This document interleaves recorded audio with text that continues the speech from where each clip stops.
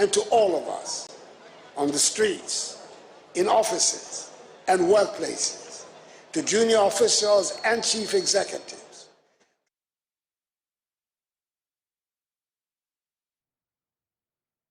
So 67 years of independence politically, but economically, can we say same? Is it the kind of Ghana you want after 67 years of independence? You can join us with your comments, with your contribution via our social media handles. But let's explore the issue. 67 years of political independence, whether we've made any headway in terms of our economic growth and being really independent. Dr. Sekou Nkrumah is the last son of Ghana's first president, Dr. Kwame Nkrumah, and he joins me from his base in Arizona in the United States of America. Sekou, it's good to have you here on the Pulse. For having me. Right, and I guess it is safe to say happy birthday as we celebrate 67 years of independence in Ghana. Yeah, happy birthday for Ghana. Yeah. All right, so I mean, quick question, 67 years after independence, if your father were to be alive, will you be happy with the pace of our development? I don't think so. But I think let's start from the beginning. When he declared independence, I think he linked it to the total liberation of Africa.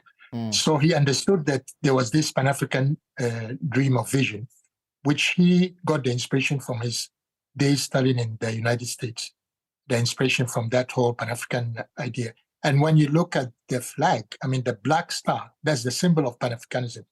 So Nkrumah understood where he wanted to take us.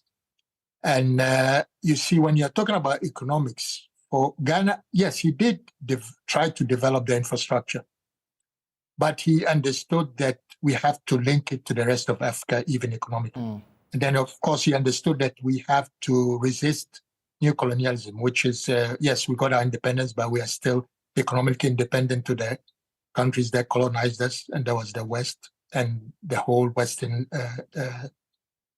powers.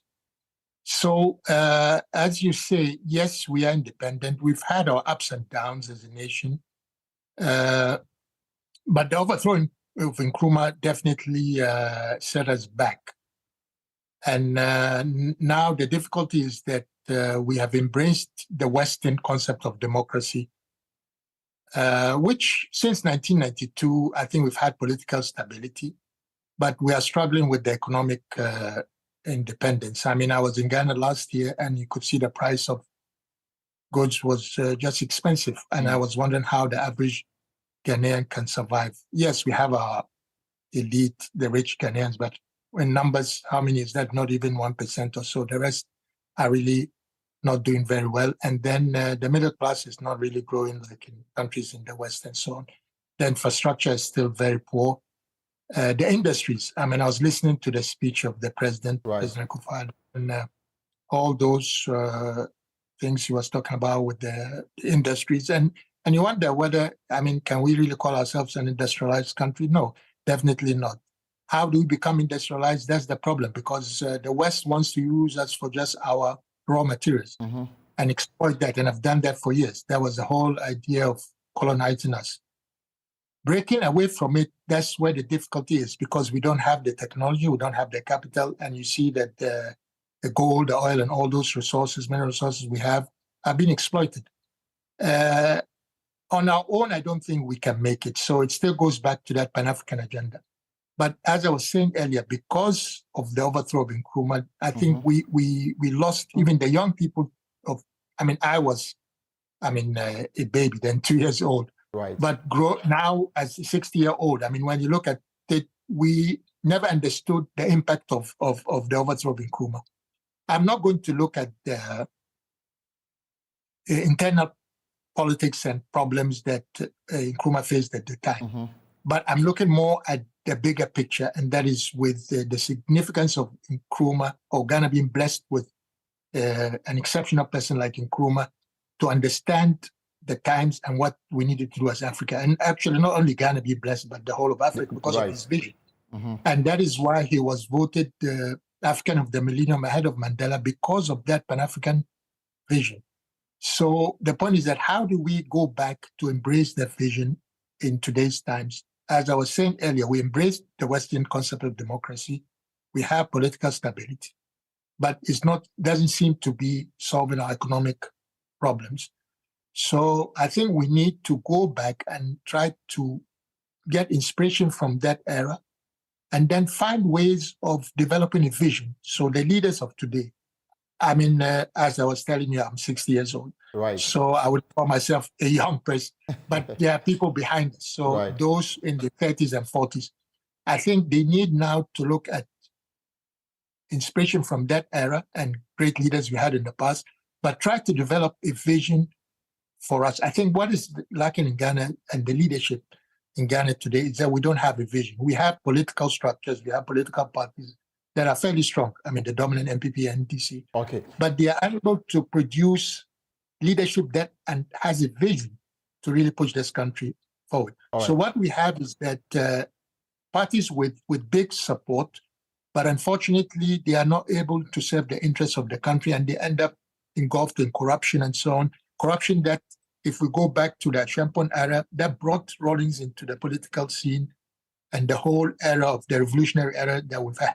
But what is interesting is that after all these years of 10 years of revolution, we still went back to the corruption, and it's even, I think, much more now than it used to be during that Champagne era. And of course, corruption started even from the First Republic and so on. All right. We'll have time to talk about the vision, but again, let me ask you, 67 years after independence, we are still exporting gold, cocoa in their raw state. Even today, as we celebrate 67 years, the talk of adding value to our bauxite deposit and all that. I mean, haven't we taken so much time in laying the foundation for economic takeoff? And what appears to be the problem as far as you are concerned? Yeah, as I was saying, because it was interrupted. Nkrumah was trying to build the foundation and so on, building all these industries and the locations. I mean, there was a 7-year development plan and so on with maps and all that showed where the resources were. But that's a long time ago. We've moved on. But again, I mean, we don't really have the capacity to compete in the global world today. So where are we holding the wrong end of the stick in an era of globalization? And that's why I'm saying that if we go back to try to get inspiration from that era and understand how even our independence, we got independence, because people were struggling here. We had leaders, the UGCC and so on. But Nkrumah redefined the agenda. And I'm saying that the cornerstone was Pan-Africanism. So if we can go back to embrace that and get inspiration from it, then I think we can understand that on our own, we cannot do it. So we have to look at things from collectively. So Africa as a whole. If young people can understand that and start working towards it, and then put pressure on political leaders, because as I was telling you earlier, we have consolidated political parties now, MPP, NDC. But we need the leadership within those parties that can redefine the vision that we need to move Ghana forward. And I'm saying we have to link it to the other African countries, neighbors, and so on. So philosophers already had the idea of that, okay, we can do it regionally. So we start with West Africa or East Africa, and each of them working on together, and then before we can embrace the whole of Africa and so on. So there could be many ways to get to where we want, but the idea is that I think Pan-Africanism is the way forward, but how do we get inspiration? Because a lot of people don't even understand it. A lot of Ghanaians, I was telling you earlier, don't even know the meaning of that black star. People have heard people trying to link it to things that are not true. It is the symbol of Pan-Africanism. So we should know that that is what Ghana represents. That's the way forward.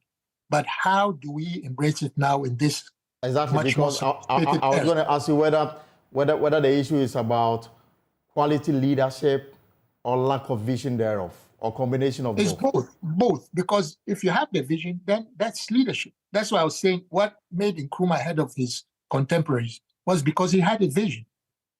The rest did not really have a vision. They just wanted to embrace what the British or colonial masters were and just wanted power to be transferred to them. But Nkrumah understood that there was a bigger picture for the African and the black man. And it's inspiring, yes, but today we are unable to put that vision in perspective and to meet today's challenges. And we can't always be looking back and saying I mean, we had this vision, we had a great African once upon a time. I think we need to now start developing the leadership that we need to propel us forward. And it's with us, but it's a question of we have to have the humility, we have to have the unity too.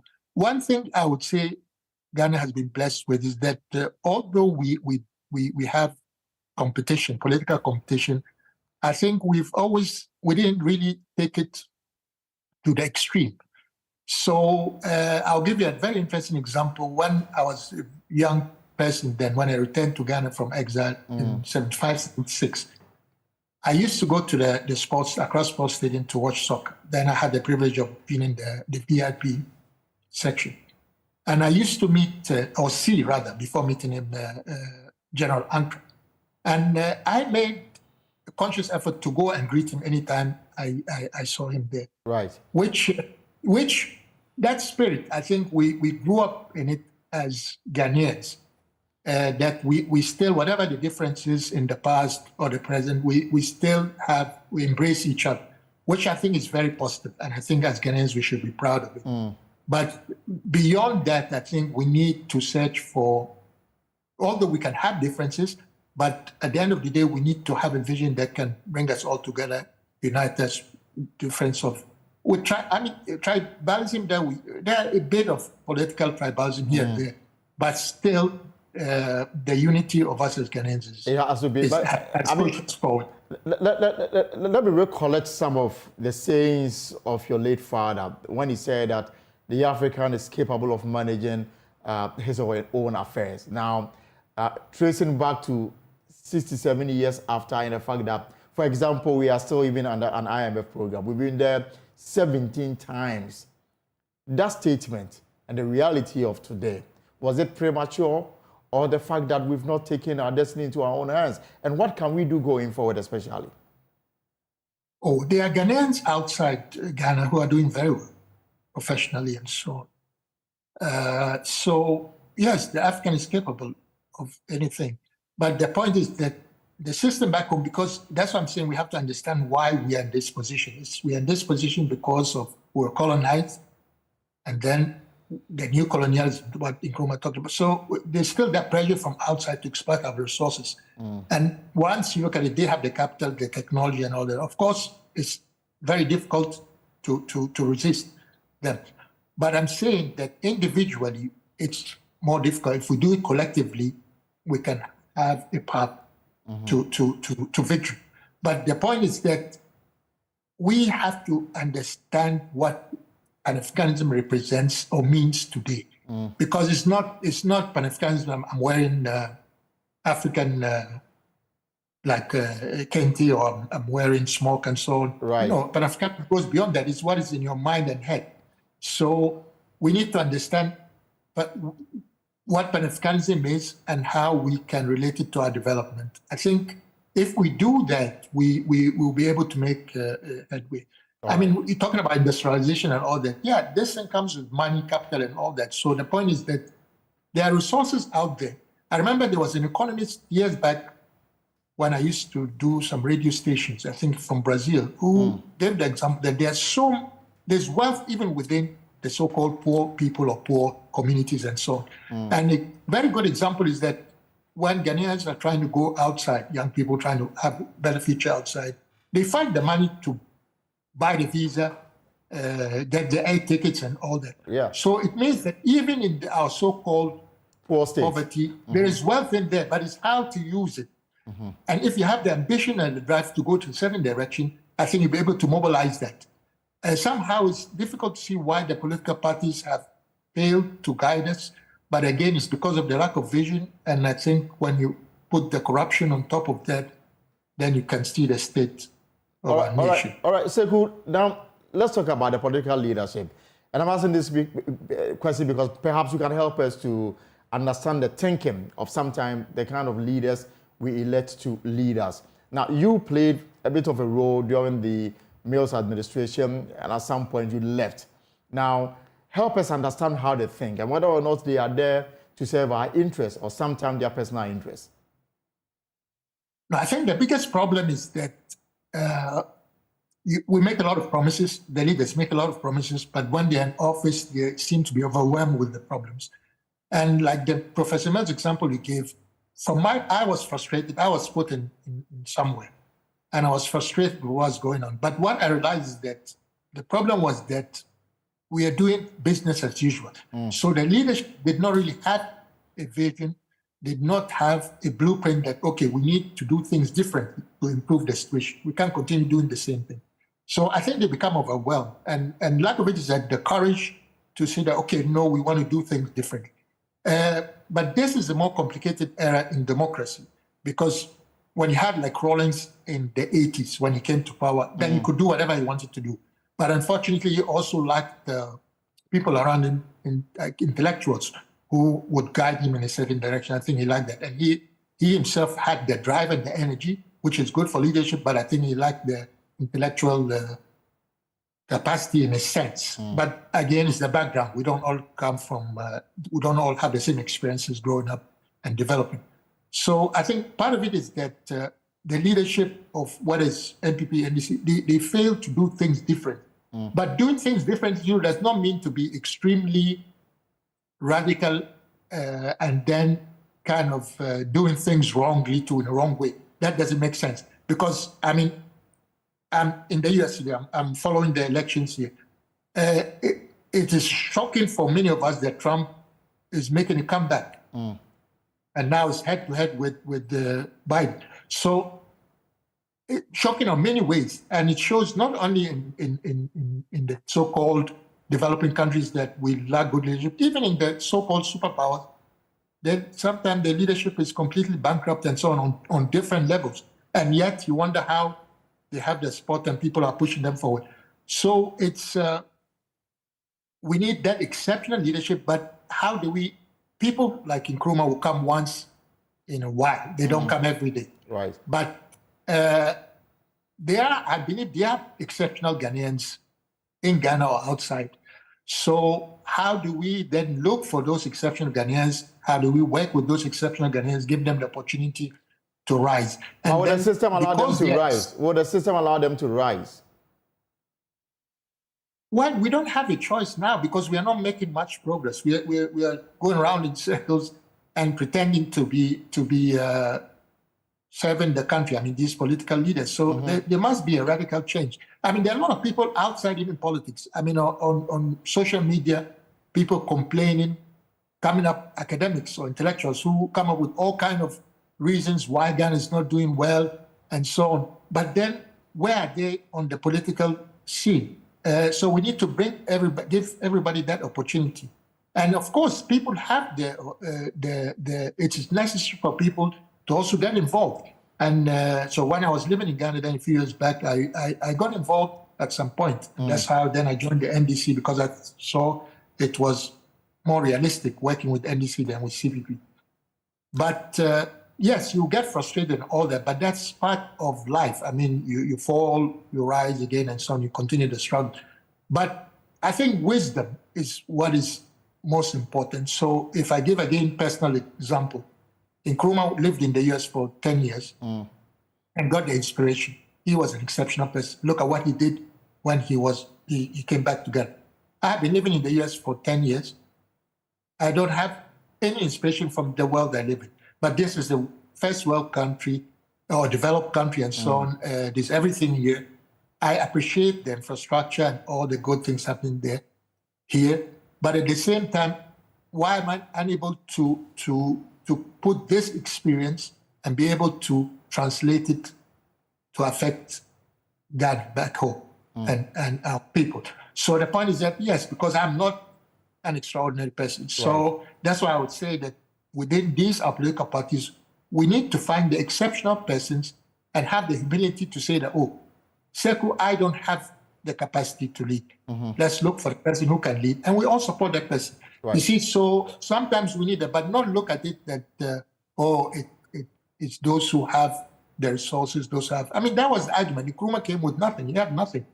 People were, the rich guys backed him during the UGCC, and then later they were able to mobilize money because of his energy and political strategy and so on. All right. So its leadership is very crucial at this point. Yeah, but understanding our vision. Right. So just two last questions so that I can let you go. First, I mean, you are in the US, but clearly you follow events happening in Ghana. We are heading towards another elections in December to elect president, the members of parliament. I don't know your expectations of them and the kind of leadership we need. Now, last week, our parliament passed a law that criminalizes activities of the LGBTIQ community, and there has been a blowback on it. The president says that he will wait for the Supreme Court to take a decision on the matter before he will give his assent or otherwise to the bill. What is your reaction to that? And of course, as we head towards the election, what do you expect of the kind of leaders that we should vote for? Yeah, you'll be surprised that even in the US, there are a lot of conservatives who don't appreciate this whole homosexual propaganda around homosexuality and so on, or promoting homosexuality. But definitely for us in Africa, most African countries, we are not comfortable with it. So obviously, it should not be imposed on us. That is not to say that there are people there are no homosexuals in Africa or in our traditional setting or whatever. But the point is that, yes, we need to respect people's rights, human rights and all that. And people should have the choice to choose their own path or way of life. But at the same time, it cannot be imposed on us. And I think that's the idea. The West tries to impose some of these things on us, and it has no relevance. And we should, as a people, embrace those things if we want to. So let our people decide. So the leadership should have that sense of understanding that, it's our people, our culture, cultural values and so on that should determine whether you should embrace homosexuality or not. But that's not to say that there are not homosexuals among us, but that's their business. But now the other question is... on the elections coming up in December? Yes, very interesting. It's again NDC, MPP. Personally, I'm not putting anybody down. I'm making choices. But it looks like 2024 will favor the NDC because of the economic situation and hardship in the country. And again, the corruption, I think MPP was not able to shake off the corruption. So personally, I would be surprised if NDC does not win. But of course, it wouldn't be a wide because the two parties are strong on the ground. But my problem is with the leadership because you see, again, we go back to Mahama with the NDC. I have personally nothing against Mahama. I think he's a nice guy or gentleman. But the problem is that under his leadership, did we do things that were different that would move us forward? Did he have the strength, the strong-mindedness to really say that, no, let's do things different? Did he show that he has a vision for Ghana? These are the question marks that I'm not comfortable with. So it tells me that, yes, we have a change, but then we get back to the same situation whereby we have had a change and then we are unable to move forward. So something drastic needs to happen within our political parties.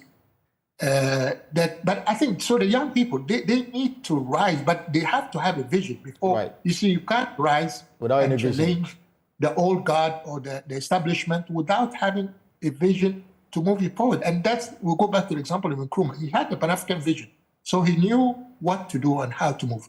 Yes, he made his mistakes. Yes, could have taken us to different directions and so on, which people are today as well, with the collapse of communism and so on. People are not finding it difficult to embrace or give credit to socialism. But that is the duty of now, or responsibility of the young people to repackage some of these ideas.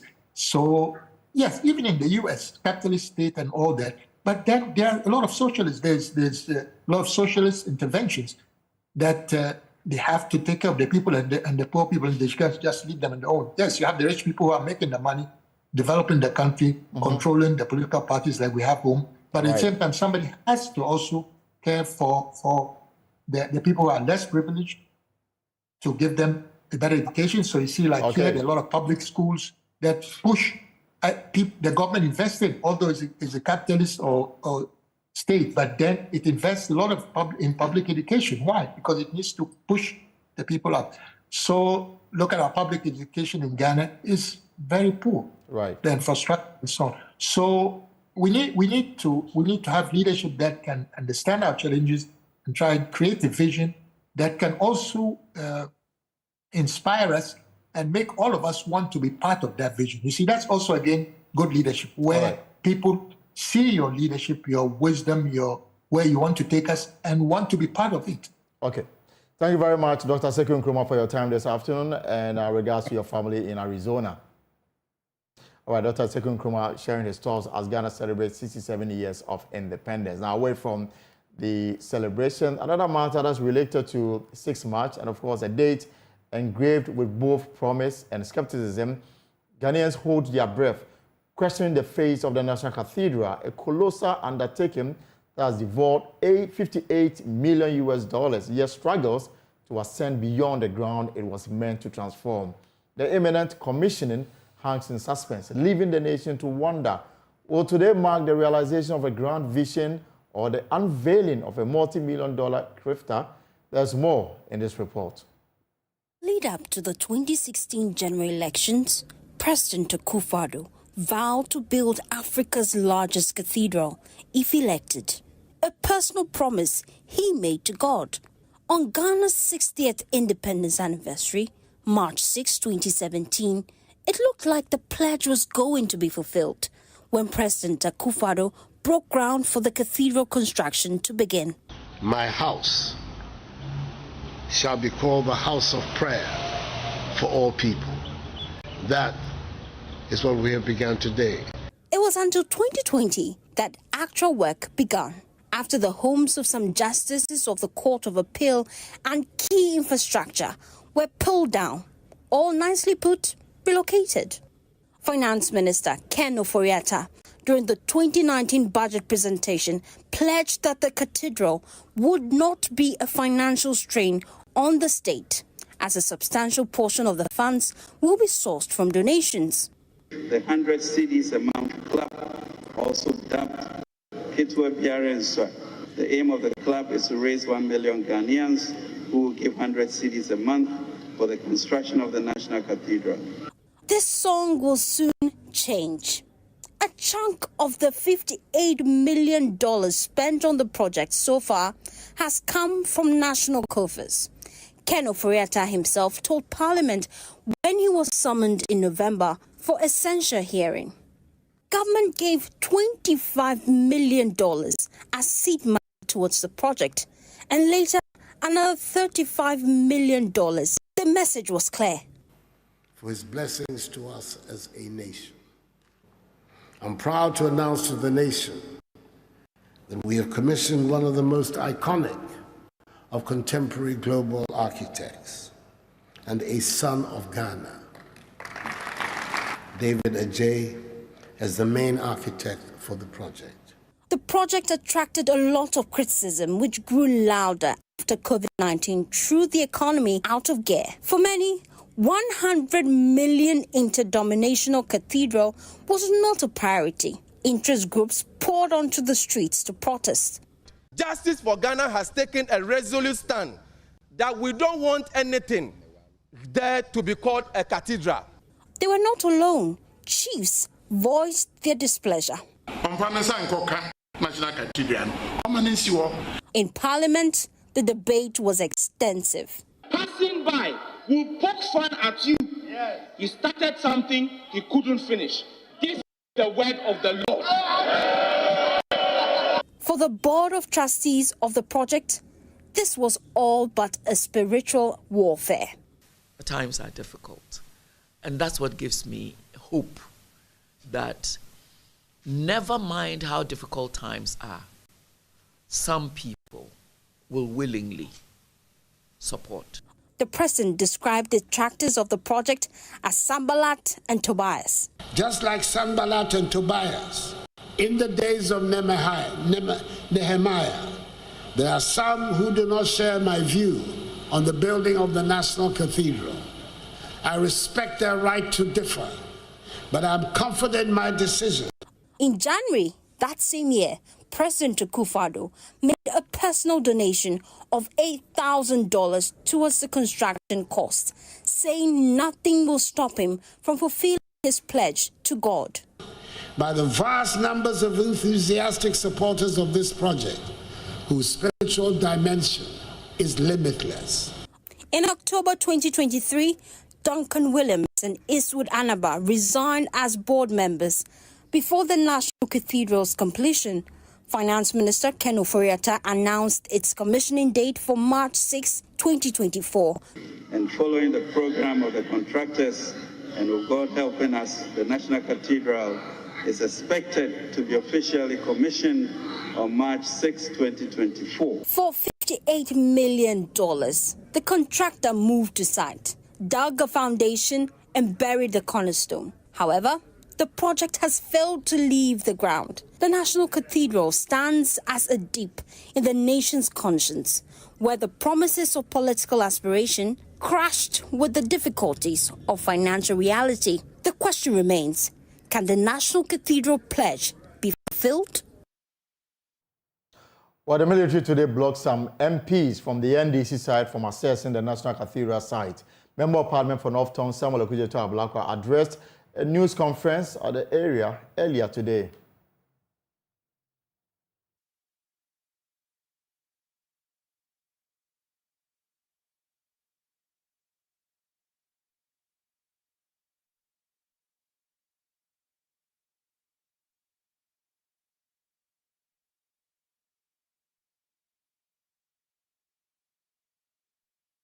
Taxes, and we have every right, particularly on the day the president told us in Parliament and assured the country and the Almighty that this project,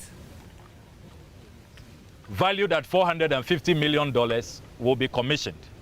So we have every right. If 2 years on the project has been abandoned, we have every right to come and demand accountability. And I want to salute all of you standing firm.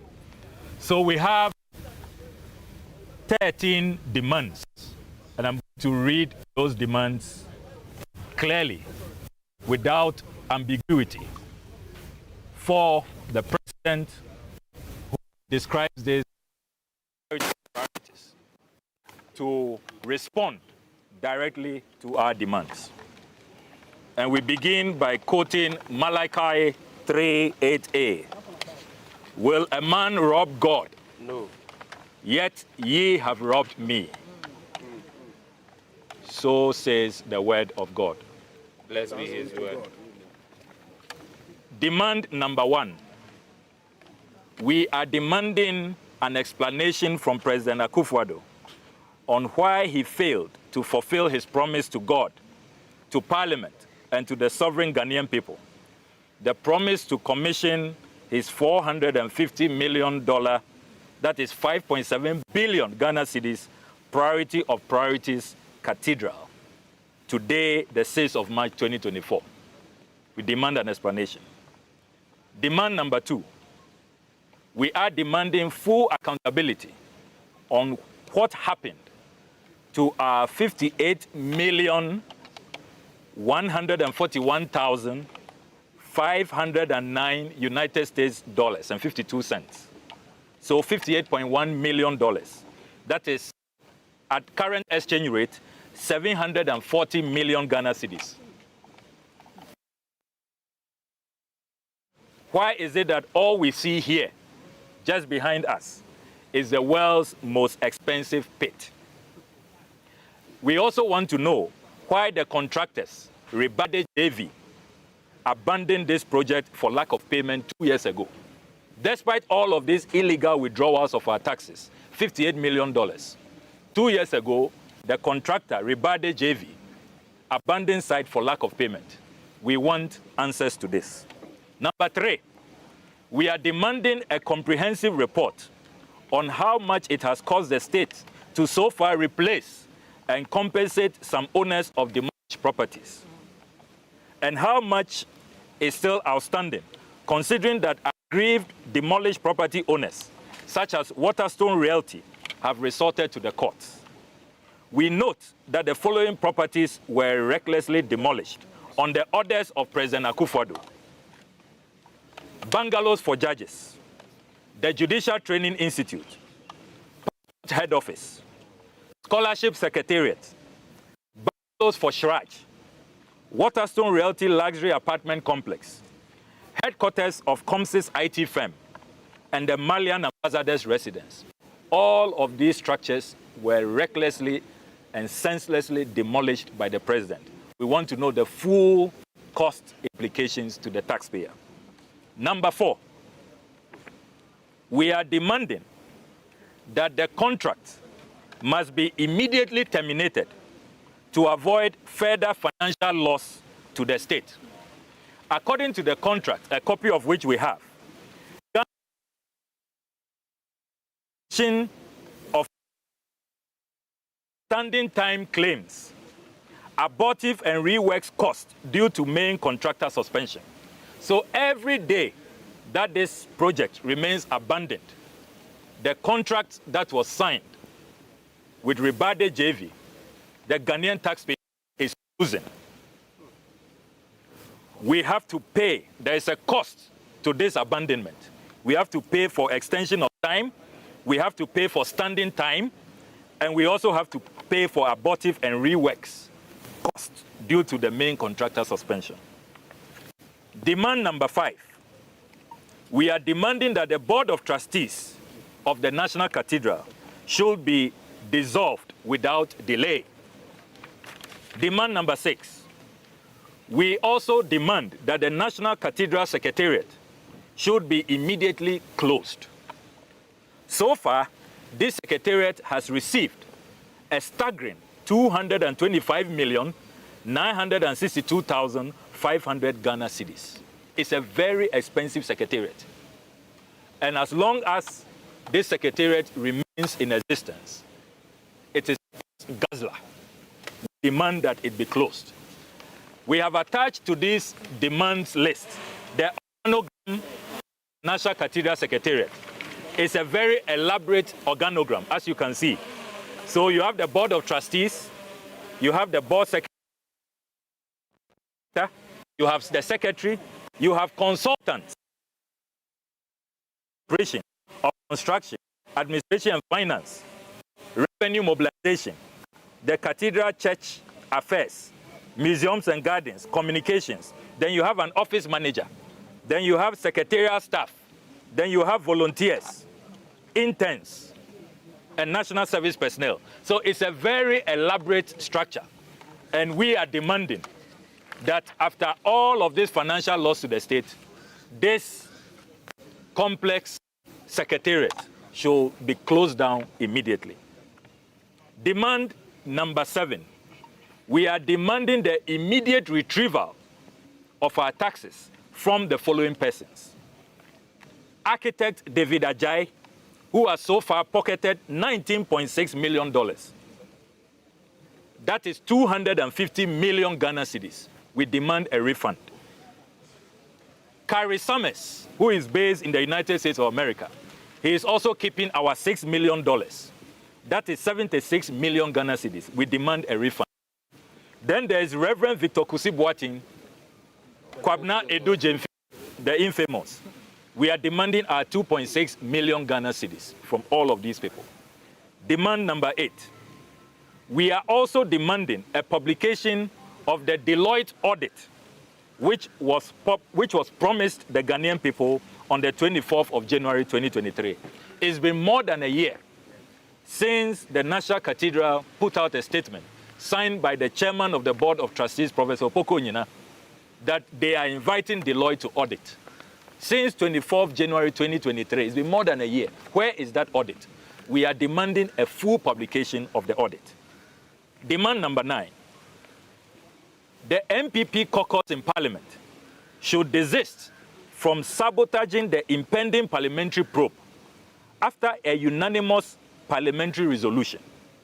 The MPP's unpatriotic conduct by deliberately delaying the submission of names of their members to the Right Honourable Speaker for the committee to commence work is most condemnable. As you are all aware. But for this delay by our colleagues on the MPP side, Parliament should have instituted a probe long ago, 6 months ago. They are refusing to submit membership of the committee from their side. We demand and urge all Ghanaian citizens to put pressure on their MPP MPs to be patriotic as them. Demand number 10. We are appealing to Shraj to expedite action and publish the outcome of their investigations following my petition to them on the 16th of January 2023. Demand number 11. That the Board of Trustees and the National Cathedral Secretariat account for all private donations so far received. We note that they are still, every now and then, they are still doing adverts, demanding private donations. We ask that they account fully. They have never accounted for that. In the same vein, we are also demanding that they account fully for their infamous United States of America operations. They have never accounted to us how much they have raised from the United States of America.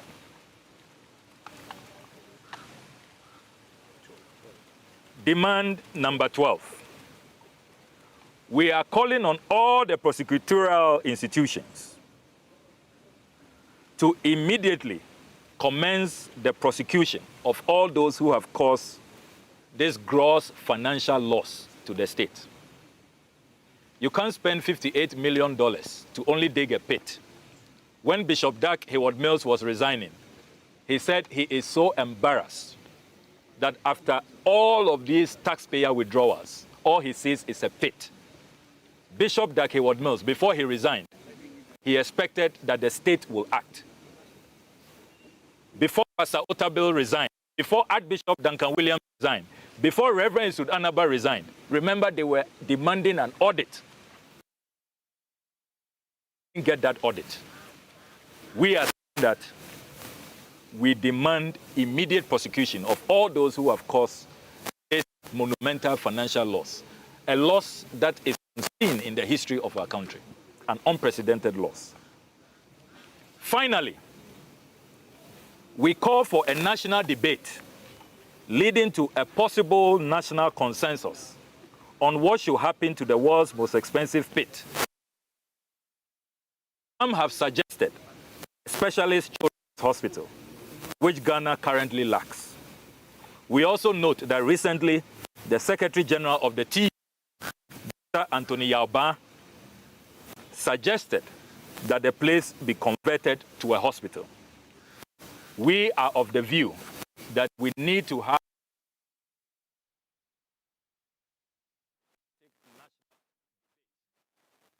a way forward.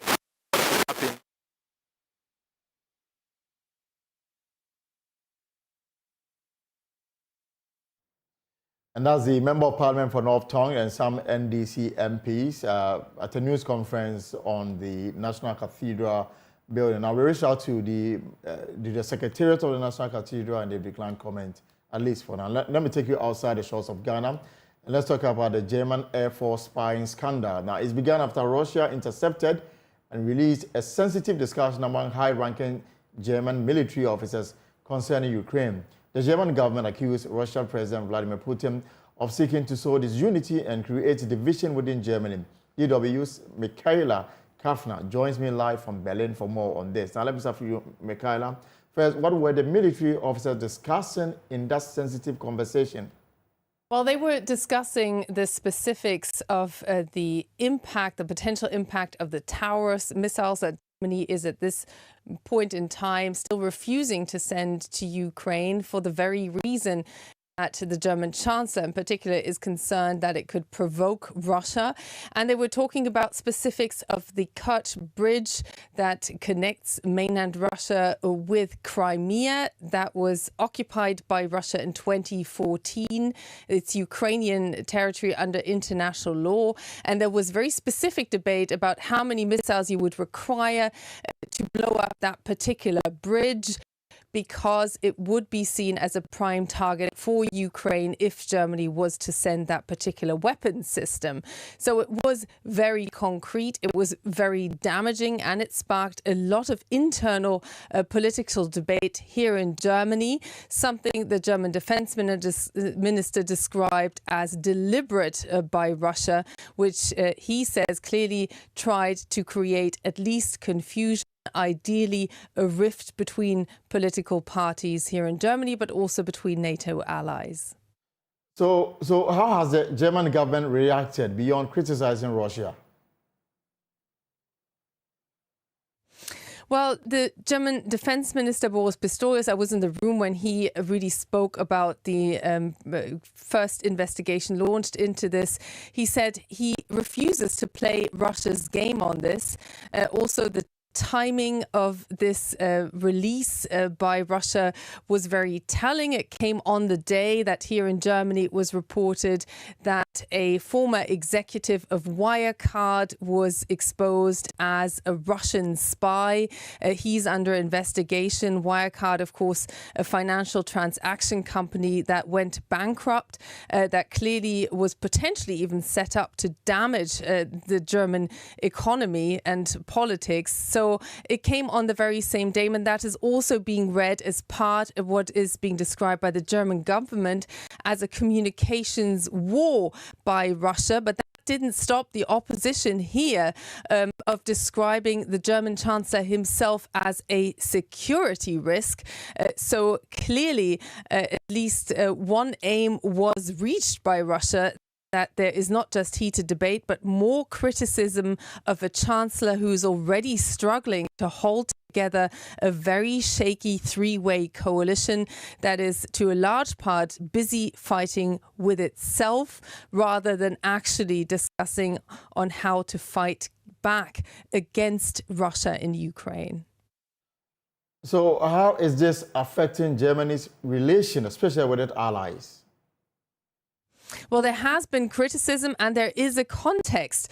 The German Chancellor last week let it slip, to say the very least, publicly, that there are potentially military personnel by France and Britain on the ground in Ukraine to fine-tune the targeting of similar weapon system to the towers that Germany is not sending. And that sparked quite a bit of criticism, particularly publicly from Britain. We're also hearing that not so publicly from France. This makes Germany look pretty bad in a NATO context. Having said that, when you talk about the working level, there is, yes, a political fallout, but NATO, if you talk to NATO, they say that the alliance is still absolutely determined to stick together. But there are rifts between the German and the French government in particular, and unless they find a way to not just gloss this over, but to work it out, there is a weakening of the Western alliance, and that would be seen for sure as at least a partial success for Russia. So that's what also the German defense minister sees as the homework right now, to stick together and to not let more leaks occur, although it would be naive to think that those don't happen all the time around the world. It's just rather telling that Russia chose to release it. Usually this is kept secret. Right, thank you very much, Michaela Kafner. She's with our partners, the DW in Germany. Well, that's our show on this 67th edition of Ghana's Independence. For more stories, log on to our website, myjoyonline.com. We worked for our democratic system. It wasn't given at independence. That's President Akufo-Addo, Education Ministry, PRO, clarifies alleged 68.5 million spending on photocopying for Wasi Pasco. We have the full text of the president's speech. I'm exceedingly proud of my record in office. Again, President Akufo, and also the picture of former President Mahama and his wife. I look forward to many more years of making memories. Mahama celebrates wife on her birthday today. Now, has the fourth Republican Constitution delivered? That's next on Joy News. My name is Elton Brober. See you tomorrow between 3 and 5 for another exciting edition. Have a good evening.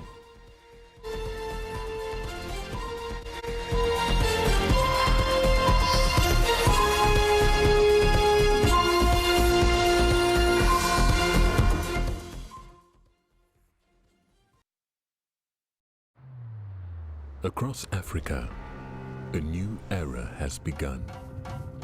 Shifting our focus to a new horizon, connecting us with one purpose: to create and share opportunities to grow.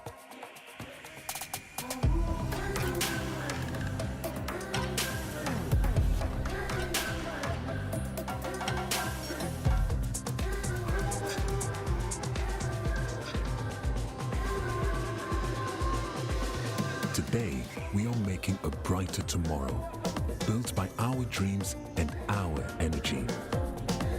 Across our continent, across the world, we are creating a better way to a better future. A Pan-African future. Together. EcoBank. A better way, a better Africa. Daddy, this tank is big! Yes, that's true. It can store a lot of water. That's so true. Wow! It has a working tortoise on it. That's so true. I can see S-I-N-T-E-X. Syntax! That is so true, my daughter. When it falls down, it will spoil. That's not true. But why? Hey! Syntax was the first to introduce double-layer tanks in Ghana. Syntax again was the first to introduce white inner layers in Ghana. Syntax gives you the biggest warranty, 7 years. No matter your water needs, Syntax is the answer. Syntax tank. Are you strong? Are you tough? When I was young, I asked my mother the secret of hair vitality and health. She said, the right food, the right exercise, the right amount of sleep, and the right blood tonic. Nescafe Blood Tonic is effective for the treatment of anemia, lack of appetite, and stressful conditions in both adults and children. Nescafe Blood Tonic, the right family blood tonic. Another quality product from Ernest Chemists. This advertisement has been vetted and approved by the FDA. Across Africa, a new era has begun. Shifting our focus to a new horizon, connecting us with one purpose: to create and share opportunities to grow.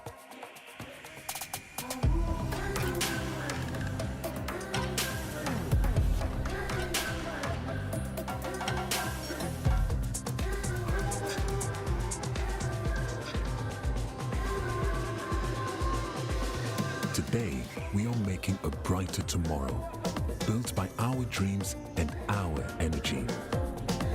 Across our continent, across the world, we are creating a better way to a better future. A Pan-African future. Together. EcoBank. A better way, a better Africa. Daddy, this tank is big! Yes, that's true. It can store a lot of water. That's so true. Wow! It has a working tortoise on it. That's so true. I can see S-I-N-T-E-X. Syntax! That is so true, my daughter. When it falls down, it will spoil. That's not true. But why? Hey! Syntax was the first to introduce double-layer tanks in Ghana. Syntax again was the first to introduce white inner layers in Ghana. Syntax gives you the biggest warranty, 7 years. No matter your water needs, Syntax is the answer. Syntax tank. Are you strong? Are you tough? Fortune rice, it needs just a little water. The grains don't stick and the aroma and taste are delicious. Fortune rice, always on point, just like mom. Now introducing Fortune Emupa, your tasty Ghana rice for all your rice meals. This advert is FDA.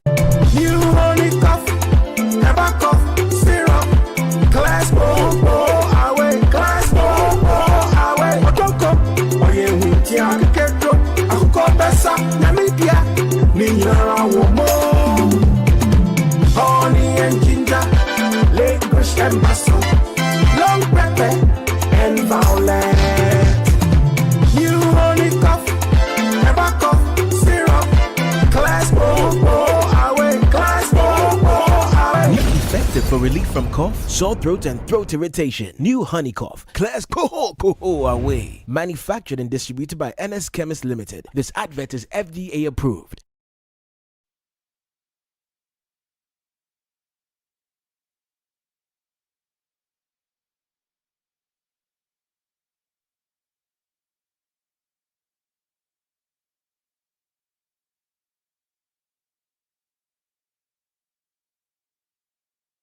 I'm happy to be called upon to moderate this amazing event. It promises to be very insightful from what we've heard, from the discussions we've had. I'm happy all of us are here, and I believe by the time we leave here, we would go fully loaded. But before I do any other thing, the Bible even says we should give honor to who honor is due. So let's specially acknowledge the presence of some. We are all very important, but there are some very important dignitaries in our midst. First on my list is Dr. Michael Abu-Sakara Foster.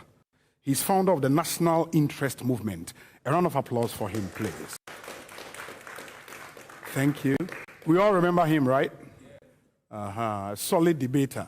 Doc, we are proud to have you here. We have Mr. Andrew Kwesen, a past president of the Ghana Institution of Engineers, also here. Thank you so much.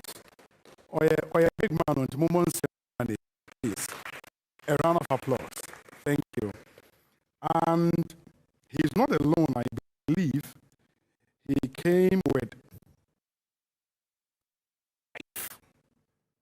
Mrs. Monica Evans Kwesen.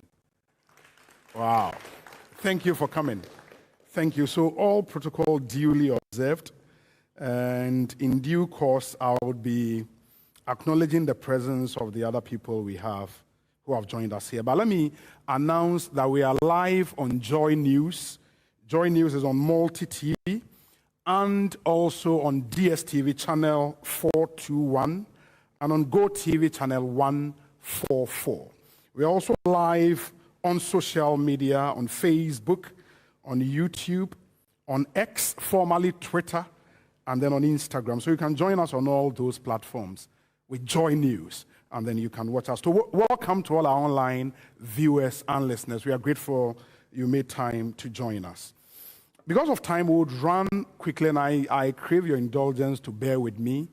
So I moderate this program at least maximum 2 hours. We'll be out of here. So we'll not waste much time. I would want to introduce our main speaker.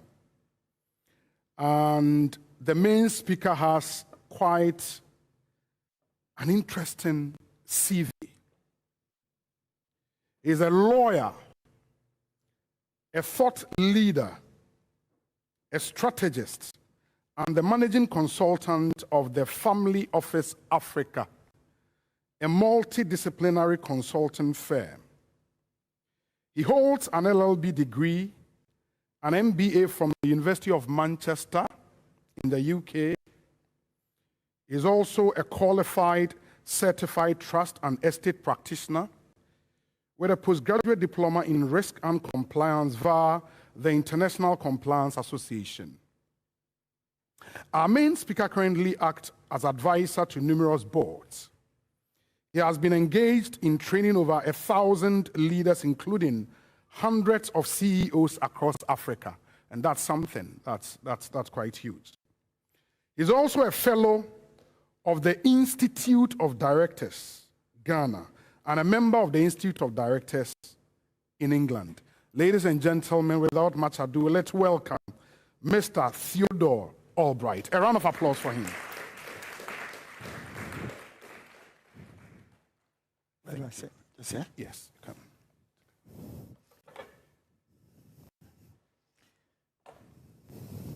Wow. It's quite an interesting sight from here. Let me just share a little story.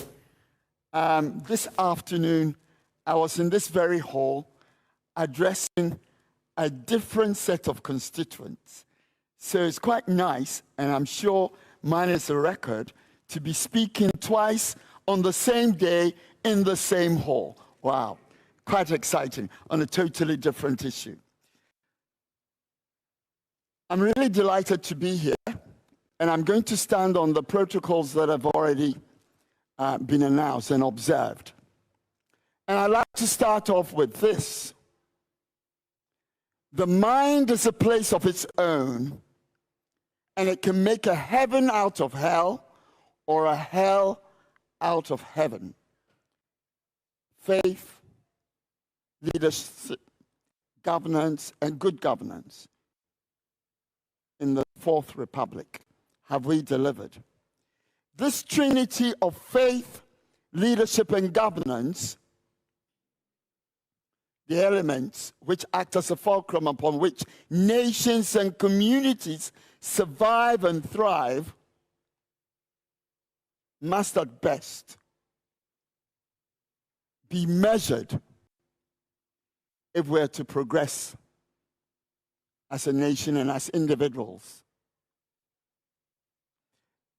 At best, nations and their collective mass are given light and structure and hope with which to succeed, and with that, to ascend into the heavens. Thus, a nation which seeks to prosper must of necessity ensure the right balance of faith, leadership, and governance, harnessed as a force for good. These elements will propel nations to ascend Everest. But where mishandled, this admixture has the propensity to drive the collective into hell. What then must a nation do to ascend rather than descend? That is the Gordian knot, the sword of Damocles, whose mishandle must be avoided. Else, like Sisyphus, nations, communities, and persons will be condemned to a purgatory.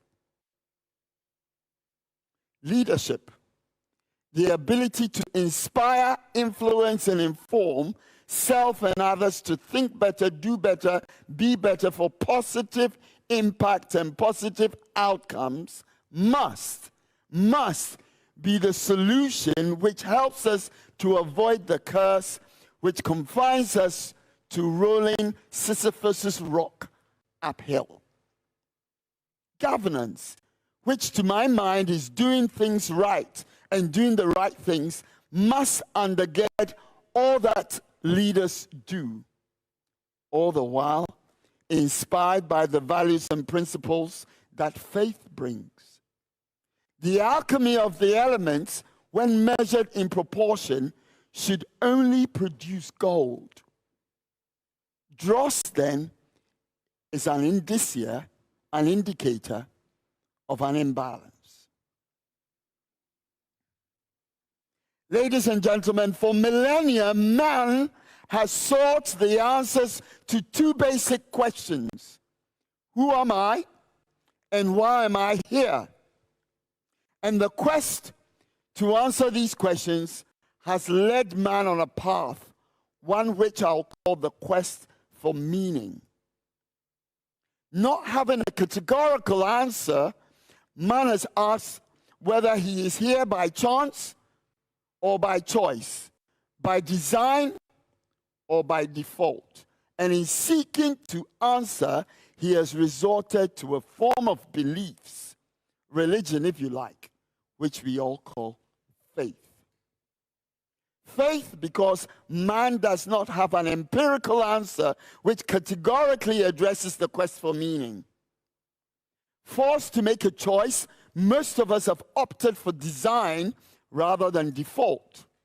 Thus begins the journey of discovery, requiring, as for every journey, a guide or a shepherd.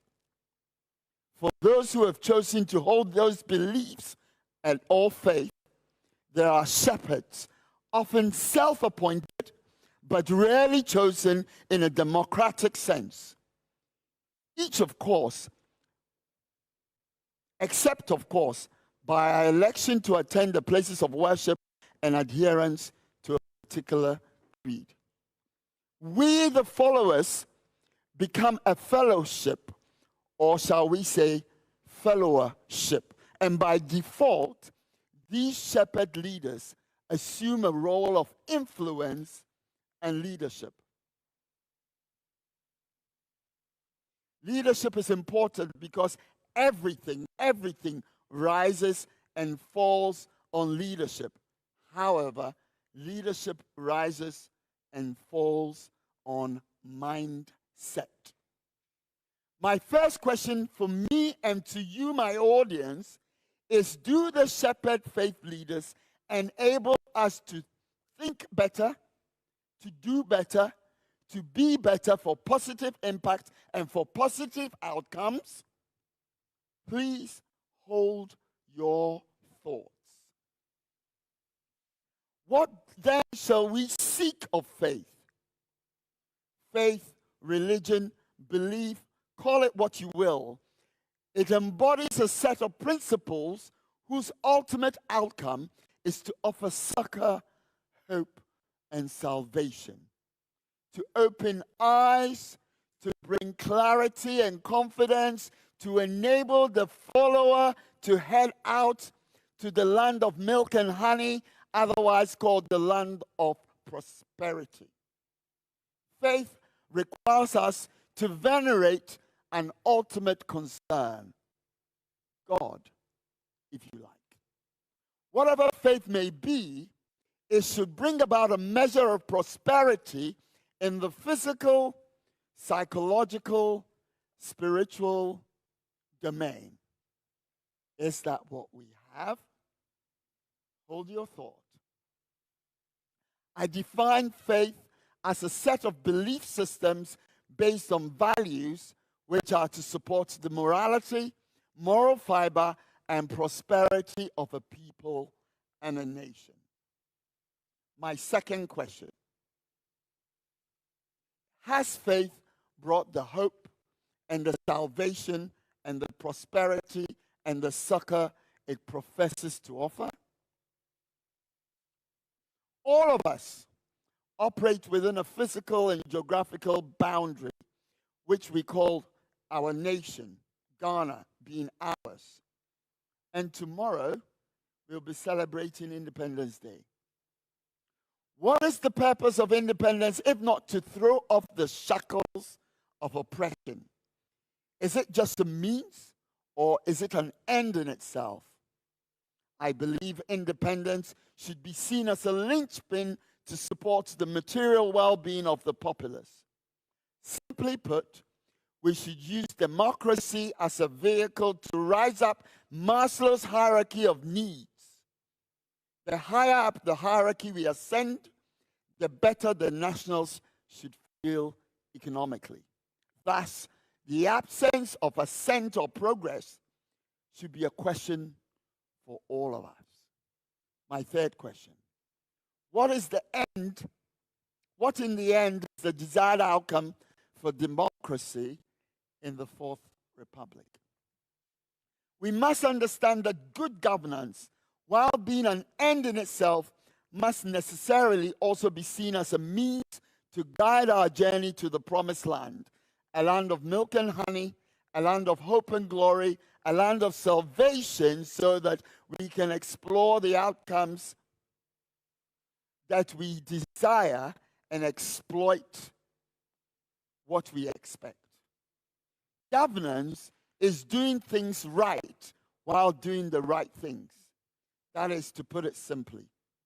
My fourth question, I'm asking myself: has good governance manifested as an outcome in the Fourth Republic as a consequence of the actions of the faith leaders?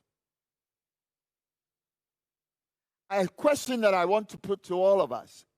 Really, what are the outcomes that we desire in our personal lives and as a collective? Have we attained those outcomes? If not, why not? If so, How so? Each one of us must answer on a personal and a communal level. So now let's explore our topic. We pose the topic because we are all seeking and asking for positive outcomes. Outcomes which provide meaning, prosperity, hope, and salvation from our daily misery. We as a fellowship, for those who profess a faith, are asking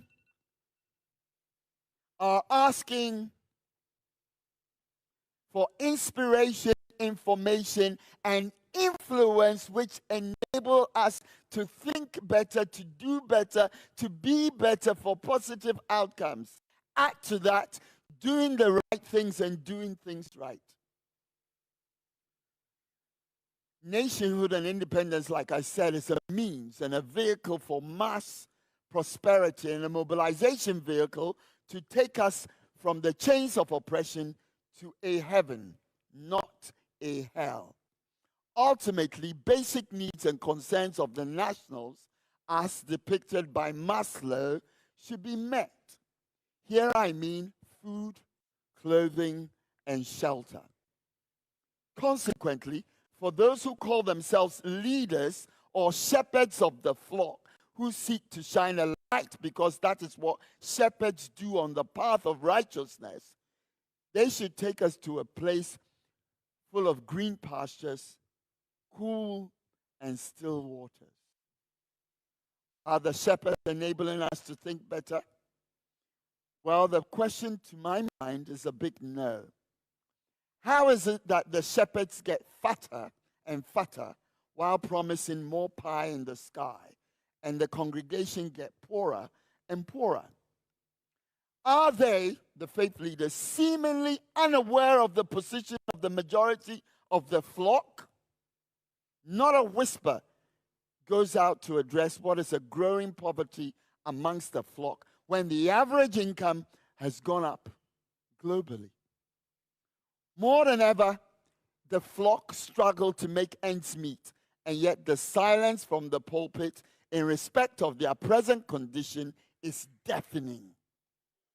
Are they oblivious to the current plight of the congregation, or they simply do not care, or live in a completely different world, which is their own bubble? The very least we expect is that the flock will be equipped with tooling and skills to stand on their own feet to be productive citizens in the nation. Instead, what we hear is a message of glory, glory, hallelujah, with a bit of pie in the sky theology. How is it that the shepherds are not creating opportunities for their flock? Rather, what I see is a theology which says, pay now, your reward will be in heaven later. I would have thought that the shepherds will be more willing to lay down their lives for the flock, like Jesus did. But rather, what we see is that while one man, Jesus, fed 5,000, these days it's not uncommon for 5,000 to feed one man. Whereas it is common for people to leave the place of worship with little or nothing in their pockets, with only the hope of deliverance and promises of prosperity. A message which some will say is defective when measured against the scriptures. Some may even blame the followership who will not and do not want to read the very scriptures which purportedly undergird their faith. Well, does the scriptures say, my people perish because they do not like wisdom? Oh, how I wish that the followership will simply pick up the book and read it and be liberated from their mental shackles. What is even more amazing is the lack of accountability. Indeed, the flock will more often defend the shepherd who is acting as a wolf than stand up and acknowledge that perhaps they're being fleeced. It is often pitiful to see how defensive the flock become especially when you mention that perhaps the doctrine is not correct, perhaps the theology is misplaced, perhaps they are being misled. Most would rather starve or die than acknowledge that perhaps they're being taken for a ride. It's quite baffling, really, baffling. But it is manifestly clear that when you step back to see the trajectory, it will not end well for the flock. Like they say, Piglet does not know what sausages mean. You might say, why am I being so harsh on the shepherds? It's quite simply because leadership is about influencing, inspiring, informing others and self to think better, to do better, to be better. And when you have a flock with diminishing standards of living, with no associated reward for their hard work other than in heaven, then I ask, what about on earth? Let it be in heaven as it is on earth. Further, how is it that the shepherds quite often consider the whole issue of faith as one of a business to enrich self, a business to profit and make money? It makes no sense when a shepherd says, God bless me, likewise God will bless you, while completely ignoring the basic tenets of the golden rule, which is to say, love your neighbor as yourself. What I see is not the shepherd loving his neighbor as himself, but the shepherd loving himself more than his neighbor. I wish that the flock would wake up and open their eyes and at least read the scriptures which gave them the faith. The great tragedy is that the mass of the flock will never spend a minute to study the doctrines of their faith they espouse, but will rather spend 30 days fasting to obtain blessing. Fasting is good, but of course the flock must upgrade its mindset, upgrade its knowledge. And it's not for trying. For what does the book say again? That the people of the kingdom are less wise than the people of the world. If only they would upgrade their minds, they will see that for the most part, they're being taken for a ride, a very expensive ride indeed. So if the leaders have not brought us the result and the respite we need, the insights to think and do better, knowing that everything rises and falls on leadership, and that leadership rises and falls on mindset, then what of faith? Has it brought us the solace and the prosperity we need to govern our lives? Here we see a mixed bag. For faith in of itself is to be applauded because it gives us guidance and counsel and succor and direction. But let us look at the outcomes, because we must measure what we expect to see. And if that expectation is not met, then there must be something wrong. For every action has an opposite and equal reaction, and every input has an equal and opposite output. So if the output is not what we want, then clearly we're doing something wrong. And we are not addressing the critical issues that give us the outcomes that we desire. Frankly, when I look across the globe, there are many, many nations and many different faiths. There are those that have faith and those that have faith. But when faith is upheld for positive outcomes, it is good. In our case, it is questionable whether the net outcomes have been obtained. Nevertheless, it can be said that it has given us a measure of stability. It's given us a measure of peace. And in that regard, perhaps, faith has provided a very small dividend. Very small, yes. Not as much as we want, yes. other nations have reaped a massive dividend comparatively. A small dividend. So the question was faith leaders and good governance and the Fourth Republic. Has it delivered? And frankly, if you assume, as I did, that governance is doing things right and doing the right things and is supposed to be measured by outcomes, then I'll say that in our current dispensation, the Fourth Republic has not delivered at all. Remember that democracy is a means to an end for us to throw up the shackles of oppression. The jury is very much out as to whether we've been able to reap that faith leadership dividend or a good dividend at all. Surely, when we compare the outcomes to outcomes elsewhere, it is very clear that our outcomes are suboptimal and we are not obtaining what we want. Some will say that faith leadership have not led us to the path of righteousness, but rather are adhering to a self-interest agenda, one that has missed the mark when compared to the scriptures. But let me say this. I wouldn't want to end this talk on a sorry note. Why? Because I think we have the capacity for more and for better. The faith leaders have an opportunity to redeem themselves by holding on to the basic mantra, which is the golden rule. Love your neighbor as yourself. And with adherence, we should see an immediate redistribution of accumulated wealth and a drive to be each other's keeper.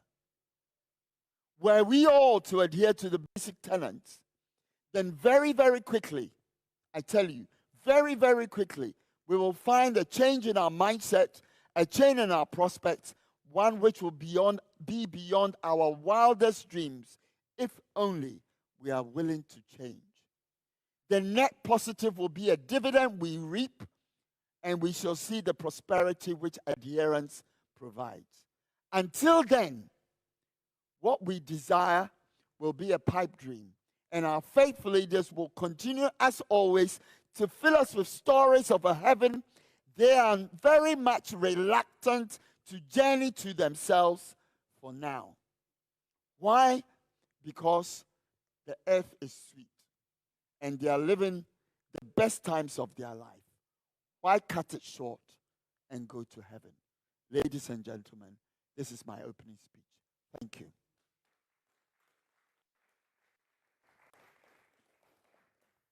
Wow. You can do it better for him, please. You take your seat there. Yes. Fantastic stuff. So that's Theodore Albright, quite straight to the point and very captivating. I think before we even continue, because we all love Ghana, and I believe you love Ghana like I do. So if you don't mind, please be on your feet, respectfully. Respectfully be on your feet. And with your hands on your chest, we recite the National Pledge together. The National Pledge. I promise on my honor to be faithful and loyal to Ghana, my motherland. I pledge myself to the service of Ghana with all my strength and with all my heart. I promise to hold in high esteem our heritage won for us through the blood and toil of our fathers. And I pledge myself in all things to uphold and defend the good name of Ghana. So help me God. Thank you. Thank you. Thank you. That's fantastic. And I think we probably underrate the words in our national pledge. Very powerful. I mean, the part that says, I promise to hold in high esteem our heritage won for us through the blood and toil of our fathers. And I pledge myself in all things, not some things, in all things, to uphold and defend the good name of Ghana. So help me God. I think we should recite it every morning before we step out of the house. Very, very important. But I captured something from what Theodore just said. And the problem he identified can be summed up in these few words. That while religious leaders are playing increasingly active roles across much of the development agenda in our country, so you can see them prominently in health, in education, this trend has been less evident in the growing body of work on governance and especially on anti-corruption. There is great but as yet untapped potential for our leaders, especially faith leaders, to address issues more forthrightly, explore complex ethical dimensions, and work for better results. The growing attention that is being devoted to ensuring high standards of governance everywhere provides an opportunity for our faith leaders in Ghana and our institutions to go beyond their traditional focus on personal and community values and to play more active roles in forming alliances against corrupt behavior, as we've just done against LGBTQI. We can do same against corrupt behavior, be it at the community level, at the national level, and even at the global level. So I think it's a charge for all of us to keep. And to help me dissect the issues better, I would want to introduce our panelists for this evening to join our speaker upstage so we deal with the vexed matters. The first on my list, and in her very modest self, in fact, initially he wanted to be introduced as just a pharmacist. And I was like, pharmacist, they're saying. You know. But she still insists that I introduce her as a public health pharmacist and fellow of the Ghana College of Pharmacists, Susan Edua-Mankwa. A round of applause. Please, you join us here.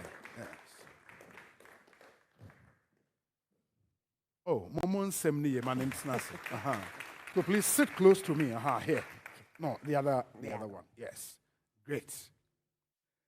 The next panel member is a writer, an actor, a communications professional. He won the National Award for Writing in the 1970s. Then a Form 1 student at Ghana National College in Cape Coast. He won what? The National Award for Writing in 1970 as a Form 1 student. He also won the GBC Radio Playwriting Contest in 1979. His play won gold medal for Ghana at the World Festival of Youth and Student Cultural Contest in 1989. I was just about 5 years at the time. He won the first Ghana Association of Writers Literary Award, Drama Section, received a crack mention for Comedy of the Year in the mid-90s. His feature film was officially exhibited at the New York International Independent Film Festival. His TV series, Standard Life, was acknowledged as the most watched TV program in 2014. He created a reenactment of Ghana's independence, which we celebrate tomorrow, the 28th February shooting incident, and the launch of the United Gold Coast Convention.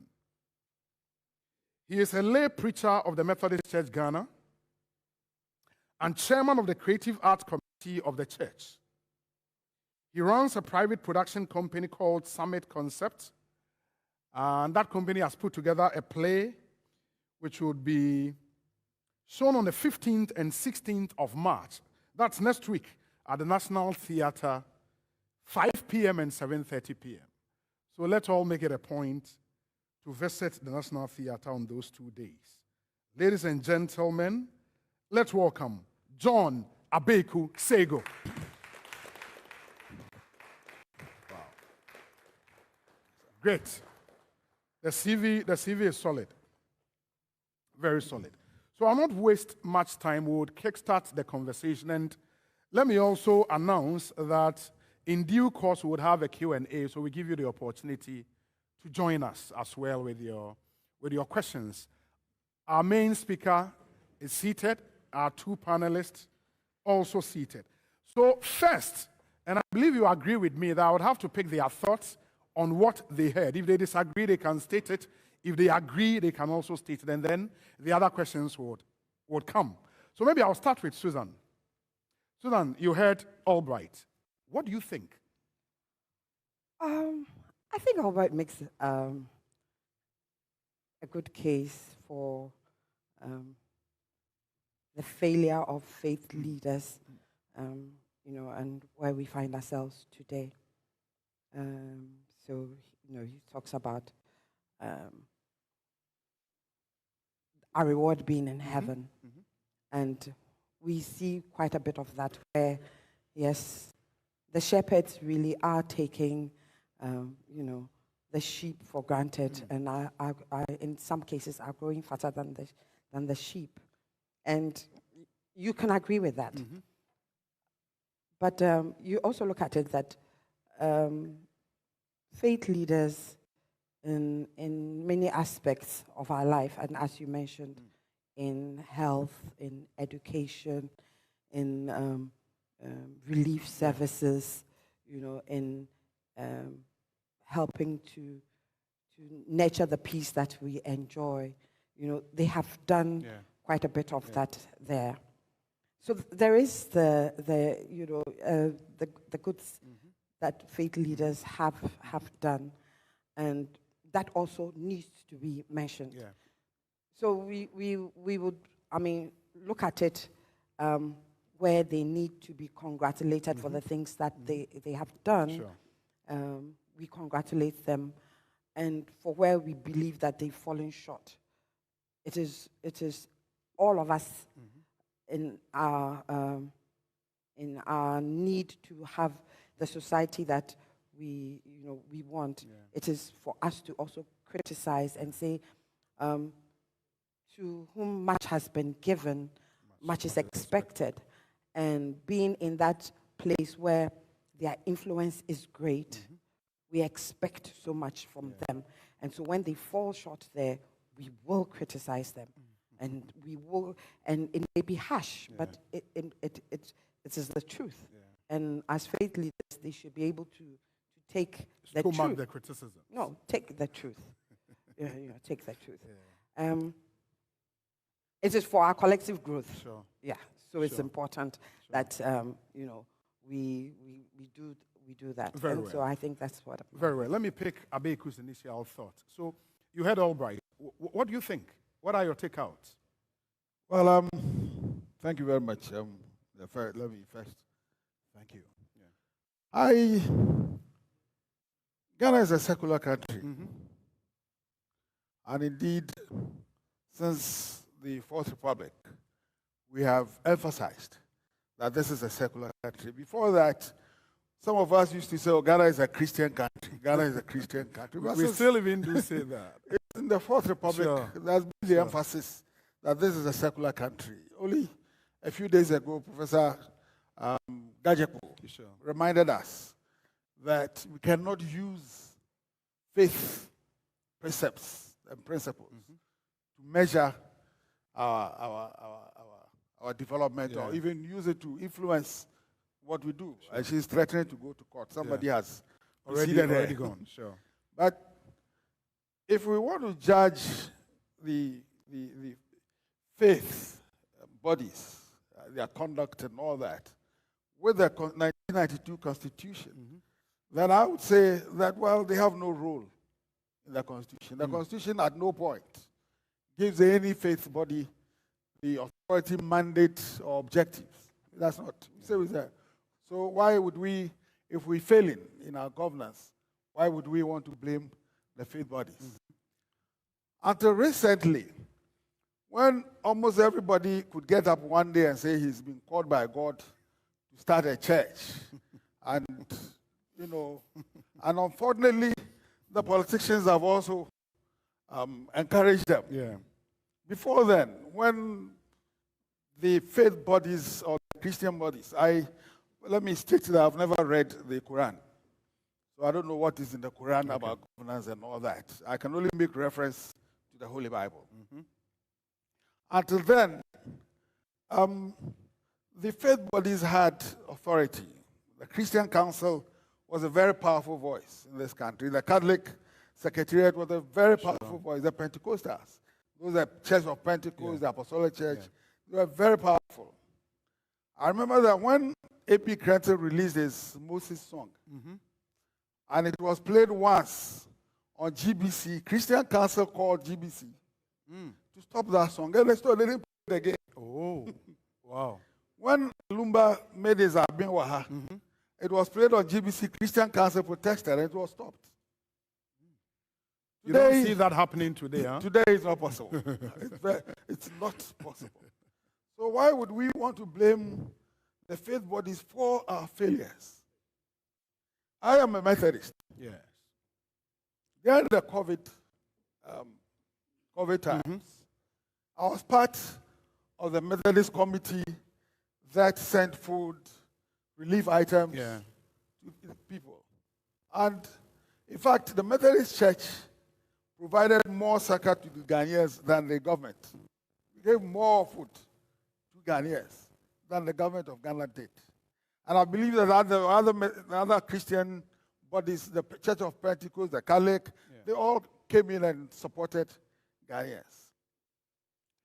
And so we cannot, to a large extent, blame the faith bodies for the failure of our system. I agree with the speaker that in terms of the Fourth Republic, whether it has delivered or not, I mean, I think that we've fallen short, far short of our expectations, considering where we came from. I mean, the military era and what we went through. So when we were entering the Fourth Republic, everybody was hopeful that things were going to be better. We were going to move away from all those. The failure largely is because of the performance of our politicians. Our politicians have failed us squarely on them. They have failed us miserably. Right from 93 to today, we've been failed miserably by our politicians. All of them, Reliance to Akufo-Addo. I won't take anyone out. You know, we expected that with the rest. I have always said that Ghana's population is only 32 million. Yeah. Far less than the population of Tokyo. Sure. Tokyo's population is 42 million. We have about 32 million, 10 million. And yet you don't walk through the streets of Tokyo in the night and see people sitting, sleeping in the streets. You know, with all the resources, human, material, natural, and all that, we shouldn't be where we are. Ghana should have gone far, far, far ahead of our times. Yes, the faith organizations too may be largely responsible for some of them, or partly responsible for some of the things. I think that the insurgence of prosperity messages could also be blamed for the corruption in our country. Young people who have just left the university, or some even WASI, SSC graduates, are promised heaven if only they will give. I mean, if give your last. Yes, and the next day, prosperity comes to you. In that, the misdirection of our youth, the faith bodies have also played a role. And we ought, I don't know how we can check that. You know, it has to be checked. Yes, it has to be checked. But the Constitution is also saying that there's freedom of worship. Yes, there's freedom of worship. So, and that is why in the Christian Council, it's finding it difficult to check those who are going astray. You know, because today, if you check somebody, says, "I'm out of your council. I'm out of your grouping. We are starting our own." So today you have a myriad of Christian bodies. I love the angle you brought. I just want to put the brakes on you. I'll come back to you. Right. But Susan, you heard the point about the Constitution not giving any specific role to our faith leaders. I ask this question always, that maybe we should begin from what, as a people, our expectations of them are. What do you think our expectations of our faith leaders. Because I think when we get that correct, then we can build on that. Okay, so yes, we are a secular country, but let me say something.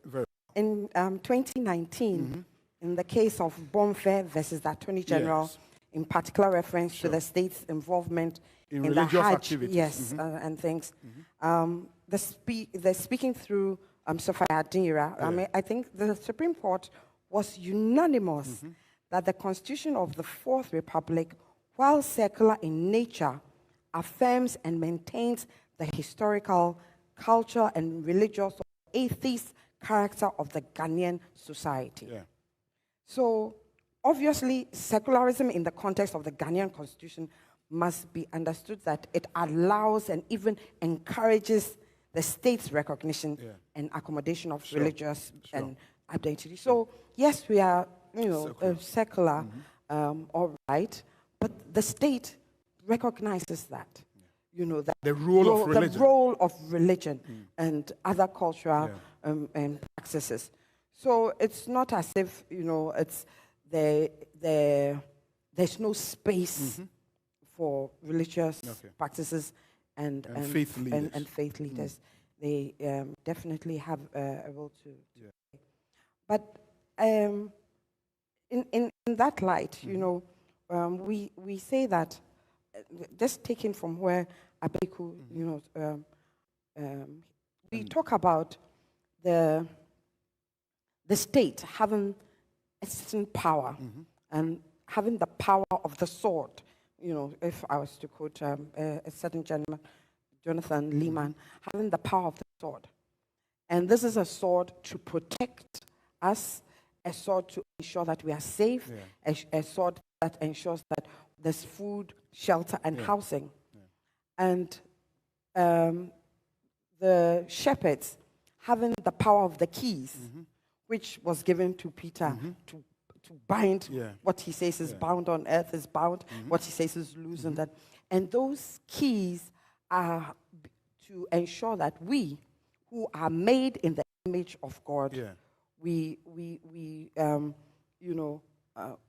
heaven is here on earth, that we're put here for a purpose. So we have two different powers of authority. But the church or the faith leaders, in their power for the keys, it is also to protect, and they must ensure that the state, who has the power of the sword, does protect the people. The state must, they are there as shepherds, must ensure that the state, does right by the people, ensures that the image of God that the people that we are, that image is not wretched. That image is how God is. You get it? So the church must do that. We do see them. I mean, in the past, you had the Standard. They spoke out. They still speak out. Maybe it's a little muted now because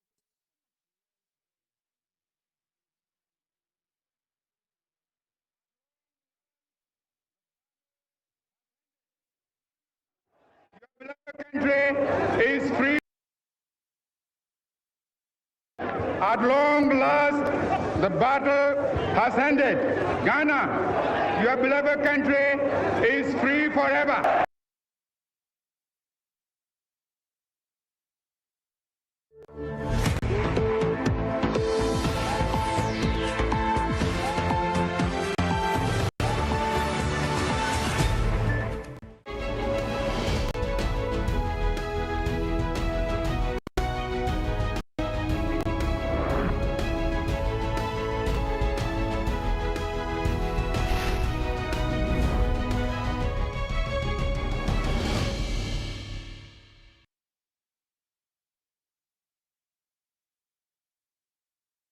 Hello and welcome to Ghana's 67th Independence Celebration edition of Business Live. Coming up in this edition, President Akufo-Addo hopeful commencement of the Ghana Integrated Aluminium Development Corporation will soon be the game changer for the economy.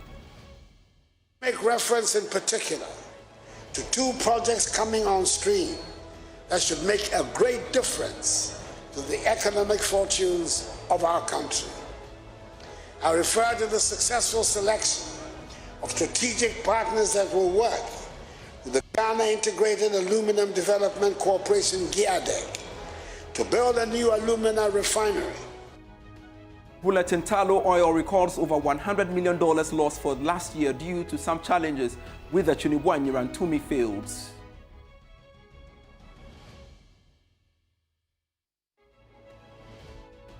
Plus, on Joy Business Van today, the Joy Business Van tours the production hub of Tekura, the Ghanaian furniture design company, bringing attention to Africa.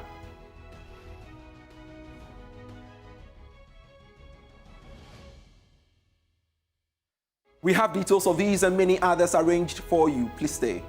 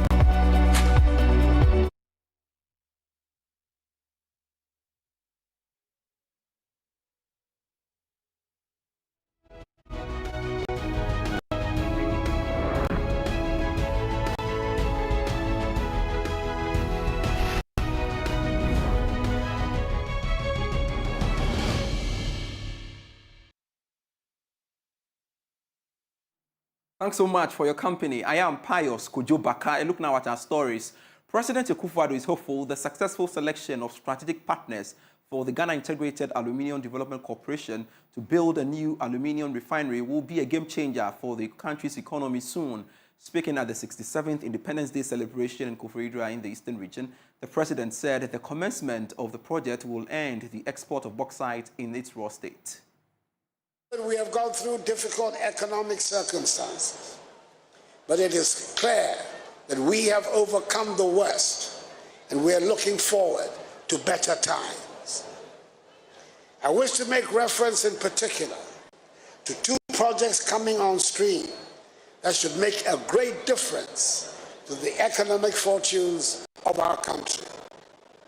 I refer to the successful selection of strategic partners that will work with the Ghana Integrated Aluminum Development Corporation, GIADEC, to build a new alumina refinery and develop mines at Nyinahini in Pasaso, a slew of 4 projects being executed under the Integrated Aluminum Industry IAI projects. I've witnessed the signing of 2 agreements in Accra recently. Firstly, between GIADEC, a wholly owned public entity, and Rockshaw International, a wholly owned Ghanaian private company, selected after a rigorous process as a strategic partner to develop a mine at Nyinahini in Pasaso. And secondly, between GIADEC and Miscellaneous SA, a leading global industrial and energy company, which entails the development of a second mine at Nyinahini in Pasaso and the establishment of an aluminum refinery. We are finally coming to the end of decades of exporting raw bauxite from the country.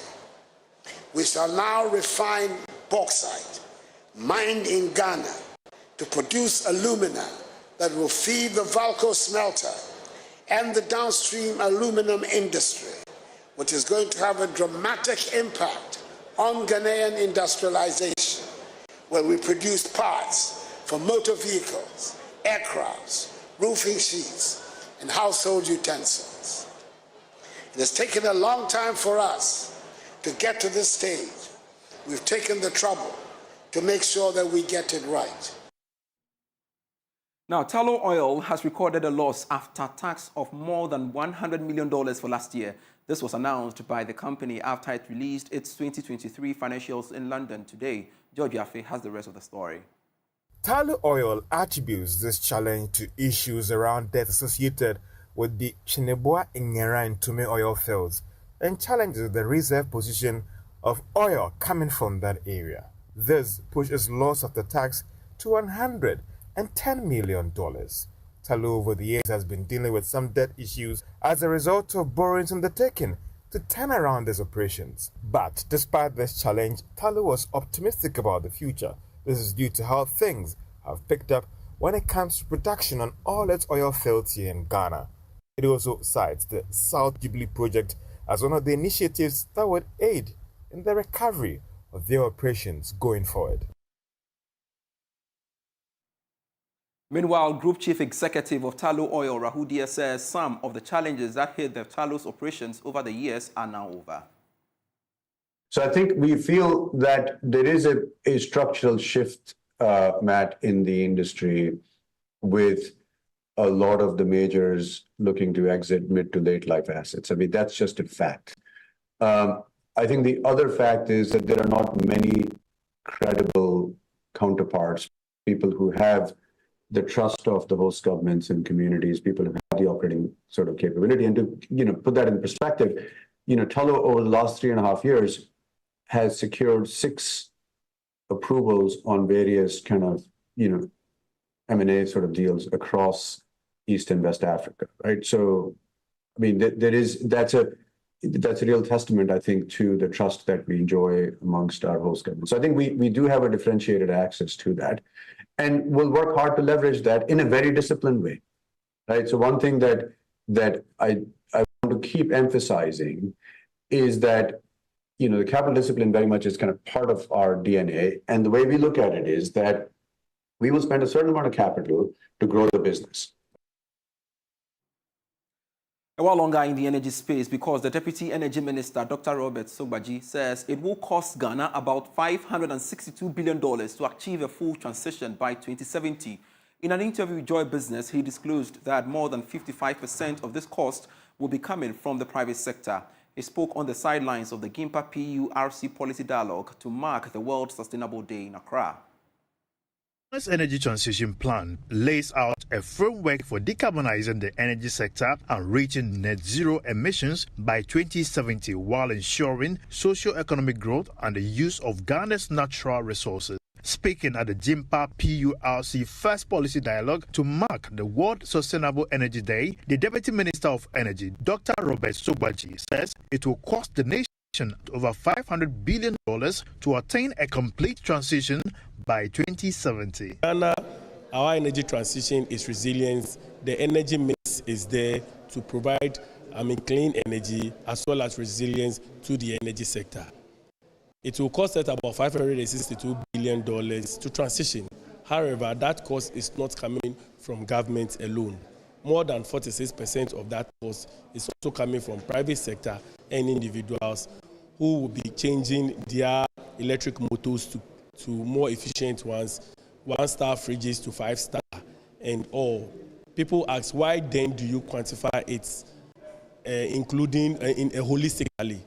Sometimes governments come in to intervene on such policies. For example, waiving off a tax on electric vehicle. That cost must also be quantified, and that cost has been absorbed by governments. So our energy transition is resilient, and if we follow it, we will not have any crisis.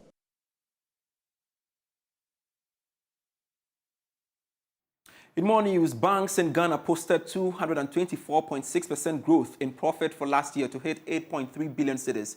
This shows a strong rebound coming on the back of the domestic debt exchange program. More in this report.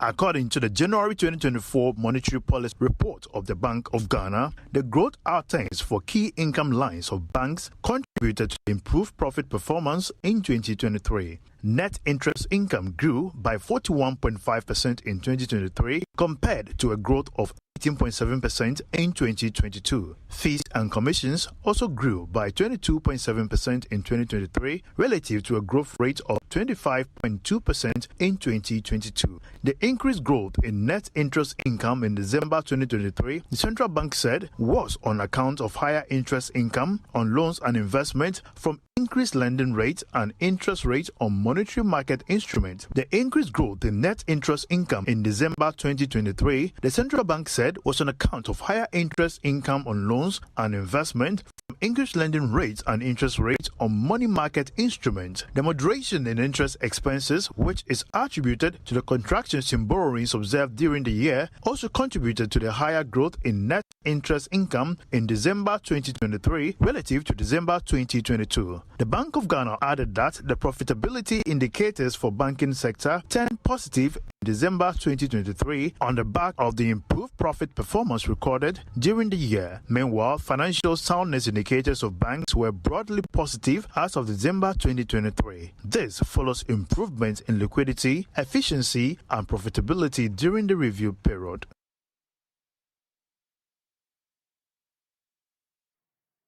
Now, the Ghana Cocoa Board has charged the newly inaugurated Governing Council of the Bonsu Cocoa College to initiate training programs that will ensure that students from the school benefit from the many opportunities in the cocoa value chain. In a short statement to inaugurate the council, Chief Executive of Cocoa Board, Joseph Wainedu, noted that it has become a worry that the major benefits in the cocoa sector are enjoyed by industry and highly skilled professionals, whilst only few farmers benefits. He's therefore demanding specifically skilled programs that will promote entrepreneurship in the cocoa value chain. Bonsu Cocoa College was established by the Ghana Cocoa Board to train its staff on some innovative techniques of cocoa production as a primary idea. After several years of transformation, the school has been expanded to cater for some skills trainings that are needed in the agricultural value chain. The inauguration of a governing council is part of measures by the Cocoa Board to improve the production of cocoa in the country. In a short statement to inaugurate the board, the Chief Executive for Cocoa Board, Joseph Wainedu, charged the board to broaden its scope on courses to make students benefit from the value chain.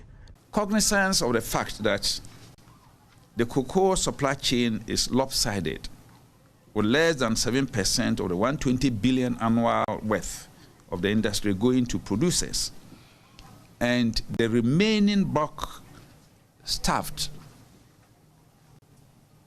in the hands of those into trading, speculation, hedging, downstream processing, manufacturing, and retailing, we expect Bonsu Cocoa College to tailor its courses and programs to produce graduates that will eventually earn vocations in these more rewarding areas of the cocoa value chain. The 50-member governing council is chaired by Dr. Ebenezer Owusu, who is also a deputy chief executive at Cocoa Board. He therefore pledged to support the growth of the school and the cocoa sector. I pledge the council's readiness to do our very best to steer the affairs of the college to new heights of academic excellence and greatness, and also to prioritize efforts to promote a convivial academic environment and a learner-friendly environment.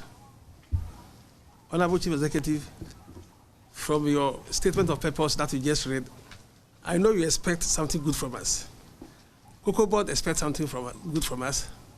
Ghana expects something good from us. That is a charge to us.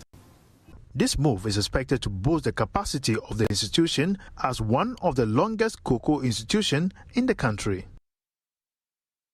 Now, the chair of the International Chamber of Commerce, Maria Fernanda Garza, has launched the 2023 edition of the ICC Rule of Combating Corruption. According to Ms. Garza, these updated rules will help enhance the way businesses deal with each other with transparency and integrity while avoiding corruption in the long run. She spoke to Joy Business at an ICC Ghana welcoming reception in Accra.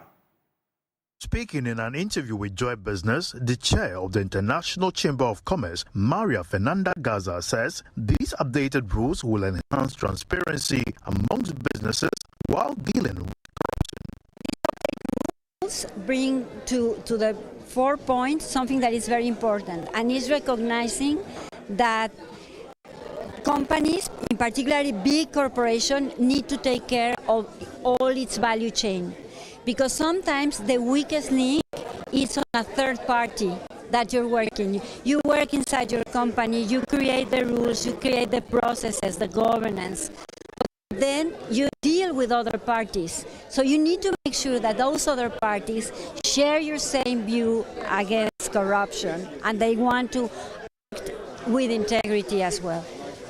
Emmanuel Doni Kwame is the Secretary General of ICC Ghana. I think Ghana has gone a long way with having the laws and having the institutions and departments to do it. The first one comes with procurement. That to create a leveling playing field, you will need to make it possible for people to know the businesses and the opportunities that are available to all, not to a particular group of people. And we have our own procurement laws, which is one of the best in the country. So it's up to us as a people to make sure we comply to whatever we've all agreed on. The International Chamber of Commerce, ICC, is the institutional representative of more than 45 million companies in over 100 countries. ICC's core mission is to make businesses work for everyone, every day, everywhere. You're still watching the Independence Day edition of Business Life with me, Pius Kojo Baka. More after this break.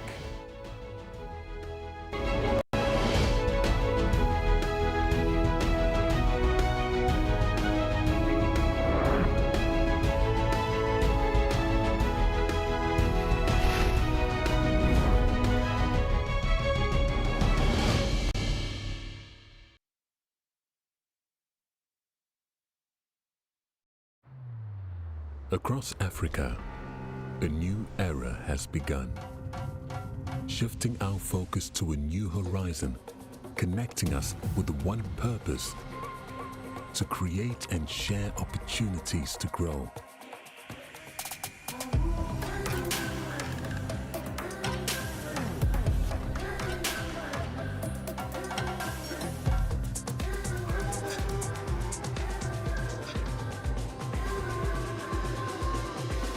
Today, we are making a brighter tomorrow, built by our dreams and our energy. Across our continent, across the world, we are creating a better way to a better future.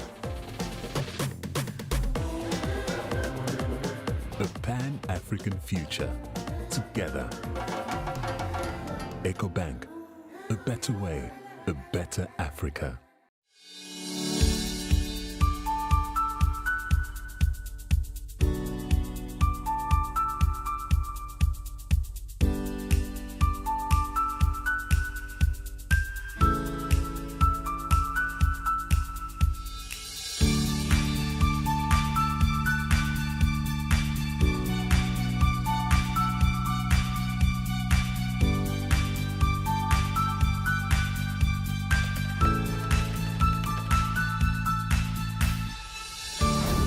Doing never stops until the job is done. Turn your home and business into an internet highway and experience the revolution of working and playing without limits. Visit broadband.mtn.com.gh to sign up for MTN Fiber for Home and Business today.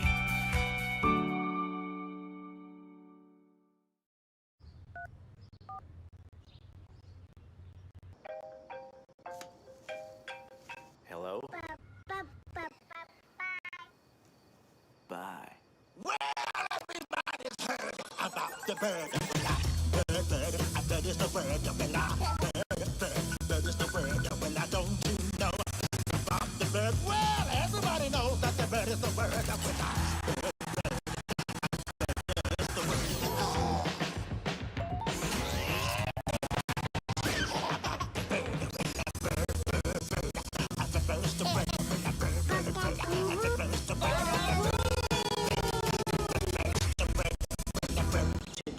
consider the implications.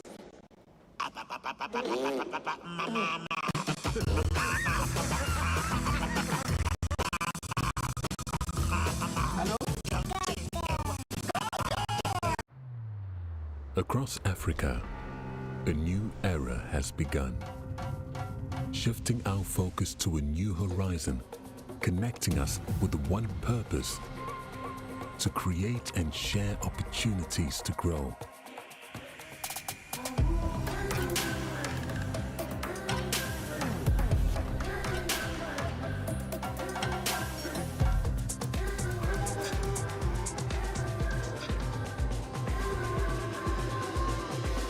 Today, we are making a brighter tomorrow, built by our dreams and our energy. Across our continent, across the world, we are creating a better way to a better future. A Pan-African future, together. EcoBank, a better way, a better Africa.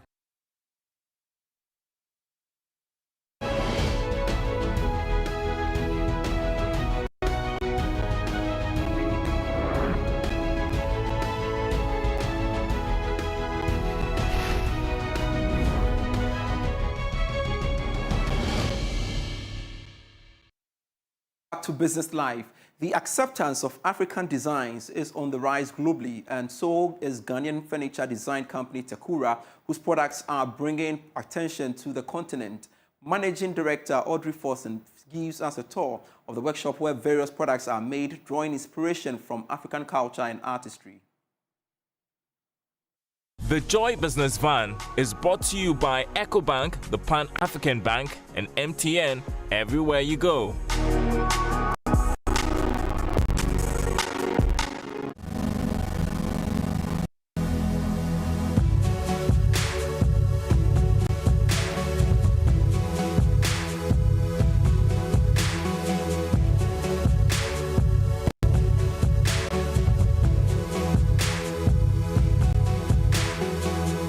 Audrey Forson is MD of Tekura, the Ghanaian furniture design company which aims to tell a unique and positive African story to the world by giving local traditional crafts contemporary makeovers. The company was started by her parents in the year 2000, making carved items for the export market. Audrey started as an intern in 2008. She was born an artist, and she naturally was drawn to the business. In 2015, she took over the family business. A major part of her work is to oversee production. So Audrey, what does production entail? Production starts basically from wood sourcing. And what I mean by that is we are going to the forest plantations to secure offcuts, dead wood, falling off branches and so on, and then track them here. And when they come here is when we take them through the various processes. Now, the wood species we use is called Cedrela odorata. It's a redwood species that's very similar to mahogany and cedar. It has good qualities for export, and so we pick that, and also it's not an endangered species. And the Forestry Commission gives us permits to be able to secure all of these ones. So these will typically be used for firewood in the villages, but we go and collect them and then add value and export them. Wow. Yeah. And so next we head to the production side, machine shop, to see the various processes the wood goes through to become a table or a stool.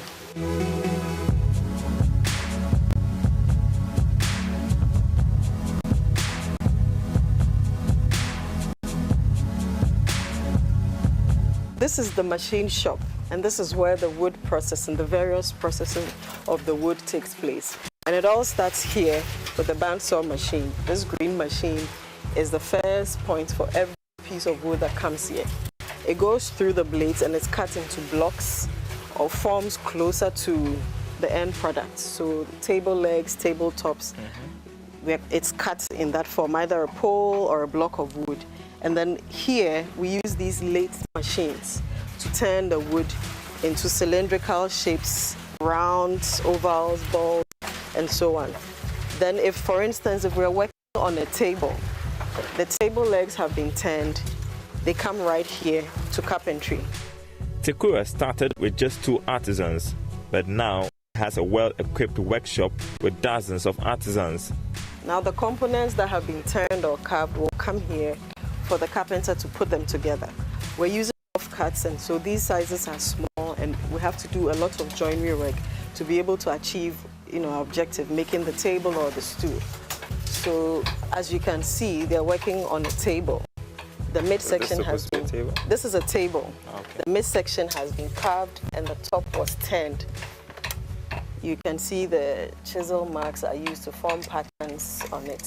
We're using a lot of cultural elements, symbols, designs from different ethnic groups in Ghana and around. So this is like a sword? Or yes, so this is akofena or a sword. In the Ashanti symbols, it's akofena, essentially a sword. It's a symbol of power and authority. You would notice that during certain festivals, the Ashanti chiefs will have them crossed, ensuring and enforcing, communicating to the citizens that he is the authority of, say, that area. So this, for instance, if you have this piece in your house, it's depicting some of these symbolisms from our cultural heritage. Next, we head to the carving area. Carving is the highlight of our business. Carving is a very old artisanal skill that's been with us for so many years. He's using simple tools. He chips on the wood and gradually forms a product. So for instance, he's working on this, and we've used, this is what the bandsaw does. It cuts it into form and then makes the carver more efficient. If not, he would have to sit down and use a cutlass to cut the log all around and then into the various portions. But when the bandsaw comes in, it cuts it closer to what he's going to make, which is this. So he will spend less hours getting this to become this. Wow. And he uses various different kinds of tools to achieve different kinds of carved designs or details. Because Tekura's products are exported, the wood has to go through the process of drying. So what are we baking? We're baking the wood. Over here, we're using regular ovens for baking bread, cake, and so on, to extract moisture from the wood. Because we're doing exports and it's wood and it's retains a lot of moisture, our primary goal is to extract as much of it as we can. Now, when we do this and we export the product, when it gets to, say, US and winter comes in, moisture builds up again. So when you're able to reduce the amount of moisture in the wood and then it travels to wherever, it's still, in a good range, so that it doesn't crack, it doesn't break, it doesn't start to warp or bend. These are all quality issues that we have to pay attention to, and that's why we have these ovens here, baking ovens here, to bake the wood. So yes, the wood is being baked. Finishing is a very important part of the work Audrey and her team does. It is the final step of the manufacturing process that gives wood surfaces desirable characteristics, including enhanced appearance and increased resistance to moisture. This is essentially where all the finishing work is done. Yes, this is the finishing area where sanding, painting, polishing, spraying happens. We're working on a tabletop here, so the surface has been sanded and sprayed, and then we'll give it some time to dry. You can see they're using different grades of sandpaper to work on the tables. She's applying paint to the work that she's doing. And there's a whole lot that happens. There's metal work that happens. We work with cowries, jute, etc. Indigenous material that adds, it gives character to the product, essentially. All of that takes place here. One of Tekura's most patronized products is the djembe stool, a beautifully designed modern side table inspired by the shape of a djembe West African drum. It was featured in Marvel's Black Panther movie Wakanda Forever, bringing attention to the Ghanaian business. I think when the movie came out about a week or two, then I get to hear of the buzz, I get to see what's going on. There were a number of African designers featured on the film, and I'm proud to say Ghana was part of that. So Tekura represented Ghana in the form of our tables that were used in certain scenes in the movie. So, I mean, if you haven't seen the movie, go watch it and see the good work that we're doing. Next week, the concluding part of our feature on Tekura.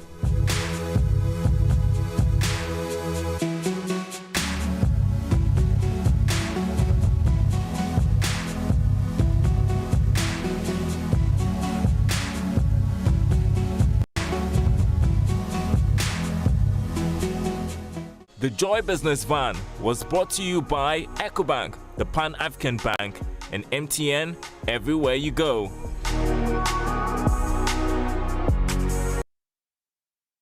And that's it for Business Live for today. I am Pius Kojobaka. See you same time. Happy holiday.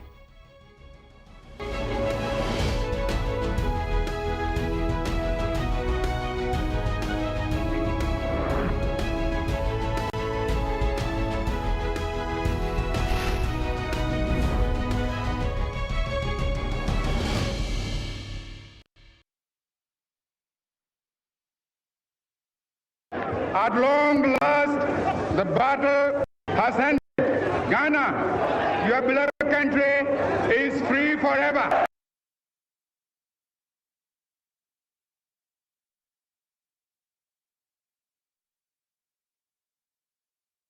At long last, the battle has ended. Ghana, your beloved country, is free forever.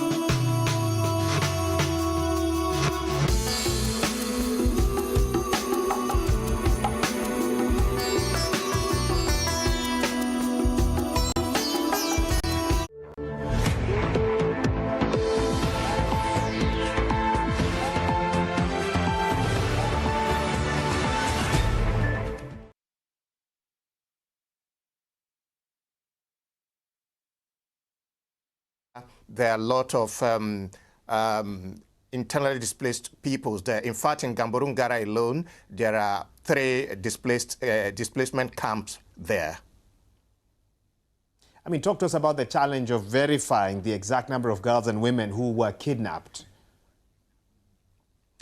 Well, there are 3 IDP camps there, and in each of the IDP camps, in the particular displacement camp where these group of people were kidnapped, there are over 40,000 people there. The other camp has close to about 16,000, and there's another one that has close to 60,000 people. So it's a large place, actually. But these camps are actually not in the main town of Gamborungala. They are a bit removed from there, I mean, at the outskirts of the community. But these women, in their number, went out to fetch firewood. Usually they do this to make money. They sell the firewood in order to augment the ration that they're giving for food at the camps. And they've been doing it for quite some time. But it appears that on the particular day that they were kidnapped, probably they were a bit unlucky. But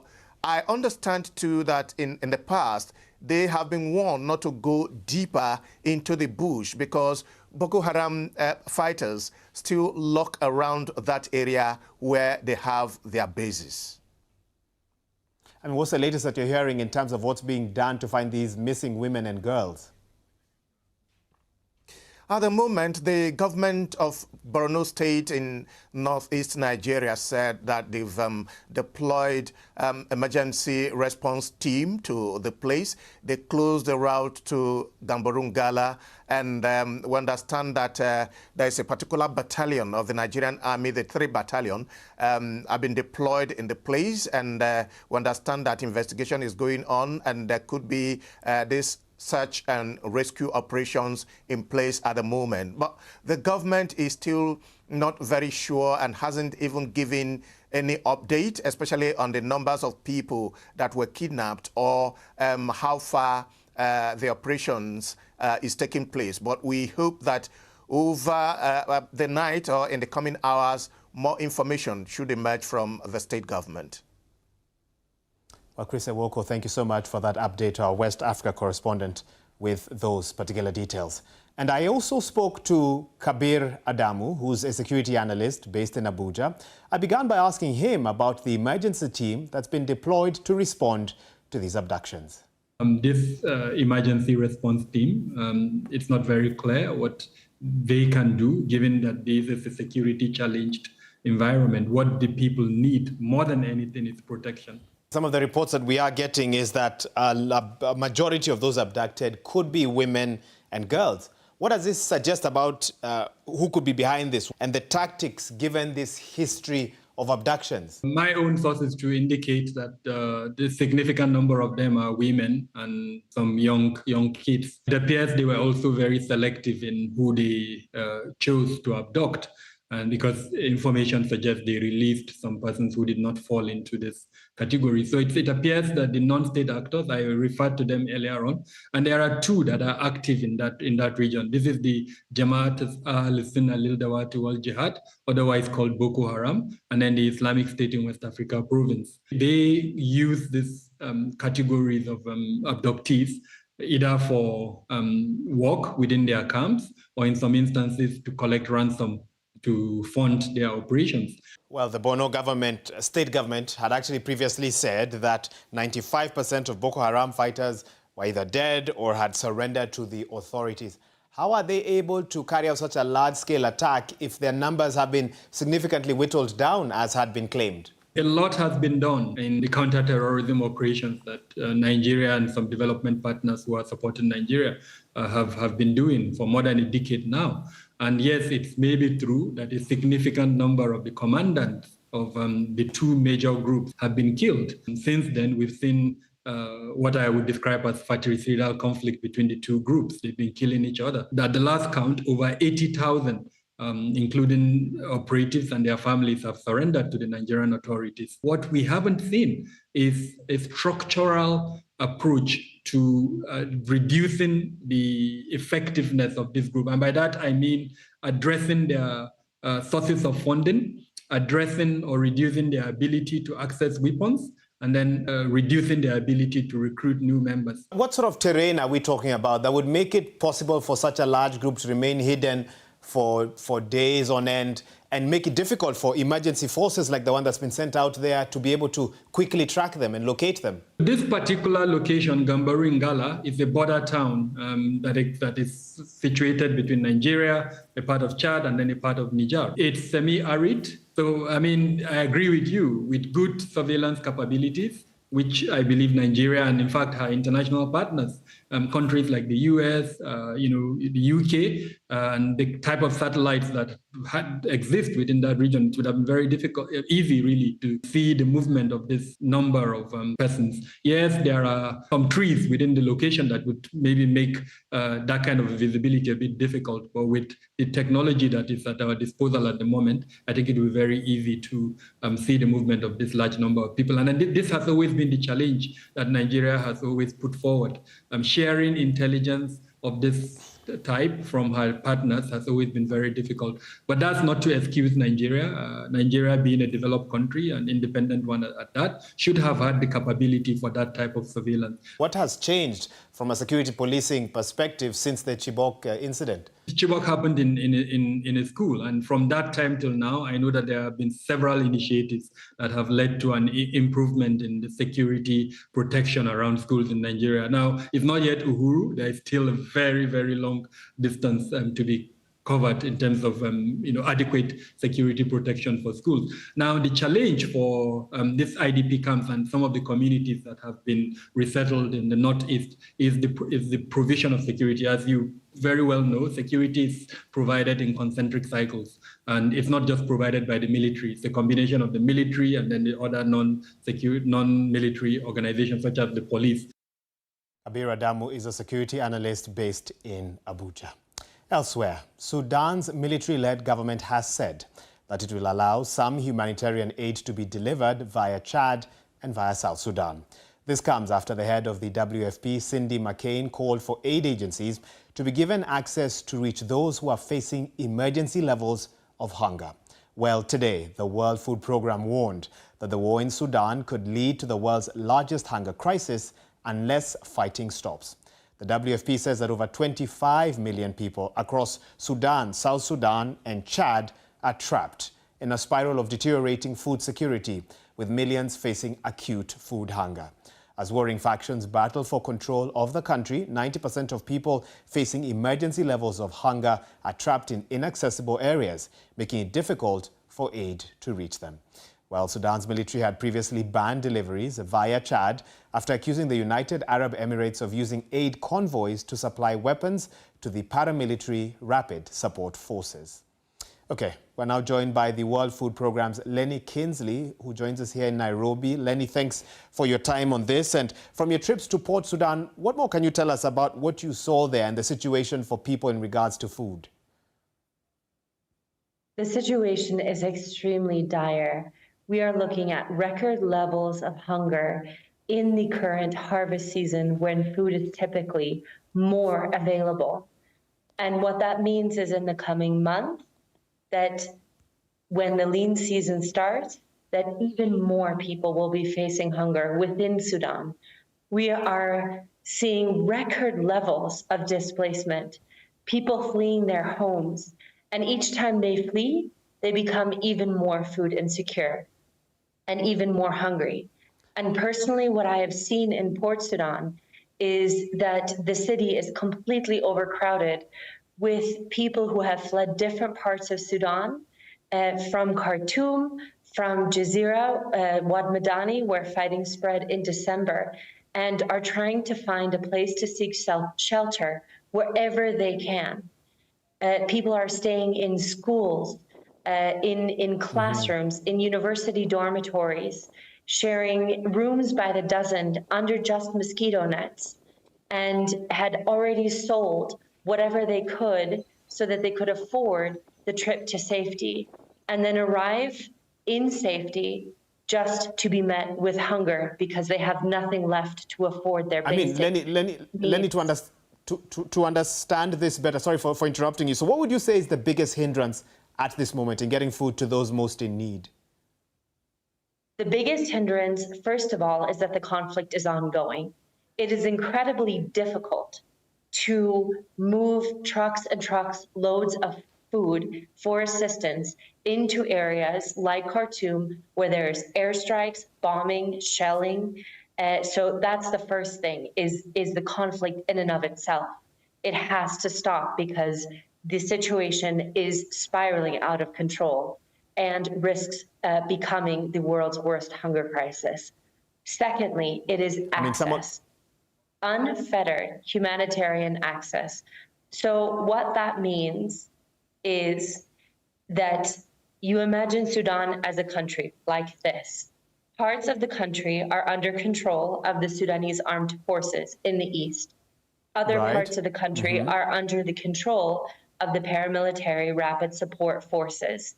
What has been extremely difficult is for clearances to be allowed to cross lines of conflict into different areas of control, especially where there is fighting happening. Okay, Lena, we are going to have to leave it there. Thank you so much for your time on this and for speaking with us from the World Food Programme regarding the situation in Sudan. And still to come on the program, are you bamboozled by this? Find out what environmentally friendly material a group of Ugandans have made these specific bikes out of.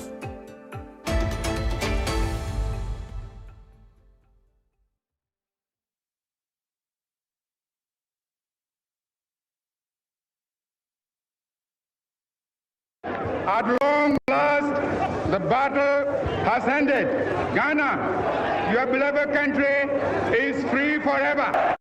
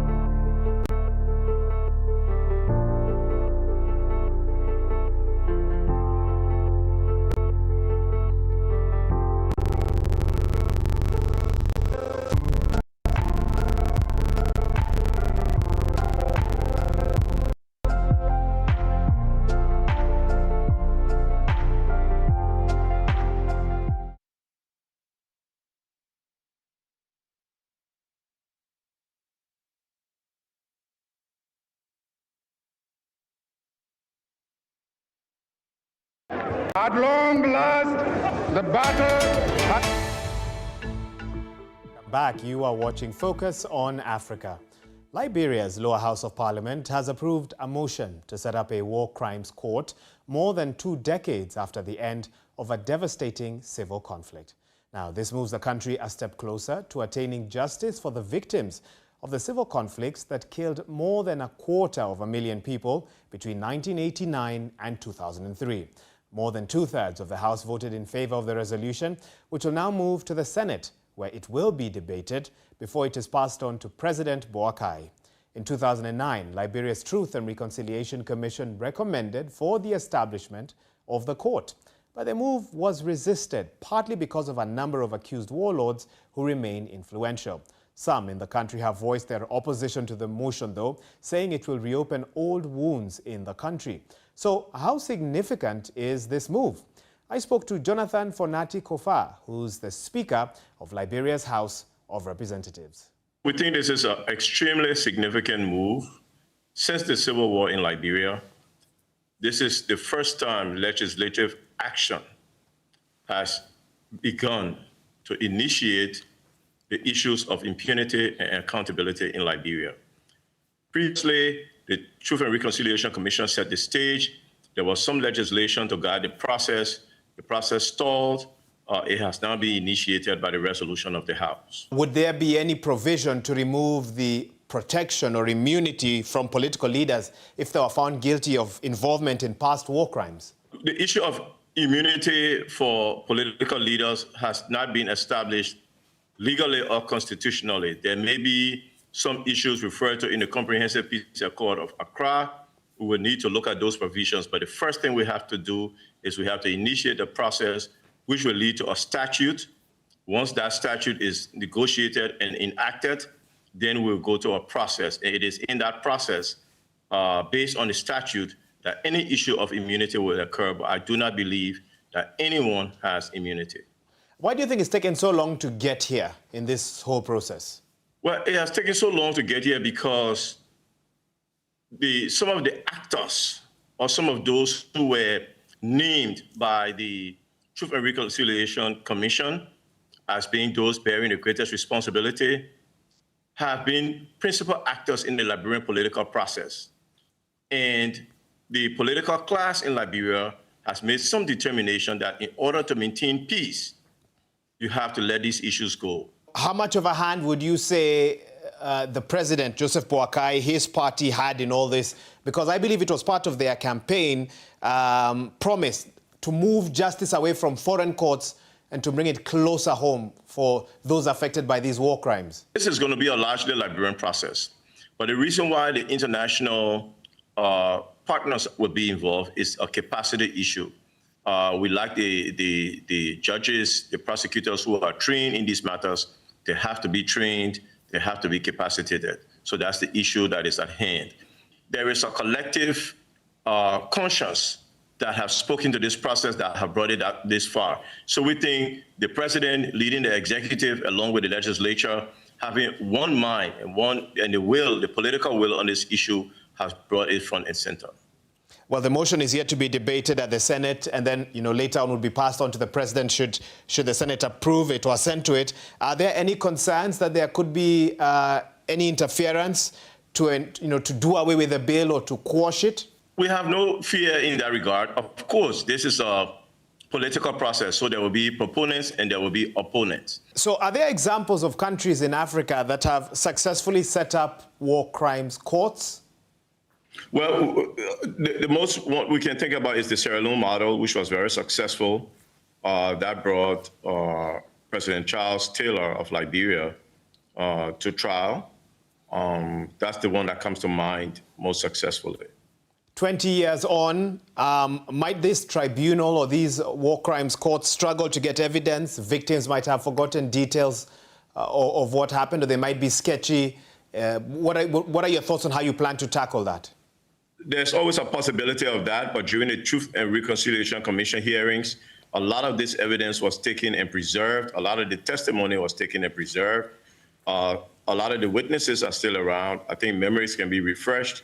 It is very traumatic that people you wouldn't believe remember details even 20 years on because these things really happened to them, or these are things they really witnessed that were very traumatic in their lives and very monumental in their lives that they cannot erase from memory.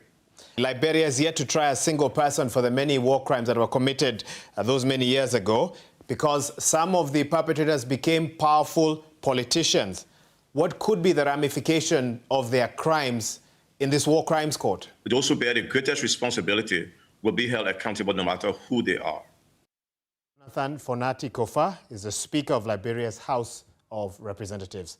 To Uganda now. Bamboo. It might be best known for being a panda's dinner. But now, a young designer from Uganda has set up a workshop to make bicycles out of it. Nurdin Kasoma's company, Bugali, employs fellow young people and is inspired by his commitment to preserve the environment. We caught up with him in his workshop in Kabale, in the west of the country. It all starts in this bamboo plantation in Kabale district in the southwest of Uganda. A bamboo plant is cut and taken to Nurdin Kasoma's workshop, where it will be turned into something valuable. A bamboo bicycle. In this workshop, the bamboo is treated against insects, dried and carved into the desired length and width, and creatively made into a bicycle frame. For Nurdin Kasoma, a young entrepreneur, he says the idea of producing bicycles from bamboo frames came from his desire to protect the environment. Bamboo is a natural material. We only use a bamboo which is 5 years or more. In the 5 years of this bamboo maturing, it would have cleaned up a lot of carbon from our environment. On top of that, we use the bamboo to make bicycles. Bicycles are environment friendly. If many people in our communities use bicycles, we shall reduce our carbon footprint.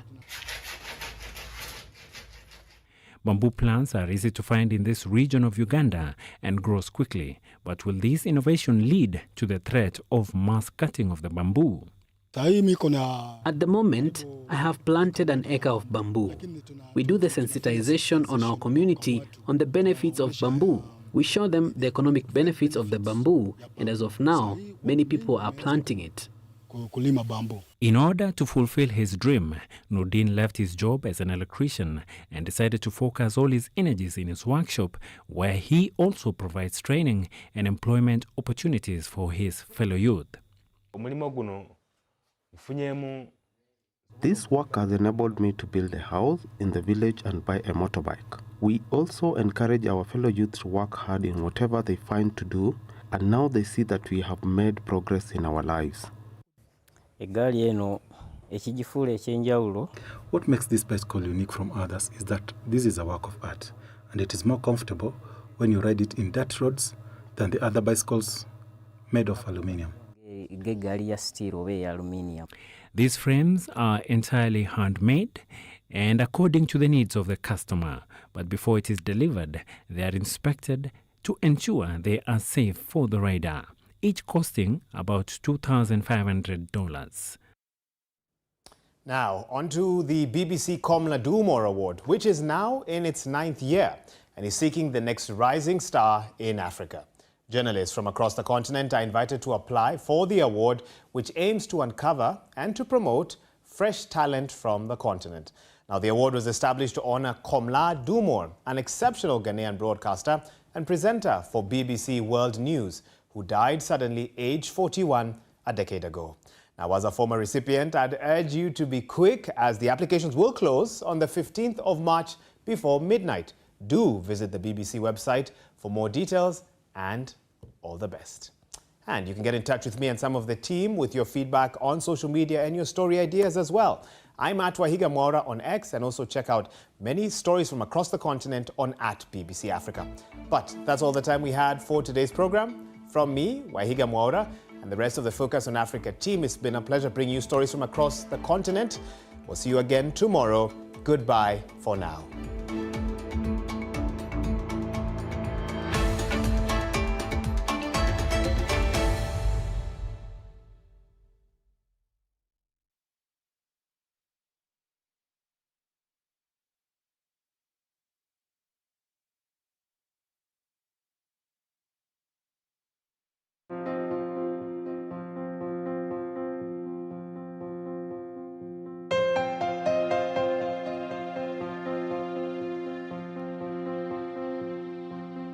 has ended.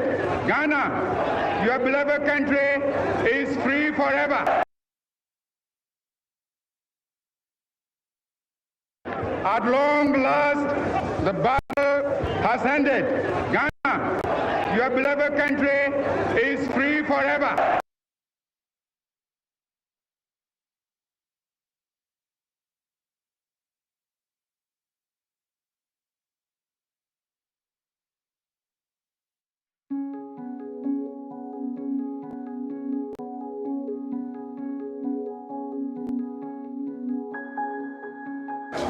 Because if you're police station, now traffic light number 7.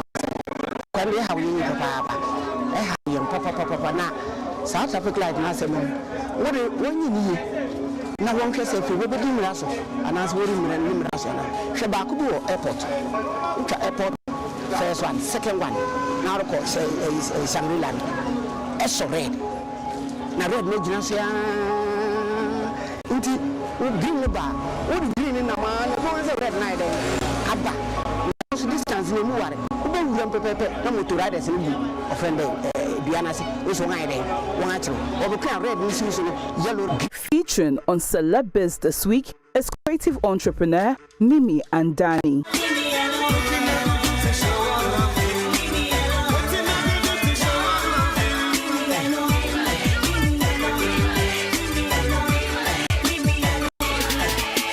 I toured around the continent because of the Big Brother fame. Yes. People wanted to see me. I had a good album. Then I decided that I now wanted to switch to my entrepreneurship, that side of me. That's when I relaxed on the music and decided that I wanted to now go back to entrepreneurship, and that's what swayed me away from music a little bit. You know, going to school, studying so much and doing so much and knowing so much is sometimes painful to waste it. So I try to explore every part of me. Celeb Biz shows on JoyNews every Sunday at 9 p.m. with a repeat on Wednesdays at 10 p.m. Celeb Biz, exploring life besides fame. Ambient personality profile this Friday. I sold Presec uniform and I joined the class. Then it came to time to register for the North Deck. Okay. And then Presec said, oh, even the afternoon school said, they cannot register. What? That evening, we went to town. As we were coming up, then we saw that then he had then been made the assistant headmaster. Okay. Mr. Labi, strong man. He tried to, you know, get to Amakwata. Then I also. You also left. We had to climb that hill. And run. Then I'll stop the panting and I'll turn. And the man will also be panting and coming. Then I remove my shoes and I start running. Then he'll be running. This is I'm talking about the life and death battle. That day that I didn't die, oh, me I won't die now. At long last, the battle has ended. Ghana, your beloved country, is free forever. At long last, the battle has ended. Ghana, your beloved country, is free forever. I'm happy to be called.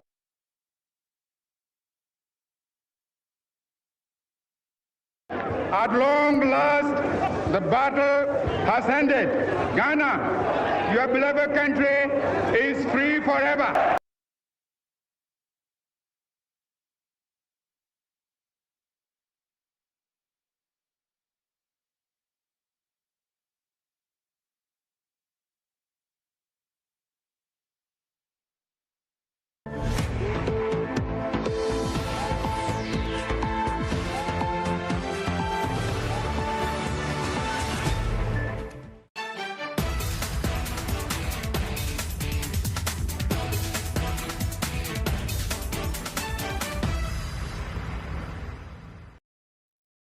Hello, good evening, and welcome to the very first edition of Upfront for the year 2024.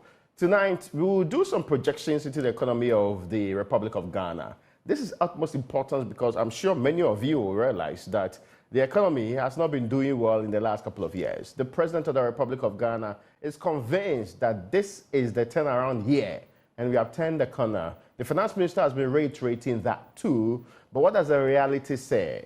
Today, we saw inflation also inch downwards a little bit. Government's hope, that's of course for December 2023, government's hope is that inflation will by the end of this year get to 15%. Is that realistic? Are the other projections for the economy also realistic?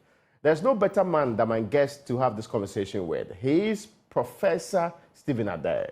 He's been a former GRA board chair. He's also been a former NDPC board chair. He's been very, very critical to the economy of the Republic of Ghana. He's an educationist, and I'm sure you know that he's written a lot. Prof, you're welcome to Upfront, and I hope you are doing well.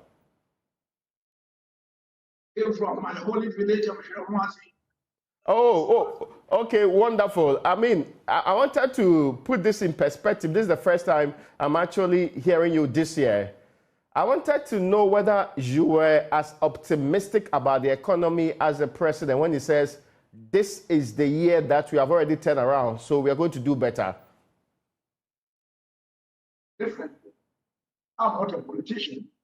In 2024, we are going to hear a lot of hyperbolic statements from both the government, the positive side, and the opposition on the negative side. I think that compared to 2023, 2024 will be better.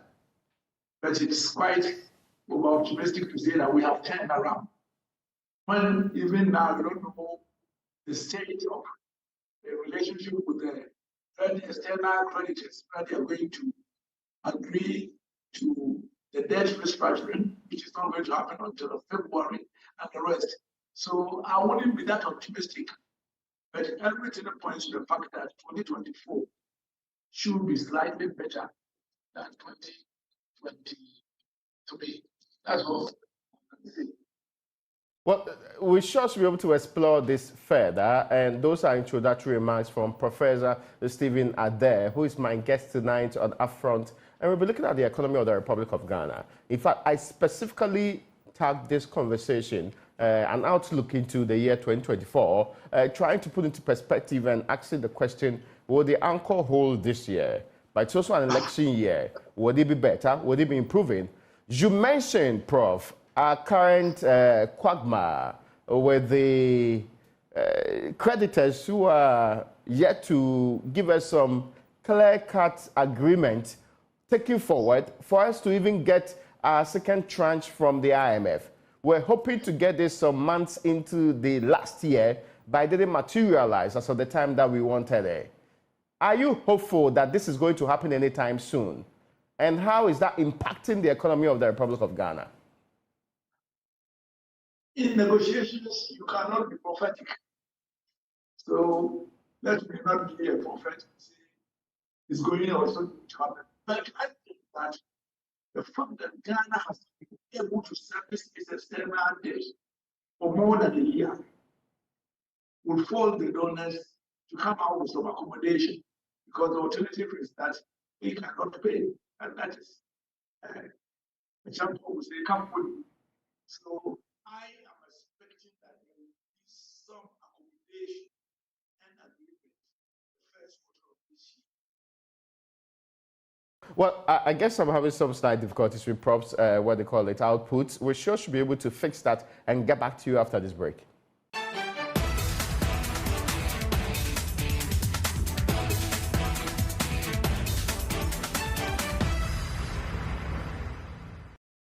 You're welcome back to Upfront. Now, my guest tonight on our conversation about how the economy is going to pan out in the year 2024 is Professor Stephen Adair. I'm sure many of you know that he's ever distinguished economist, he's an educationist, and you would also be very much aware that until recently he was the board chair at the Ghana Revenue Authority too. So he understands virtually everything that happens in our governance in one way or the other. And I'm not sure in the last couple of, what they call it, decades, how many of the finance ministers will not come to him for some wise words. Prof, you're welcome back. I understand that we are in a very perfect situation now. So we're talking about the delay for the disbursement of the second tranche of the IMF support. And this is largely because we are unable to get a good arrangement with the creditors who really were expecting to respond as of the last quarter of the year 2023. My question is, what measures can we take to address the ongoing delay in receiving the second tranche? And also, how is this currently impacting our commitment to economic growth and development? Well, first of all, I'm sure that the donors themselves, the creditors, are in a dilemma because other countries will take a cue from what happens to Ghana, and especially China, to whom a lot of the African countries owe a lot of money, doesn't want to give in easily. However, Ghana has not been able to service its debt for more than a year now. And I'm expecting that in this first quarter, there will be some accommodation. From the government side, they are saying around February. And I'm expecting that there will be some agreement because the alternative is that Ghana cannot pay. As a champion will say, this one has not been able to pay. So I'm expecting some accommodation in the first quarter. But a lot of things in 2024 will depend upon that. A lot of it will depend upon the rains. A lot of things will depend upon government behavior in an election year. So it is very, very murky to be able to say this is exactly what is going to happen. I think that all things being equal, the projected continuous decline in the interest rates along with inflation coming down, we may or may not achieve the 15%, but definitely there will be a downward trend.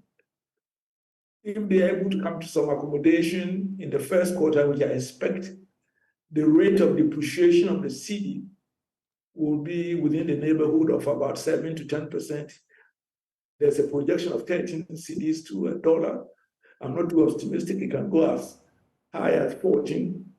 But still, given what has happened in the past, that will be a moderation. A lot of Ghanaians misunderstand when they say that inflation has gone down. It doesn't mean things are going to be cheaper. It means the prices as we inherited the year before would have gone up at a lower rate. Those of my economic students will say this is the second differential, DYDX, is the rate of increase which will reduce, but prices will continue to increase. But generally, the hope is that 2024, despite the usual misbehavior of politicians in election year, will see us a bit better than the year before. Now, that's an interesting development because I've heard other groups like Fitch, I've heard other groups equally say that we are likely to have better times in 2024, except that you added a caveat that it would largely depend on some other developments on the economics plate. You talked about our current arrangements on how to deal with the debt arrangements that we currently have and whether or not the IMF deal is going to go as well as if there are going to be other blocks or delays, how that's going to pan out and all the other. The interesting one I heard, yes, I was coming to the part that you mentioned range. Yeah, yes, but food, that sounds like a 1964 projection about how things are supposed to go. I mean, I thought we had moved away from rain-fed agriculture in 2024.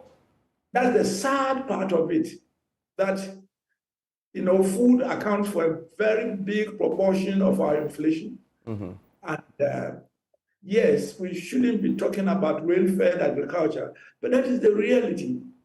And God forbid, if there's a drought, which I hope not, this year, things will go haywire. And I think that is where we must be realistic when we are talking about economic projections in an economy which is quite fragile.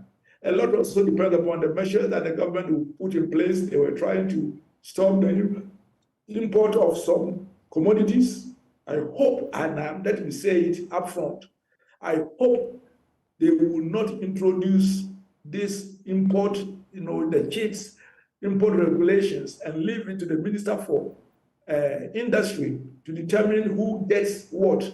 That is what started the high rate of Kalabula and corruption in the mid-70s during the Champions' time. And we cannot allow that to happen again. No, that's an interesting development. I'll be coming to that, how we can improve our current state. But we're talking about the other factors that would determine whether we have a good year.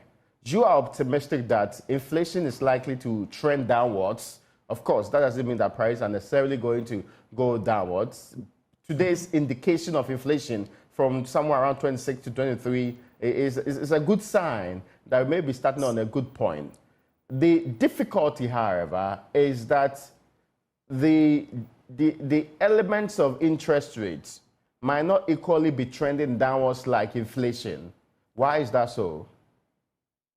Simply, first of all, the government has a high appetite of borrowing the treasury bills.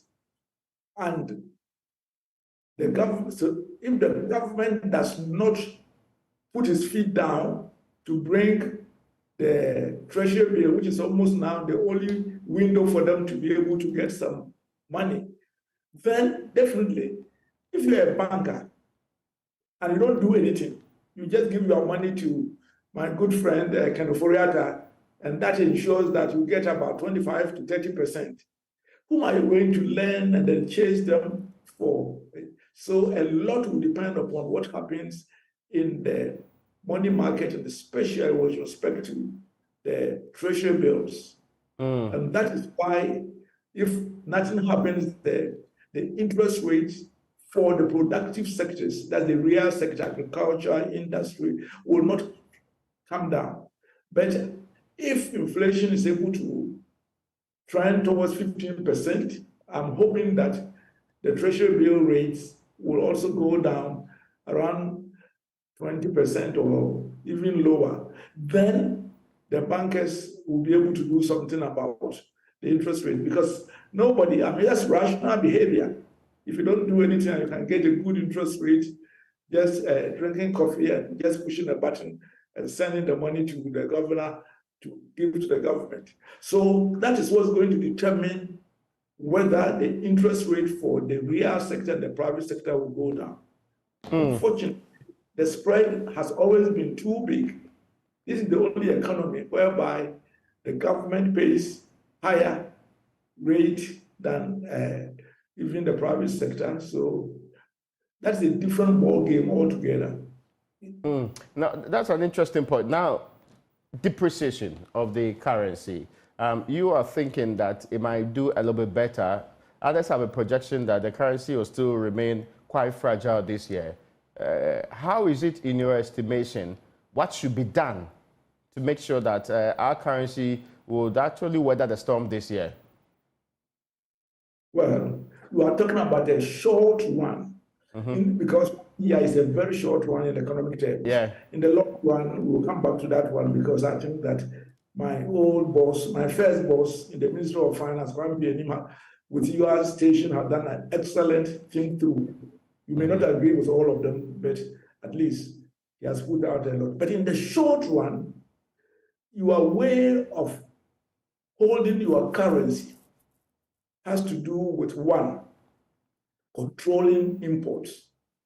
We have to, and that's why I'm saying that we have to reduce the things we don't have to import, but not through import licensing, which they were, in this case, if the opposition hadn't put its feet down, they were going to hand it over to Katie Hammond.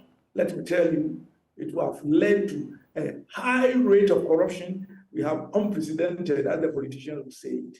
But we must reduce imports. Second, there must be expenditure control. And this is where the challenge is, whether in an election year, the government will be disciplined enough. And that's where I find they are coming to a conclusion with the IMF and the donors. Then they will put a lane on what the government can do, at least not totally freeze them, but at least reduce the appetite for that. But the bottom line is that we have to increase our revenue generation. And there are many low-hanging ones that we can do. We cannot continue. I know that you, not long ago, was the board chairman at GRA. So as for revenue generation, it's important to you. But we have a plethora of taxes that is currently in play. Our taxation regime, according to the business people, is a bit retrogressive. Do you agree? I do agree, because first of all, there are too many of them. And therefore, we are already having personal income tax at 35%. In effect, we are having company tax about 30%. And then the other day, actually, someone showed me, I must say that even though a former GRA chairman, I was shocked that if you imported a vehicle or a good, you have about 17 small taxes that you have to pay, which is incredible. So I think that there's a limit to which you can squeeze water from the rock. But there are certain areas which we are not enforcing. The Ghana's problem is not introduction of more taxes, but enforcing it, stopping the leakages, the exemptions that people are getting they shouldn't be getting. Going after those with visible income, because you see them in the buildings that they have built. For me, I'm a capitalist and I don't mind anybody building a mansion, but if you build, say, a 10 million house, you have to justify your income, and we must go after them. When I was chairman of GRA, we found out that in 3 years we could increase our income per revenue per GDP from 13.5 to 17.5. And we were on course. The first year, full year, we were able to get 3 billion in excess of what the government had projected. Of course, if you want to do so, you have to step on some toes.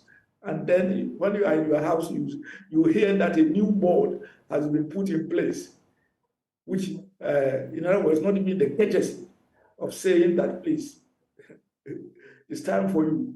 You have done 15 months, get away. Oh, that's what happened to you? Exactly.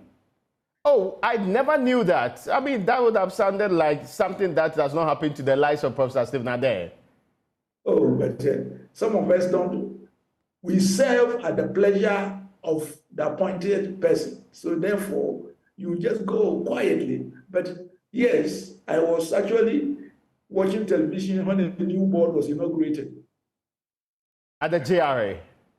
Yeah, but that is, don't make a... No. Because I intended speaking to you about taxation issues. Because currently... Okay, so let's go to that. So what I'm saying is that the taxes are too many, too little ones. And unfortunately, my good friend said that he was going to abolish nuisance taxes to bring in angry taxes. We need to go streamline our taxation, go after this, stop the corruption in the system, and then make sure that not the few income earners are freeze out, but those, I mean, when you go to, they call it East Legon Hills and other places, the amount of construction is going on is unbelievable despite the haircut. And you are living in a country and that goes on and people are not paying their taxes. Let's stop and go after them. Now there's going to be the cocoa season, they call it, in the elections. You know, people will be going about stuck in their cars, millions of cedis. Of course, we've seen some of them on their bed having millions of dollars already. And yet these people, let them show their taxes unless we go after them and increase revenue. So a simple answer is that cut your imports, go for your revenues, reduce some expenditure which are not critical, and then, of course, over time, you can't do it in the short run, increase your exports. These are development economics 101. That means that it's class 1 development economics, not the one you have to be a professor to come to the TV to talk about. It's the question of implementation. And the boldness, the political will. That's an interesting development. Now, I want to ask you, Prof. Currently, there are concerns about certain taxes, for example.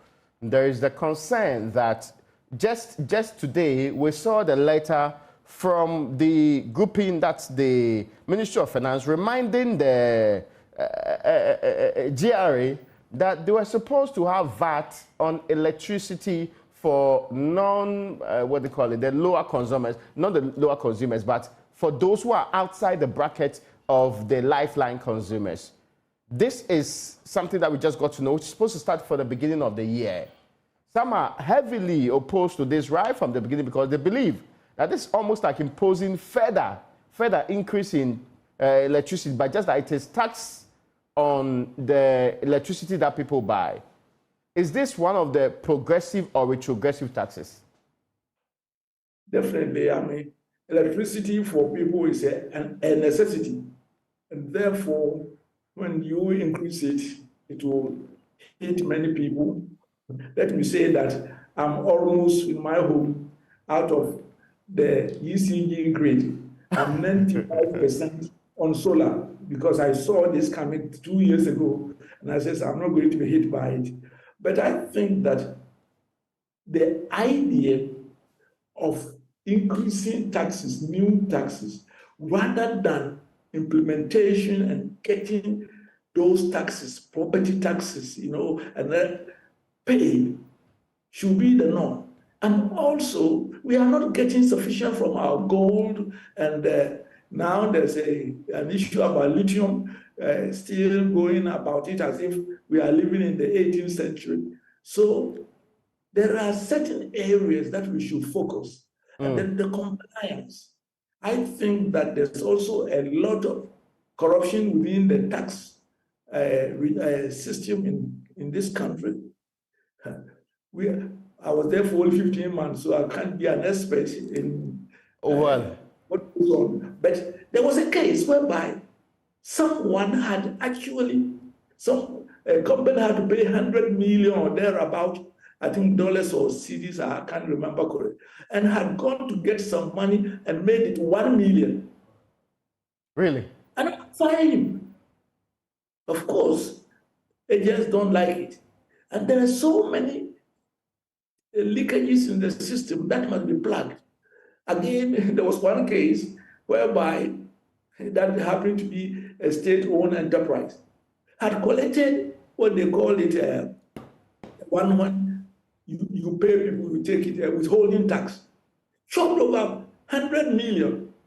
And our boys went there and wanted to stop them because the GRA has the power, if you don't pay taxes, to come and close your factory. Yeah. I get a call, go and tell your boys that they should leave my factory. That's one of the days I was so angry. And I said, Madam, I'm not going to tell my boys to leave there. I don't have even the audacity, the authority to go and tell tax officers going to collect, not taxation, but monies that have been collected for the government, and they are chopping, to leave. Let them negotiate with the boys. Let them pay some deposit and negotiate with that. Of course, if you do such things, you won't last more than 15 months. But some of us cannot tolerate this, and then they go about trying to blackmail you. I see that. Now, what I was talking about is the implementation of the value-added tax on the supply of electricity above lifeline for residential purposes.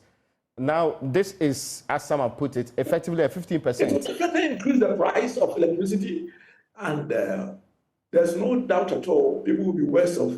But actually, in other jurisdictions, when you have a VAT rate, it applies to everything. Okay. But the question is, what does it bring the electricity? For example, one of the reasons why our factories are not being competitive is the cost of electricity. And I'm not sure whether this one is going to affect also the productive sectors.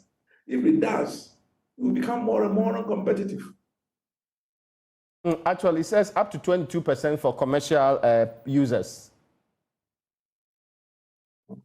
So we become uncompetitive because already we are one of the highest costs when it comes to electricity in our sub-region, if not in the world.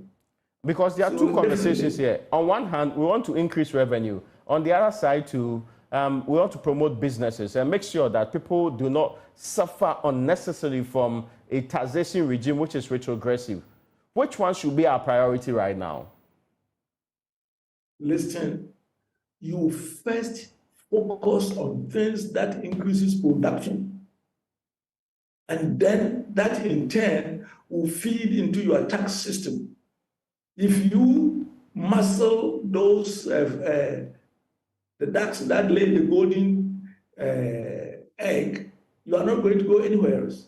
And at this moment, I believe that things that increase the cost of production in industry should be avoided.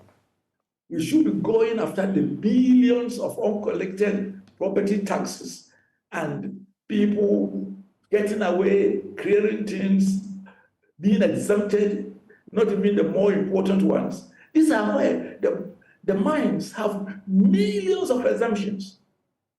And these are the ones we should go rather than going after the ordinary producer and consumer when it comes to electricity.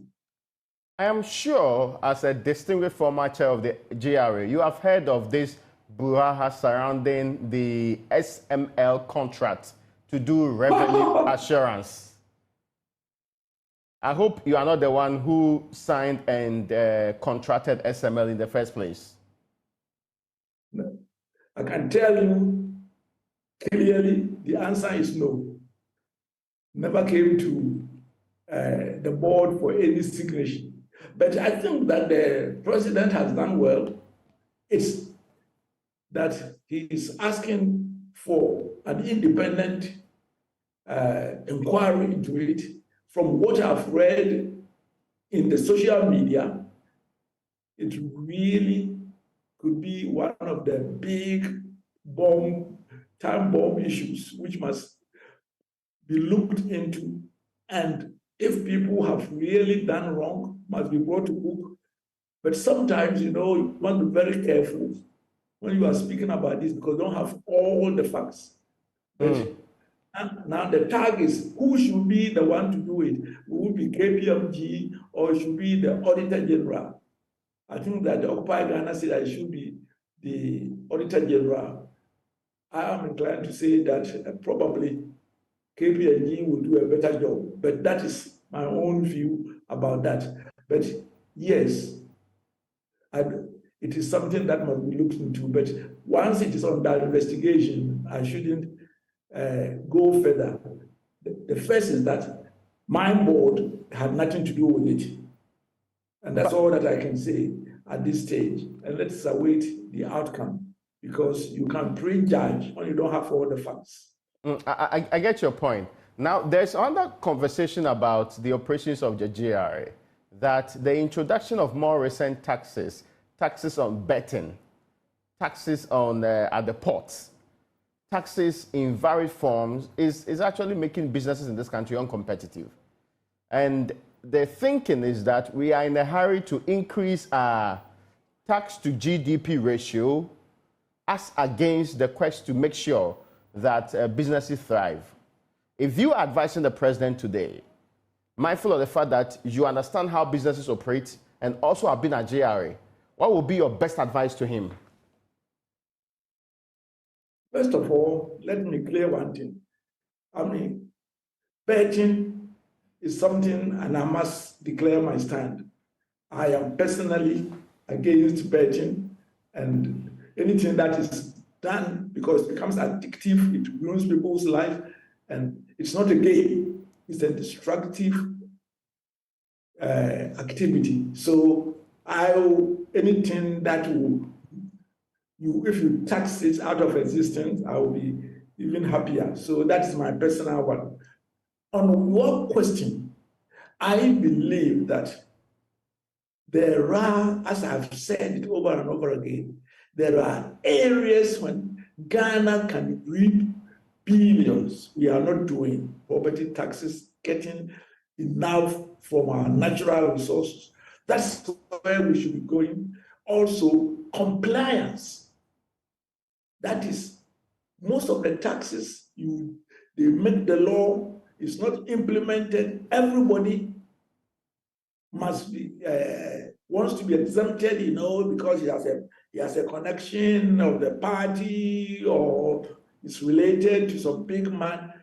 Leave GRA to become professional and give them the target and let them achieve what they exist, and they will be able to get the 17.5, which we believe we could get it in 3 years without increasing any taxation. That's where we should go. Then it comes, and in so doing, there are some productive sectors we want to encourage. In fact, contrary, there are some areas, for example, when you want to stop all importation of food juices, you should give the Ghanaians freedom for the next 5 years to produce the orange juice, because in the end, producing the orange juice and on the market and being sold in the fast, you will get more. In the short run, you may lose some taxes, but in the long run, you would more than get to outweigh what you will lose. So it requires not just a matter of pick and choose, but you must have a strategic framework, because taxation is a developmental activity. And it's not a matter of, when the budget's there, you list, these are the places we can get money and you go about it. No. What you have to do is that for Ghana to progress, which areas we should encourage, which areas we can tax. But at the end of the day, it's a matter of compliance, not a matter of increasing the level of taxation. That's interesting. If you just joined us, you're still live on Upfront here. My guest is Professor Stephen Adair. We are projecting into the year 2024 as we just began the year. Our conversation largely is on how many of the important things to you are going to run. We've been talking about the inflation. We've been talking about exchange rate. We'll be having a conversation now about taxation. We walk through the taxes in the country, whether they are progressive or not progressive. And we've also been talking about SML. We'll also be having time about what is really our target going into the future about taxation. Are we going to be able to target the right places? Prof has been giving us some indications as to what should be done. To wrap up the conversation about taxation generally, there are those who say, when we look at the bigger picture in the Republic of Ghana, people are refusing to pay because they don't know what we are using the money for.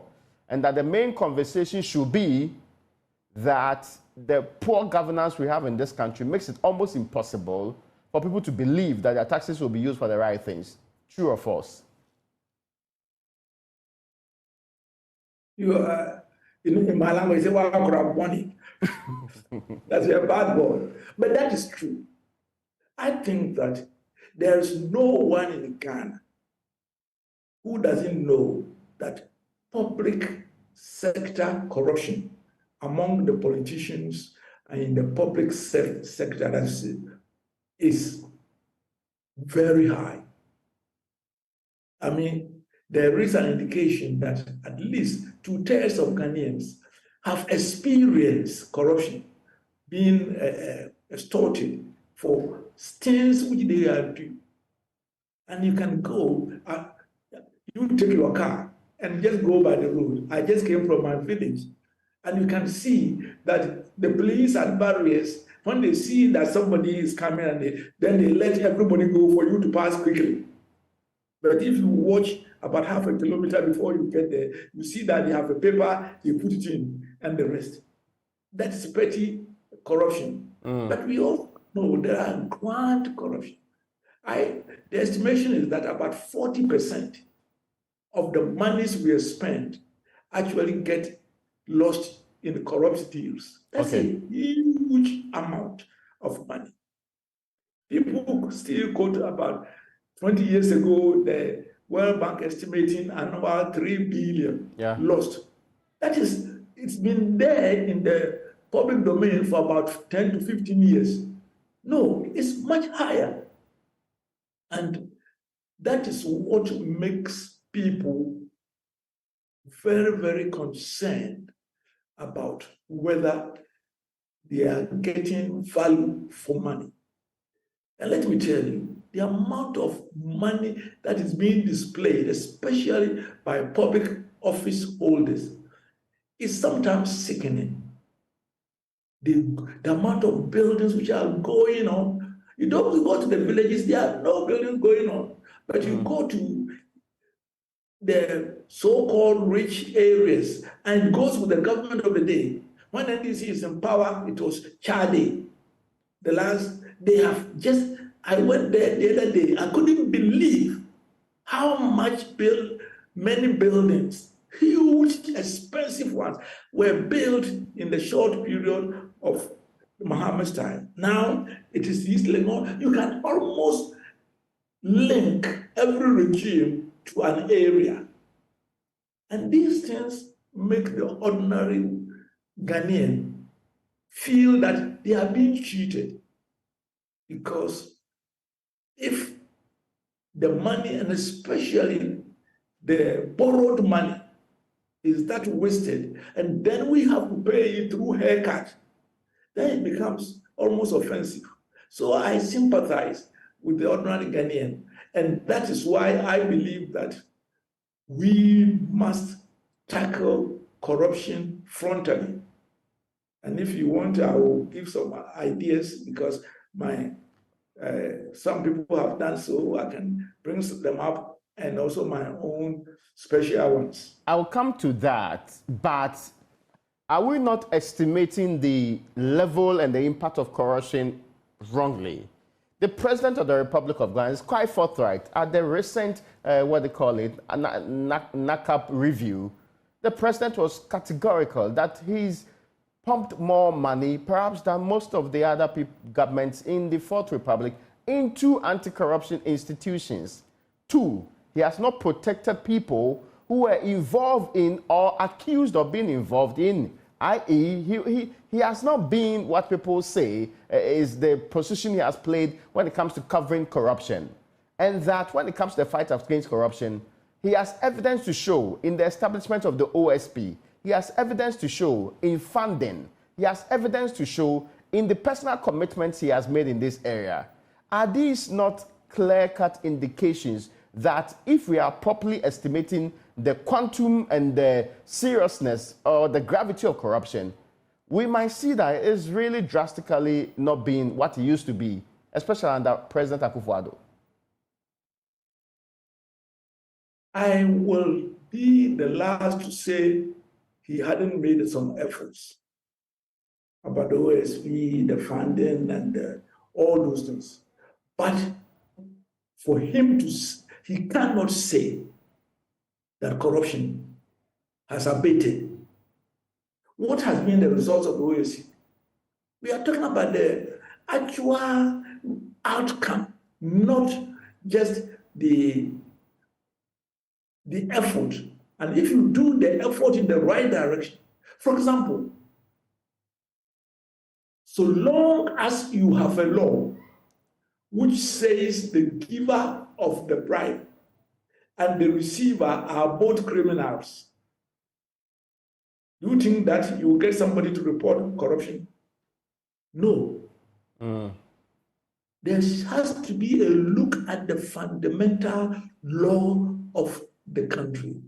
Again, the president and me and you know that if you multiply political agents, you multiply corruption in the country. Has he reduced it? The answer is no. So I think that I will give him the credit that in terms of actual visible efforts he has done. You know, let me tell you, there's one thing that makes me love, Lee Kuan Yew. Do you know that one of his people was accused of taking bribe? The man hanged himself rather than facing Lee Kuan Yew. I see. He hanged himself. Why?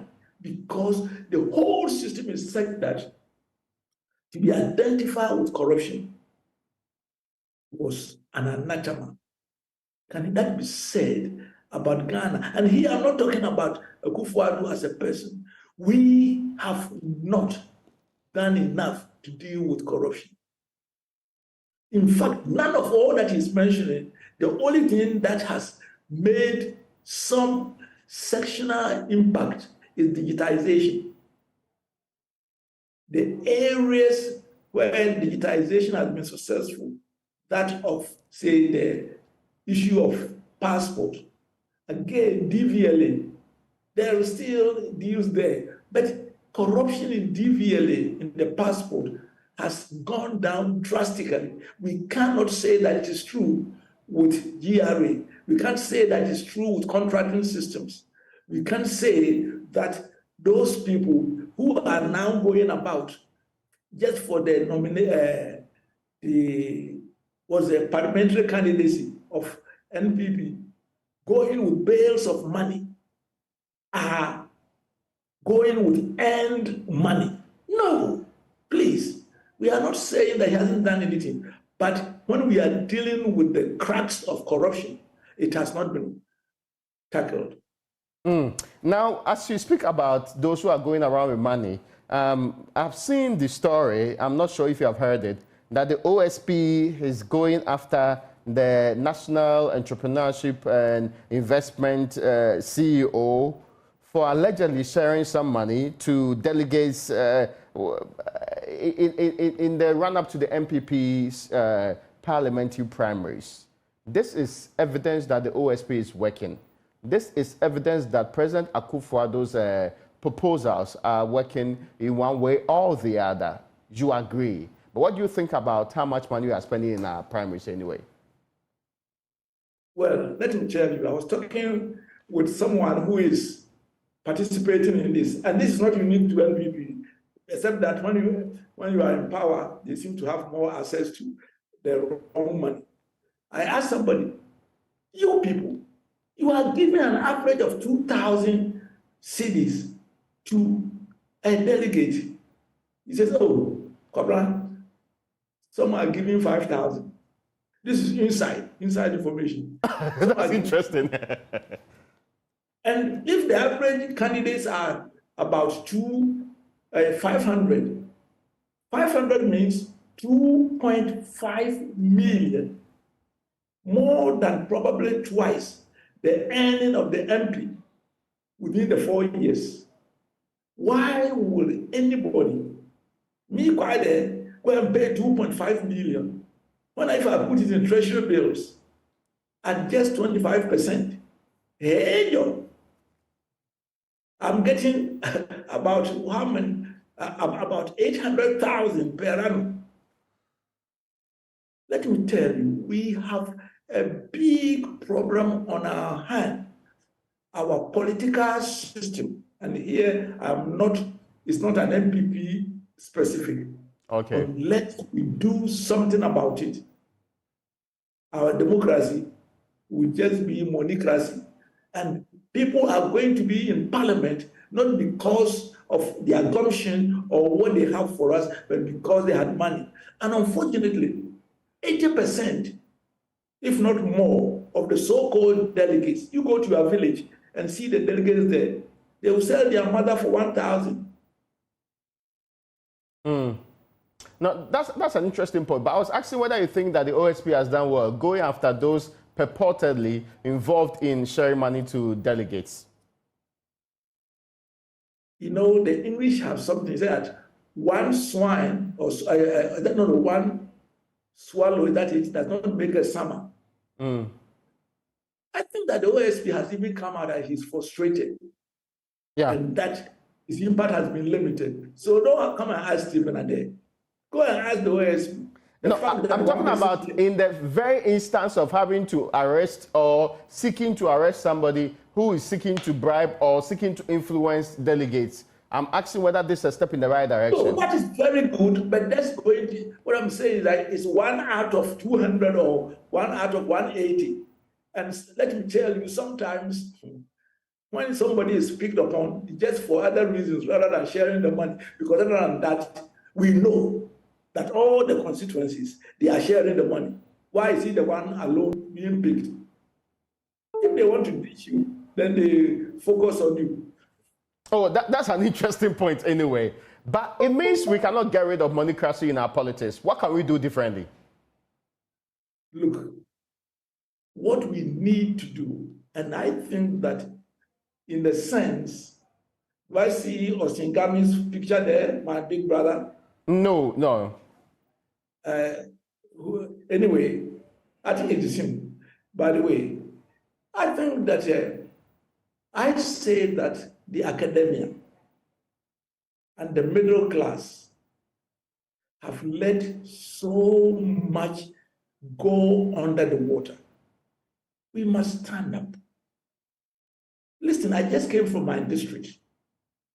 During the last election, Katie Hammond gave everybody who could identify that he voted for him 1,000 Ghana cedis, and then when you come out of it and you could show the photograph, then you get a 40-inch television. Now they are saying that their television has collapsed, so you should come and repair them. And this is widespread. And I think that there's a need for the silent minority, especially in academia and the middle class, to stand up and say, yamma, about just how many people go to parliament. 275 and those who contested. We won't allow them to ruin our country. And you allow only few people, and then you get the politically aligned radio stations insult you and everything else, and malign you and say all sorts of things. There's now a need for a Ghana first big group of people who would think through. And there are a few things. The laws that permit this must go. The idea, in fact, that, let me put it this way. Most of Ghanaians think that they choose their president. You don't choose your president. You have about 250,000 NPP. Let me give the same number in NDC. Out of that, 80% are unemployed, people hungry, or just the so-called delegates. All the 5 or so that will come from my village to go and decide whether Katie Hammond or somebody else virtually are unemployed. They decide who the presidential candidates are, and then you choose between them. We need to stand up and have a total overhaul of our system. And it starts with talking about it, having the right fora, mobilizing people, and telling the Ghanaians that they are being shortchanged by this monocracy. And I believe that we can do something. As we say, do something before you die. Or Singami, do something before you die. Let's come together on both sides. Don't get ourselves pigeonholed into this group, that group, that group. No. I believe in my book on Ghanaian leadership, I said only 200 people, when they stand up and they want to stop this madness, we can do so. Let's start now. I'm told that I have very limited time left on my hands. There's a question, though, that I need to ask you about education. The grouping who are teaching in the various schools, NAT, NAGRAT, and co., they are asking that the feeding of students, which they think has become problematic recently, be reverted, and the purchasing, the process of getting food for the young people in our senior high schools should be reversed and be controlled by the head teachers instead of what is currently at play. Do you support such a decision? Well, I don't think that I can pontificate on something I haven't studied. But I have 1,700 students I feed every day, 3 times a day. It's not centralized. And they get all without any harubalu. The more you So I can talk generically. The more you centralize things, as we do in Ghana by the politicians, the more corruption and inefficiencies you introduce. I don't see why somebody in Accra should tell a headmaster in Abrogo where to get the food and what. So they must have a good reason, and they must come and justify what the new system is better than the old. But at this moment, I'm concerned with my 1,700 students who are fed well and doing well. But it requires a study. So I hope that the NAGRAD and then the NAT people will come out not with an analysis and show. But I can say generally, in our system, the more you centralize things, which in other jurisdictions, you have their bulk advantages, tends to work the opposite. It introduces corruption, party wicks get in there, and of course, when there's a change of government, it's our time also to chop. Prof, this is the beginning of the year. I'm sure we will continue with subsequent conversations. This is just a teaser of our conversations with Professor Stephen Adair. Prof, I'm grateful to you for your time this evening. Afishapa. Well, folks, that's where we're in today's edition of Upfront. Many thanks to you for joining us.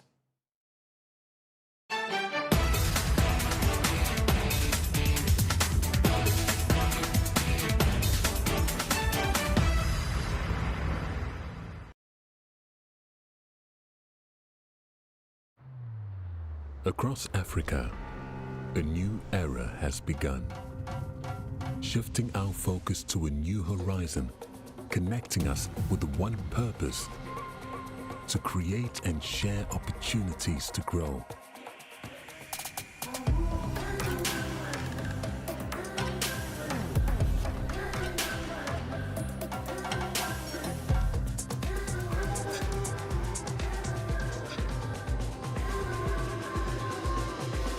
Today, we are making a brighter tomorrow, built by our dreams and our energy. Across our continent, across the world, we are creating a better way to a better future. A Pan-African future, together. EcoBank, a better way, a better Africa.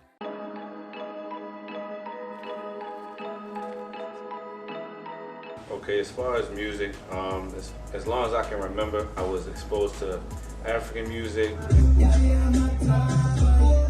Did my own thing when it came to making music.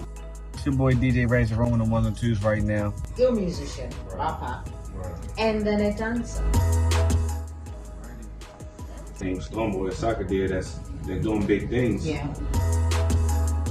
Overall, if people just enjoy good music and they respect your opinion on music, I think it'll be successful, and that's the plan right now. That's the plan.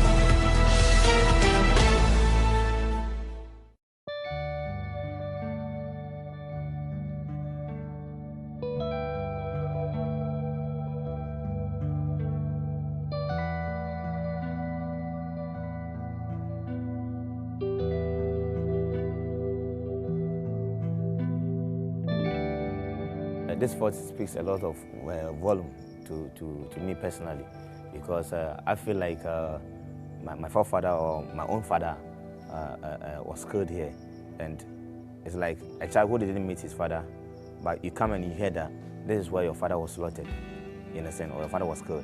So anytime we come here, we feel like this is the home of our ancestors.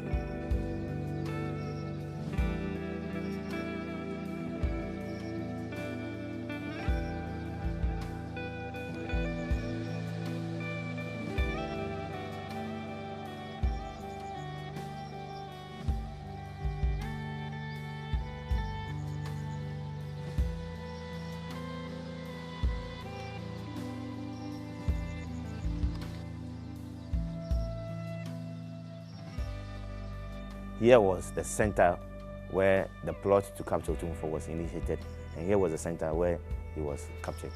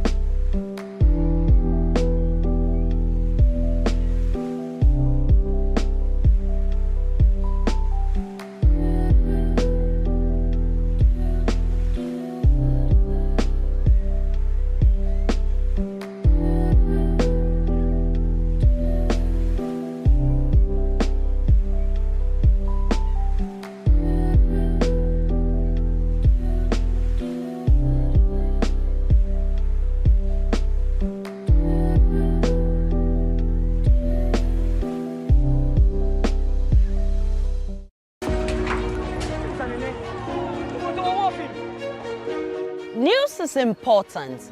It's the only way you get to know the things that happen around you, what affects you today and the future.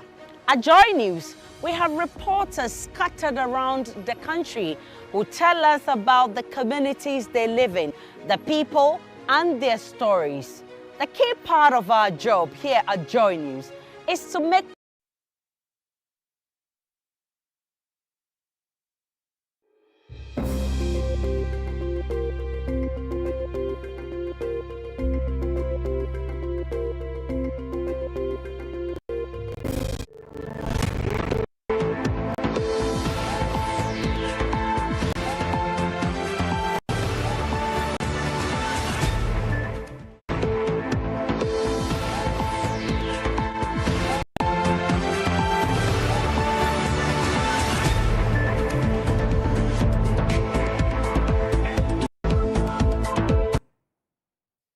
We are live on DSTV channel 421, Go TV 125, on all social media platforms and the JoyNews podcast.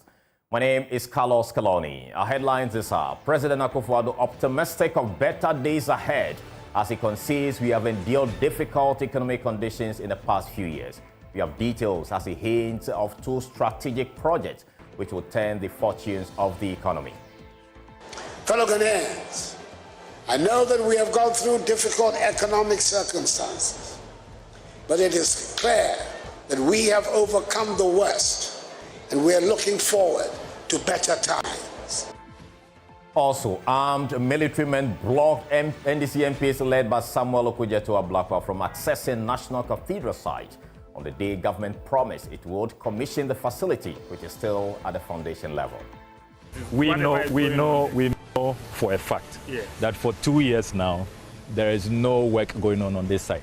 It's an abandoned project. So why are you claiming that there is some construction going on there? We have details plus the NDC MP's symbolic commission of the facility. Sports and business will come later. Joy News Prime Headlines was brought to you by... Don't take risks. Use a condom every time. And thanks to Malatu, I kicked out malaria one time. Some spices. Yes, sir.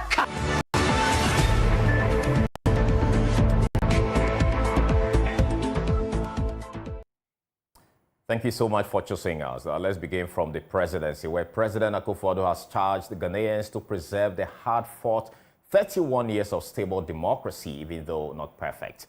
Acknowledging imperfection, he highlighted a consistent improvement seen in each election during the Fourth Republic. The president emphasized the need for continuous learning and increased tolerance for differing opinions, cautioning against any regression. He pointed to the risks faced by countries that experience chaos due to disputed elections. He was speaking at the 67th Independence Day celebration held in the Eastern region.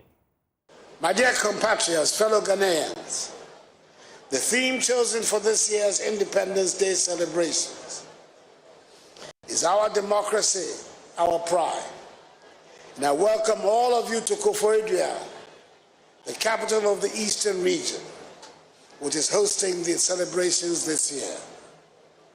The decision to rotate the scene of the national celebrations around the country, instead of staging them only in Accra, the nation's capital, has certainly turned out to be a welcome nation-building exercise that helps us to focus attention on a different region every year, and at the same time rallies the nation together in that region. Our host this year, the Eastern region, was very much at the center of the independence struggle of our country. It is home to 3 members of the Big Six of the United Gold Coast Convention, UGCC of blessed memory. I've mentioned specific groups that make up the Eastern region. But as I stated earlier, it is a region where the whole of Ghana merges into a melting pot and lives in harmony, and different groups feed on the strength of each other for the good of the whole. This is the same scenario that is played on the national scene, where different people have come together to form the Ghanaian nation and a national identity for the past 67 years. Fellow Ghanaians, we have good reason to choose as our theme and to celebrate our democracy, our pride, at this 67th anniversary of our independence. We are a democratic nation, and not every country can make such a claim.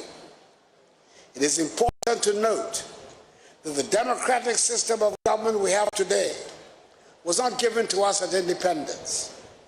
More than 100 years of British rule have not prepared us in any way for democracy.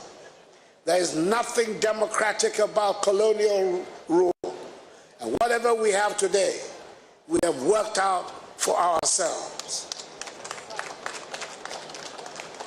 All the defining elements of a democracy that are part of our governance architecture today, we've had to fabricate ourselves. Everything we know about elections today, and we know quite a bit, we have learned through hard practice, and in the past 31 years, we have been stable. We've not got a perfect system, but every time we've had elections during this Fourth Republic, it has been an improvement on the previous occasion. We have still a lot more to learn, especially when it comes to the tolerance of opposing views. President Akufo-Addo also lauded his government's free SHS policy, which he says will help to lay the foundation for a brighter future for the country. The greatest challenge remains the provision of good quality education to all of Ghana's children and young people. We have a lot to be proud of, but we have more work to do. I'm happy through the implementation of the free senior high school policy, we're removing financial barriers to education, unlocking the potential of thousands of young Ghanaians, and laying the foundation for a brighter future for our country. This year, we have seen the highest ever enrollment of first-year students into senior high school in our nation's history. That is the figure of 503,000 students, a clear indication of the widespread embrace of the free senior high school policy. We should be able to offer every Ghanaian child the best education there can be. And having completed high school, our children should be equipped with skills that make them prepared to face the modern world. Our schools must prepare our children to be comfortable with science and technology, engineering and mathematics, and ready to compete in the modern economy. Fellow Ghanaians, there's more to preparing a child to face the world than what can be taught in the classroom. And there's certainly more to molding a Ghanaian child than what our hard-working teachers do every day. On the economy, President Akufo-Addo is optimistic Ghana is on the brink of a breakthrough as the worst challenges are now in the past. Fellow Ghanaians, I know that we have gone through difficult economic circumstances, but it is clear that we have overcome the worst and we are looking forward to better times. I wish to make reference in particular to two projects coming on stream that should make a great difference to the economic fortunes of our country. I refer to the successful selection of strategic partners that will work with the Ghana Integrated Aluminum Development Corporation, GIADEC, to build a new alumina refinery and develop mines at Nyinahini in Pasaso as 3 or 4 projects being executed under the Integrated Aluminum Industry IAI projects. I've witnessed the signing of 2 agreements in Accra recently. Firstly, between GIADEC, a wholly owned public entity, and Rockshore International, a wholly owned Ghanaian private company. Selected after a rigorous process as a strategic partner to develop a mine at Nyinahini in Pasaso. The other major project that is coming on stream, which is bound to make a dramatic change to the economy, is the Adar Songor Salt Project, being spearheaded by Electrochem Salt Mine Limited, led by the dynamic Ghanaian entrepreneur, Mr. Dan McCaughey, aka McDan. After many years of disputes, which prevented the exploitation of salt at the site, work has finally started, and salt will be mined on a large commercial scale. The Electrical Salt Mine will be the biggest salt-producing facility in the whole of Africa. These are figures that should spell a significant change in the economy and cheer us up. I am optimistic that together with other initiatives of this government, we are on the verge of a breakthrough in our economic fortunes. Now in the Upper West region, the 4th time in 5 years, the Independence Parade was held outside the regional capital. The event took place at Laura, had 8 contingents of security personnel, 35 basic, second cycle and tertiary institutions, and voluntary organizations taking part in the march past. Upper West Regional Minister Dr. Hafiz bin Salih stated that though the Electoral Commission has the responsibility to ensure a credible election, political parties must also understand that elections are not do or die affair. Joy News' Upper West Regional Correspondent Rafiq Salam report from Wa. A contingent of security personnel drawn from the Ghana Armed Forces 10 Mechanized Battalion, Ghana Police Service, Ghana Prison Service, Ghana National Fire Service, Ghana Immigration Service, and the Customs Division of the Ghana Revenue Authority took part in the 67th Upper West Regional Parade held at Laura. They were joined in the 2-hour march past by 14 primary, 17 junior high, and 3 senior high schools. Also included on the list were 1 tertiary institution and some voluntary organizations under the instruction of Parade Commanding Officer Susi Atabans. The parade 2IC will be handing over the parade shortly. The parade The number of participating schools and time for the event was reduced following reports of suspected cases of cerebrospinal meningitis (CSM) in the region. The region, in the past couple of months, had recorded 81 suspected cases of the disease and claimed 4 lives. The 35 basic, senior high schools, and tertiary institutions and the voluntary organization kick-started the march past, starting with the primary schools. The 10 Mechanized Battalion led the way when it came to the 10 of the security contingents, starting with slow marching and followed by the other sister security services. They then moved into a high gear, quickening the pace of their movement and into quick march.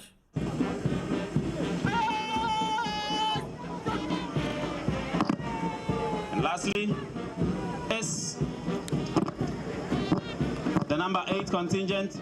Our Power Sudan Minister, Dr. Hafiz bin Sali, in his address, paid glowing tribute to the founding fathers of the country and those who were involved in the country's fight for independence. Dr. bin Sali noted that in recent past, the West African sub-region has been under the threat of terrorism and violent extremism and tied it with the numerous chieftaincy and land disputes around the country. West Africa has been under the threat of terrorism and violent extremism, rapidly spreading from the Sahel towards the borders. Many of our neighbors, notably Burkina Faso, have already fallen victim to attacks by these extremist groups. Internally, we have so many chieftaincy and land disputes around the country, serving as potential breeding grounds for internal tension and destabilization. We have had our share of political instability and experimentation about how we should govern ourselves. In the end, we opted for multi-party democracy under the 1992 Constitution. Even though it is not a perfect document, it has, this far, served us well, and we have witnessed the most sustained period of stability and economic growth in our country's history. Let's now take you to the Ashanti region, where the regional minister, Simon Osei-Mensah, has bemoaned the possible surge in activities of vigilantism as the general elections draws near. According to him, such activities have often threatened the peace and democracy of the country. Osei-Mensah wants politicians who are mostly culpable in deployment of vigilantes to be agents of peace in the election year.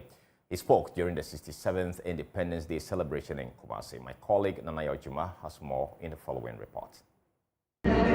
Contingents for the 67th anniversary celebration in the Ashanti region was led by personnel from all security agencies, with students and some professional bodies participating in the ceremony. The contingent displayed their marching skills to the admiration of all. Regional Minister Simon Osei-Mensah expressed worry over possible surge in vigilantism activities in the election year. For some time now in our history, it has been a challenge for us and always reach the peak when elections are drawing near.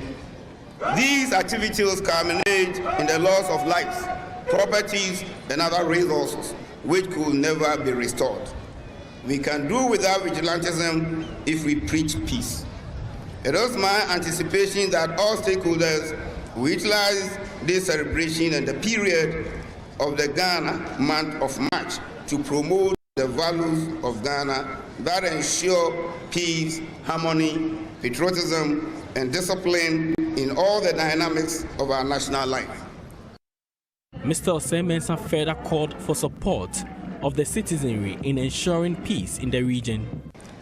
Let us support the security agencies in maintaining peace in the region, for the issue of security management is a shared responsibility.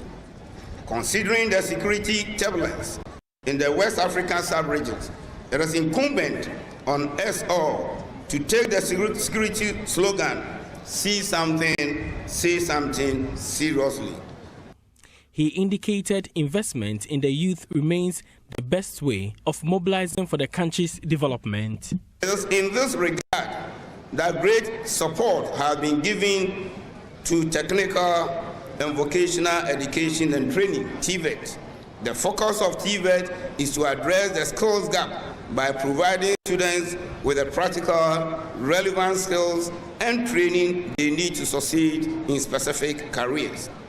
Let me reiterate that through TVET, our youth are provided with the skills that make them employable, enhance their livelihoods, and create wealth.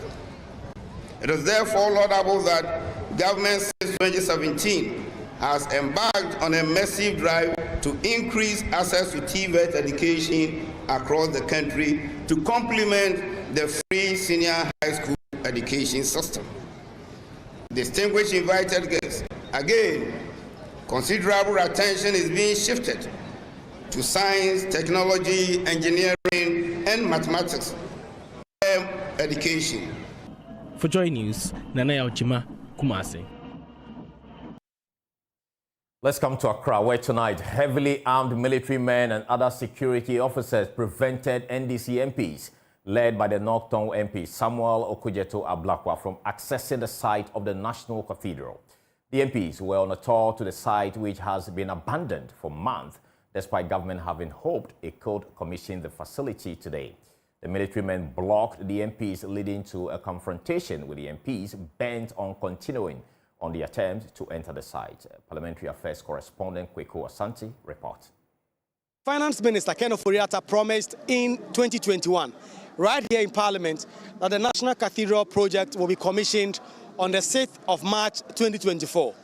Today is the 6th of March, and the National Cathedral is still at the foundation level. NDC MPs, led by North Tongue MP Samuel Okudzeto-Ablakwa, who has been on a crusade against the National Cathedral, today went to the site of the cathedral to do what they called a symbolic commissioning. But when they got there, they will not be allowed in by a group of security men and women led by a military man who said they had instructions not to allow the MPs. There was confusion, there was a confrontation, there was a melee, and the MPs still said they wanted to go through. You know that there is no construction going on. We know for a fact that for 2 years now, there is no work going on this site. It's an abandoned project. So why are you claiming that there is some construction going on there? Yeah, you hold on.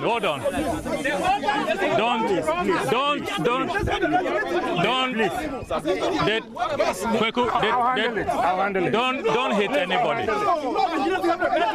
No, but why did you hit him?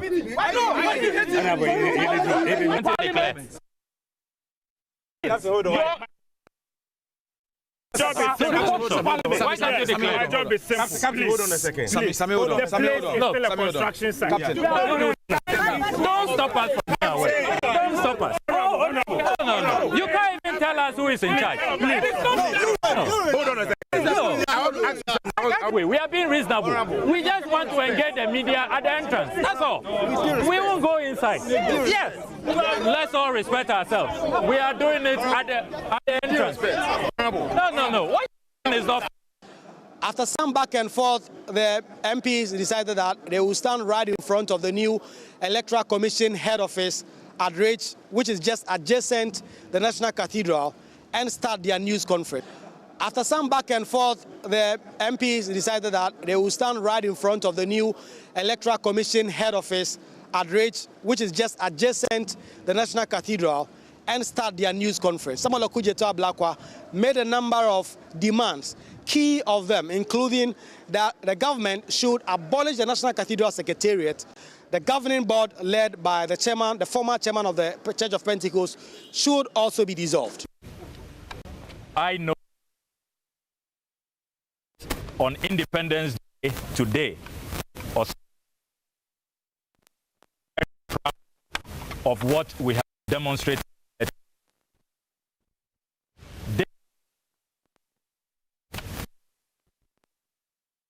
for accountability. More than in this fight, our taxes, and we have every right, particularly on the day the president told us in Parliament and assured the country and the Almighty that this project, valued at $450 million, will be commissioned. So we have every right. If 2 years on the project has been abandoned, we have every right to come and demand accountability. And we begin by quoting Malachi 3:8a. Will a man rob God? No. Yet ye have robbed me. So says the word of God. Blessed be his word. Demand number one. We are demanding an explanation from President Akufo-Addo on why he failed to fulfill his promise to God, to Parliament, and to the sovereign Ghanaian people.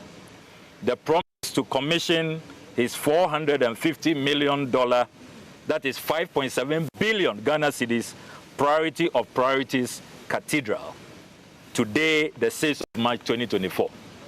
We demand an explanation. Demand number two, we are demanding full accountability on what happened to our 58,141,509 United States dollars and 52 cents. So $58.1 million. That is, at current exchange rate, 740 million Ghana cedis. We are also demanding that they account fully for their infamous United States of America operations. They have never accounted to us how much they have raised from the United States of America.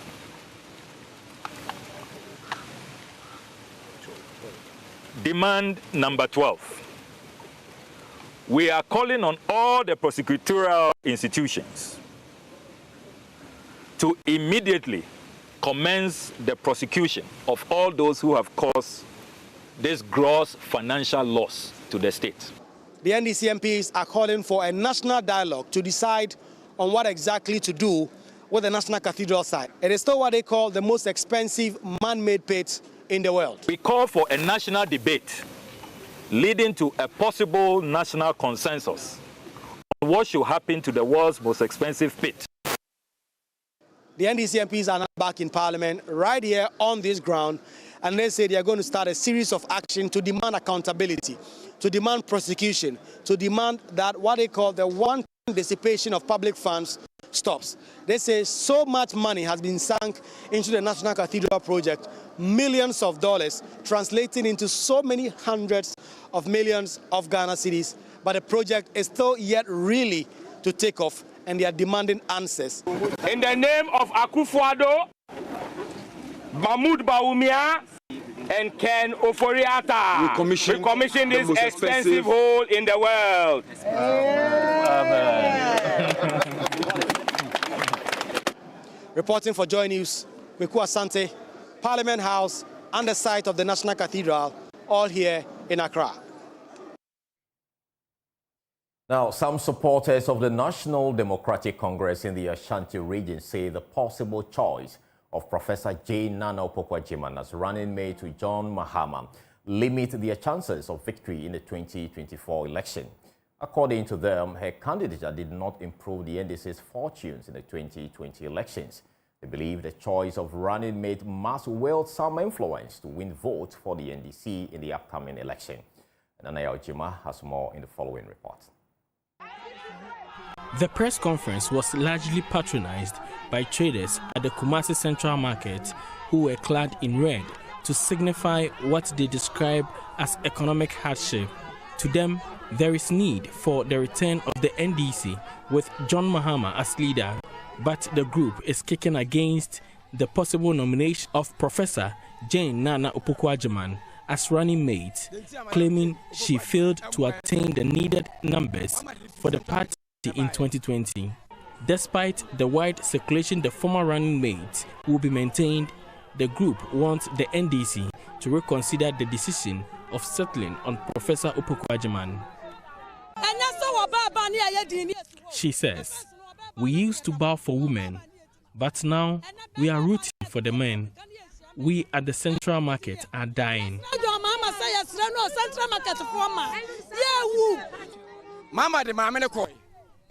In 2020, we lost the election. Even Central Region, we didn't perform well. If we can win election, Ashanti Region is very important. They are proposing former Finance Minister Dr. Kwabena Duffuor be chosen for the role. A member of the group, Frank Baswa, believes the former Finance Minister holds the potential to break the NPP's dominance in the Ashanti region.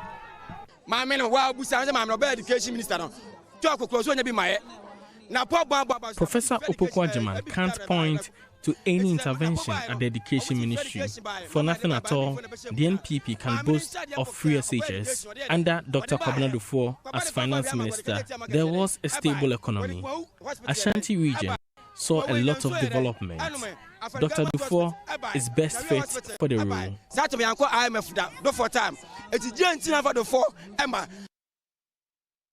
For Joy News, Nana Yaojima reporting. Now, about 15.2% of female adolescent population of Ghana are either pregnant now or have been pregnant before. The prevalence within the age range is almost 1/5 of the global prevalence. Now, the regional disparities are striking, with teenage pregnancy rate ranging from 6% in Greater Accra region to 26% in the Savannah region.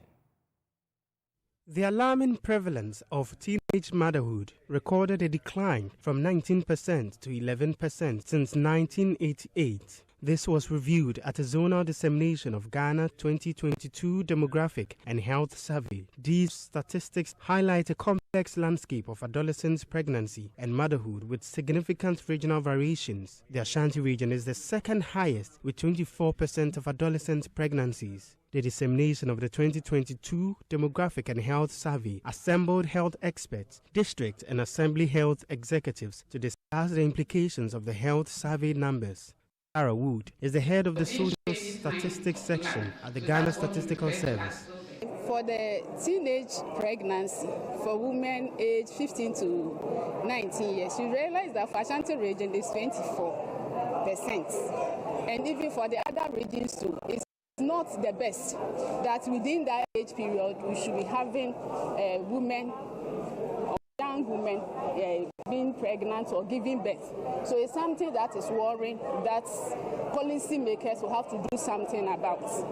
The Ghana 2022 Demographic and Health Survey is a population-level survey designed to monitor and assess progress in the utilization and management of healthcare services across all 16 regions of the country. The 5-week dissemination exercise focused on data generated from 15 target areas including child health, malaria, infant and child mortality, HIV/AIDS and health insurance. Other exploits include marriage and sexuality, fertility, family planning, household water and sanitation, women's empowerment, domestic violence and agency, consent and cohesion. Director of Regional Offices of the Ghana Statistical Service, Emmanuel George Osei, says the report will provide a vital source of information for the Ministry of Health, enabling the measurement of outcome and impact of health programs.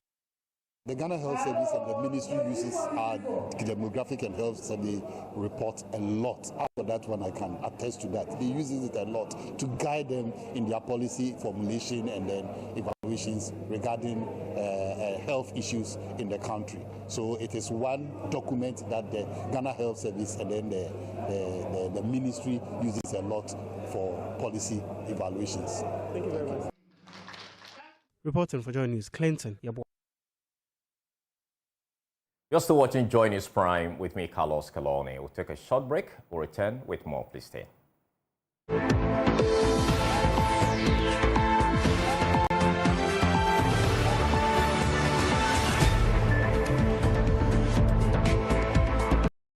Hey, Charlie, what number? The malaria really knocked you down, eh? Charlie, no joke. Fever, headache, vomiting, loss of appetite. I couldn't even eat my usual fufu. You and your fufu. But I hope you got tested before the malaria treatment. Yes, I did. And thanks to Malatu, I kicked out malaria one time. When malaria strikes, take Malatu, containing artemether and lumefantrine. Comes in tablets and suspension for effective treatment of malaria. Great to have you back. Thank you. No problem. Malatu is suitable for adults and children. Manufactured and distributed by NS Chemists Limited. This advertisement has been vetted and approved by the FDA. Whether it's 1924, 2024, or 2124, we've always known that you are driven by your sense of safety and well-being. It is what drives us to see you through from start to finish, from small to big. And in the last 100 years, as you have evolved, so have we also expanded to serve you in many ways. From cradle to grave. With expertise in insurance, life, pensions, properties, health, and for those beautiful, memorable goodbyes. It's 2024, and in all our markets, our pedigree is recognized, our strength respected, our expertise valued, and our solutions sought by all who desire an advantage in life. Experience the time-tested and truly trusted 100 years legacy of Ghana's oldest insurer. Take charge of your future now. Insurance, life, pensions, property management, funeral services, health insurance. Enterprise for your advantage.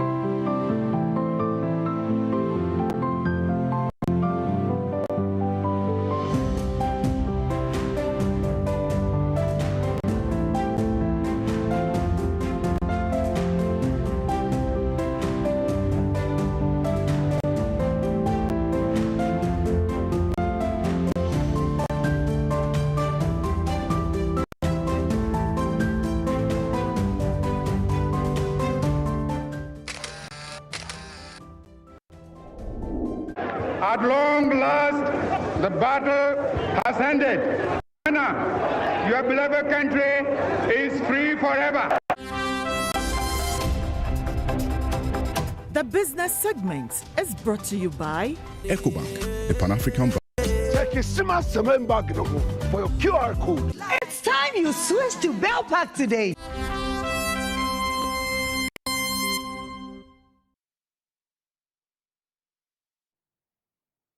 Welcome back. Now, in business, President Akufo-Addo is hopeful the successful election of strategic partners for the Ghana Integrated Aluminium Development to build a new alumina refinery will be a game changer for the country soon. Speaking at the 67th Independence Day celebration in Koforidua in the Eastern region, the president said the commencement of the project will end the export of bauxite in its raw state. That we have gone through difficult economic circumstances, but it is clear that we have overcome the worst and we're looking forward to better times. I wish to make reference in particular to two projects coming on stream that should make a great difference to the economic fortunes of our country. I refer to the successful selection of strategic partners that will work with the Ghana Integrated Aluminum Development Corporation, GIADEC, to build a new alumina refinery and develop mines at Nyinahini in Pasaso as 3 or 4 projects being executed under the Integrated Aluminum Industry IAI projects. I've witnessed the signing of 2 agreements in Accra recently.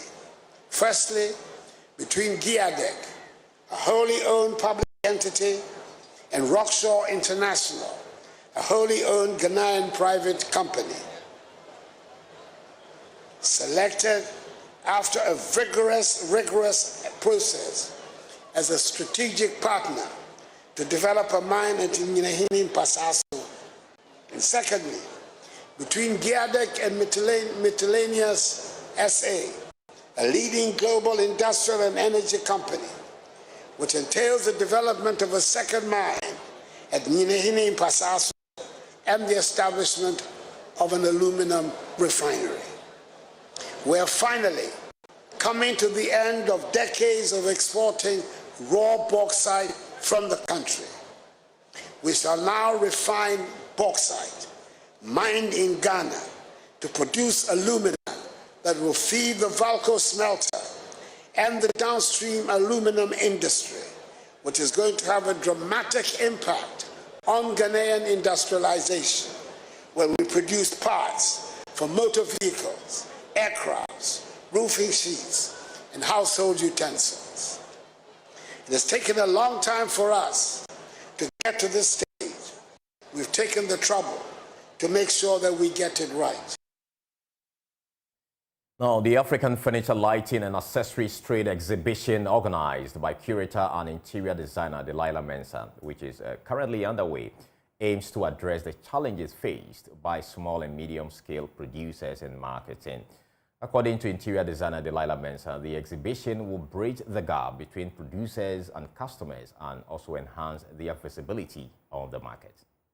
The African Furniture Lighting and Accessories Trade Exhibition is designed to be a catalyst in supporting local industry to foster its growth. Some exhibited items include lamps, chairs, decorative doors, mirrors, and other items. In an interview, curator Delilah Mensah urged the public to take advantage of the exhibition to source for quality items. What we're trying to achieve is bringing the producers, small-scale producers, of accent pieces of furniture, which can be added to the normal settees and things, so that these people, we're bringing them together with purchasers. A lot of them are in different corners of Accra and out of Accra. So we're bringing them under one roof so that people who are interested in purchasing for their homes, offices, and hotels can come here, source for clients or for themselves, and buy.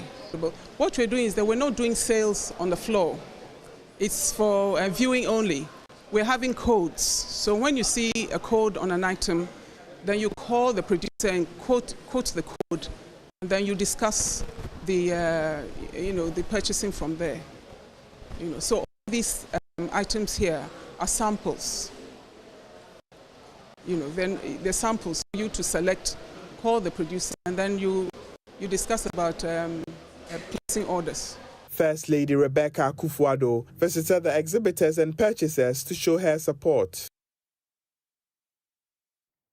We'll take a short break. We'll return with sports. Please stay with us.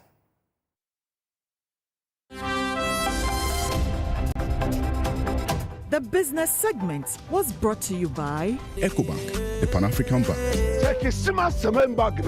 For your QR code. It's time you switch to Bellpack today.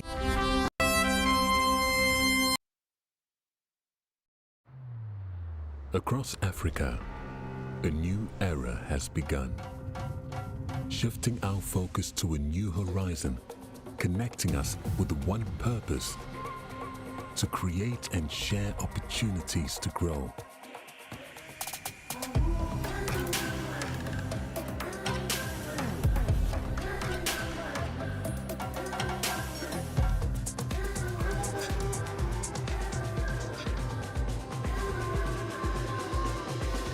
Today, we are making a brighter tomorrow, built by our dreams and our energy. Across our continent, across the world, we are creating a better way to a better future. A Pan-African future. Together. EcoBank. A better way. A better Africa. Daddy, this tank is big. Yes, that's true. It can store a lot of water. That's so true. Wow, it has a working tortoise on it. That's so true. I can see S-I-N-T-E-X. Syntax. That is so true, my daughter. When it falls down, it will spoil. That's not true. But why? Hey! Syntax was the first to introduce double-layer tanks in Ghana. Syntax again was the first to introduce white inner layers in Ghana. Syntax gives you the biggest warranty, 7 years. No matter your water needs, Syntax is the answer. Syntax tank. Are you strong? Are you tough?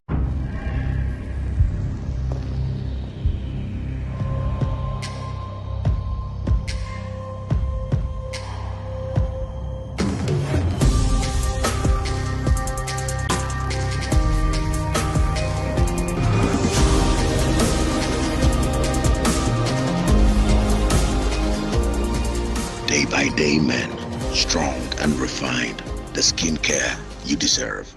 Dream. March is Colorectal Cancer Awareness Month. Are you aged 45 years and over and or noticed blood in your stool and have a family history of cancer? Then don't hesitate to have a colonoscopy. Early detection of cancer and effective treatment saves lives. Visit us or call us on 0244 581 541 or 0271 054 204. Mintuba Hospital.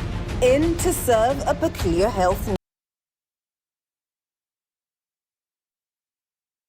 Featuring on Celeb Biz this week is creative entrepreneur Mimi and Danny.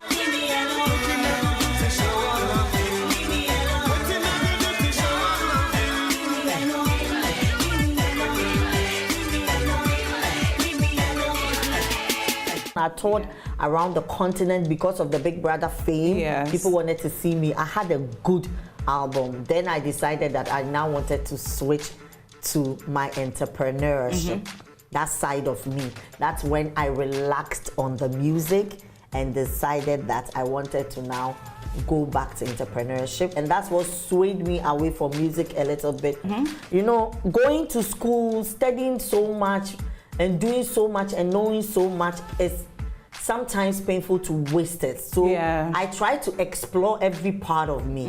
Celeb Biz shows on Joy News every Sunday at 9 p.m. with a repeat on Wednesdays at 10 p.m. Celeb Biz, exploring life besides fame.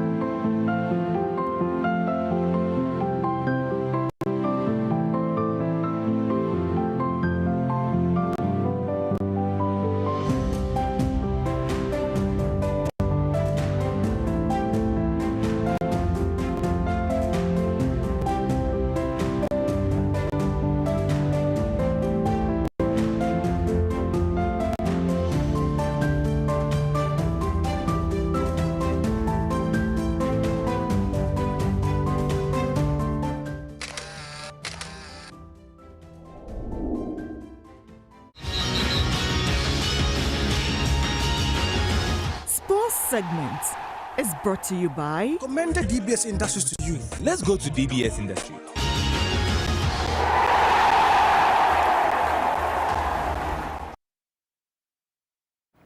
Hello, welcome to Prime Sports with me, Razak Musbah. Now, let's get you some update from the tennis tournament happening in the African Games, because Egypt kicked off the tournament with a commanding performance in table tennis, winning both the men's and women's singles titles on Tuesday at the Accra International Conference Center.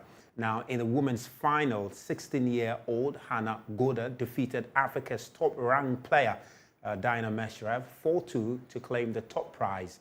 Mohamed Assar Omar beat competition from Nigeria's Wadri Aruna in the men's division to win gold after completing a comeback to win 4-3. We've got more for you in the following reports. Offiong Edem won Nigeria's first medal at the Accra 2023 African Games when she took bronze in the women's singles of the table tennis competition. Edem secured the bronze medal despite losing the women's semi-final by 4 straight sets to Dinah Meshrev. Tuesday's bronze was the 9th African Games medal in Edem's 20-year career. In that time, she has won 2 bronze medals, 2 silver, and 5 gold medals. In the women's final, 16-year-old Goda Hannah defeated 29-year-old Dinah Meshrev by 4 sets to 2. Hannah, who won gold on her last visit to Ghana, a juniors championship in 2019, wasted no time as she raced into a 3-set lead. Meshrev responded by winning the next 2 sets. However, Goda proved why at 16 she is enlisted in Ali's senior team when she broke Meshrev with successive baseline hits to win the decisive set. In the men's singles quarterfinal, defending champion Omotayo Olajide suffered a crushing 4-set loss to 8-time African champion Omar Assar. Tuesday's win was the 5th for the Egyptian in 6 meetings against Nigeria's Olajide. Speaking to Joy Sports after the contest, Olajide admitted he was second best. I feel sad. I was a bit unlucky today. Some said that I could have taken and the match could have went further, but today he was actually lucky and I think he played very well, so he deserved the win. Meanwhile, Olajide had cause to complain about the playing conditions at the Dome. I didn't lose control. I would first of all, the playing condition is okay, but the ACs are on, so I think the air is affecting the ball. I think today it affected me, and I was thinking too much about this instead of me just paying so much attention to the table tennis match that I was playing. Yeah. 2023 African champion Quadri Aruna also complained about the air conditioners at the Dome at the Accra International Conference Center. Table tennis is not an outdoor game, it's an indoor game. So temperature inside the hall should be 18 degrees and there shouldn't be any kind of wind. We can't play in a windy weather and air condition is always blowing the ball, so the ball is not direct, it's always like this. So it's not normal to play when there is air condition. That was moments after he had dispatched Egypt's El Baili in 4 straight sets. That win sent him into the final where he faced Omar Assar, who had defeated Senegal's Ibrahim Diaw by 4 sets to 2 in the other semi-final. Omar Mohamed Assar beat Quadri Aruna by 4 sets to 3 to win his 3rd African Games gold medal in the men's singles. Assar first won gold at the African Games in 2011 when he won the men's singles competitions. 4 years later, he repeated the trick in Congo-Brazzaville. Here in Accra, and 9 years on, Omar Assar has etched his name in African Games history by winning his 3rd gold medal in 3 different singles competitions and his 9th African title overall across all divisions. For Joy Sports, Achu Tamaklu. Well, the table tennis tournament competition continue with Ghana's team. This time round is their team.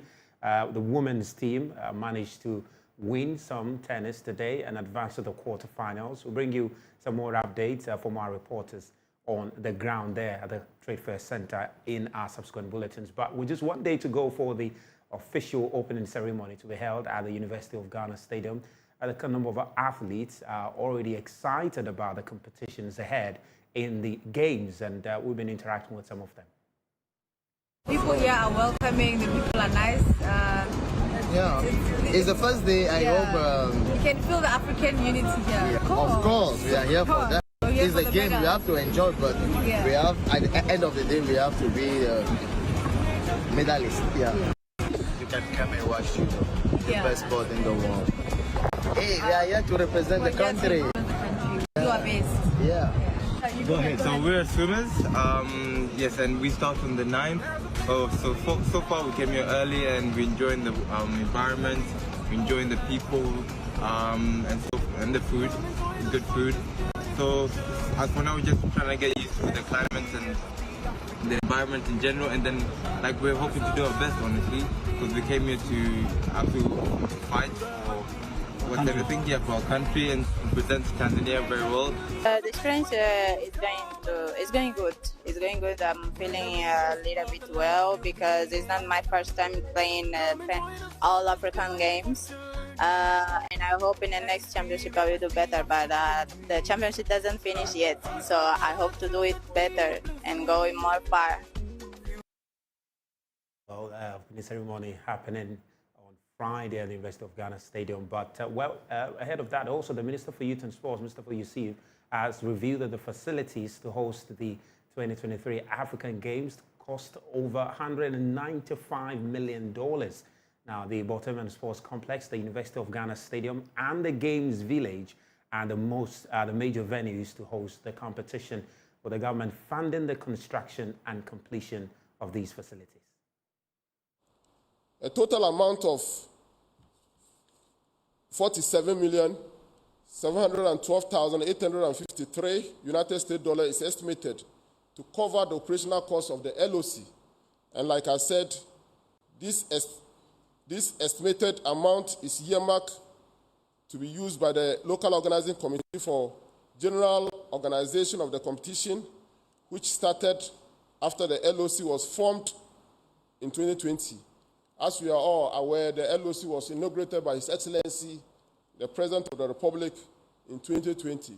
So this operational cost is not just for this year, it's for the entire period. We are going to accommodate our athletes, and I mentioned earlier that we are expecting 13,000 participants. Most of the athletes will be housed at the Games Village. But when it comes to football, all the men football, we are still going to be getting them hotels, and it's the responsibility of the host nation. Unlike AFCON, where CAF will pay for accommodation for countries participating, in African Games, it's the host nation that provide accommodation for the countries. The women will also be in Cape Coast, their hotels. It is the responsibility of the host nation to ensure that they are hosted, they are fed. So it's also an area, and also all the officials from ANOCA,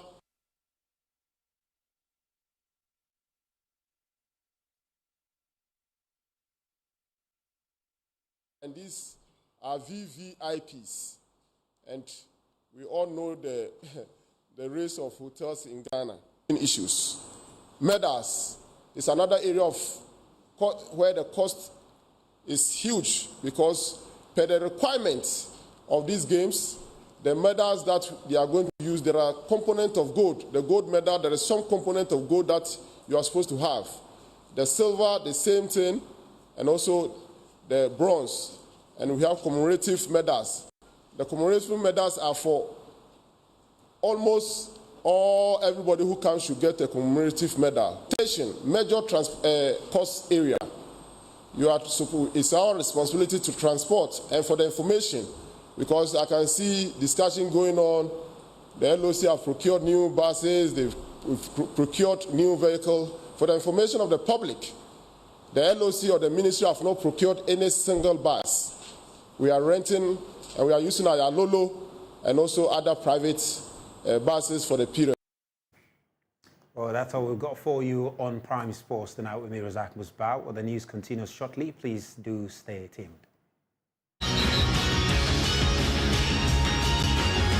Sports segments was brought to you by Mender DBS Industries to you. Let's go to DBS Industry.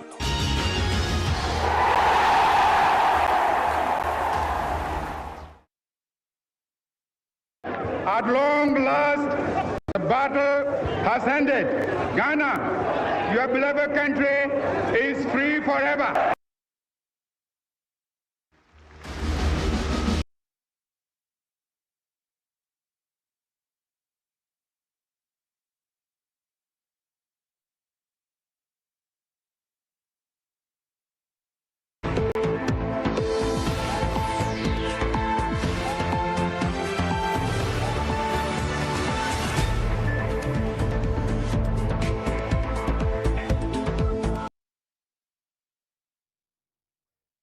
That's all we have in this hour. We have more stories on myjoyonline.com. Happy Independence to everyone watching. My name is Carlos Keloni. Have a great evening.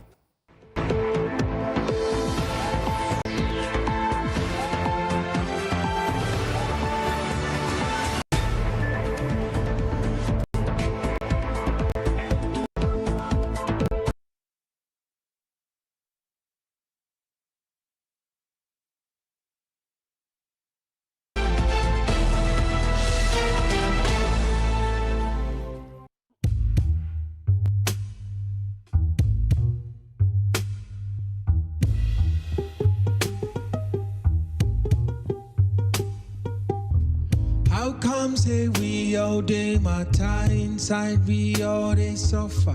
Something they cause me, they cause you, they cause your son and daughter. Where we all feel come together and try to sort each other. Then you go turn around and sell out just because of dollar. Managers they think how fast he go fetch up something today. Forget about him, people make them find them our own way. Forgetting say the same people put on for where he day. He cast too high to see suffering below, he's too far away.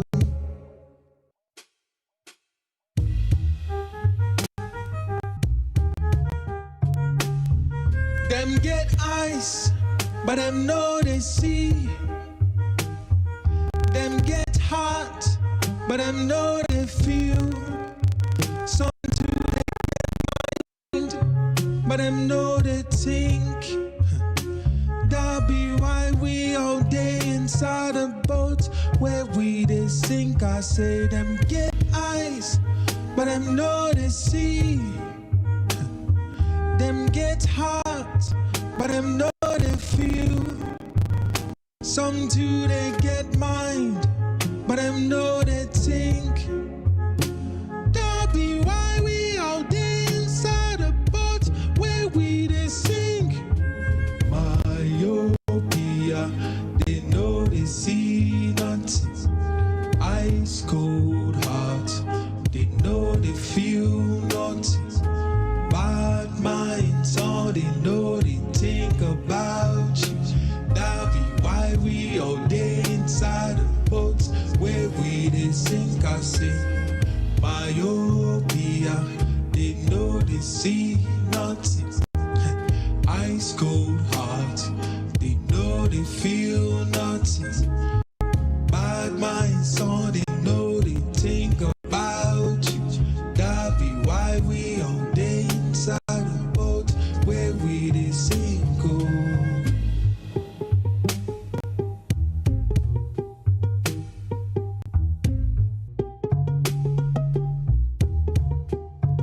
I say them get ice, but them know they see. Them get hot, but them know they feel. Some too they get mind, but them know they think. That be why we all day inside a boat.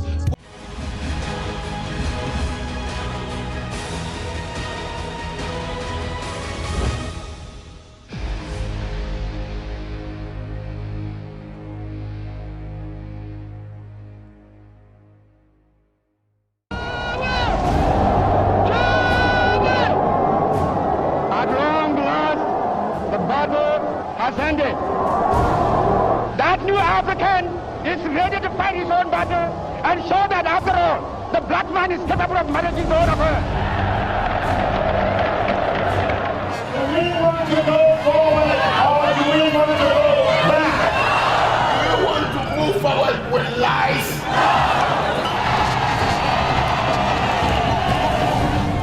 We're going to go into a 3-year program with the IMF.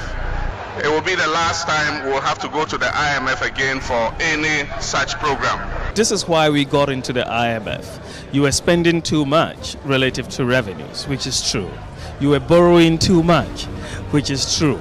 Your external payments position has deteriorated, which is true. I'm also pleased to report that the 3-year IMF-supported extended credit facility program, begun in 2015, comes to an end this year.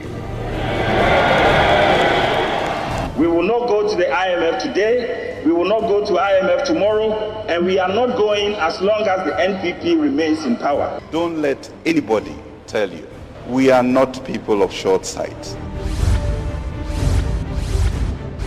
Suddenly, we were facing major challenges on our balance of payments.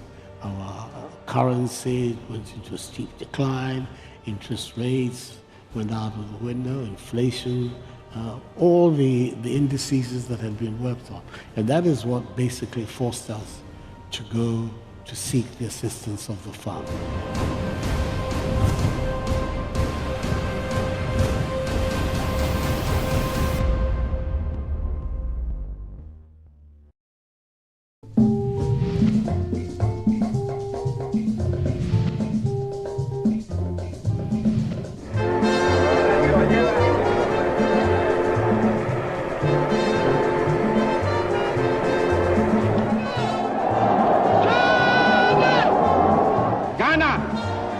Your beloved country is free forever.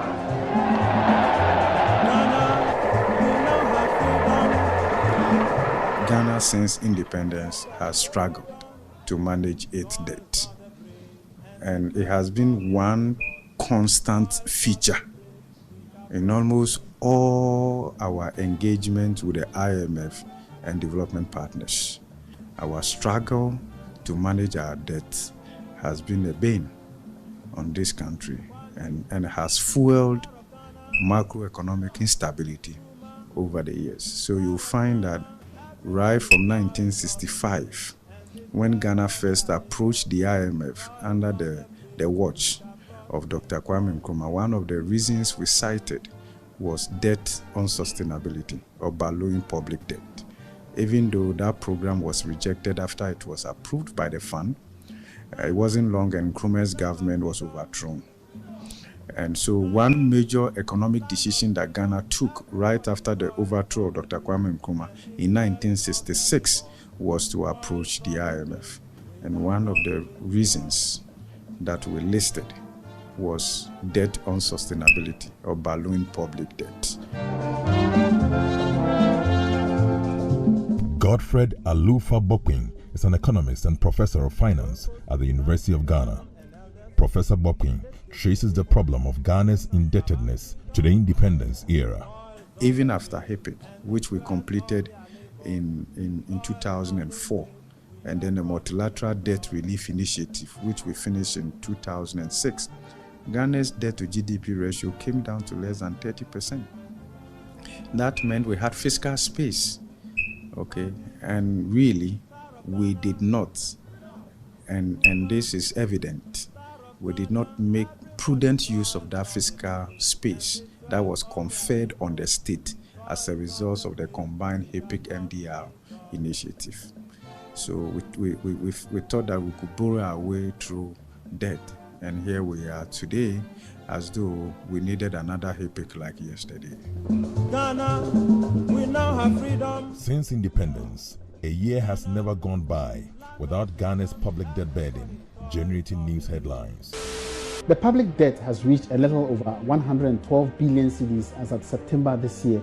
The total debt of Ghana is nearing some 200 billion Ghana cedis.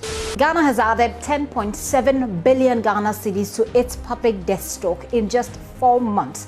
The IMF is projecting that Ghana's debt to GDP ratio could reach worrying levels by the end of the year. The end of the slave trade corresponded with the Industrial Revolution. The demand by European powers for Africa's tangible commodities like gold, cash crops, fossil fuels, and metals were on the ascendancy. After more than 60 years of independence, Ghana remains heavily reliant on foreign exchange returns from 3 principal commodities: gold, cocoa, and now oil, which together account for more than 80% of the country's exports. Historically, Ghana has enjoyed a lot of debt cancellations and technical defaults, including the famous Taxation Policy announced by Champon in 1972. The problem is that historically, we always hit a roadblock where we just have to go and beg our creditors to forgive us. We've not been able to figure that out, where we borrow money, we attract more capital, we transform the nature of our economy by building the right factories, the right schools, the right hospitals. Our people become much more productive. They start to produce a lot locally. We have a lot more money. We stop having to borrow so much. And then we are suddenly in alignment with our commitments to our creditors, for instance. The historical evidence is that we always struggle with that goal. And we've been trying for many, many years.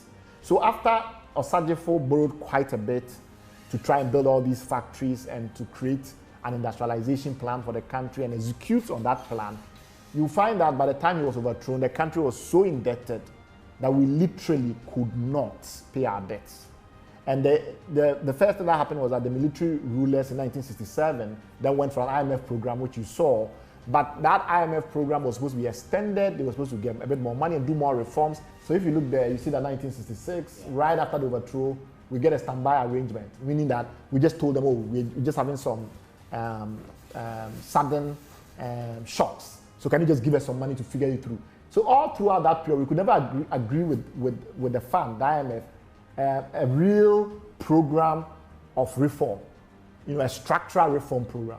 Bright Simmons, an avowed apostle of economic reforms, speaks profoundly on Ghana's debt cancellation. Collecting small amount of money until we went into a proper program in 1983, and then that led us into a full-scale program, which was the Standard Fund Facility in 87. Before we got to that period, we were just doing standby arrangements, just collecting money to fix a few problems.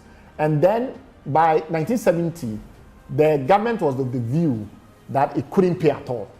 Even with all the support that was coming in, it just could not. So the British government agreed to host a debt conference in London in a place called Marlborough House, where it invited all our other creditors. And then Ghana sent a delegation led by the finance minister then, the Honorable J.H. Mensah, and you can see the Honorable John Ajikum Kufuor on the left, who was then the deputy foreign minister. And the two of them were the leaders of our delegation. We went into this debt conference and we started to talk about debt relief. Eventually, this led to about half of our debt more or less being wiped away.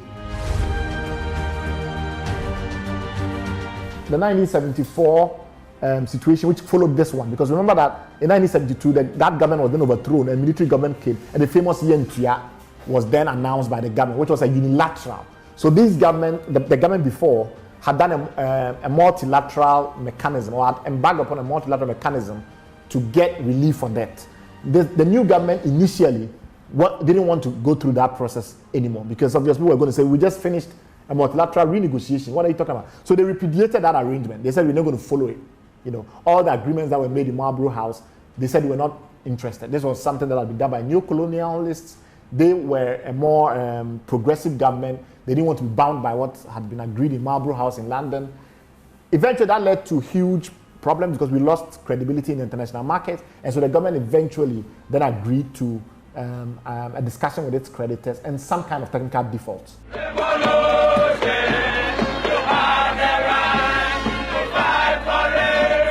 Ghana's economy is fragile.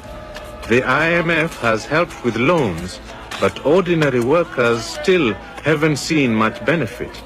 Political stability remains elusive, and Rawlings' own position is far from secure. In 1982, also we went into another technical default because when the new government came to power, they do the usual thing they do. They blame the previous governments for all the debt, and they call them odious debt. And they just couldn't pay as well because during that period we had huge problems with reserves. And then the drought had happened, or the drought was just about to happen. Then we had people kicked out from Nigeria. So we had a lot of financial difficulties in the period. And in 1982, we went into another default situation. Were described as not credit-worthy. No creditors will continue to give us credit lines to run the business of government for the nation. And since we had only 4 years to prove that we could govern, we might be worse off than what we inherited. So we decided to go the HIPIC way, and it worked. Ghana was the second biggest beneficiary of debt relief, literally in the world, though this is a list of African countries. In terms of the proportion of your GDP, and as a proportion of how much debt that was forgiven, Ghana was number 2 on the list of African countries at least. So you see that we had huge benefits from HIPIC. More than $6 billion of money was freed up for us.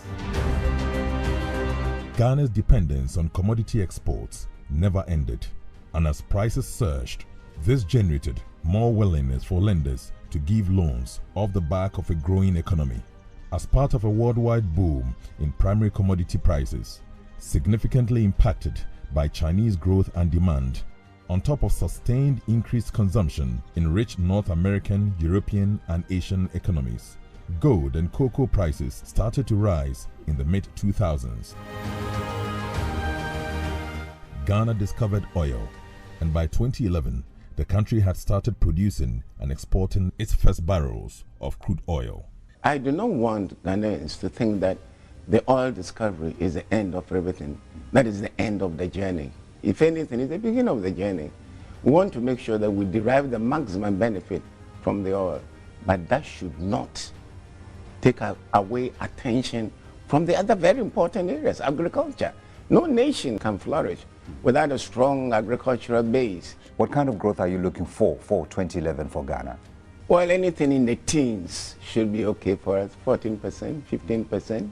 In January 2011, Ghana was set to become the fastest growing economy in sub-Saharan Africa, as projected by the World Bank, with an end-period growth rate of 13.4%. Indeed, Ghana ended 2011 with a growth rate of 14%, 0.6 percentage points higher than what was projected, after slowing down from 14% to 9.3% in 2012. The unexpected happened. The prices of gold and oil both slumped significantly in early 2013. Ghana's growth rate followed with an unstoppable free fall, and before the dawn of 2015, the country's growth rate had been truncated from 14% in 2011 to 2.9% in 2014. By 2015, Ghana's economy was in trouble, hobbled by widening current account and budget deficits, rampant inflation, and a depreciating currency. Credit dried up as interest rates rose and banks' bad loans piled up.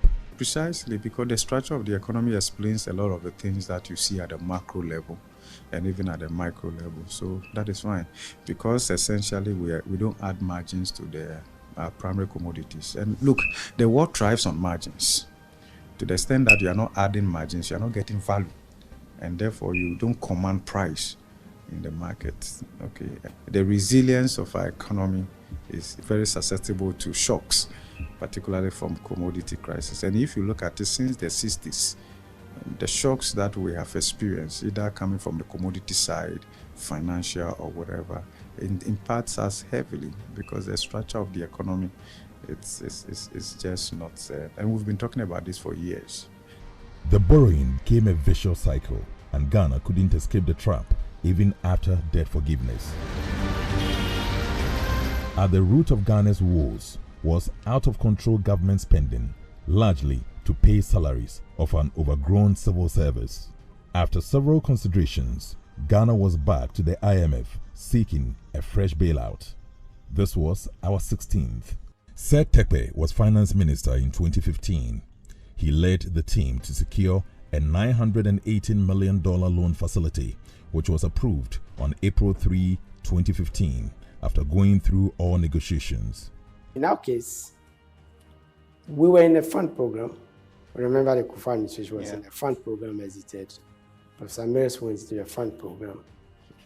But remember, we also said that we came to the conclusion that we wanted to do homegrown policy.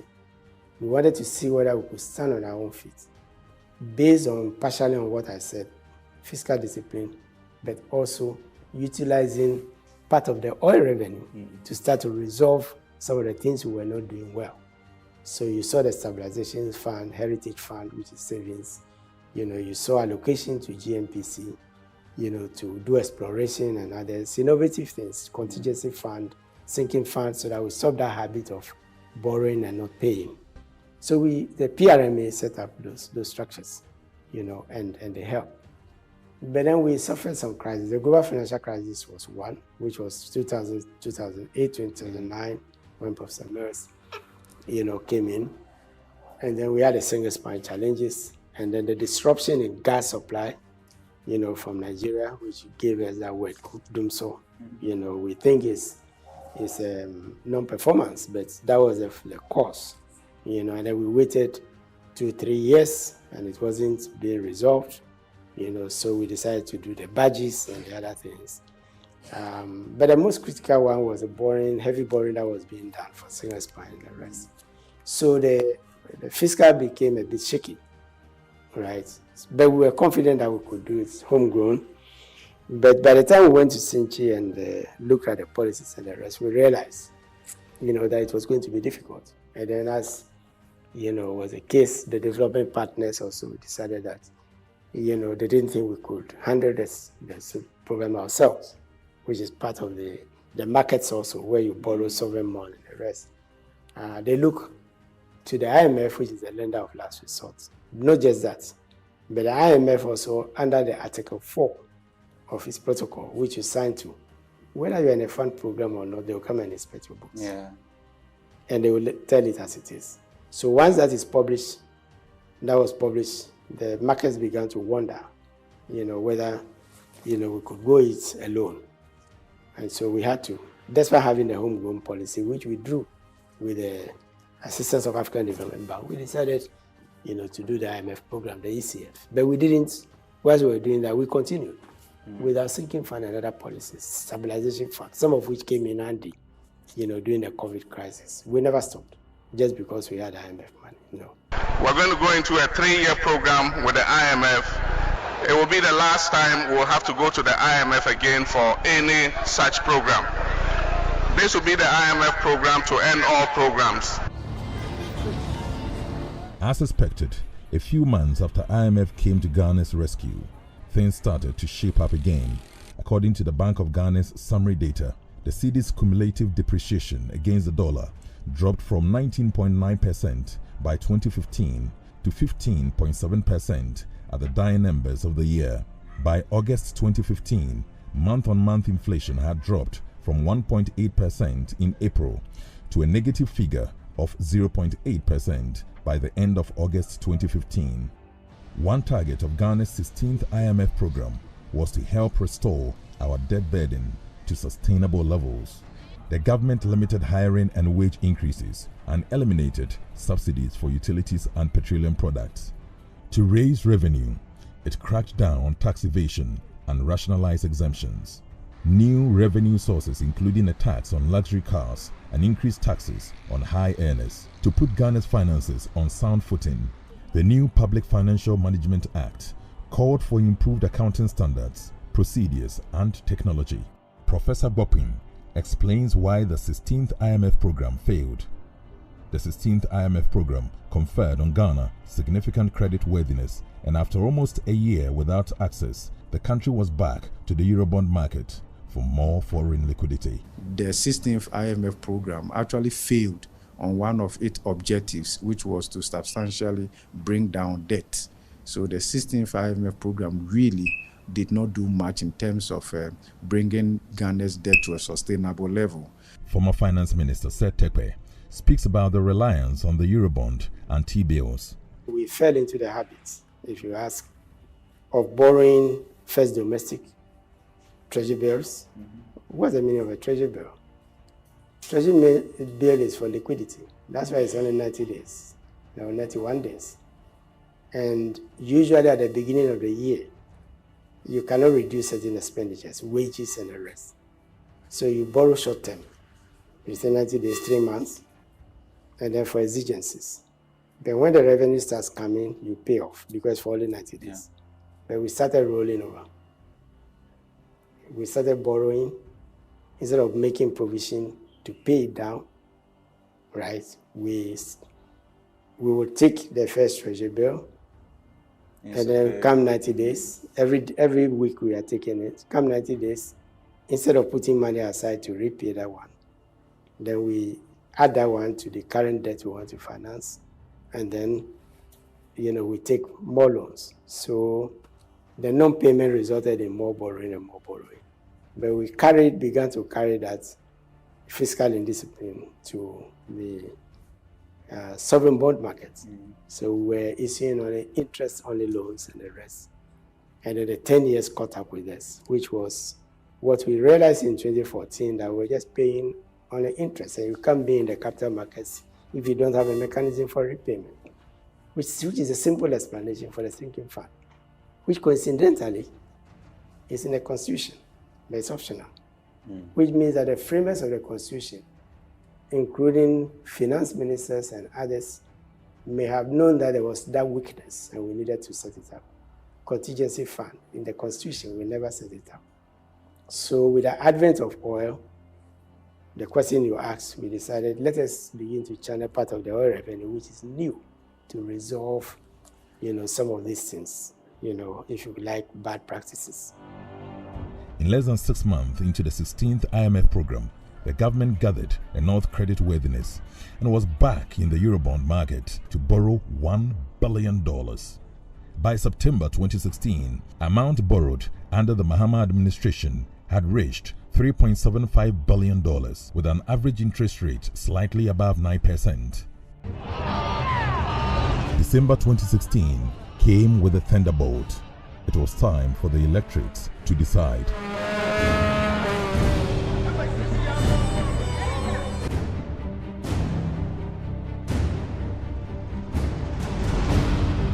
The elections were fought on the turf of the economy. This is why we got into the IMF. You were spending too much relative to revenues, which is true. You were borrowing too much, which is true. Your external payments position has deteriorated, which is true. After 8 years of power, the National Democratic Congress, led by John Dramani Mahama, suffered a huge shock. The party lost the national election by a huge margin. A new messiah, Nana Addo Dankwa Akufo-Addo, was ushered into office to perform the badly needed surgical operation on the Ghanaian economy.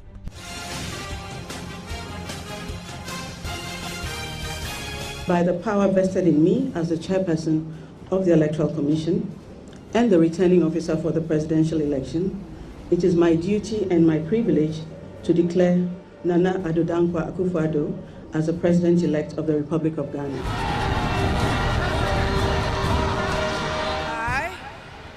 I, Nana Addo Dankwa Akufo-Addo. There was a new breath of hope. A new team was to steer the economic affairs of the country. In fact, many believe that with Dr. Bawumia in the economic management seat, Ghana's economy would never slip back into coma. Fellow Kukrudites, we were elected to fix the problems, and I'm glad to report that we are fixing the problems and we are putting in place the policies that will drive the economic transformation of this country.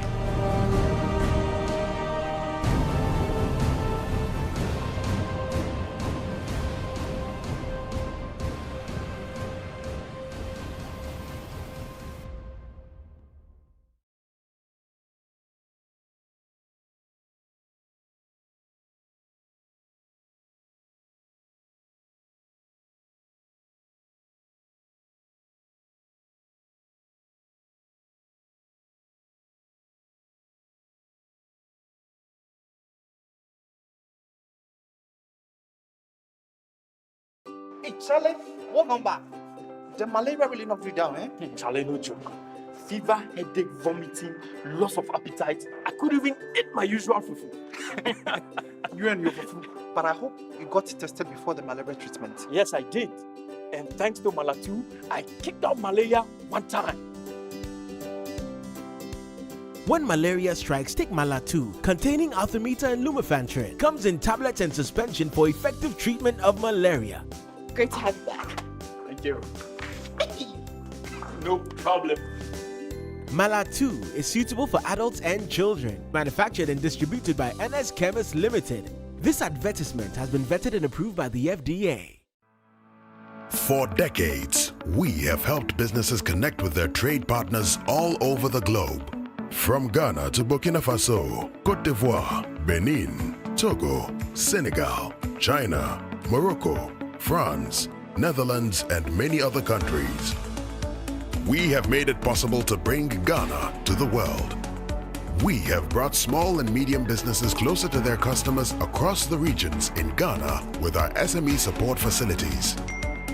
We have brought relief and smiles to the faces of families with our employee personal loans. With our cutting-edge technology and digital support, we take the burden of complex thinking off you, making life simple. That is who we are, as close as a partner. Bank of Africa. We are indeed the African bank with the global reach. How far with your internship? To be honest, I'm so nervous about starting this new role on Monday. Oh, please. I know you'll be great at it. You should be worried about what benefits they have. Example, do they have health insurance? I doubt they will have that for interns. But no shaking. I have NHIS already. After you son a line, ting. Ina, look at you. What are you going to do in the office when you can just download their app to register for an NHIS membership? Yes, my people. You heard right. You can now download and register your membership on my NHIS app. No long queues or tedious paperwork. All you need is your Ghana card to register for yourself and for others. Once you register, you get a new digital NHIS card on your phone. My NHIS app gives you access to credentialed health facilities and services across the country. NHIS covers over 95% of disease conditions in Ghana. Access to healthcare just got easier. Now let me sign up quickly. Miss Seth, I'm starting work next month.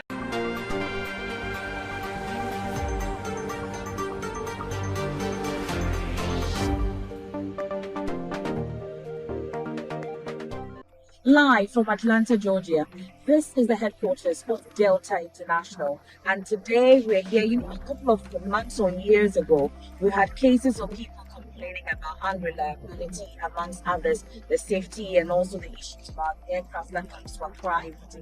Today we get the rare opportunity to visit the headquarters of Delta Airlines right here in Atlanta, in the USA. I'm here together with some colleagues from to at least get to understand the operations of Delta International. And we've been here for about 2 days now, and I can tell you that the experience has been very exciting, but I'll get you to understand what happens here as well. I'll take you into a number of spaces that ideally you will not get to visit, and I'll give you that opportunity as well to get to understand the operations of Delta. And then from now, we'll get to understand why they say keep climbing, and then safety, they say, is always prioritized. Delta Airlines will get some briefing shortly, and I'll update you on everything you get to see there. So this is a crew. We're right here. Today, getting ready for our first meeting for the day. Our first encounter was with the Managing Director, International Strategy and Planning of Delta Airlines, Don Cox, and he revealed that in 2023 alone, Delta Airlines flew over 130,000 passengers from Ghana to the United States. Since it started operating the Accra JFK route, it has so far carried about 1.8 million passengers to the USA. Delta says it aims at a net zero carbon emission by the year 2050. He adds that Delta Airlines is the largest airline in terms of the demand of customers between Ghana and the US. For the Managing Director of International and Specialty Sales, Rob Lebel, stable democracy and favorable laws and policies in Ghana are a major boost for the operation of Delta Airlines in the aviation industry in the country. Richard Cox, the Senior Vice President, Reservations and Customer Care, took time out to also interact with the team and says regardless of the Class 1 flies in on Delta, the customer care experience is the same. Maurizio Paris, Vice President, Brand Experience, also reiterated the fact that each customer of Delta is guaranteed the same brand experience. Rasan Johnson is a managing director, International Corporation Communications, and he debunks assertions that the aircraft that comes to Ghana are not fit for purpose. He tells me that Ghana has not been assigned a specific aircraft. So we have a wide-ranging fleet of airplanes that travel all throughout our system. There is no airplane that we fly to Ghana that we don't fly to Tahiti, within the United States, to South America, to Europe, and to everywhere else. The 767-300 airplane that we fly to Ghana carries some of our highest paying customers on routes between New York and Los Angeles, for example. It carries our vacationers going from Los Angeles to Tahiti. It carries business travelers going from Atlanta to Bogota. So the aircraft that we fly to and from Ghana is the right size aircraft for us to be financially successful in Ghana. What we want to do is to have a strong business that allows us to give the right amount of service to the community so that we can fly that route every day, so that we can fly that route and be successful. The alternative is a larger airplane for fewer flights a day, or for fewer flights per week, or fewer weeks per month, or fewer months per year. We want to provide the level of convenience and options and service, and I'm happy to say we've had no cancellations between Accra and the United States since September. Now, we've had 2 long delays, that's too many, but we will always do what is safe, and our dispatch reliability, the rate at which those airplanes are scheduled to go is higher than it is in many of our international partners. To those who have never flown Delta or had that Delta experience, listening to you now, what would you say to them? Why should it be Delta? I personally have worked for several airlines in my career. I step on a Delta airplane and the flight attendants are warm, the service is good, the food is amazing. I think if people give us a try, they will like us. Now let's take a guided tour of the Delta Flight Museum led by Tiffany Meng, Director Operations, Delta Flight Museum.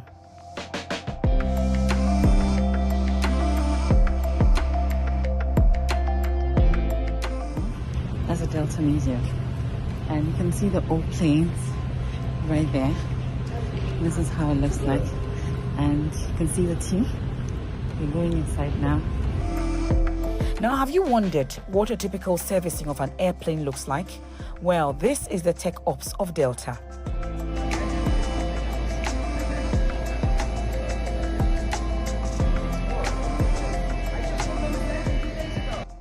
Now, after getting first-hand understanding of the operations at Delta Airline, it is time to test my flying capabilities and live the dream.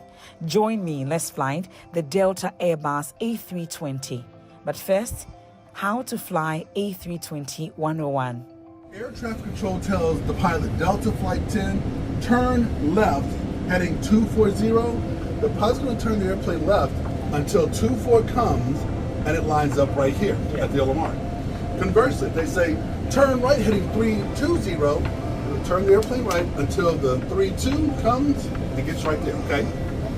This airplane has 2 engines, okay? This is basically the gas pedal of the airplane, or what they call the throttles, okay? This controls engine number 1, this controls engine number 2. We fly them simultaneously when normal operations are normal, okay? Both things are functional. The landing gear, when we take off, I'll tell you to pull the landing gear up, you pull this out and up, the wheels come up in the airplane. When you're landing, I'll tell you to pull it out and down, the wheels come down. Prepare for landing, all right? Flaps. The flaps are incredibly important for takeoff and landing because what happens is, how an airplane flies is that they have to have so much air passing over the wing. Now, let's fly Delta. Push forward just a little bit. Push forward just a little. Push forward, not too much, not too much. All right, that's enough, that's enough. Pull back some, pull back, pull up, pull up, pull up, pull up. Pull, yeah, pull back, just a little bit. All right, not too much, not too much. Go forward, push forward, push forward, push forward, push forward. Not too much, not too much. Push forward, push forward, push. Pull back, pull back. Pull back. Dual input. Pull back. Pull back. Pull. 20. Pull back, pull back, pull back, pull back. Hold. Look at that. Look at that. Push forward. Look nice and easy. Nice and easy. Nice. That was good. Did I land? Actually, you did. I just took over the brakes. So you took over for this guy's missed approach, and you saved the day. Yeah. My co-pilot.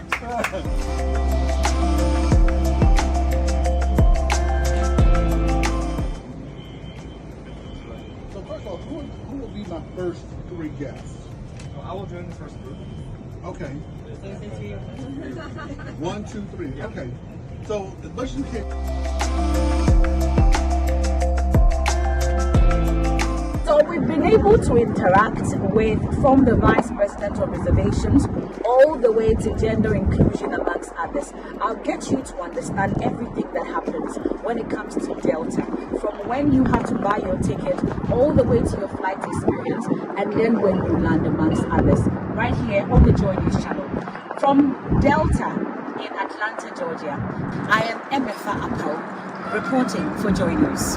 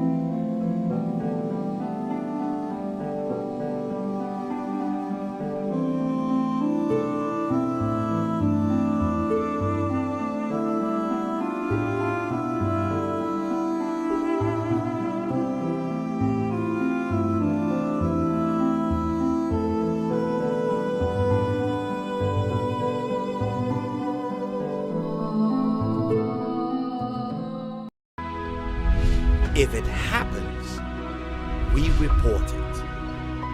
Joy News. Independent. Fearless. Credible.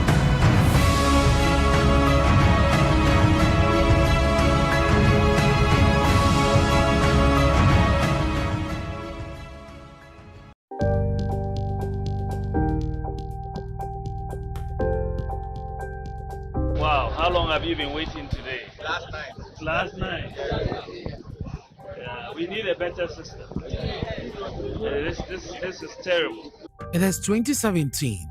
Vice President Dr. Mahmoud Bawumia has arrived at the only passport application center in the country, located in the capital Accra.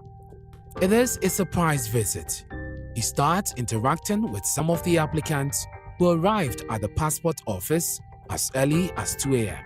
The New Patriotic Party had promised to modernize the hitherto cumbersome application process and make it easier for every citizen to acquire a passport.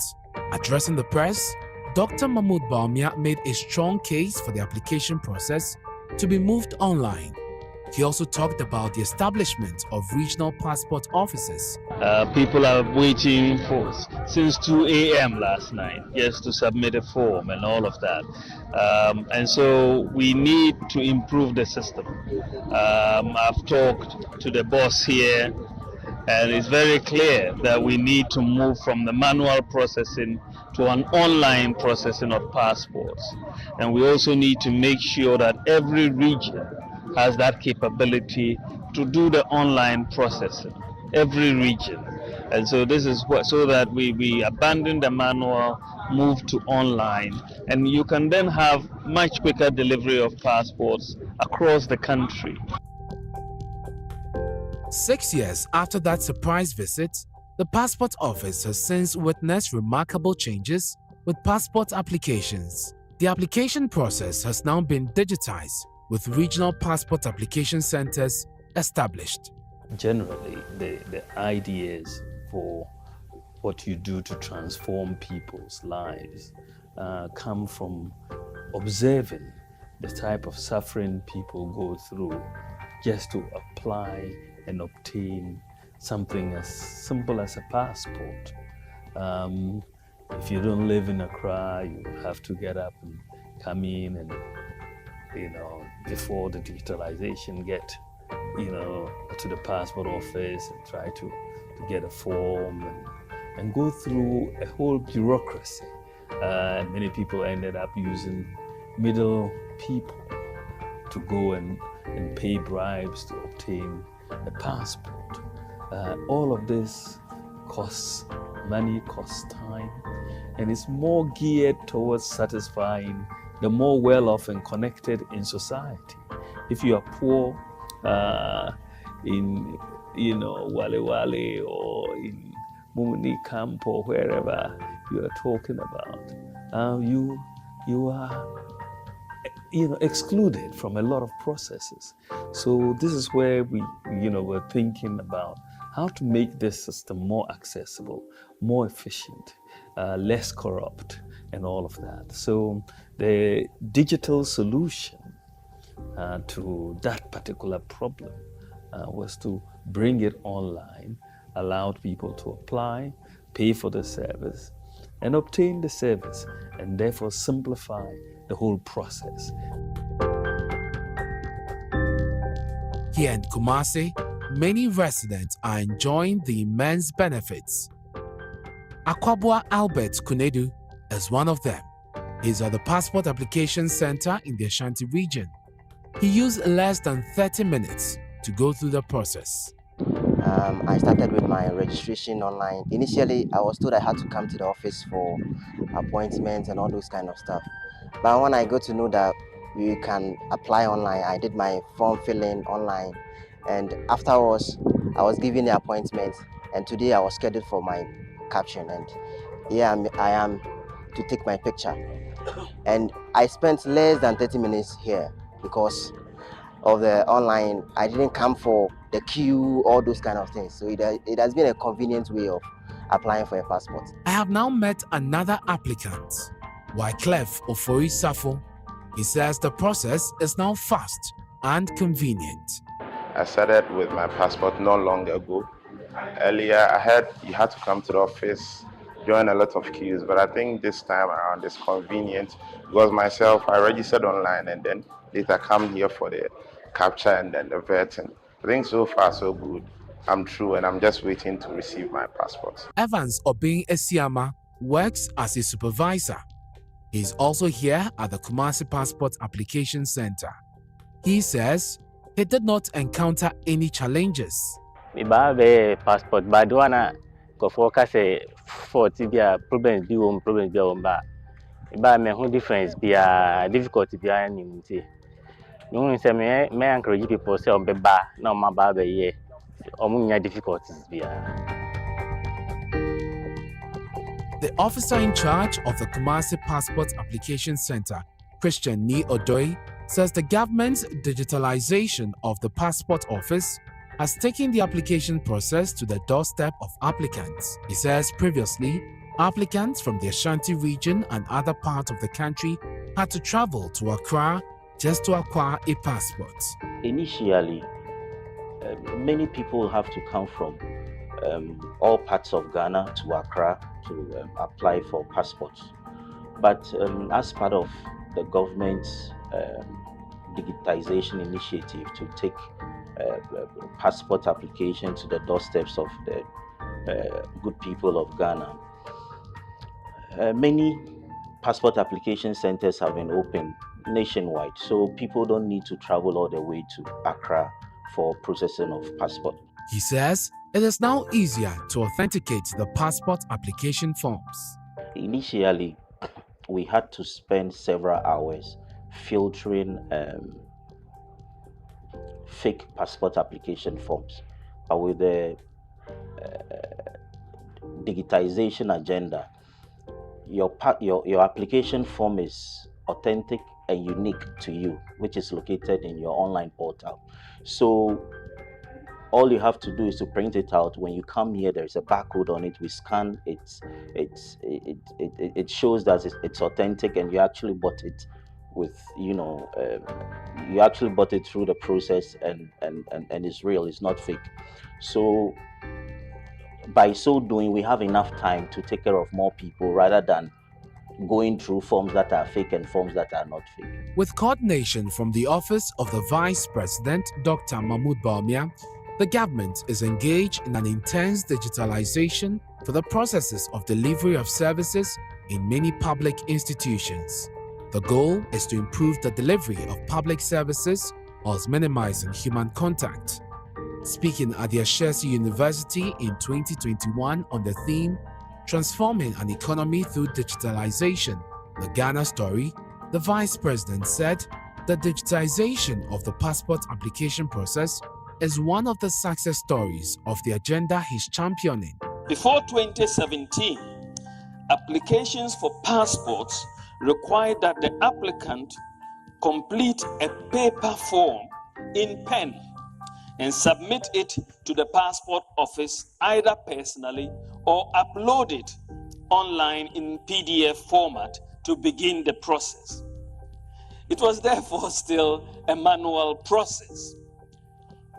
Following digitalization, passport applications are now online, and there's no need for middlemen or guru boys or for the payment of bribes to obtain a passport.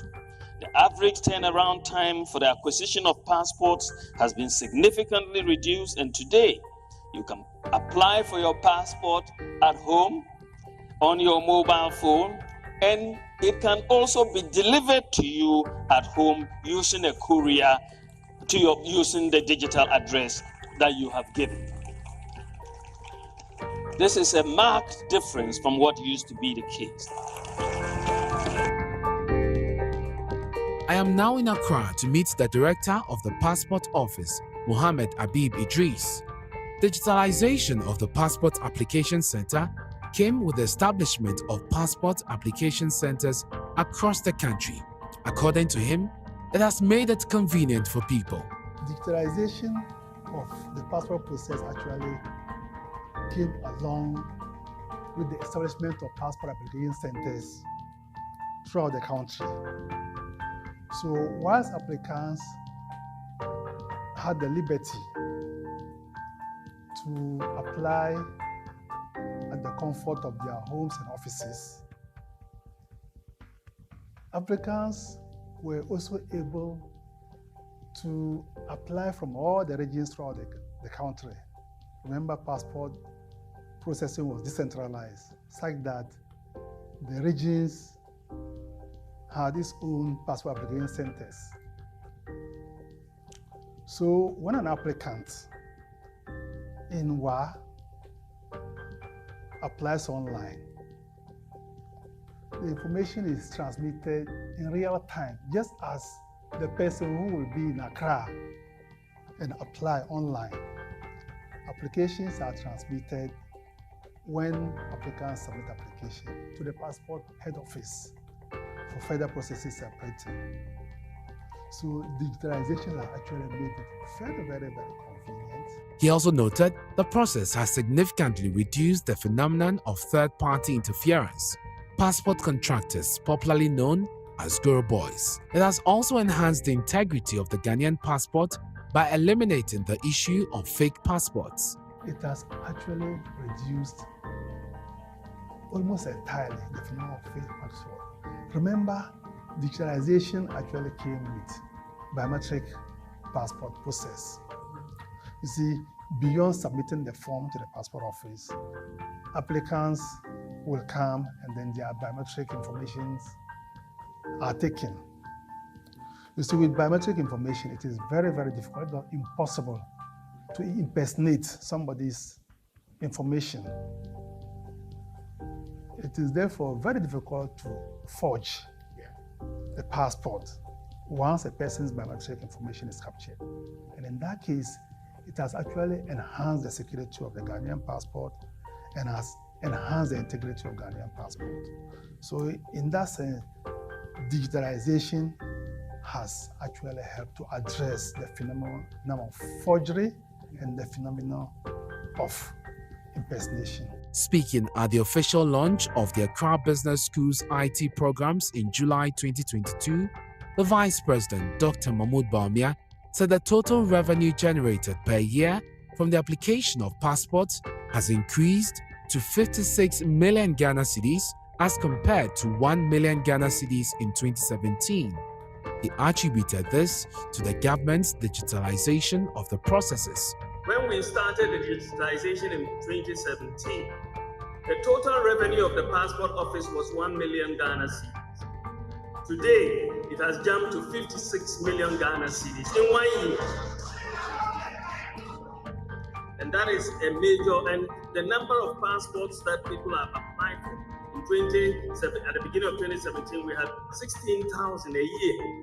Today, 498,000.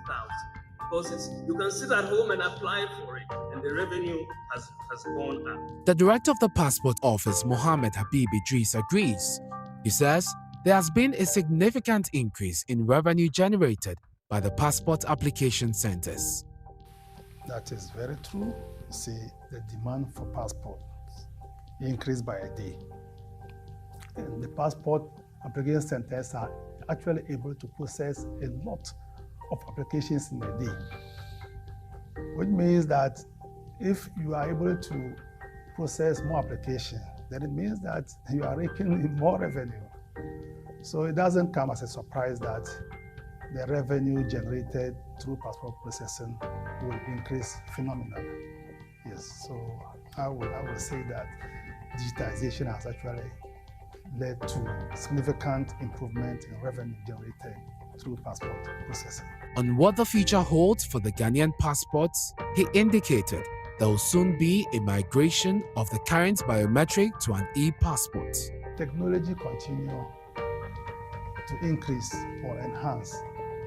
Currently, Ghana, and for that matter, the Ministry of Foreign Affairs, is in the process of migrating from the current biometric passport process to the chip-embedded passport, or what we call the e-passport, which assures enhanced security and will also ensure that applicants or Ghanaian passport holders are able to travel easily across the world.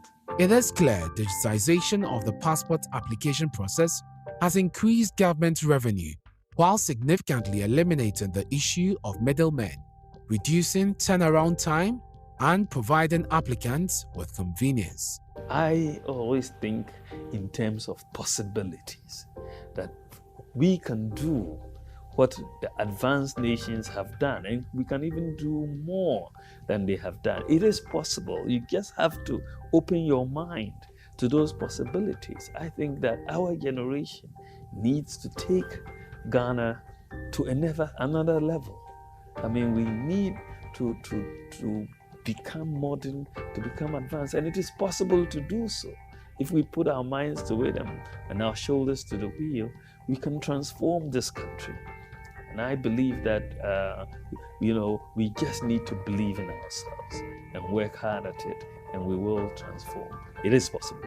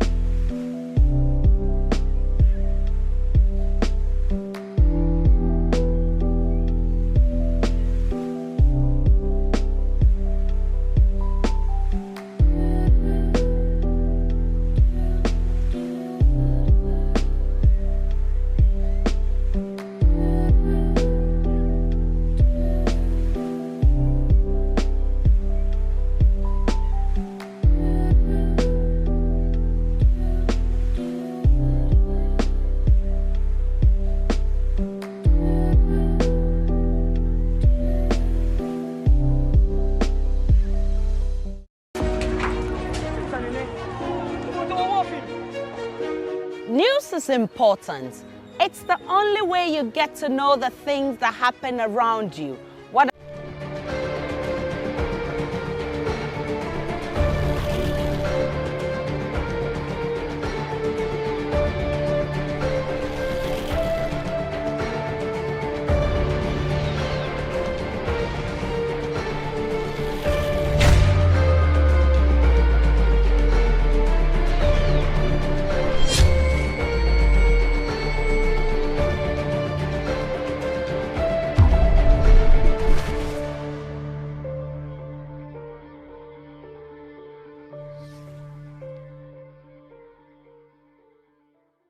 Hello, good evening and welcome to PM Express. My guest tonight is a man who attempted to build trains in the sky in Greater Accra, a very famous project. We will talk to him about that, but he is also the incumbent member of parliament for Isikado Ketan constituency. He's retired, at least at the end of the elections on December 7th. He's not returning to parliament. He's retired as a member of parliament. We'll see whether he remains a politician when we talk to him. He was also Ghana's Deputy Attorney General once, and then subsequently a substantive Attorney General and Railways Minister. Of course, as I talked about rings, you may have picked up on that he was in charge of our railway sector for a while. He is my guest tonight. He is Joe Gatti, and he's spending his last few days in Parliament before the December 7th elections. I'll be picking his thoughts about politics, about Ghana, about a sector that he led, and about the MPP. PMS is always brought to you by Syntex Tanks. It's also brought to you by our Lomo Bitters and the Ghana AIDS Commission. When we return, my guest will hear his thoughts.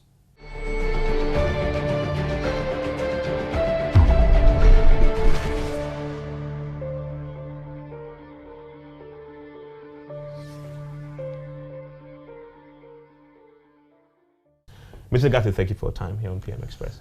Thank you very much. Thank you. After 20 years in Parliament, you decided to retire. Why? Not retire from politics. Please. No, retire from Parliament. Yes, let's make that clear. Well, there's a time for everything. And I said in the beginning, really, my plan in the beginning was to go 16 years. But that was the first term of the Akufo-Addo government. And I have some very close friends in government who said to me that, I mean, if you don't leave halfway, let us finish with the term of the current president and let's take it from there. If you look at your political fortunes in Isikado Ketan over the last few elections, it's been on the downward decline. Last year, for example, last elections was your poorest year. Is that part of the consideration? Not at all. Last year they did skirt and blouse. Yeah, the president was actually. Yeah, they did better. They did 33,000 plus. You were in the region of 26,000. Yeah, they did skirt and blouse, and we know the reason why. I'm not going to say. I'm not going to say it on a public forum, but we know the reason why, and that reason has been corrected. What is skirt and blouse? Skirt and blouse is MPP people who voted for this thing. And you know that, Chief, people go one term, and the people are looking for them to be there. I mean, you mentioned second, but it's actually not exactly so. The president was just more popular than you in your constituency because you saw one. Yes, yeah, but the president got significantly far more. So what happened that people voted for the president but voted against me? Yes. Because that was there are so many. I don't want to say we are going to another election. If people are listening, we're on the other side. We found out the reason, and if you just became unpopular. Far from that, if you go with me, I invite you to come with me to the constituency. If I become more popular, just now when I go around, it's amazing. It leaves good bumps on me. I went to Pinton, an area called in Pinton. I went for a funeral there. Unfortunately, I reached there around 5:30 because I had gone to other funerals. The town nearly came to a standstill, shouting, "Ya papa bo, ya papa ba." Last week, I went to Ntankofo. People are telling me, when I went to Ntankofo, they were singing a song. I have a song, Obiara Manesera Jogati. And people say, "Why are you going? If you go, who is?" I said, no, don't worry. Like Elijah and Elisha. Elijah did his bit. Elisha was better than Elijah. So it is far from that. And let me tell you something. After 5 terms in Parliament, if you are still winning, then you've done well. Anybody who spends 1 term, they are sacking people. 2 terms, 3 terms. Check the records. How many people have won 5 terms? So when you are saying this, your broad statement that you like saying, that I know you like saying, you must put it in context. I'm happy with the people of Iskadukaten. I'm proud of what I did. I know what happened the last time. I know the people who preach the skirt and blouse. I know what parties they belong to, and we are working on them. Has that been fixed now? I think challenge? so. What do you make of the contest to replace you? Oh, I think that it's an interesting contest, and may the best person win. And then I think the person who wins will win the next election. Have any of them come to take your blessing? Oh, they all talk to me. Two more than the third person, but I'm not going to tell you. There's Charles Bishu, there is Giovanni, and there's Anna. I won't go into the details. But they've all come to you. Or two of them more so than the other one. Next question. Yeah. What about? I'm just curious about, because you obviously have been there for 20 years. You have your roots there. Anybody who wants to replace you, as you do in politics, would have to have a conversation with you. I had a conversation with. I always have a conversation with people who have been there before. When I was going, I had a conversation with Osan Kumar. It was 2 constituencies that way, and a conversation with Joe Bidansa. Because they could tell me things that, experiences that they had learned over the years. They knew people. They would tell me that this person, what he says, he means it. This person will exaggerate what he says, and so on. The kind of things they told me, I think that you will learn. You know what I'm saying? And you said it rightly. I've been there for 20 years, and I have relatives all over the constituency. I mean, in Pinton, when I went to my family house, I mean, Inu, Ishim, Iskadu, Kujokro, I have relatives. Oh, my father is from Winneba. I walk along in the constituency, people speak to me in a futu. When they call me Nei, I know where they are coming from, and so on. And, you know, my great-grandfather is Ghana, so, and I born and bred in Accra, so when you go, the Ghanaians, they all speak to me in Ghana. So you can't discount the fact that I'm the closest in the constituency.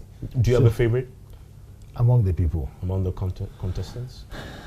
Let me tell you my view on this matter. My view is that every candidate in politics can be sold. That's my view. Every product can be sold. Some will be more difficult than others for various reasons. And I'm not going to tell you the reasons, because if I tell you the reason, the person wins. NDC will take my words and play it in the marketplace. Let's see what God does. Next question. You see, no matter how much you go on that tangent, I won't be of assistance to you. The election is on Saturday. This very Saturday. Let us leave the your base, though, are you making them available to any of the candidates? Oh, Chief, I'm not. My base is the whole constituency, and so it interests me that all the candidates and their supporters, you know, some people come to me and say, "Oh, this person is winning," you know. Then other people come to me and say that person is winning, and that. So I say my base is divided. Yeah, you know the thing about politics too, when you have somebody like you who has such a strong, deep roots in the place. Those who want to replace you then go, when they're campaigning, they say, Jogate supports me. And they use your name to campaign. Has that happened? Well, I know that some of them have, not all of them, you know. And you see, all of them are NPP people. And I will not go out of my way to say that I don't support A or I don't support B. And so the choice as to how much you use my name depends on you. But you don't mind? Oh, why should I mind? I will never go and say that. I mean, I've heard some of them. I mean, Charles Bisu, for example, went on Connect FM and said that he's going to continue the work I've done. You know what I'm saying? Another guy, Giovanni, went for a meeting. The kind of things he said, I heard it. I mean, every meeting you attend in the Skadukaten, there are people there who have been with me for the past, I don't know how many years. There are people who are my relatives and so on. I've told them that they shouldn't record people's meeting and give it to me because I will listen to it. I don't want to get... People are sending you recorded and meetings. I told them that I won't listen to it because I don't want to get involved emotionally and so on. You know what I'm saying? Just curious why people will send you recorded meetings. If I listen to it, then I'll know why. You know, somebody went somewhere and said some things, somebody recorded it. So I said, why did you send me this recording? So, Honorable Ntia, well, the minute you put it on, you start listening, the person will see the thing. So, my phone in, later. Charlie, it's an internal election. That's what I keep on telling them. After the internal election, you will need everybody. Anybody who thinks that he doesn't need me is joking, because I have said deep roots, family and so on in that constituency, more than any of the three candidates. After 20 years, I don't have deep roots, and more than any of the three candidates. If you think that you don't need the other candidates, then you're also joking, because they too, over the past 2-3 years, they've also developed their own roots and developed their own contacts and their own people. So my prayer, not just for Iskaduka 10, but for all over, is that we handle these elections with more realizing that we are one. Let me tell you this: when you see people doing scatter blast, it's on candidate who wants to remove you, so he has to project you as unpopular. So it's your own people who work against you. And I know the people who worked against me, but I won't mention their name. When I see them, I smile. From your own political party? That's what they do, because they are too powerful. So they have to make you look unpopular. But then ultimately, the party that loses. Because if you had lost, but the question is that the NDC would have gained. But the question is that, do they really care? You know, there are some people who are in this business for purely selfish reasons. There are people who do all kinds of things, and I'm telling you that there are people who, from your own party, who will campaign against you because they want you to look unpopular. And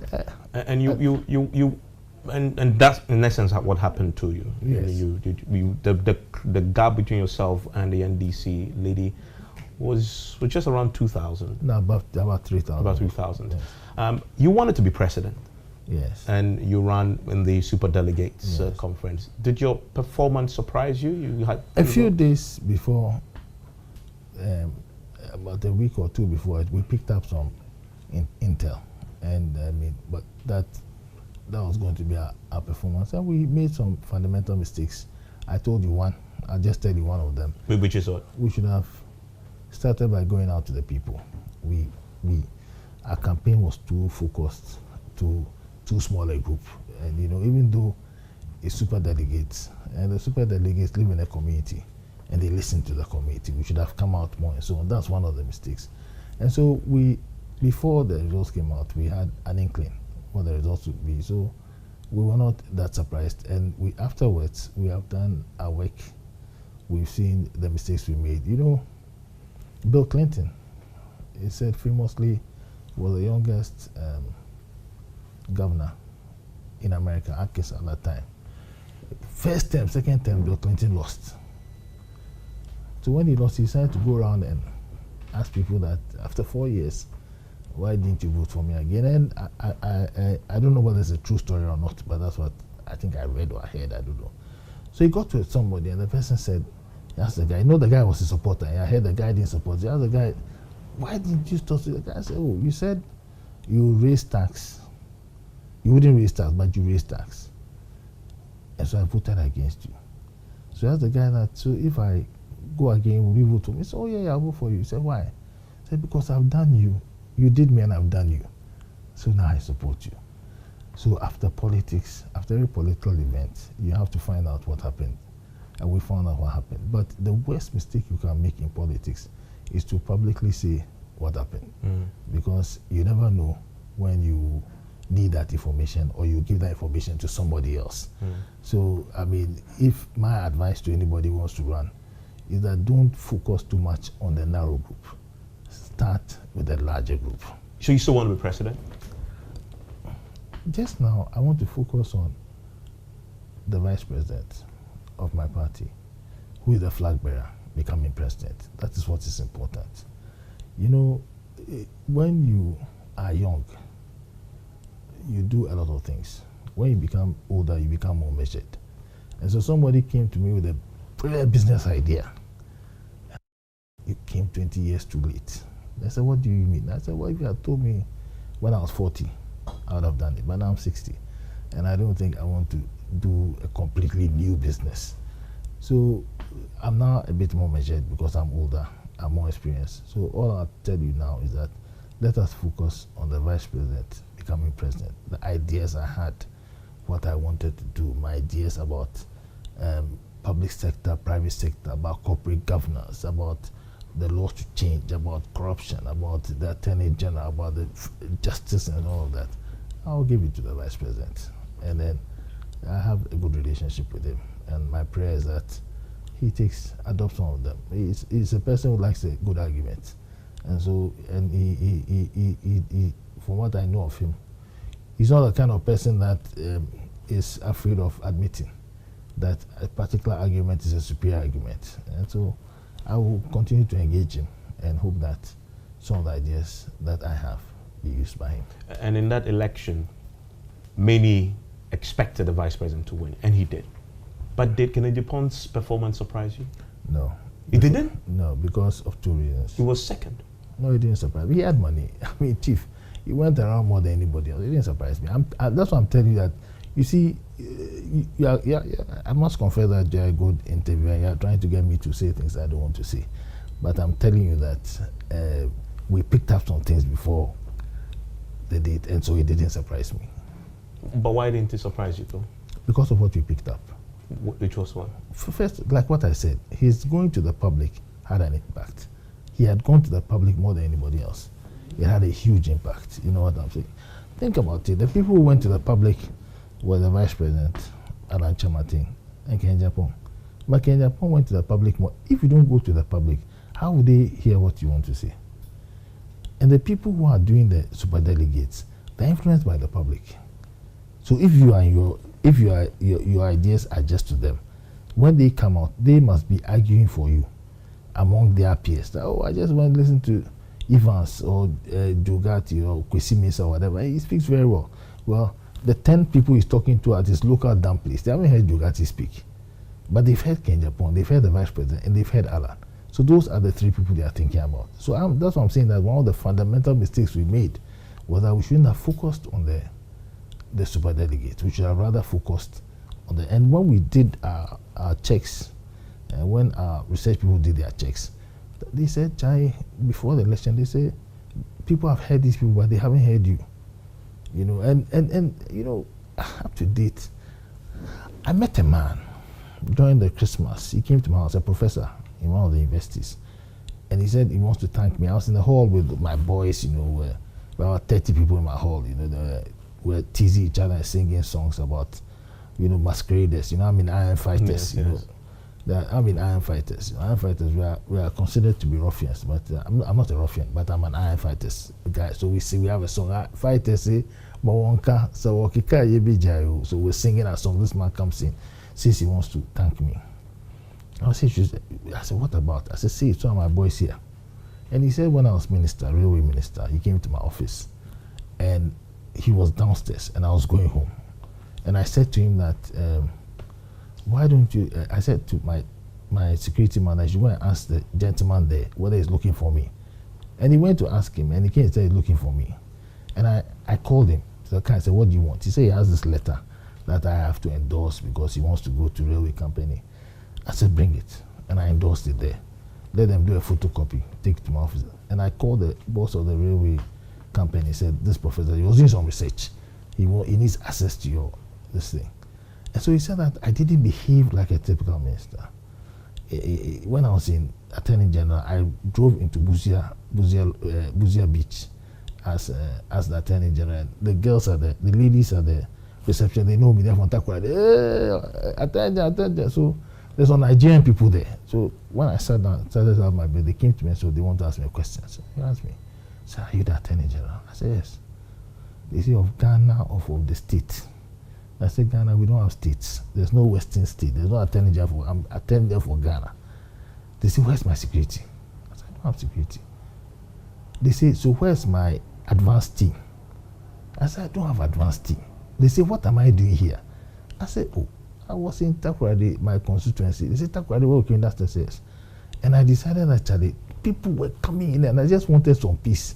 So I told them, I decided to drive to Busia, have a meal, and then drive back. And as me, I think a lot when I'm driving. So when I'm driving, I'm thinking of plans. Chief, I've been told again and again by people that you are quiet, you are too quiet, people don't know you.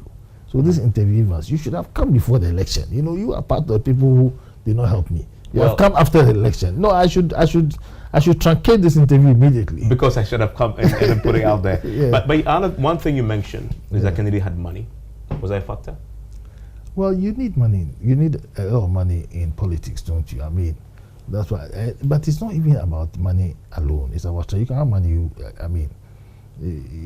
won't go out. I mean, I could have gone out to the people. I could have started going out to the people. I mean, not have gone to as many with that intensity, but I could have gone out to the people. But we didn't. Our strategy was, let's focus on the superdelegates. But that was a mistake. I'm curious to ask you, if you watch the media space in your party, Kennedy Dupont has become a phenomenon. Many actually compare him to Donald Trump. What's your, first of all, do you agree he's become a phenomenon? What's your view on the Kennedy Dupont phenomenon? Let me tell you something. I don't pass comments on people, you know what I'm saying? And I don't watch the media space as much as you. Kennedy Dupont sits 2 seats away from me, he's my friend. He's a nice guy, he's an interesting character, you know what I'm saying? And politics has its seasons, you know what I remember. I remember after there was one, I don't know what I want to mention, no, let me go. I know what I want to talk about. There was one case that made one lawyer very, very famous over a period of time. You know, there are seasons, so let's look at how the seasons go. So this is Kennedy Dupont's season? It's a season. Now, the interesting thing about politics for me is how long you can let your season last. And love or hate the president, he let the season last a long time. You know what I'm saying? He let his season last a long time. Because this business about everybody's magos 3 times, Kufuor went 2 times. How many presidents have we had in the 4th Republic? President Kufuor went 2 times. And if you look at President Tamils, President Kufuor, the first time, people say, oh, Rawlings, there was all this, Rawlings, let's just give Rawlings the last term and let him go and leave us alone. And that was the thinking. Then you have Professor Tamils. I mean, Professor Tamils, I think he also went 2 times, you know what I'm saying? He went 2000, 2004, and 2008, actually, so 3 times. Yes, and Professor Tamils went 2000 against President Kufuor. But you see, and then he went 2000, so he went 3 times. And then Nana Akufo-Addo also, president, went 3 times. And then President Mahama had a different situation. So let's see. I mean, you can, a day is a long time in politics. And I mean, it's not always the most popular person who wins. I was told that Joe Appiah could speak, was a much better orator than Buzia. Buzia was the prime minister candidate for the party, the candidate for the party at the time. And they noticed that after Joe Appiah speaks, people leave the rally. So usually the candidate is the last person who speaks. But in this case, they decided that Buzia will speak before Joe Appiah. I was told this by a very serious senior member of our party. I think I can mention his name. He won't be against Addo Kufuor told me. He said when you hear Joe Appiah speaking, I don't remember that election. I just remember seeing Joe Appiah on black and white TV saying Ababa said the oratory and so on. So the most popular person doesn't necessarily win. And so don't misinterpret the most popular. It's a season. It depends on so many things. But for Kennedy, what makes it his season now? The season, I won't say it. If he rains, you can see it's raining. You told me that now the media landscape. So I say if that's the case, it's season. Everybody has a season. People have said the party is actually changing and the grassroots is yearning for something different that they haven't found in establishment candidates.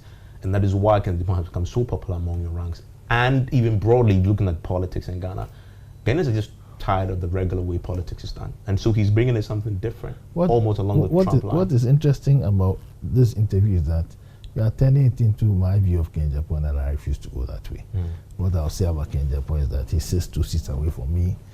He's my brother, he's my friend, and I wish him the best. I'm going to take a break. When I return, we'll talk about the running mate position, but also the party is going into a major election. What is his role in that? He said he's going to put his knowledge behind the vice president, Dr. Bawumia.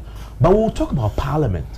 I'm curious to know his verdict on this particular current Parliament. He's been there for 20 years, so we have perspective to share.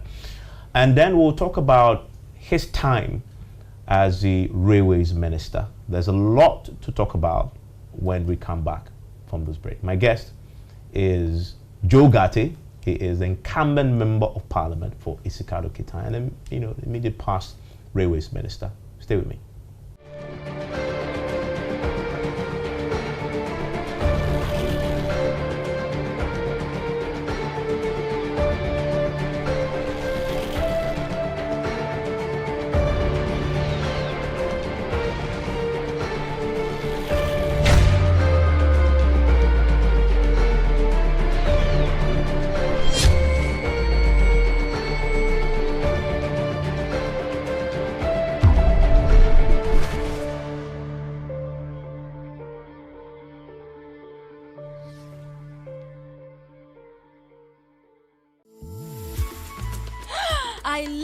President Charcoal. Why? When there are so many other charcoal toothpaste. That's both charcoal and lemon. Oh, does it? Yes. Look right here. Yes. Pepsodent Charcoal has two of nature's powerful whitening ingredients. With the power of activated charcoal and lemon essence, it removes stains and whitens teeth naturally. Convinced? Well, I am. Just look at your beautiful Pepsodent smiles. For naturally whiter teeth, Pepsodent Charcoal. Pepsodent. Daddy, this tank is big. Yes, that's true. It can store a lot of water. That's so true. Wow, it has a working tortoise on it. That's so true. I can see F-I-N-T-E-X. Syntax. That is so true, my daughter. When it falls down, it will spoil. That's not true. But why? Hey! Syntax was the first to introduce double-layer tanks in Ghana. Syntax again was the first to introduce white inner layers in Ghana. Syntax gives you the biggest warranty, 7 years. No matter your water needs, Syntax is the answer. Syntax tank. Are you strong? Are you tough? Daddy, this tank is big. Yes, that's true. It can store a lot of water. That's so true. Wow, it has a working tortoise on it. That's so true. I can see F-I-N-T-E-X. Syntax. That is so true, my daughter. When it falls down, it will spoil. That's not true. But why? Hey! Syntax was the first to introduce double-layer tanks in Ghana. Syntax again was the first to introduce white inner layers in Ghana. Syntax gives you the biggest warranty, 7 years. No matter your water needs, Syntax is the answer. Syntax tank. Are you strong? Are you tough? I love President Charcoal. Why? When there are so many other charcoal toothpaste. That's both charcoal and lemon. Oh, does it? Yes. Look right here. Yes. Pepsodent Charcoal has two of nature's powerful whitening ingredients. With the power of activated charcoal and lemon essence, it removes stains and whitens teeth naturally. Convinced? Well, I am. Just look at your beautiful Pepsodent smiles. For naturally whiter teeth, Pepsodent Charcoal. Pepsodent. Across Africa, a new era has begun, shifting our focus to a new horizon, connecting us with one purpose: to create and share opportunities to grow.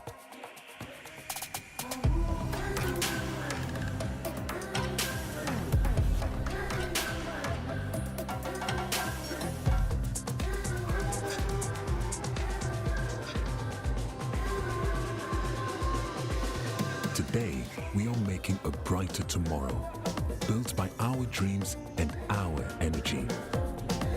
Across our continent, across the world, we are creating a better way to a better future. A Pan-African future, together. EcoBank, a better way, a better Africa. Ahene nyinaa want our children to use the internet to learn. Na wenyina be farmers, doctors, lawyers, fishers, traders in a more keka ho. Ahene nyinaa ye pede yenye friends and loved ones who bonkomu ofondo without any interruptions. Awo, yes, awo. A stable service netuma send them mobile money na come our parents to fie. JT Trot Room opedosha Chelsea vs Man City game without missing a moment. Era mana, onoze nenywa jido obo receive mobile money payment every ni customers ho. Pay delay so. Eboze love talks in quoting or po. Obotuma kasa till he sleeps on the phone. Eyimunyina is made possible because of the red, white, and grey telecommunication towers are our hen communities munti. Them telecommunication towers are ye safe or ho to the benefit of Obiara our community nimo. We are here, the Yebobwa. In case of any emergency biara, and now you see a theft going on, for the Ghana Police Service on 191 and now 18555. Ebotunsa for 0209 222220 and 0242 435629 and now 30 for assistance. So, welcome the telecommunication towers into the approved locations in your neighborhoods so that you can keep connecting to the people and things you love. Message Ghana Institution of Engineering and the Radiation Protection Institute and a endorse. Colgate Herbal is formulated from unique natural herbs to strengthen teeth and keep gums healthy. Try Colgate Herbal, scientifically proven for strong teeth and healthy gums. This advert is FDA approved.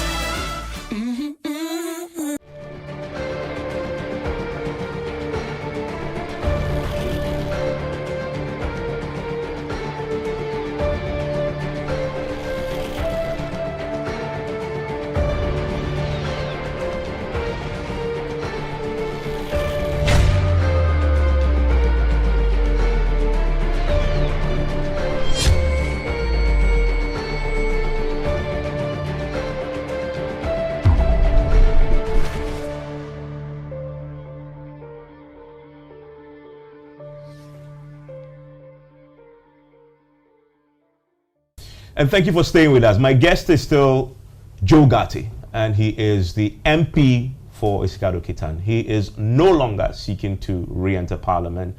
After the December 7 elections, he will bid Parliament farewell. He says he's retiring from Parliament, not from politics. Talking about that line, you're retiring from Parliament, not for politics. Are you interested then in the Vice President's position, the running mate position? No. Categorically? No. You haven't even considered it? No. I think it's clear that the party has decided where the running mate will come from. Where is that? I think the thinking is that it should come from the Ashanti region. You agree with that view? Well, I mean, listen, I made a point that everything can be sold. What does a vice president do? In terms of, not in terms of delivery when he becomes vice president, but in terms of a vice presidential candidate. I think he answers questions that the president cannot answer. And for example, if you think that an economist is somebody that you need to make you whole, then you take an economist, like the way President Akufo-Addo took Vice President Bawumia. You want a younger person, then you take. So I think that clearly the party will look at it. I won't tell you what the party will be looking at, but in my view, the party should not be looking at somebody from the coast. The party should not take somebody from the north and somebody from the coast and combine the two. There are other parts of Ghana that we have to look at. Okay. But if the party... So you agree with the Ashanti region view then? I don't disagree with it at all. But if the party wants to look at the coast, I mean, vice president is not something that I crave to be. So, I mean, I think that the party will choose the best candidate for that. When President Akufo-Addo wanted to choose the Vice President Bawumia, I remember once we were called to, about 10 of us were called to, at that time, Dr. Preku's house were used as a sounding board.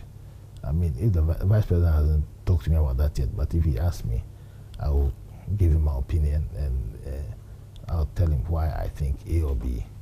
And so, I mean, we just want to look at, and I'm glad that I felt that he's not going to choose the Vice President in January. You know what I'm saying? It's a very serious decision, and you shouldn't rush and make it. We're not going onto the ballot sheet tomorrow, so he should take his time, look at it. He has a lot of good people, research people, and so on, and they'll bring up the best. You think he's being rushed though, because you follow? There is this undercurrent of a very aggressive campaigning going on to catch his eye. Well, people are now threatening. I have Kennedy Pond campaign say, if it's not Napo, I'm not campaigning for the party. This week you read stories about other interest groups all coming out saying something about their preferred candidate. Presidency is a very difficult, lowly, and important position. We want a president who is strong. The vice president should not listen to anybody. He should be strong. I'm not saying that he shouldn't take advice from anybody. No, that's not what I'm saying. But he should be strong. He shouldn't be rushed to take a decision. He should look at what is available and take the best decision in the interest of the party and the country. I mean, I've heard some names. Why? All of them are okay. But we should look at it a little more. And on that point, what characteristics must that person have, though, in the interest of your party, considering where you are now? Like I said, the vice president answers questions. That's my view. A vice president answers questions. He can answer a geographical question. He can answer an age question. He can answer a gender question. The vice president can answer a political question. He can answer an ethnic question. So I'm sure that research is going on to see what questions need to be answered. So the vice president must answer that question, the major question of the day, or the major deficiency in quotes of the candidates. Okay. So in other words, the person must complement. You see, even compliment is an understatement. The person must be an addition, a strong addition. A strong addition must bring in votes. And must not only bring in votes, but must be capable of assisting the president to when he becomes president. Okay. And you have a unique situation in your party. First time you have a Muslim candidate on the ticket. Will that play into the choice? You have to ask the people who are going to make that choice. Should that play a role in the consideration? I talked about research. You see, politics today has become very scientific. There's nothing even more than even football. They'll tell you the number of touches you had. You know, that's why they wear that black vest under. Number of touches, your pass percentage, and things like that. It's the same with politics. So for me to sit here without all the data at my disposal and be making statements, it's not right. And I'm a lawyer. Lawyers, we are properly instructed before we talk. And so what I've said is that what the research that will be done will be to see the question that the vice president, Dr. Bawumia's candidacy has to answer, where it will need strengthening, where it will need support. And that person, the person who will be chosen, will answer that question. I mean, President Akufo-Addo thought about a lot of people. I know that because when we met in Dr. Apeku's house, Dr. Bawumia's name was not one of the names that was put forward at the time. He thought about a lot of people. And I mean, when they called us, I spoke my mind that X, Y, Z, I don't think are suitable. All I can tell you is that when I'm called, or if I'm called to ask what I think, I'll speak my mind. The party, they know me. I speak my mind and my mind sets me free. But I'm not rude. We're talking about the economy. The expectations of your government as far as the economy is concerned. PP had prided itself as being the better managers of the economy than the NDC. But it was a time last year when your own members in Parliament almost unanimously publicly held a press conference, which is unprecedented, asking the president to sack the finance minister because they believed the economy had tanked and was going to kill your own chances of winning next year's elections. Isn't that an admission among your own ranks in Parliament that you've been shambolic at managing the economy at least? And by the way, were you one of those who joined that group who believed that the finance minister had to go last year? Well, you know, let me say something to you, first of all, that at the time last year, I was thinking about standing for president. And I didn't want to become a president who has people telling me who to take and who not to take. The question about who becomes a minister is a choice of the president, because the ministers really assist the president with the approval of Parliament. At a certain point, some people felt that the economy was rather difficult, and therefore some sacrifices had to be made. As in sacrifice of Ken Ofori-Atta? Well, Chief, then set your own questions and give your own answers. Let me speak. What is that? You know, you are my long-time friend, and then you want to. The man is. Can I speak now? Please proceed. Okay.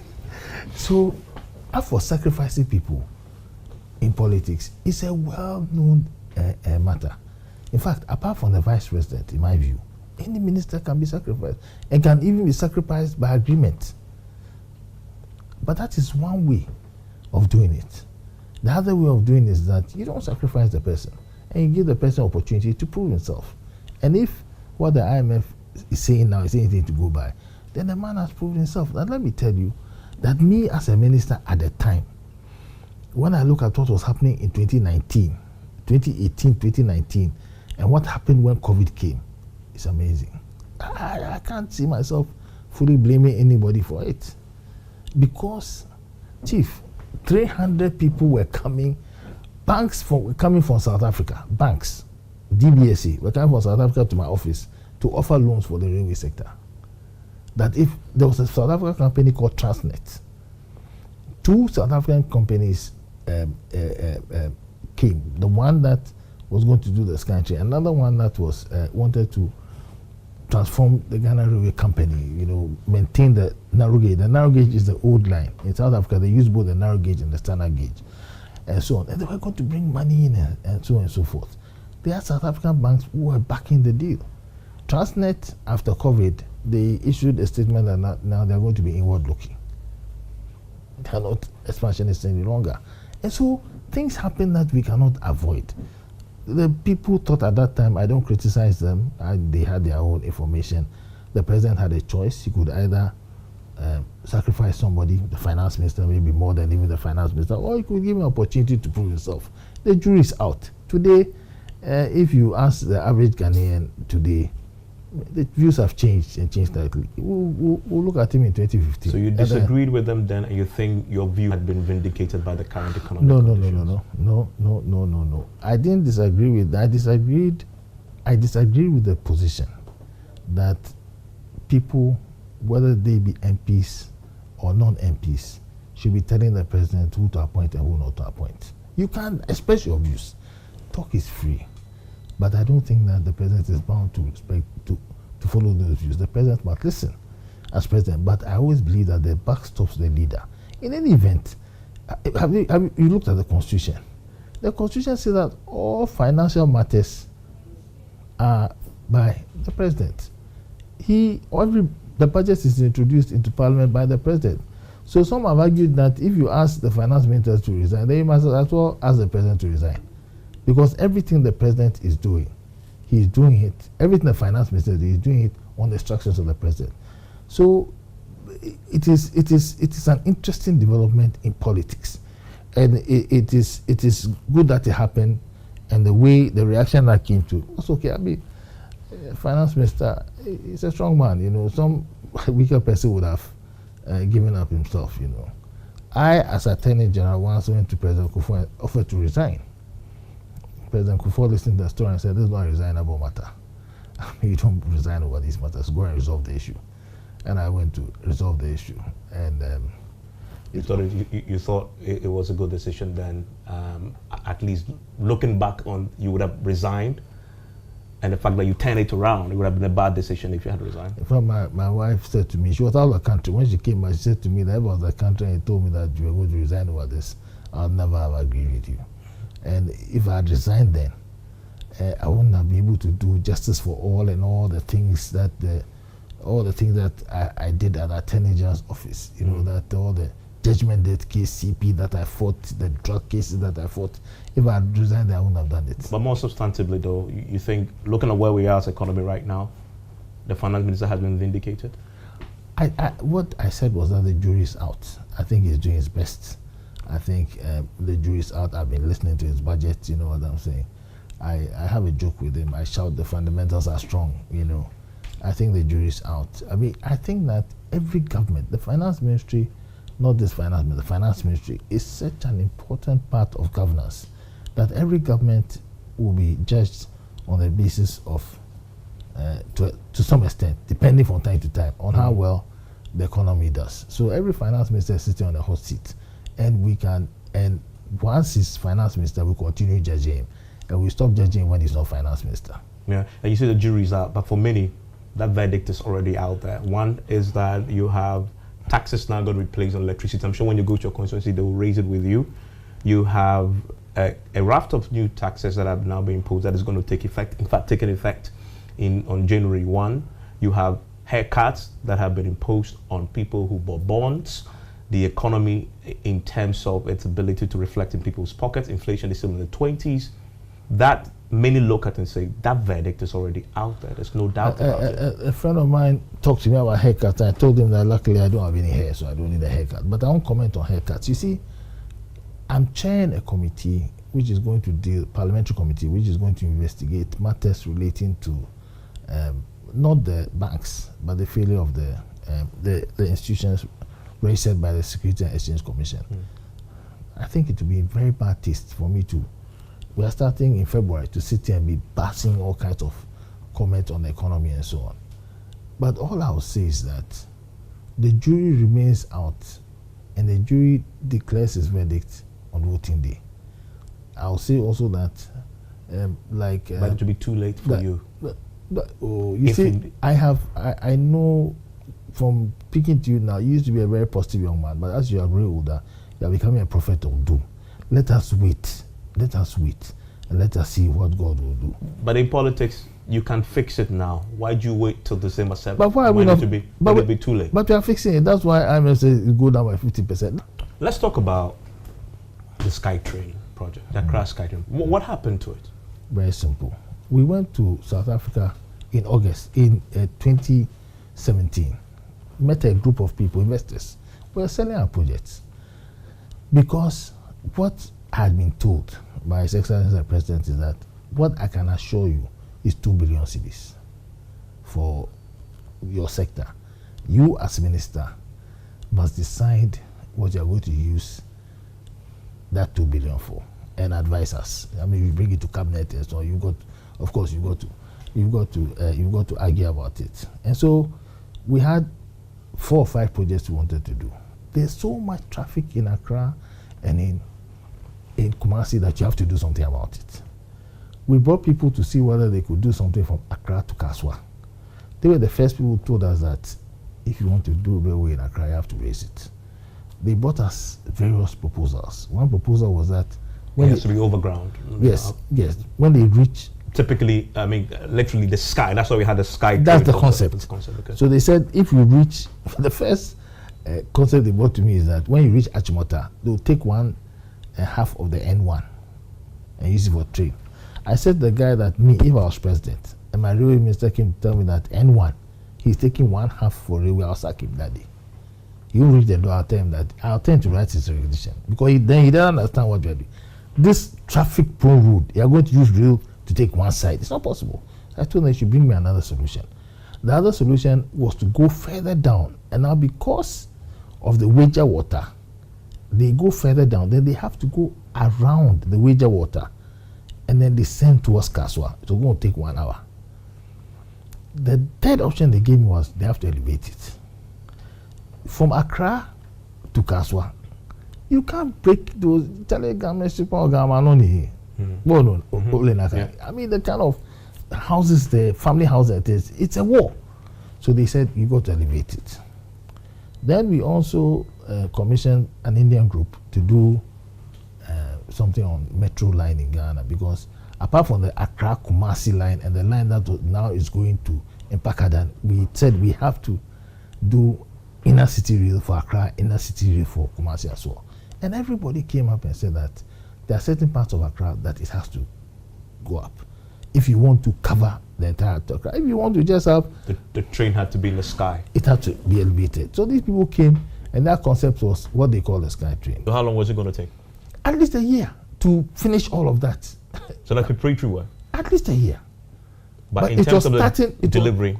They said but they could deliver within 2-3 years, and not the whole line. Don't forget that what were they going to do? They're going to put pylons, and then they'll do a bridge over, and the train will pass over. Go to Akosombo. Go to Senchi, behind Senchi. They've used pylons in water, and we've crossed over the river. The entire line from Tema to Mpakadan does not cross over the river. So for you, it was possible? It's not, Chief. So why hasn't it been delivered then? Oh, because the South Africans pulled out after COVID. Why did they pull out? Is it because of COVID? What they wrote to me was that because of COVID, the things have changed, they can't come. That's what they wrote to me, that we have to wait because of COVID. So you believe in the train concept? The SkyTrain, of course, was going to be the flagship because of it was in Accra and it's going to solve the bottlenecks that you described. Of 5 million people. Of 5 million people. And they wrote to you after COVID to say because of COVID they could not come to execute. They couldn't come at that time. They said they told. But what was your response to them? But I didn't have $2 billion. What's my response? I'll say let's see how it goes. And that's why he hasn't gone forward. Well, at the time I was minister, the amount of money that was given to me, there was no way I was going to use government money. We're using private sector money. If you had asked me, not me personally, but if it's out of $2 billion envelope, we should put 100 million in the project or something. Yeah, I wouldn't have, but we didn't have to. But the minority last year alleged that $2 million was paid to this company. By who? Yeah, journalists, you know by who. Who paid that money? You know it, please. Don't pretend as if you don't know it. Well, you know, please. Let's be honest with each other. The Ghana Infrastructure Fund. Do they take instruction from the Railway Ministry? Well, I'm asking you, just to confirm, they pay the money? No, you know it because the majority, there was an Auditor General's report which stated that the money was paid by the Ghana Infrastructure Fund. The Ghana Infrastructure Fund does not take instructions for railway. But why would they pay the money when you had, as you've explained in great detail, you were leading this project? But you must ask them, not me. When you go and when the government awards a contract to a contractor, the contractor who is doing the road to, for example, the guy who is doing the road to Insawam, the government has awarded him a contract, and the contractor goes to commercial bank to ask for a loan, and he refuses to pay the loan. We will ask the Minister of Roads that why did the contractor go for a loan? But do you know why they pay the money? They are in the best position to answer. I'm just curious because you were the minister. I don't. No, but I just told you why you shouldn't be asking me that question. But you should ask them. I'm saying no, please. Let me say it again so you understand.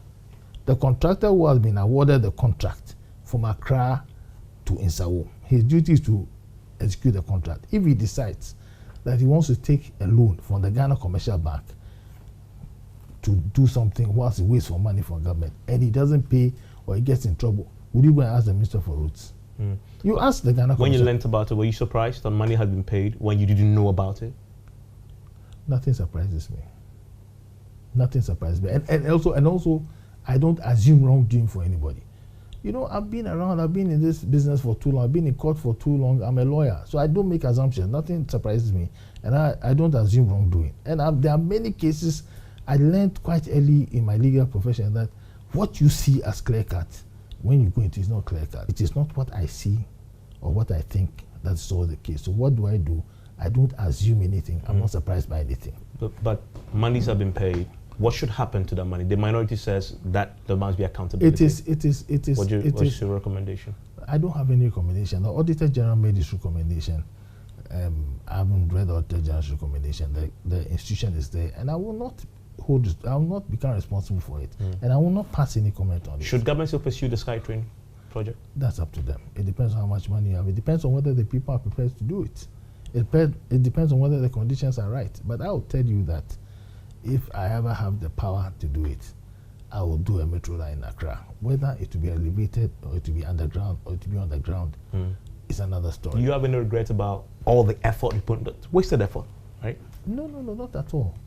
I don't have it. Do you know how much I learned in the process? I'm not an engineer. I'm a student of engineering now. Do you know how much I learned during the process? Do you know what? Do you know? I mean, serving your people is a joy. I need you to give me your verdict on this parliament because this is where you spent 20 years of your life. J.H. Mensah famously said at the point that they said I was too old to come to parliament, he said, "We are not coming to fight in parliament.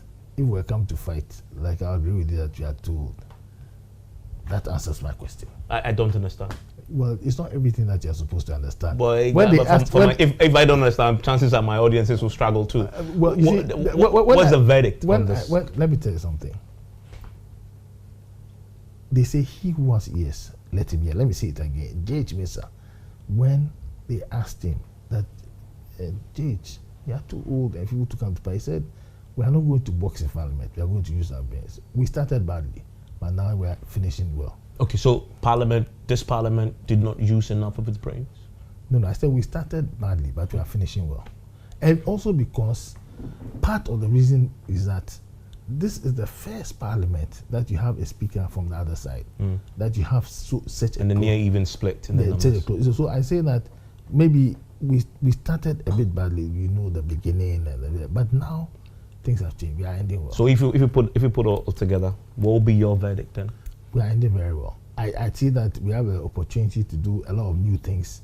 We've done the new standing orders, which had been outstanding since 2020, and the speaker himself and the majority leader have been in parliament for a long time. So, I mean, when at the standing orders committee, when we're talking about certain issues, they would tell, "Are you forgotten the first parliament this happened," and so on. I think we have a unique opportunity to finish hard. We are doing that. 181 petitions are coming. There will be disagreements. I don't agree with everything the speaker does, but I don't expect to agree with everything the speaker does, even if it's my own speaker. When I say my own speaker from my own party. You disagree? Yeah, but I think that increasingly, day in, day out, people are respecting each other more. People are realizing that we don't all speak the same way, but we are doing well. Has this hung parliament served this purpose? Has it been a disappointment for you? No. I think that, somebody was telling me, President is too powerful, President is too powerful. I told him that apart from State of Nation, even which is, you tell me one thing the President can do.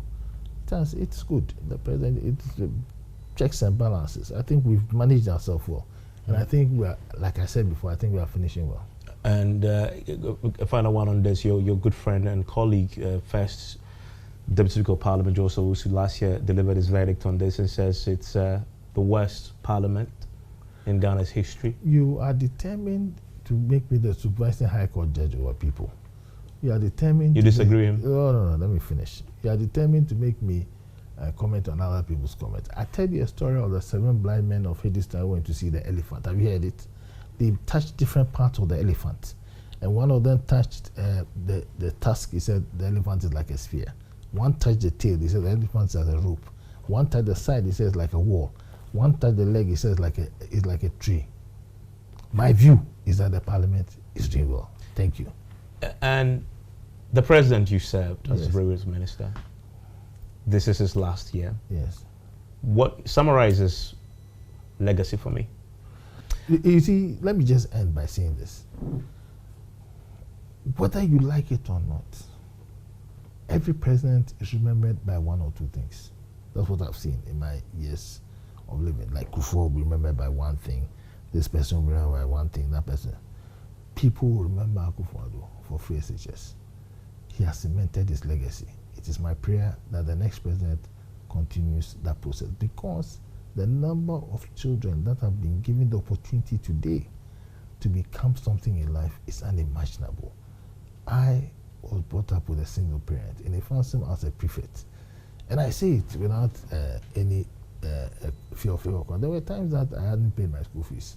And my mother, and because I was prefect, we had a master called Double Man, senior master. You come to say, in the middle of the term, some boys have still not paid their school fees. If you hear your name, please walk out. And he mentioned the names, and I don't hear my name. I say, thank God, this time my name is not. Then you come to the prefect table and say, you haven't paid your fees. But because you are prefect, we didn't want to mention your name. Go home and bring your fees. If the fees were to Ubuntu I bought in the first place, all that is taken out. For me, it's an emotional thing. The president has done well. Ghana will remember him kindly. Thank you. That's Joe Gatti. He is the Member of Parliament for Isikado, Kitan constituency. Thank you for joining us on PM Express. You are right. And not the best in your time as a non-member of Parliament, but you continue your role in politics, as you said. Yeah, thank you also. And Nelson Mandela said one thing. He said, at that time, he said, when I retired, I became more busy than when I was working. And he retired from retirement as well. If coming events cast their shadows, I'm getting inundated by work already. So I pray to God to give me the strength to continue to serve my people. Enjoy the rest of your evening.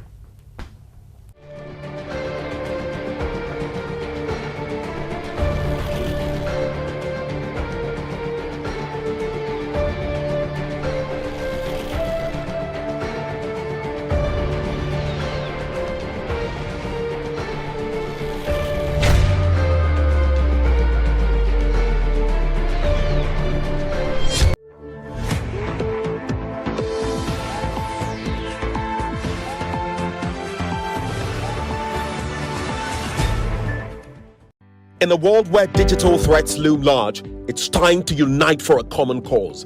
Don't miss this opportunity to be part of the solution with the JoyNews Youth Bridge Foundation National Dialogue on Cybersecurity. It's on Tuesday, the 12th of March 2024 at the EcoBank Head Office Auditorium, Accra, at 9 a.m. prompt. Catch the dialogue live on JoyNews, Joy 99.7 FM, myjoyonline.com, and on all our social media handles. It's an exclusive opportunity to contribute to a safer digital future for all. Our distinguished panel includes the Director General of the Cybersecurity Authority, Dr. Albert Mpibwesiako, CEO, Hydra Cybersecurity, Kwame Odro Numapao, Director General of the Ghana Education Service, Dr. Eric Nkansa, Director General of the Ghana Health Service, Dr. Patrick Kumabwaji, CEO of the Ghana Enterprise Agency, Mrs. Kosi Nchiwa Yankiaye, CEO of the National Identification Authority, Professor Ken Atefua, and the Head of IT at the Ghana Tertiary Education Commission, Jacob Tete Akono. It will be hosted by Benjamin Akakpo of JoyNews. It's more than just a dialogue, it's a call to action. Let's come together to address one of today's most urgent digital challenges. Join us as we explore strategies to fortify protocols, safeguard citizens' vulnerabilities, and support governmental initiatives such as the National Cybersecurity Act 2020, Act 1038.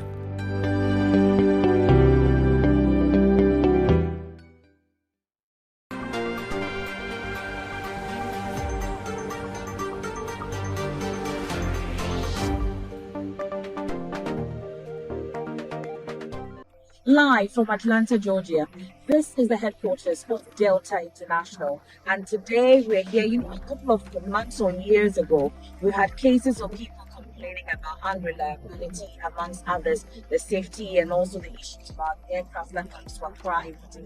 Today we get the rare opportunity to visit the headquarters of Delta Airlines right here in Atlanta, in the USA. I'm here together with some colleagues from Accra to at least get to understand the operations of Delta International. And we've been here for about 2 days now, and I can tell you that the experience has been very exciting, but I'll get you to understand what happens here as well. I'll take you into a number of spaces that ideally you will not get to visit, and I'll give you that opportunity as well to get to understand the operations of Delta. And then from now, we'll get to understand why they say keep climbing, and then safety, they say, is always prioritized. Delta Airlines meeting.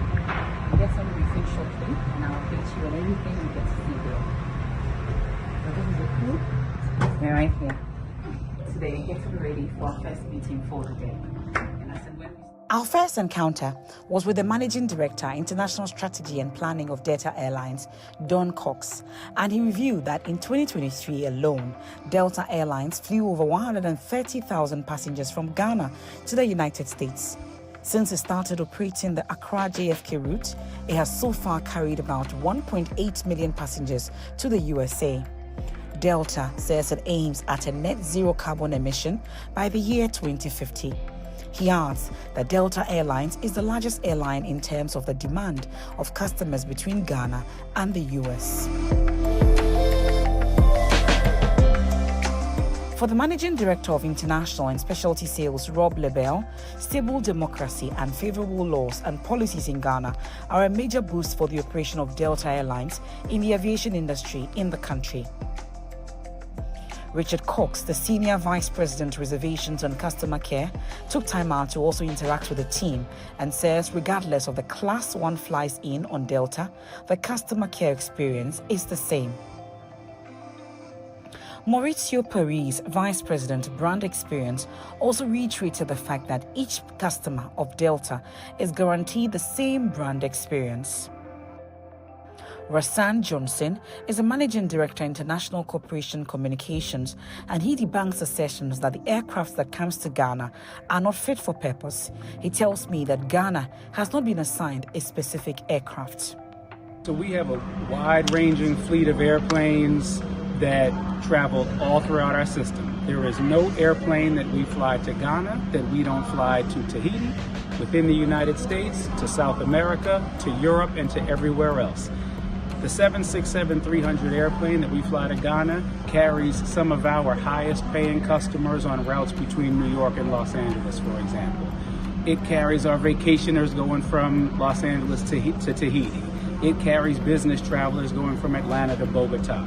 So the aircraft that we fly to and from Ghana is the right size aircraft for us to be financially successful in Ghana.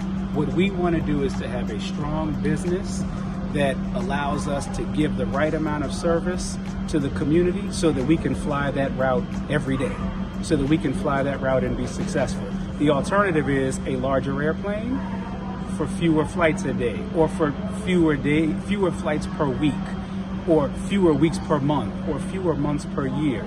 We want to provide the level of convenience and options and service, and I'm happy to say we've had no cancellations between Accra and the United States since September. Now, we've had 2 long delays, that's too many, but we will always do what is safe, and our dispatch reliability, the rate at which those airplanes are scheduled to go is higher than it is in many of our international markets. To those who have never flown Delta or had that Delta experience, listening to you now, what would you say to them? Why should it be Delta? I personally have worked for several airlines in my career. I step on a Delta airplane and the flight attendants are warm, the service is good, the food is amazing. I think if people give us a try, they will like us. Now let's take a guided tour of the Delta Flight Museum led by Tiffany Meng, Director Operations, Delta Flight Museum.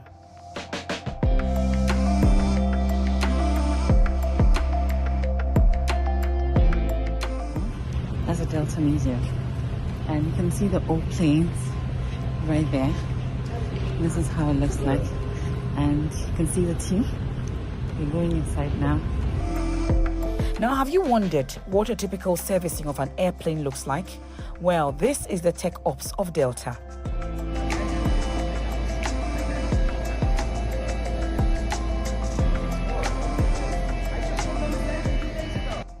Now, after getting first-hand understanding of the operations at Delta Airline, it is time to test my flying capabilities and live the dream. Join me, let's fly the Delta Airbus A320. But first, how to fly A320 101. Air traffic control tells the pilot, Delta Flight 10, turn left, heading 240. The pilot's going to turn the airplane left until 24 comes and it lines up right here at the yellow mark. Conversely, if they say turn right heading 320, we'll turn the airplane right until the 32 comes and gets right there, okay? This airplane has 2 engines, okay? This is basically the gas pedal of the airplane, or what they call the throttles, okay? This controls engine number 1, this controls engine number 2. We fly them simultaneously when normal operations are normal, okay? Both things are functional. The landing gear, when we take off, I'll tell you to pull the landing gear up, you pull this out and up, the wheels come up in the airplane. When you're landing, I'll tell you to pull it out and down, the wheels come down. Prepare for landing, all right? Flaps. The flaps are incredibly important for takeoff and landing because what happens is, how an airplane flies is that they have to have so much air passing over the wing. Now, let's fly Delta. Push forward just a little bit. Push forward just a little. Push forward, not too much, not too much. All right, that's enough, that's enough. Pull back some, pull back, pull up, pull up, pull up, pull up. Pull, yeah, pull back, just a little bit. All right, not too much, not too much. Go forward, push forward, push forward, push forward, push forward. Not too much, not too much. Push forward, push forward, push. Pull back, pull back. Pull back. New input. Pull back. Pull back. Pull. 20. Pull back. Pull back. Pull back. Pull back. Hold. Look at that.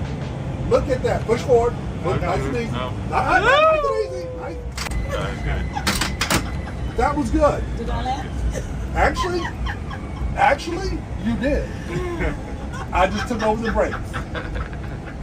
So. You took over for this guy's missed approach and you saved the day. Yeah. My co-pilot.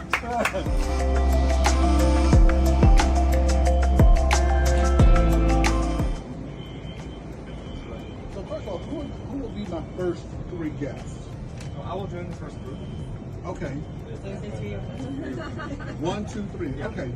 So as much as you can. So we've been able to interact with, from the Vice President of Reservations all the way to gender inclusion amongst others. I'll get you to understand everything that happens when it comes to Delta, from when you have to buy your ticket all the way to your flight experience, and then when you land amongst others, right here on the JoyNews channel.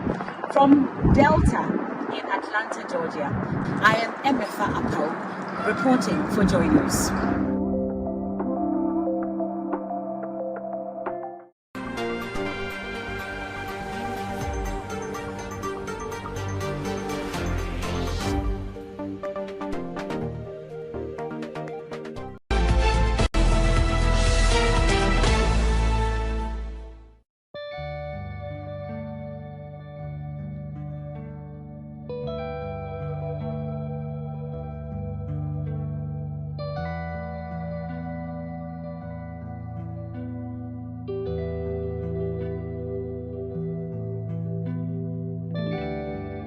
This vote speaks a lot of volume to me personally, because I feel like my forefather or my own father was killed here, and it's like a child who didn't meet his father, but you come and you hear that this is where your father was slaughtered, in a sense, or your father was killed.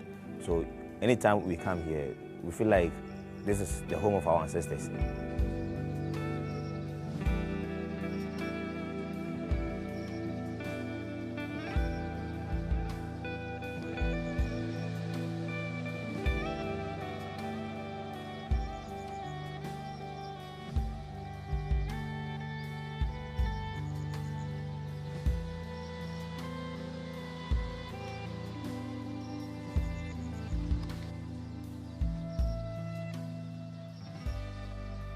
Here was the center where the plot to capture Otumfuo was initiated, and here was the center where he was captured.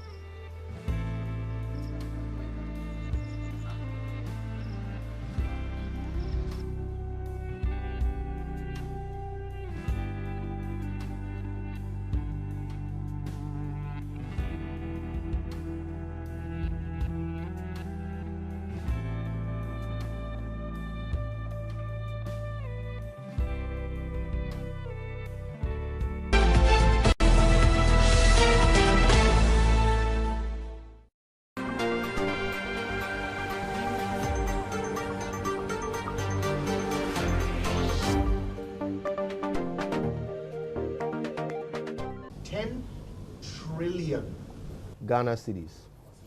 I'm not sure I've even heard that number said out loud before, but the president certainly said it during the State of the Nation address. He says that the Attorney General, through his actions of defending the state against judgment debt claims, has saved Ghana 10 trillion Ghana cedis. That's some 1 trillion United States dollars.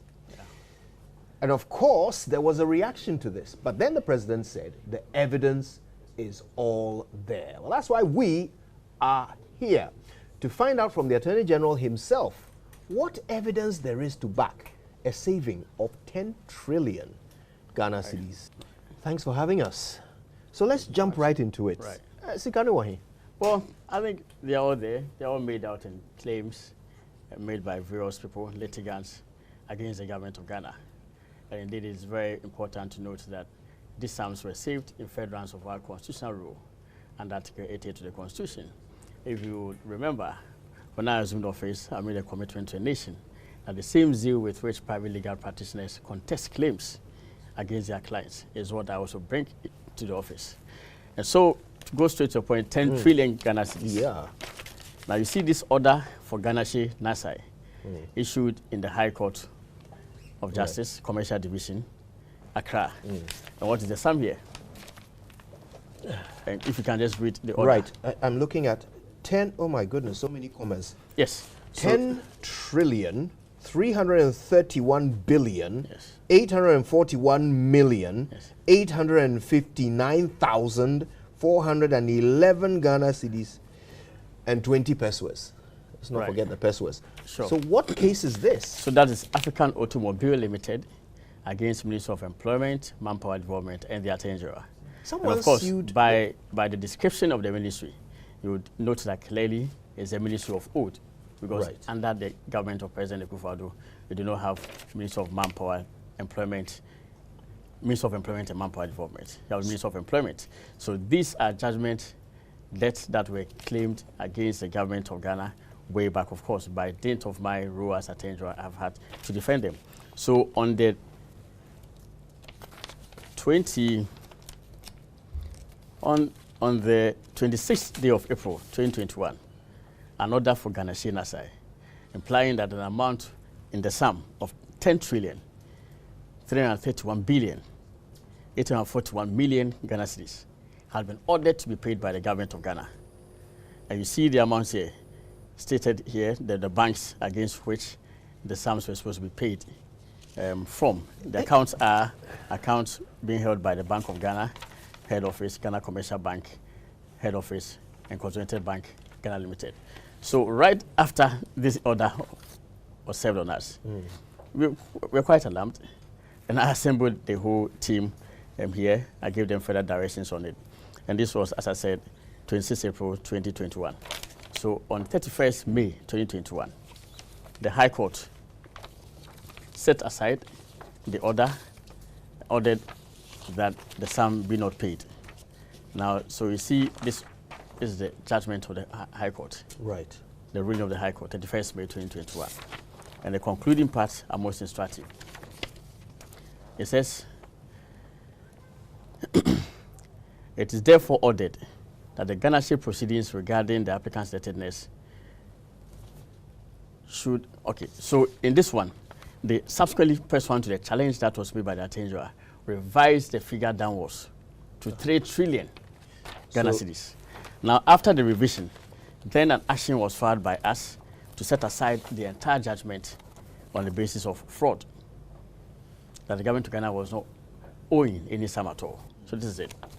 So indeed, it is correct to say that 10 trillion Ghana cedis was claimed against the government of Ghana, and 10 trillion Ghana cedis has been avoided. And that's just one suit. Right. Now you go to many other suits, if I may. If we can finish with this particular one, sure. Because I mean, I've never heard of such a thing. Yes, it is. So walk us through as much as you can about this case. Yes. When was this judgment awarded against the government of Ghana? Right. And what are the facts? Right. So the judgment itself was awarded in 2011 under the SFA NDC administration 2011. And it went all the way to Court of Appeal, was affirmed again by the Court of Appeal. And then the processes to set aside judgment commenced in our time, in our administration. I mean, so this all happened in Ghanaian courts? Yes, Ghanaian courts. 10 trillion was awarded against a party and the law firm, the government of the Ghana. law firm is reputable as this legal. If you are familiar with law practice in Ghana, it's a law firm that I think is headed by Professor Abuchi. So the lawyers are there to verify. So all these claims are there. What were they claiming 10 trillion for? Well, for some supply of vehicles and equipment to the government of Ghana way back in the 1990s. And of course, so claims arising out of breach of contract. And that is actually a reason why I have been compelled to get Parliament to enact a law which seeks to amend the Contract Act by which the payment of compound interest is prohibited against the government of Ghana. Because before I assumed the reins as Attorney General, indeed, I observed a trend for various public officers to the process of compound interest actually inflict unnecessary judgment debts against the government of Ghana. So remember the case of NDK against the Attorney General, yes, which I again applied to the Supreme Court for an order stating that the sum of 79 million Ghana cedis paid by the government of Ghana was sufficient and therefore should be declared as full and final payment. And the government was relieved from the obligation of paying the sum of 1.27 billion Ghana cedis. If you remember, it was reported widely by your station, Daily Graphic and all that. The sum in question was a paltry 268,000 Ghana cedis, 268,000 Ghana cedis. That was the original amount original awarded. Sum right. In 2009 was 268,000 Ghana cedis. But by the process of computation of compound interest, the sum increased to 1.3 billion Ghana cedis. And after an amount of 79 million Ghana cedis had been paid by the government of Ghana, NDK was still pursuing government of Ghana for payment of 1.27 billion Ghana cedis. And I made the application to the Supreme Court that on grounds of equity and what have you, the sum paid by the government of Ghana should be awarded or should be held by the court as having fully satisfied the judgment debt. And that's what actually motivated me to lay before Parliament the Contract Amendment Act. And Parliament, thankfully, passed the law July last year. And I believe the President has assented to it. So now no public officer is permitted to engage in a transaction in which the interest arising from a breach of the government's obligation will be calculated on the basis of compound interest. It will just be simple interest, because indeed, when I was conducting the NDK case, I realized that if there had been a computation of interest rate at simple interest, the amount paid would have just been a paltry sum. And the Supreme Court actually held, pursuant to my application, that the sum owed by government of Ghana, or that sum outstanding, was only 14,000 Ghana cedis. Wow. Compare 14,000 Ghana cedis to 1.27 billion Ghana cedis. So in this case, 10 trillion Ghana cedis. What was the original amount awarded that started gathering the compound interest? The original amount was far, far lower. The original amount was about 971,000 Ghana cedis. Less than a million Ghana cedis? Yes, from 1997 to 1999. And afterwards, I think that the process of judgment debt for me had become a conduit for milking the state, had become a conduit for necessarily inflicting financial hardships on the state. And some people had more or less permitted it to be an enterprise. And we saw various judgments of the Supreme Court between 2012 and 2016 reflecting such a tendency. And so I'm not surprised at all. Well, I mean... but that's just one case, 10 trillion. And you in fact... walk through the other cases. That's why I said that to wrap on this case, if you don't mind, what is the current state of things? I know you've got the Garnichet order quashed. Yes. But is the matter concluded? Yes, is there room for appeal? Could we still end up having to pay? Yes. So we've set aside, we've applied for the judgment to set aside on the basis of fraud at the High Court. And pending that, no action or step can be taken to execute it. And I believe that clearly the High Court will uphold the action that we have commenced. Because there's no basis for yet done. Well, the people affected, those who are claiming the 10 trillion, recently only filed their defense. Right. So let's see. I'm just asking these just to be sure that we've actually saved this money already, or that we will save it at the end of this process. On account of the principles established in the NDK case, clearly, this sum will not be paid. How justifiable is it that the amount which by 1999 was 979,000 Ghana cedis now should balloon to 10 trillion and people should be paid? And I think previously, people were encouraged, motivated to engage in such acts because you find public officers, whether from Ministry of Finance or the Office of Attorney General, even sitting down to negotiate with them and all that, encouraging such negotiations. In my time, with all respect, such practice will never prevail. Although government of Ghana, between 2017 and 2021, have still paid out some $300 odd million worth of judgment debt. Yeah, of course. Clearly, judgment debts arising as a result of various situations cannot be avoided. And indeed, I was earlier on explaining to you that if a policeman perhaps engages in some act of brutality against a citizen, the person will go to court and sue the Attorney General. In such an instance, there are many instances where I find on my table courts awarding sums of over 400,000 Ghana cedis and what have you, in cases that you cannot use your legal ingenuity to orchestrate a defeat of the applicant. And I think that indeed, from the perspective of law and fairness, if a person has suffered genuine, has suffered genuinely as a result of officers of states engaging in negligence and on other tortious activities, it will be inequitable for you to say that such a person should not be paid. So yes, there may be instances where a person clearly will be owed a claim, and that should be verified. But I'm talking about situations where dubious, unwarranted claims, as this, have gone through the courts and prevailed. And those are actually the huge cases that bring a burden on the taxpayer. Are there many more such cases where compound interest has turned the number into something astronomical? Yes, I told you about how the Supreme Court quashed the payment of compound interest in the NDK case. And in the NDK case, it was actually remarkable. When I finished concluding the matter, I received a call from Marita Brew congratulating me. It's a matter of record. She had called me a number of times, sent messages, congratulating me on it. And then I called her back and she said, yes, because the matter that had been of concern to them, they were struggling or they were finding it difficult to deal with it. And therefore, she found it quite remarkable that I had been able to put it to conclusion and all that. These are matters of record, messages and all. So then we have this one, another African automobile matter. There's an action that was pursued by Sorry and Co. Sorry at Law. Yes. It's a matters of record. Sorry at Law. You know who Sorry at Law. Yes, Albert Sorry. And his law firm. And you can verify. You see the entry of judgment here. What is it for? Oh my goodness, these big numbers. 582 billion. 582 billion Ghana cedis. 1,748,751 cedis. No pesos this time. Right. What's this about? So again, a claim for some breach of contract by the government of Ghana, and this is what they allege was owed by the government of Ghana.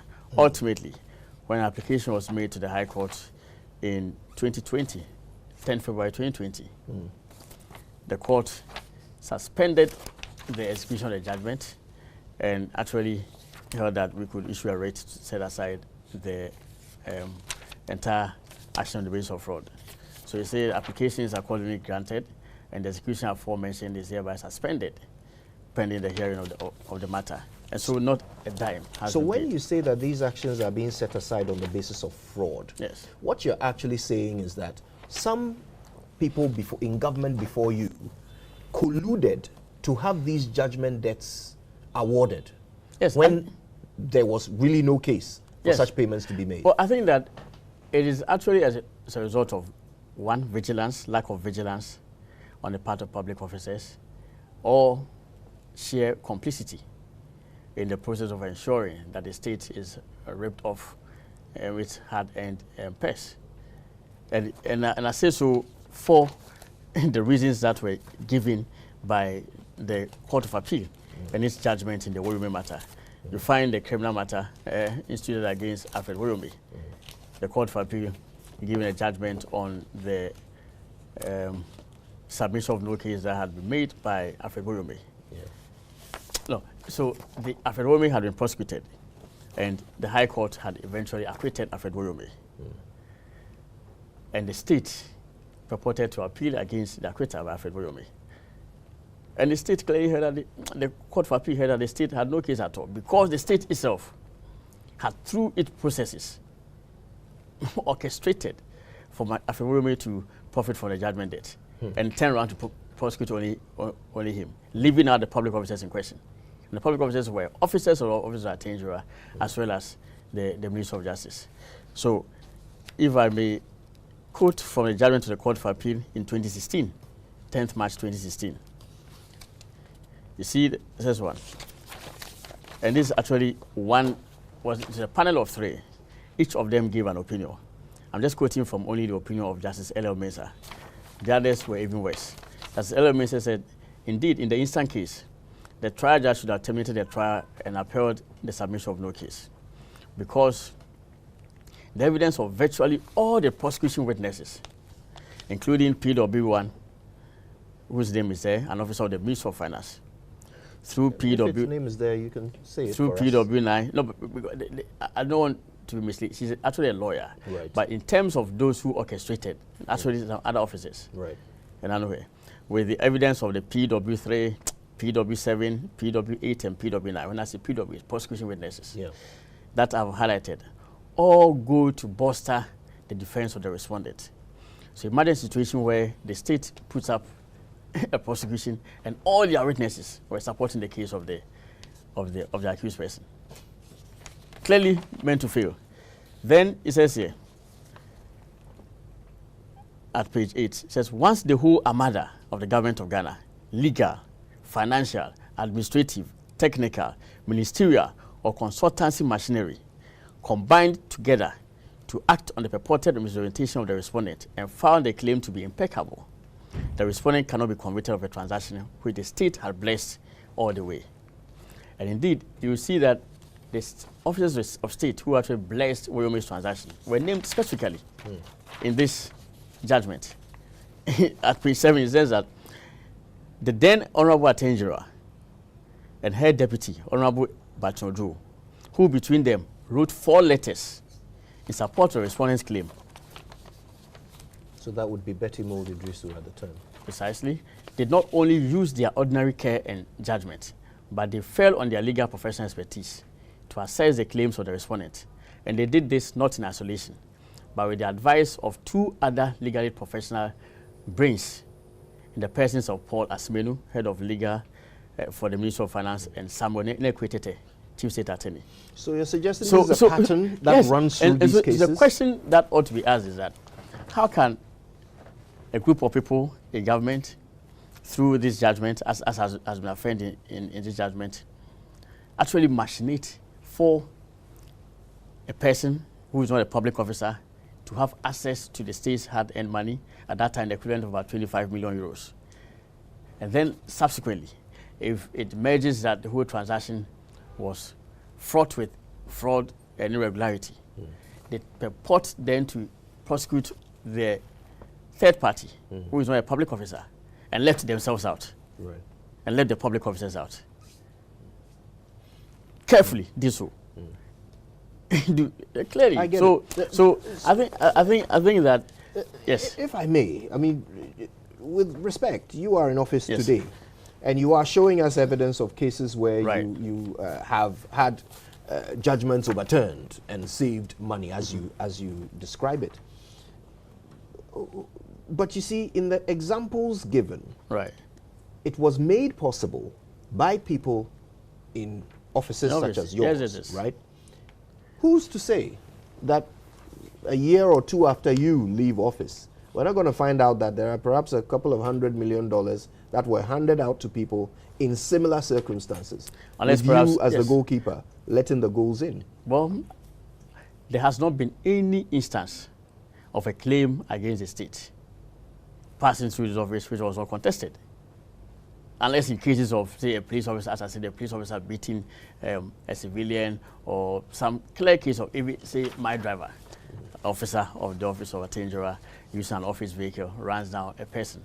I only say because you're Attorney General, you're not going to ask or permit the person to be punished and all that. But there has not been any instance of the state using its armada of government machinery, as was held in this Woyome case, facilitating the payment of any judgment debt. I can say with all the confidence I can marshal. Now, you have several cases here. And indeed, it is also worthy to note that when the MPP left office in 2009, January 2009, NDC made similar noises. The same officers here who have been mentioned, the Attorney General and the Deputy and all that, shouted on various platforms that they're going to prosecute the MPP administration for corruption. I was the one who conducted the first criminal trial when the MPP was in opposition. Ekwesio Seiji tried for allegedly stealing rice over 1.5 billion Ghana cedis and all. At the end of the day, the prosecution fell flat after the state had called 70 witnesses. No case at all could be sustained. And the same story could be told of all other cases mounted against officers of the Eswa Kufuor administration. You talk about Asamoah Barton, the prosecution of Asamoah Barton and his wife, prosecution of Akotos, the late Akotos, and all. Talk about even the Ghana at 50 prosecution, which they made so much noise about. Not a shred of evidence was laid. So I'm used to NDC making all these noises. Now, now the opposition, they're crying foul over a lot of things that clearly do not amount to any criminality whatsoever. There are some they're making the noise. They're making the noise. And when they can't, they'll prosecute. Similar noises were made by their people. I think that the nation must really be able to distinguish between light and day. Able to distinguish between night and day. I mean, I think when it comes to good governance, the record of the NDC cannot match up to any standard at all. There are some who might say that your administration is pretty much doing the same thing with cases like Upuni and Dr. Atto Forsen, you know, where lots of noise has been made. Right. Now these people are being taken through court, and some of the cases, in one case, the thing has dragged endlessly, doesn't seem to be any end in sight. Looks like there was a lot of noise at the beginning, but the result is just not showing itself. Yeah, but the is case, it not the same thing? No, but the case is staying too long in court. That does not amount to saying that the persons have been acquitted or that the prosecution was frivolous. The frivolity or the legitimacy of prosecution can be established only upon the conclusion of the matter. And indeed, I'm very confident of a conviction in most of the cases we're talking about. So far, all the major cases that they have been conclusion to, we've had success in them. Even more contentious or more complex matters, treasons, murder, and what have you. What about simple cases as fraud and all. And that is why they are resorting to all these machinations of appealing and halting the judicial process. I have the benefit of experience. And again, I follow my experience. When I was in private practice, I never resorted to all of these gymnastics that have been resorted to by lawyers. I conducted a stage trial within about 10 months. The trial court acquitted him on 6 out of 8 counts at the submission of no case stage. I felt aggrieved. I appealed to the Court of Appeal. Court of Appeal presided over by Justice Apau and considered by other judges, Seneal Election and I think Mariam Morisu. Mariam Morisu was actually the president of the panel, and then considered by Justice Apau and Seneal Election as the panel members. Acquitted him on the other 2 within a period of about 6 months, 16 months. The entire trial had terminated. And so if you are a practitioner, you believe in the strength of your case, there's no way to be resorting to all these unnecessary gymnastics. You have quite a pile of cases here. Yes. And we so will, I'll quickly run through them for you. Well, without you having to run through them No, to show that indeed the savings that the president announced were actually an underestimation. The president grossly underestimated it. And it was actually my doing, because every minister has a responsibility of bringing to the president's attention the work that the minister has done. And in presenting my report, I deliberately understated the account, just not to raise unnecessary eyebrows and to be unnecessary sensational. But if you go through, 10 trillion is just arising in a single case. If you go through, the savings are actually over 14 billion. 14 trillion. Yes, I can refer to this matter, China Jinlen, which the Supreme Court set aside only last year. The judgment that year, if you look at the figure here, originally, and then all the time, Ganashir, it was in the High Court of Justice, I think in Kumasi or so. The transport minister actually came here and made a lot of noise about it because it affected his account and all. And we took it up and compared to situations where ministers and the also administration would team up and orchestrate and facilitate judgment dates. It's this amount of 352 million. So that the figures are even dizzy. You can't even 352 million Ghana cedis. 352,662,144.41 pesos. And then an amount of almost $1 billion, $988 million, 294,313. That is it. So almost $1 billion plus 325 million Ghana cedis. So the Supreme Court again in 2022, after 2023, in the conclusion,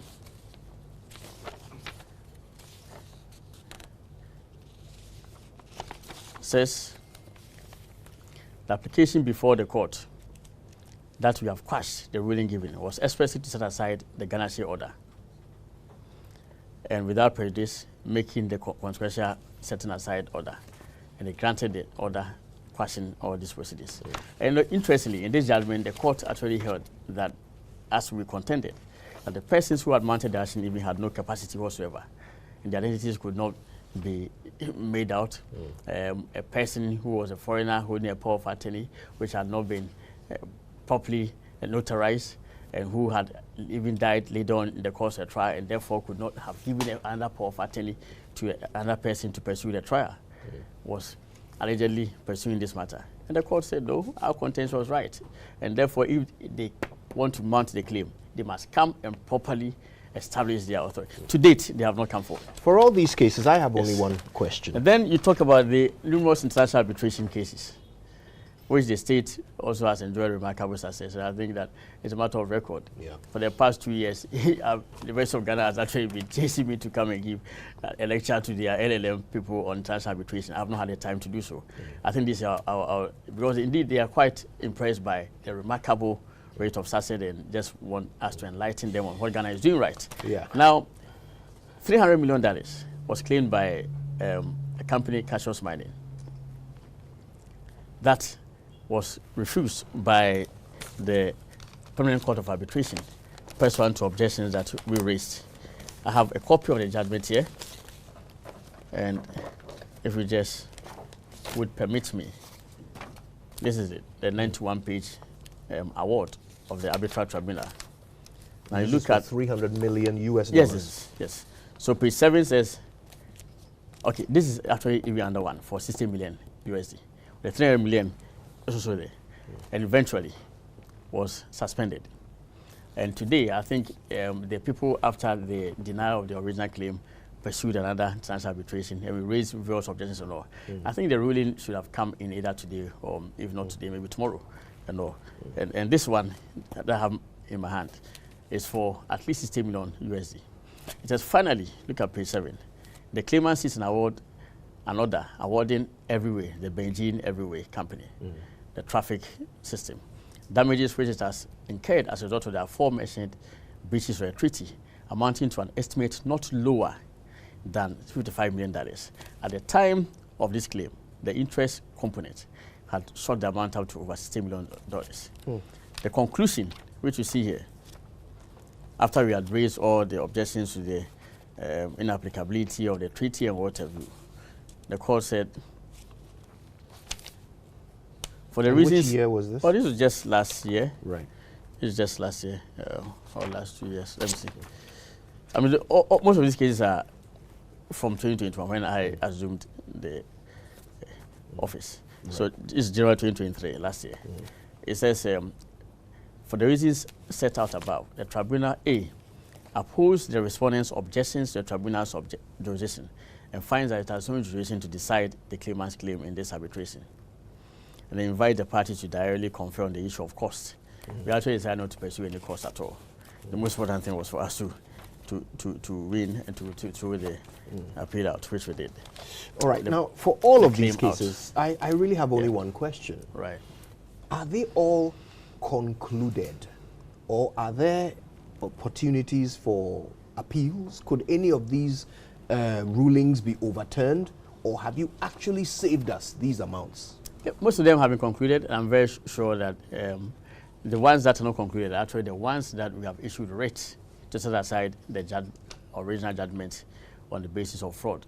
And indeed, the court has, in consequence of our rate, issued orders suspending the execution of the judgment or setting aside the order for Ghana Shilling Nasai, implying that the payment cannot be made at all. You know, and I'm very confident that on the basis of all the reasons I've advanced, the claims no doubt to be defeated. Right. Yeah, in one of them, the 10 trillion one, our view is that the amount owed is only about 56,000 Ghana cedis or so. If at all, that's what should be paid. Well, we will certainly go through all of these documents with our cameras for the benefit of our audience. And the lawyers are there to verify. I've showed you mentioned law firms who are pursuing them and all that. So, before we wrap up, a couple of updates, if you may. Another area in which you've been commended is the number of prosecutions you have managed to put under your belt in the area of Galamsey. The criticism, however, is that we are not seeing the kingpins, the people who are funding these, you know, small fry, if you will, to go into the pits and dig. Why not? Why haven't we seen any kingpins locked up? I think you are. Hitherto, the noise was that Galamsey activities are being funded by Chinese citizens. Is that not correct? Yes, that has been. And the major campaign was who? Mentioned as who? You mean Aisha Huang, the recent... Precisely. And where is Aisha Huang now? But that's just one person. No, hold on. I'm saying that you are seeing the campaigns being thrown into jail. Aisha Huang has been convicted after coming to the country. There was the case that we mounted against Aisha was actually one of the most difficult ones. there was no direct evidence of Aisha 1 on a mining site. Nonetheless, everybody knew Aisha 1 was engaged in galamsey activities. It tells you that she was actually operating behind the scenes, funding people. We had to actually dig into her arsenal, chase up evidence relating to writ that had been issued against her by various persons who had alleged that she had encroached on her land, on their lands and all that.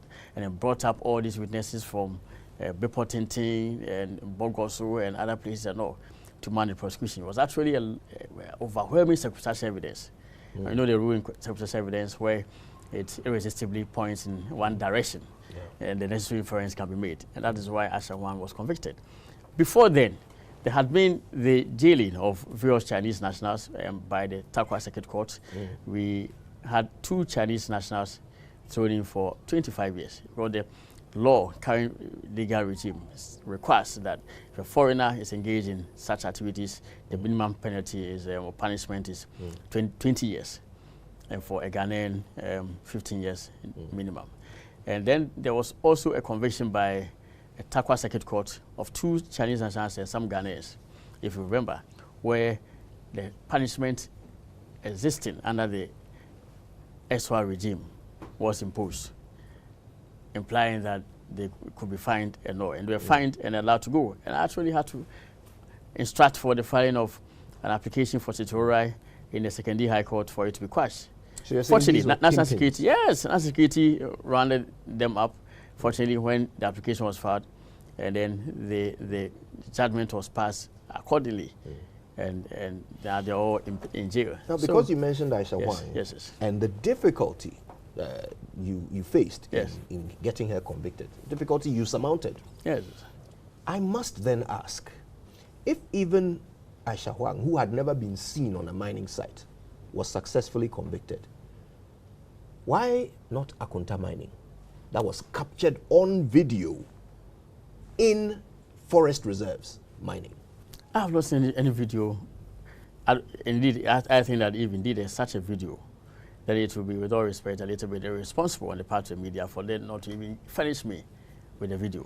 You're saying I've not come across... Yes, and the last time I was actually speaking on the matter on Joy FM, I indicated that no docket has been presented to me in respect of Akunta mining. And indeed, the gentleman who was speaking, one of the panelists actually confirmed that, his information was wrong. No, yes, he has information, no docket has been presented to me. But the absence of docket has never stopped you in the past. You've actually watched news items, news reports, and acted based on what... Those were not criminal prosecutions. Those were civil cases. So, again, there was a discussion on Joy FM that the state had lost 15 million USD as a result of galamsey activities, and that the state, not even galamsey activities, the state had lost $50 million as a result of the wrongful seizure of equipment by various people. And I straight away was alarmed. I made the necessary inquiries, and indeed they confirmed that when I was Deputy Attorney General, such a case had occurred at the Kumasi office. And you know, if you are Deputy Attorney General, you wouldn't be in a position to unless you are instructed by your boss. And my same goes for my deputies now. Unless I assign work to them, they will not even know.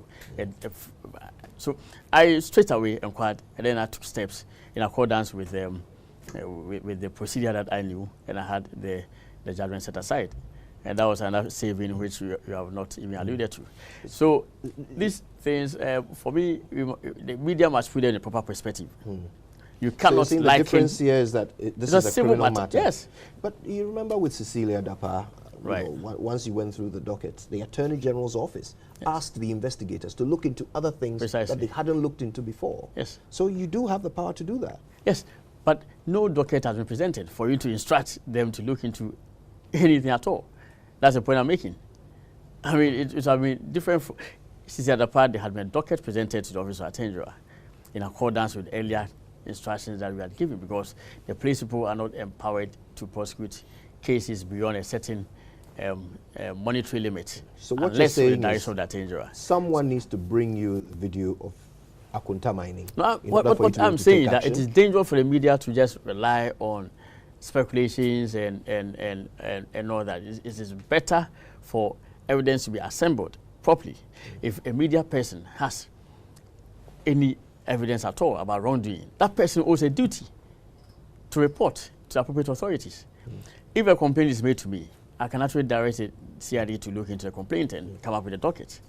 If a complaint is not made, really. Even the Ministry of Lands and Natural Resources wrote to Akunta Mining to tell them to stop their illegal activity.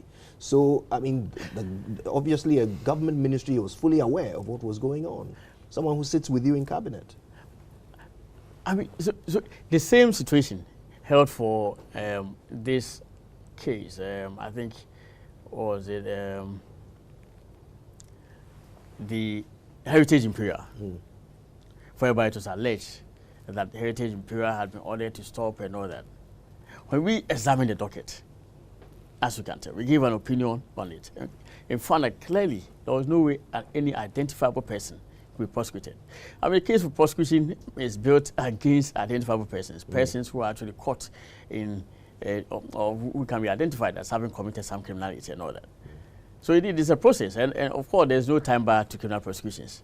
And I think that I'll be very much interested in the Akunta mining case. If you can make the relevant complaint, I will no doubt follow up. I'm prepared to do so. How do you assess the current state of it? I never stated that in order for the president to comfortably accede. I never stated that in order for the president to accede at all, or to assent to the bill. I never stated at all.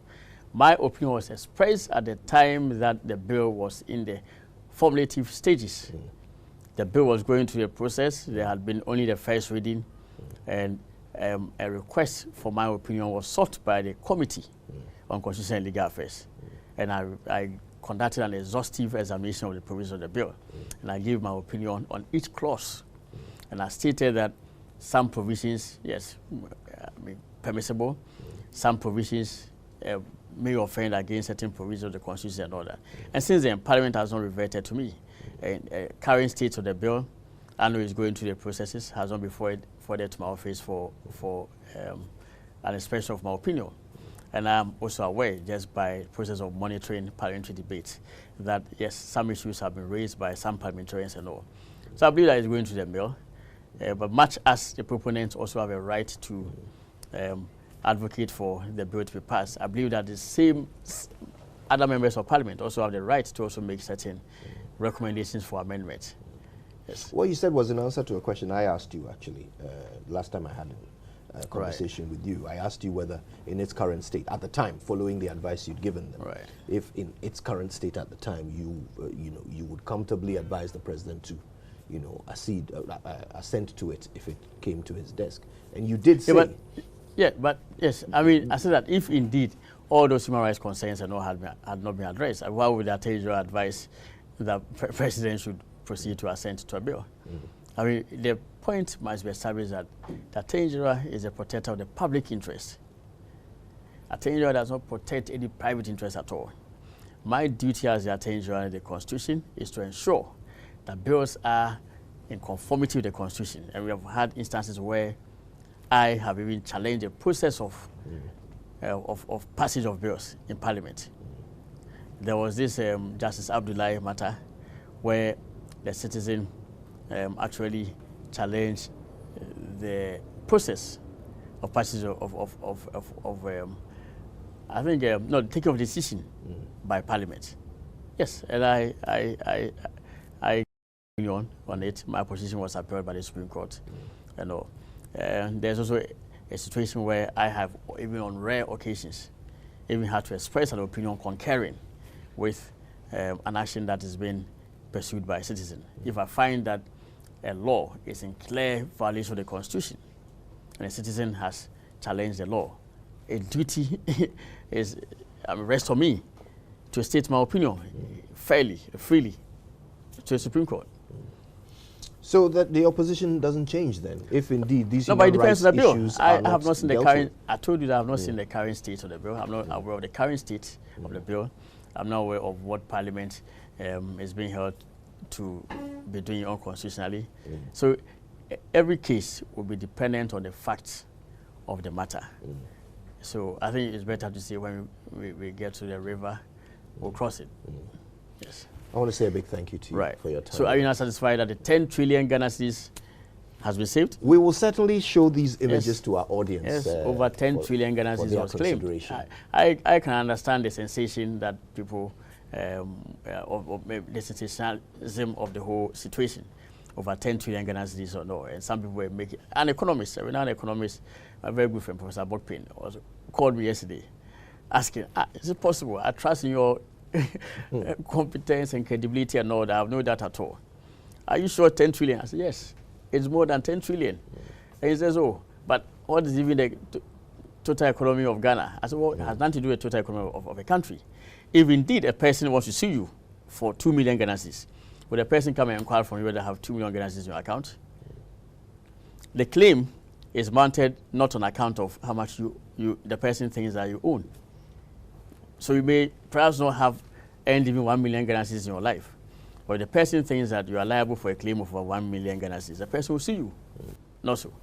If, say, through your pronouncement on radio, a person wants to take a writ out against you in defamation for 10 million Ghana cedis for defamation, will that person come and check whether you have 10 million Ghana cedis?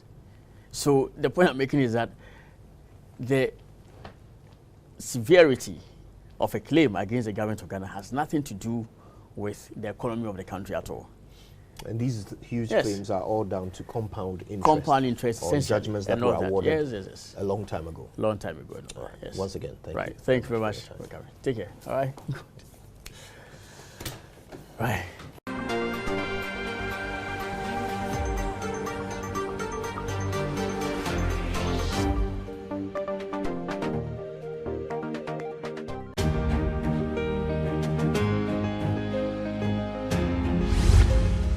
My name is Father Andrew Campbell. I'm a Divine Word missionary priest.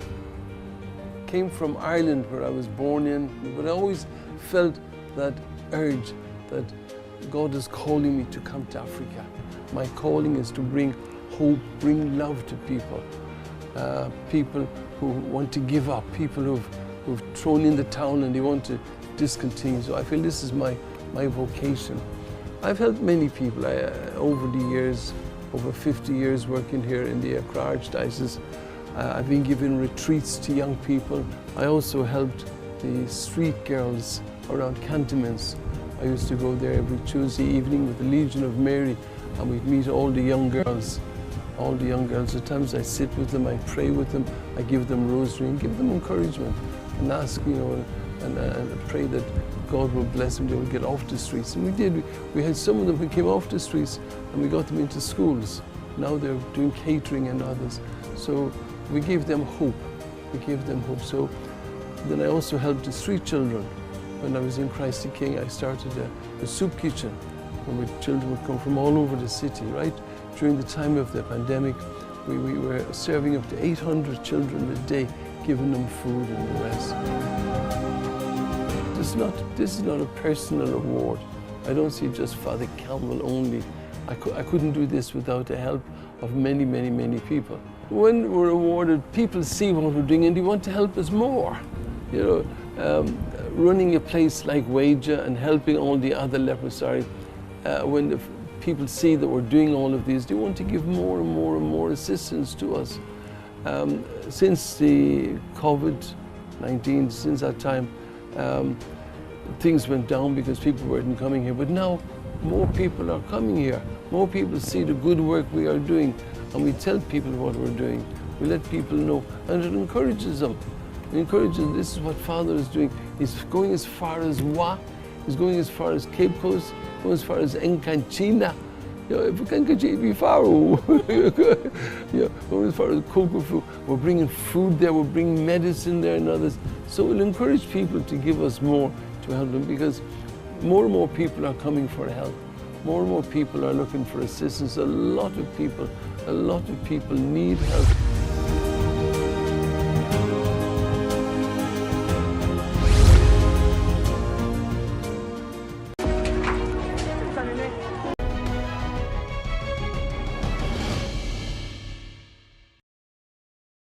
Hello and welcome to Ghana's 67th Independence Celebration edition of Business Live. Coming up in this edition, President Akufo-Addo hopeful commencement of the Ghana Integrated Aluminium Development Corporation will soon be the game changer for the economy. Make reference in particular to two projects coming on stream that should make a great difference to the economic fortunes of our country. I refer to the successful selection of strategic partners that will work with the Ghana Integrated Aluminum Development Corporation, GIADEC, to build a new alumina refinery.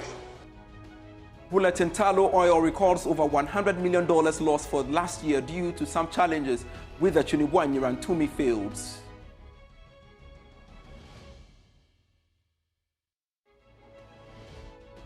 Plus, on Joy Business Van today, the Joy Business Van tours the production hub of Tekura, the Ghanaian furniture design company, bringing attention to Africa.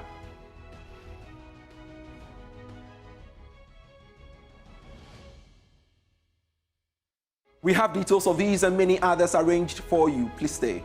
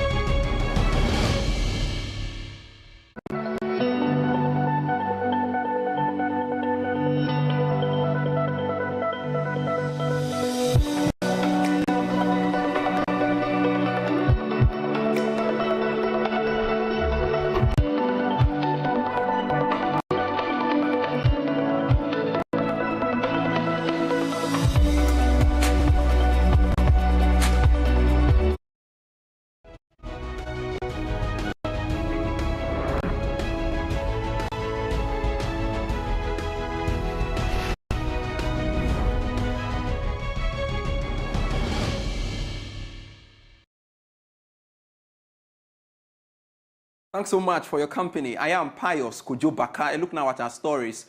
President Akufo-Addo is hopeful the successful selection of strategic partners for the Ghana Integrated Aluminium Development Corporation to build a new aluminium refinery will be a game changer for the country's economy soon. Speaking at the 67th Independence Day celebration in Koforidua in the Eastern region, the president said the commencement of the project will end the export of bauxite in its raw state.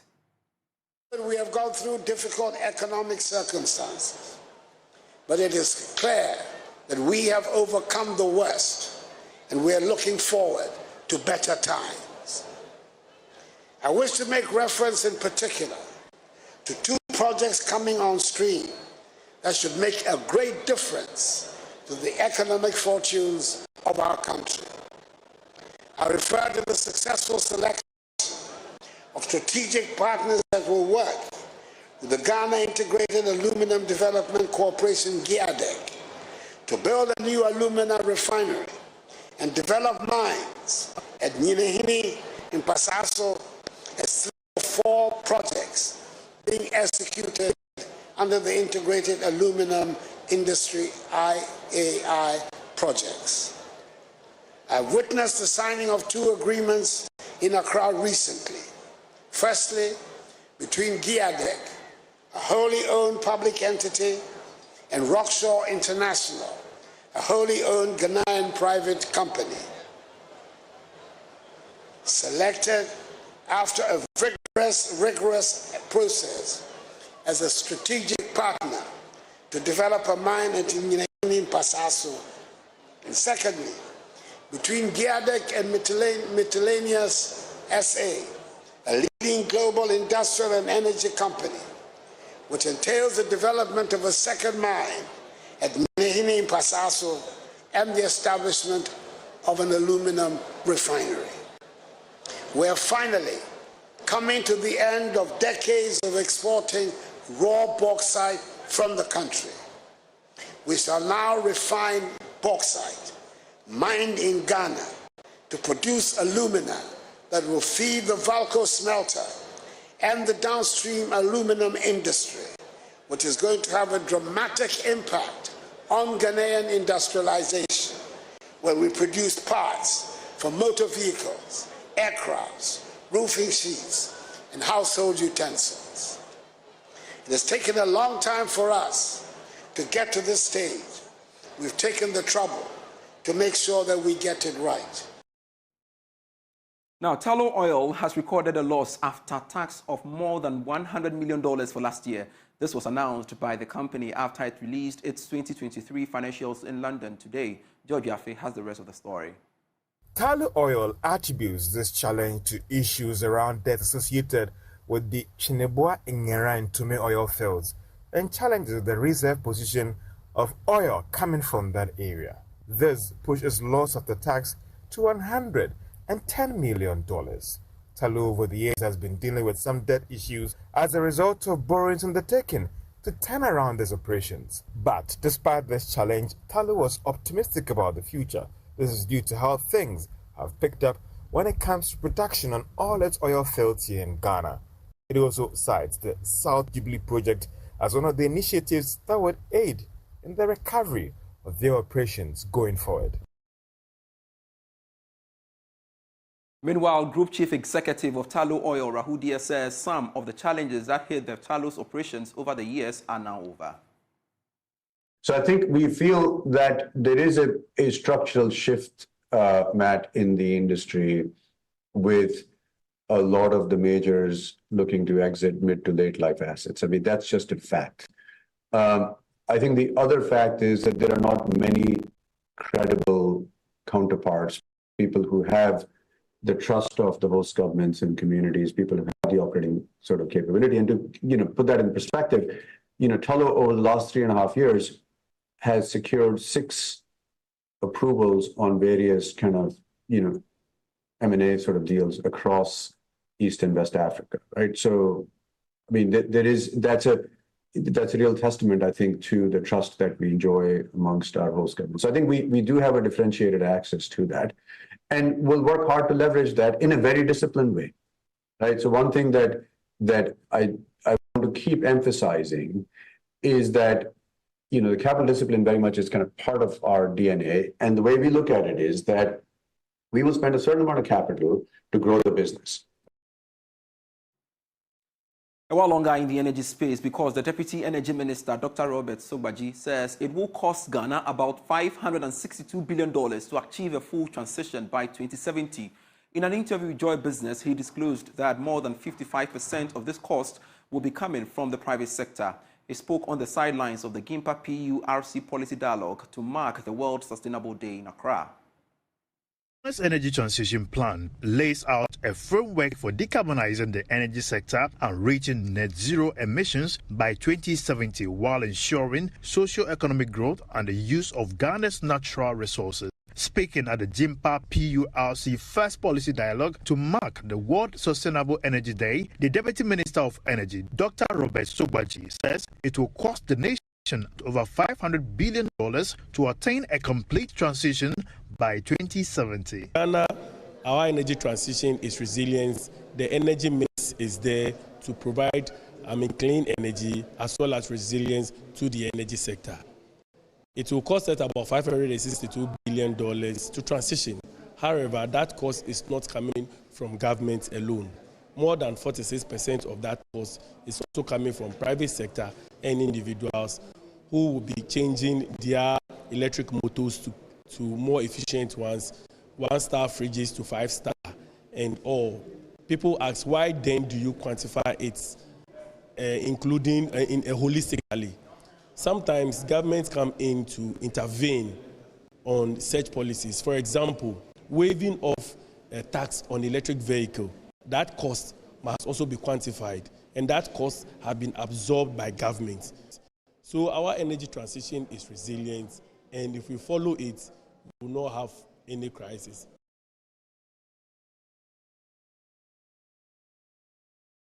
In more news, banks in Ghana posted 224.6% growth in profit for last year to hit 8.3 billion cedis. This shows a strong rebound coming on the back of the domestic debt exchange program. More in this report. According to the January 2024 Monetary Policy Report of the Bank of Ghana, the growth outcomes for key income lines of banks contributed to improved profit performance in 2023. net interest income grew by 41.5% in 2023 compared to a growth of 18.7% in 2022. Fees and commissions also grew by 22.7% in 2023 relative to a growth rate of 25.2% in 2022. The increased growth in net interest income in December 2023, the central bank said, was on account of higher interest income on loans and investment from increased lending rates and interest rates on monetary market instruments. The increased growth in net interest income in December 2023, the central bank said, was on account of higher interest income on loans and investment from increased lending rates and interest rates on money market instruments. The moderation in interest expenses, which is attributed to the contractions in borrowings observed during the year, also contributed to the higher growth in net interest income in December 2023 relative to December 2022. The Bank of Ghana added that the profitability indicators for banking sector turned positive in December 2023 on the back of the improved profit performance recorded during the year. Meanwhile, financial soundness indicators of banks were broadly positive as of December 2023. This follows improvements in liquidity, efficiency, and profitability during the review period.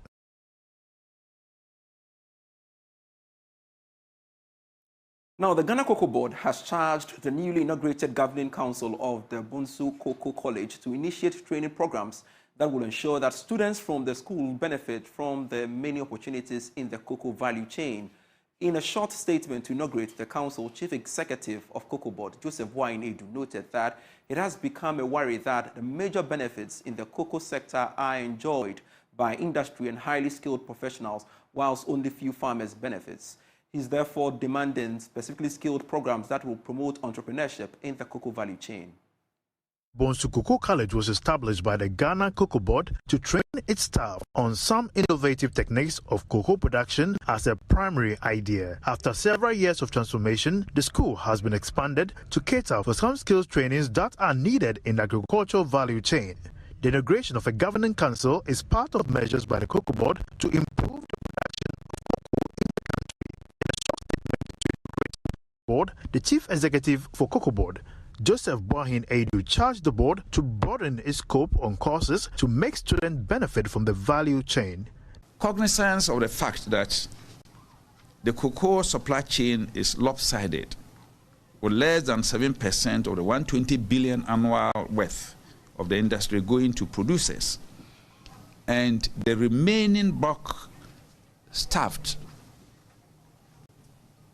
in the hands of those into trading, speculation, hedging, downstream processing, manufacturing, and retailing. We expect Bonsu Cocoa College to tailor its courses and programs to produce graduates that will eventually earn vocations in these more rewarding areas of the cocoa value chain.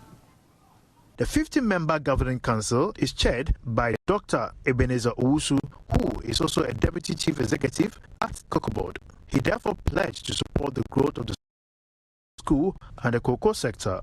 I pledge the Council's readiness to do our very best to steer the affairs of the college to new heights of academic excellence and greatness, and also to prioritize efforts to promote a convivial academic environment and a learner-friendly environment. Honorable Chief Executive, from your statement of purpose that you just read, I know you expect something good from us. Cocoa Board expects something good from us. Ghana expects something good from us. That is a charge to us. This move is expected to boost the capacity of the institution as one of the longest cocoa institutions in the country. Now, the chair of the International Chamber of Commerce, Maria Fernanda Garza, has launched the 2023 edition of the ICC Rule of Combating Corruption.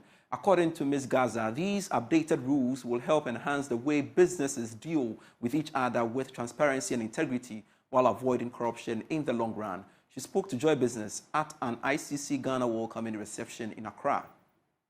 Speaking in an interview with Joy Business, the chair of the International Chamber of Commerce, Maria Fernanda Gaza, says these updated rules will enhance transparency amongst businesses while dealing with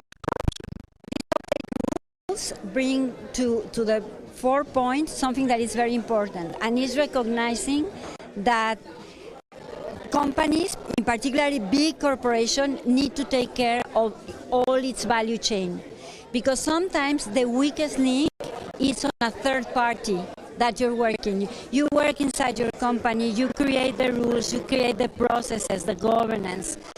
Then you deal with other parties. So you need to make sure that those other parties share your same view against corruption, and they want to act with integrity as well. Emmanuel Doni Kwame is the Secretary General of ICC Ghana. I think Ghana has gone a long way with having the laws and having the institutions and departments to do it. The first one comes with procurement.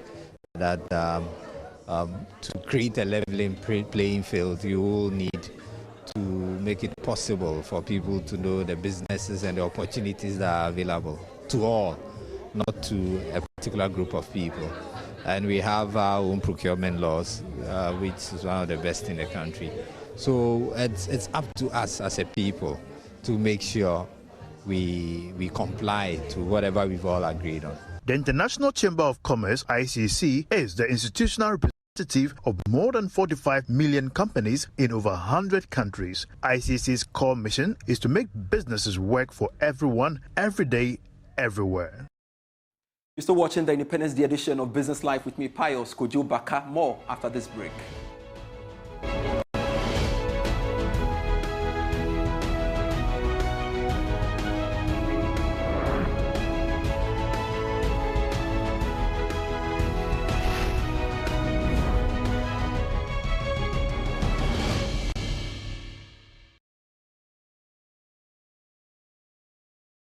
To Business Life.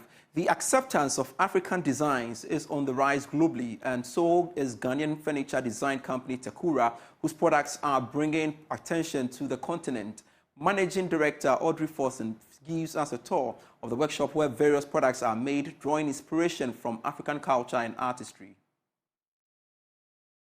The Joy Business Van is brought to you by EcoBank, the Pan-African Bank, and MTN, everywhere you go.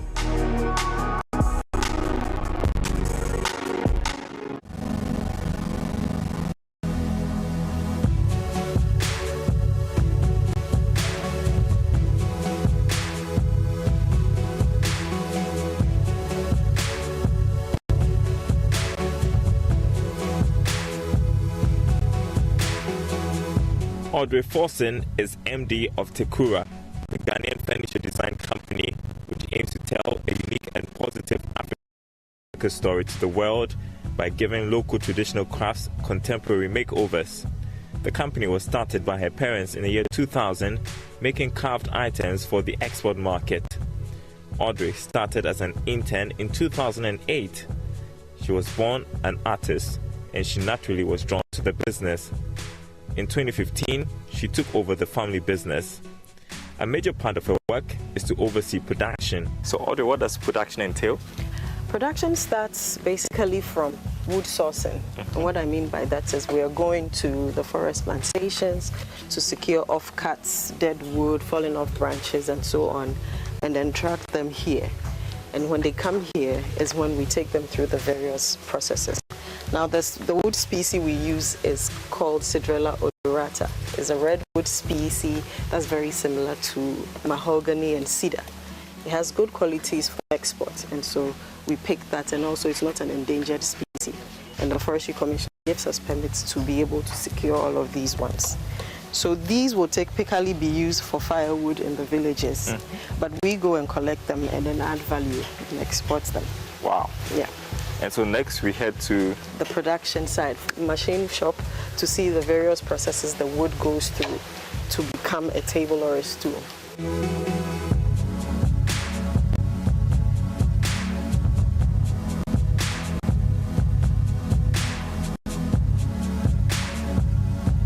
This is the machine shop. And this is where the wood processing, the various processing of the wood takes place. And it all starts here with the bandsaw machine. This green machine is the first point for every piece of wood that comes here.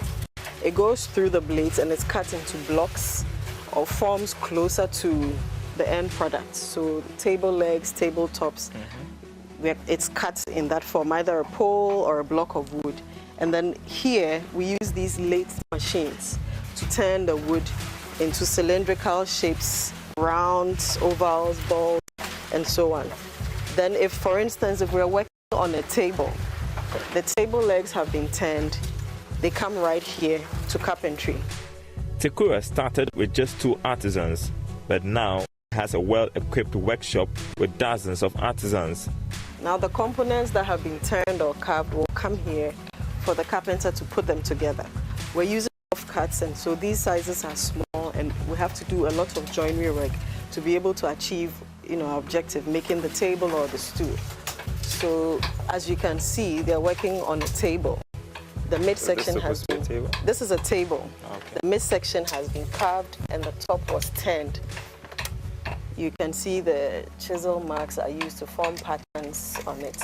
We're using a lot of cultural elements, symbols, designs from different ethnic groups in Ghana and around. So this is like a sword? Or yes, so this is a kofana or a sword. In the Ashanti symbols, it's a kofana, essentially a sword. It's a symbol of power and authority.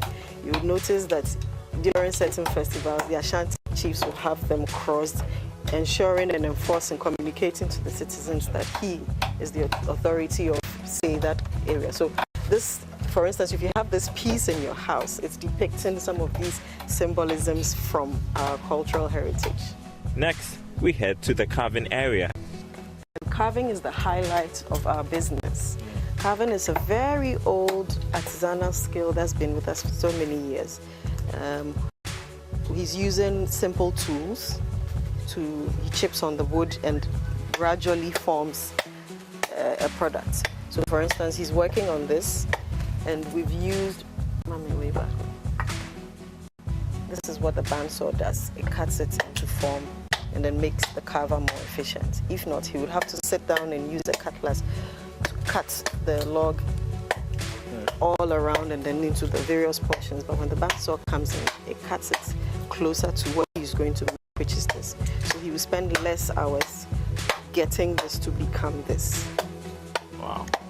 And he uses various different kinds of tools to achieve different kinds of carved designs or details. Because Tekura's products are exported, the wood has to go through the process of drying. So what are we baking?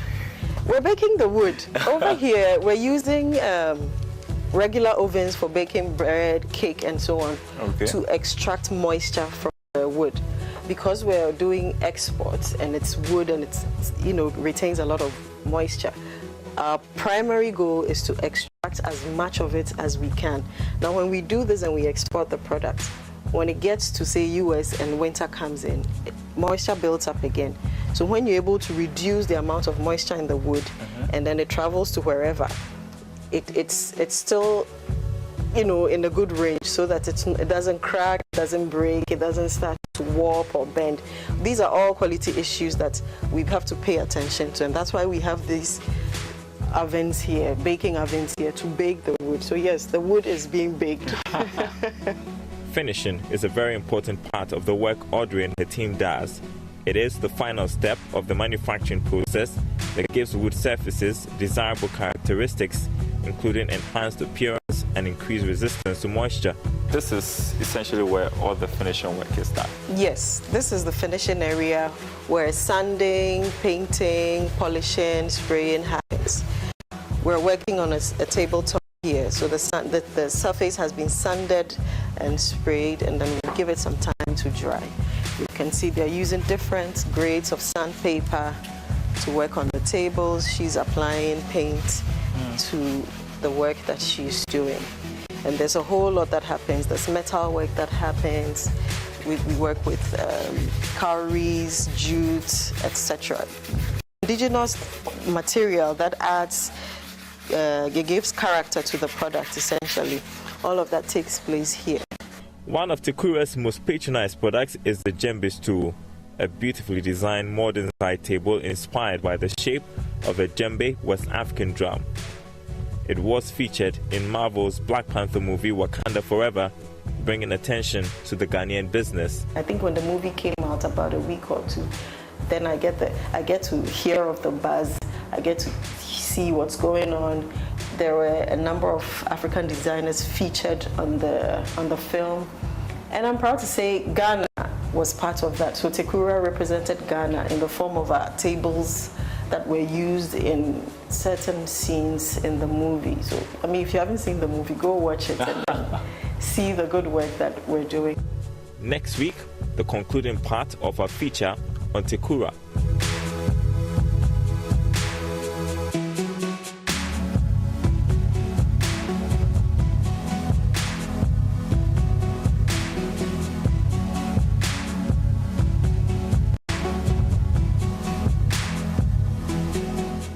The Joy Business Van was brought to you by EcoBank, the Pan-African Bank, and MTN, everywhere you go.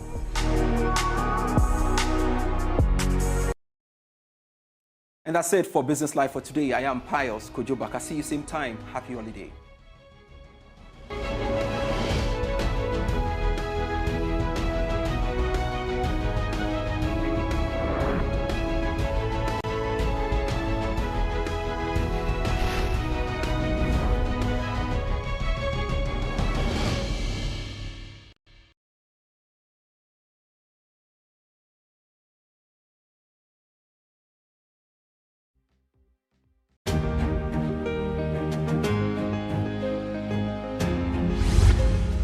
My name is Father Andrew Campbell. I'm a Divine Word missionary priest. Came from Ireland, where I was born in, but I always felt that urge that God is calling me to come to Africa. My calling is to bring hope, bring love to people. People who want to give up, people who've thrown in the towel and they want to discontinue. So I feel this is my vocation. I've helped many people over the years, over 50 years working here in the Accra Archdiocese. I've been giving retreats to young people. I also helped the street girls around cantonments. I used to go there every Tuesday evening with the Legion of Mary, and we'd meet all the young girls. At times I sit with them, I pray with them, I give them rosary and give them encouragement and ask, and pray that God will bless them, they will get off the streets. And we did. We had some of them who came off the streets and we got them into schools. Now they're doing catering and others. So we gave them hope. So then I also helped the street children. When I was in Christ the King, I started a soup kitchen where children would come from all over the city, right? During the time of the pandemic, we were serving up to 800 children a day, giving them food and the rest. This is not a personal award. I don't see just Father Campbell only. I couldn't do this without the help of many, many, many people. When we're awarded, people see what we're doing and they want to help us more. Running a place like Waja and helping all the other leprosary, when the people see that we're doing all of these, they want to give more and more and more assistance to us. Since the COVID-19, since that time, things went down because people weren't coming here. But now more people are coming here. More people see the good work we are doing, and we tell people what we're doing. We let people know, and it encourages them. It encourages them. This is what Father is doing. He's going as far as Wa. He's going as far as Cape Coast, going as far as Encanchina. If we can get you far, going as far as Kokofu. We're bringing food there, we're bringing medicine there and others. So we'll encourage people to give us more to help them, because more and more people are coming for help. More and more people are looking for assistance. A lot of people need help.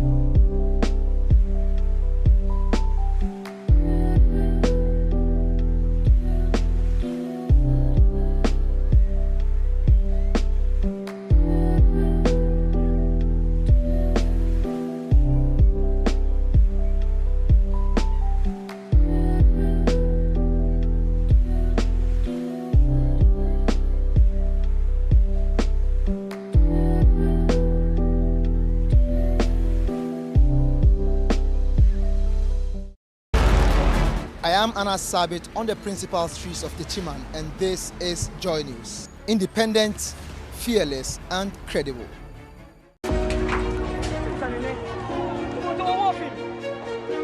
News is important. It's the only way you get to know the things that happen around you, what affects you today and the future. At Joy News, we have reporters scattered around the country who tell us about the communities they live in, the people and their stories. The key part of our job here at Joy News is to make clearer the muffled voices in every part of society. We shine light on the issues. My name is Aisha Ibrahim, and this is Joy News. Independent, credible, and fearless.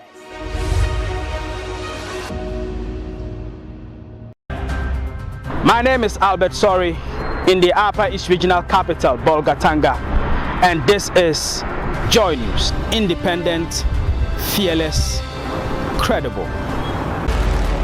I am Anas Sabit on the principal streets of Techiman, and this is Joy News. Independent, fearless, and credible.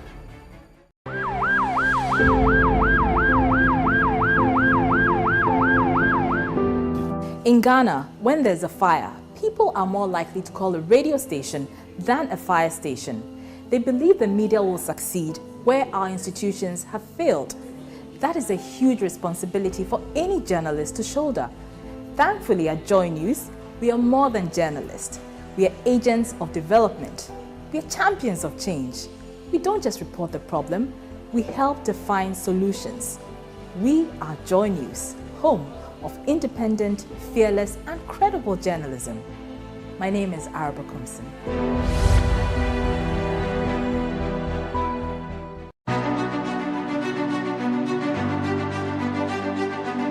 When something happens, you want to know all about it immediately. Here at Joy News, we don't just bring you the breaking stories. We go beyond them to bring you the intricate issues in those developing stories. We are relentless in our probe, detailed in our search, and our commitment to be your most credible news source is one that you can trust, because news is all about you. Joy News, credible, independent, and fearless.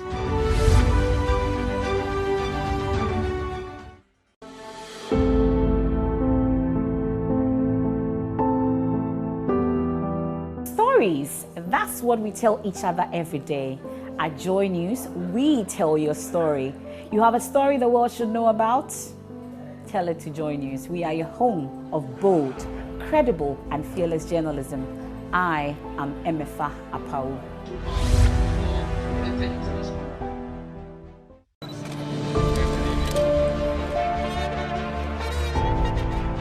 We have seen a lot together, and through it all, the faces here at Joy News have looked you straight in the eyes and asked the questions you've always wanted to ask. We've been fearless but compassionate. We've been relentless with our probe. We have given you the microphones. The boy they killed is my best friend. We here at Joy News are always honored to share each day with you. My name is Ernest Minu, and this is Joy News. Credible, fearless, and independent.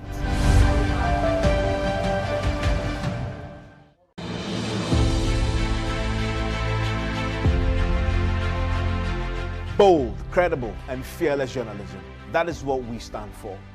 Duty bearers and citizens know that they'll be asked the hard questions to bring out the truth.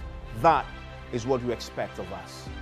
It is this commitment to tell truth to power that sets us apart, because we will hold the feet of leadership to the heat of accountability. My name is Evans Mensah, and this is Joy News. Fearless, independent, and credible.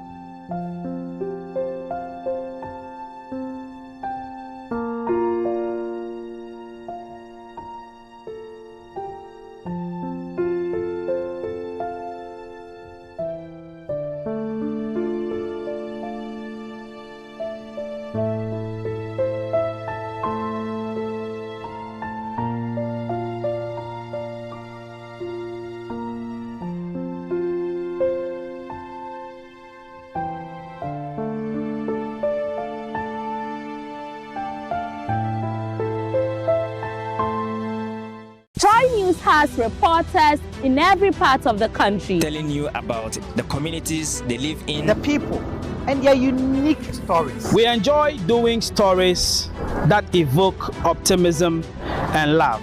Above all, we do not just tell you what is happening around you. We also tell you how it matters to you. Because for a journalist, bearing witness is not just an instinct. It is a responsibility. We want to know your opinion. This is JoyNews. Independent, fearless, and credible.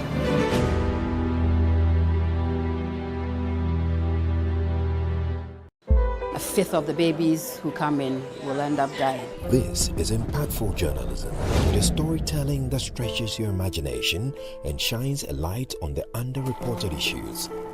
Normally, if you talk, that doesn't change people. Let them see it. This is impactful journalism. It is fearless, independent journalism that reshapes thoughts and crushes stereotypes. But I had no more strength in me again. The person must be made to know that what you have done, yes, it would have deserved murder. This is impactful journalism. It provides context and meaning to the different perspectives. Children are born with sin, and therefore if you don't baptize them and they die as children, then they will go to hell. This is funny.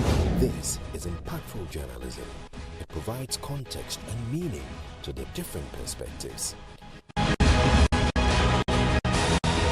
This is JoyNews Hotline Documentaries, compelling stories changing the status quo. I am in Athalia Kwanzaa in Takrady, and this is JoyNews. Independent, fearless, credible.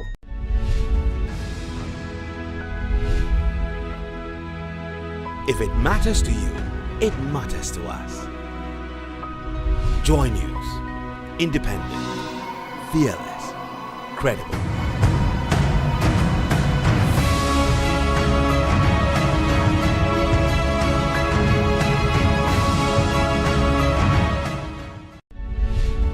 People before power. We're about the people, not the powerful. JoyNews. Independent, fearless, credible.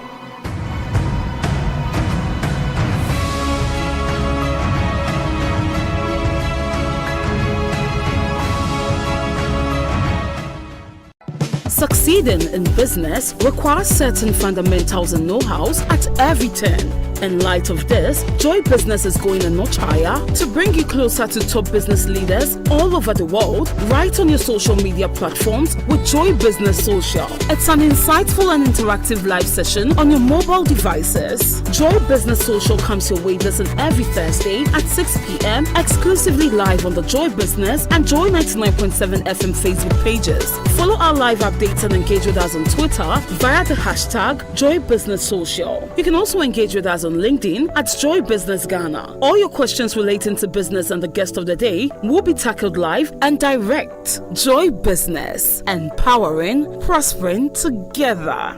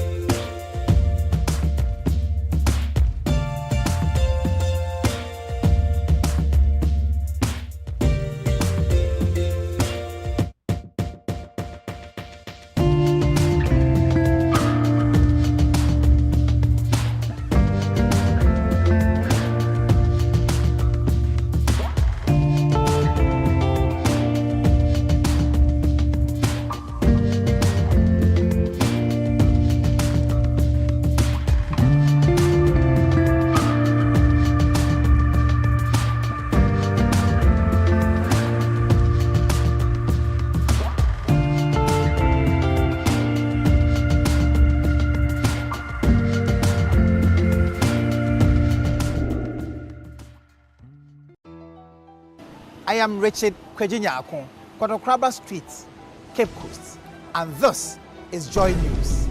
Independent, fearless, credible.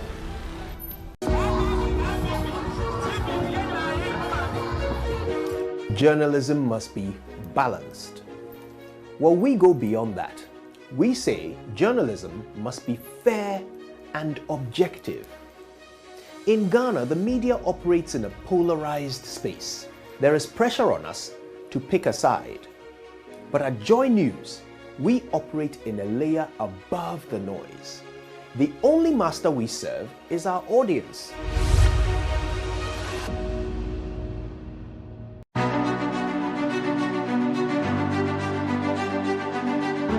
News should not be something that is presented to you. Those days are over. These days, news is interactive. It is conversational. Our audience is no longer passive, but part of our storytelling. We tell stories that are rooted in the hearts of those who are affected. Hello there. My name is Mama Vio Swampwaje.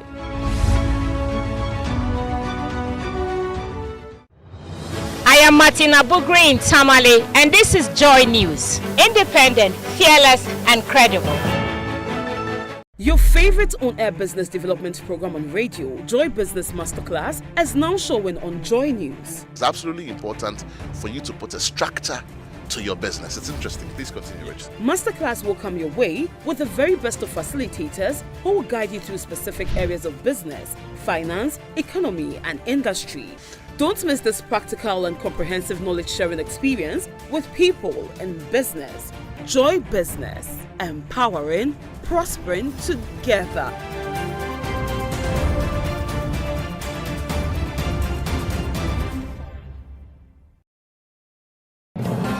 My name is Mohammed Nuruddin in Kumasi, and this is Joy News. Independent, fearless, and credible.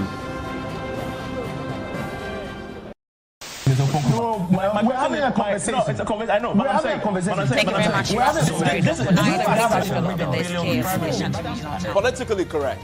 Aren't you tired of the overly refined political opinion, banter, and analysis on radio and television? Well, it's time to break the shackles and liberate your political opinion on social media. Joy News is bringing to your favorite social media platform a political talk show like no other. Raw, live, and interactive. We call it the state of play. Join the best political team on social media, Evans Mensah, Winston Amwa, and Raymond Aqua, every Thursday for 30 minutes at 2:30 p.m. exclusively on the Joy News and Joy 99.7 FM Facebook pages, as well as on YouTube and Instagram for a live interaction. Drop your comments on our live stream and engage with us on Twitter via the hashtag State of Play. State of Play, simply politically incorrect.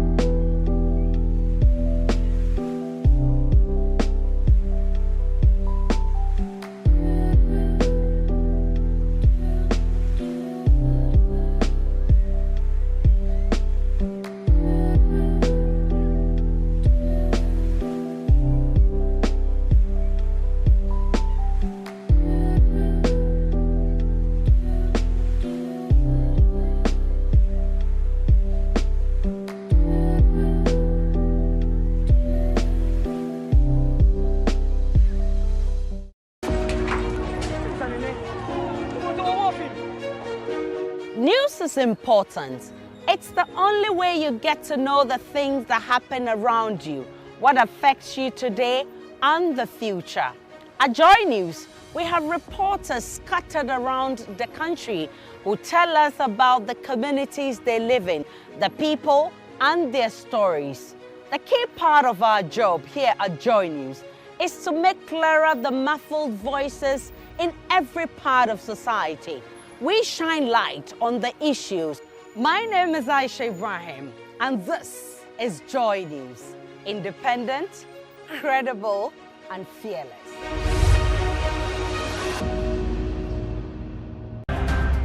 My name is Albert Sorry in the Upper East Regional Capital, Bolgatanga, and this is JoyNews. Independent, fearless, credible. I am Anas Sabit on the principal streets of Techiman, and this is JoyNews. Independent, fearless, and credible.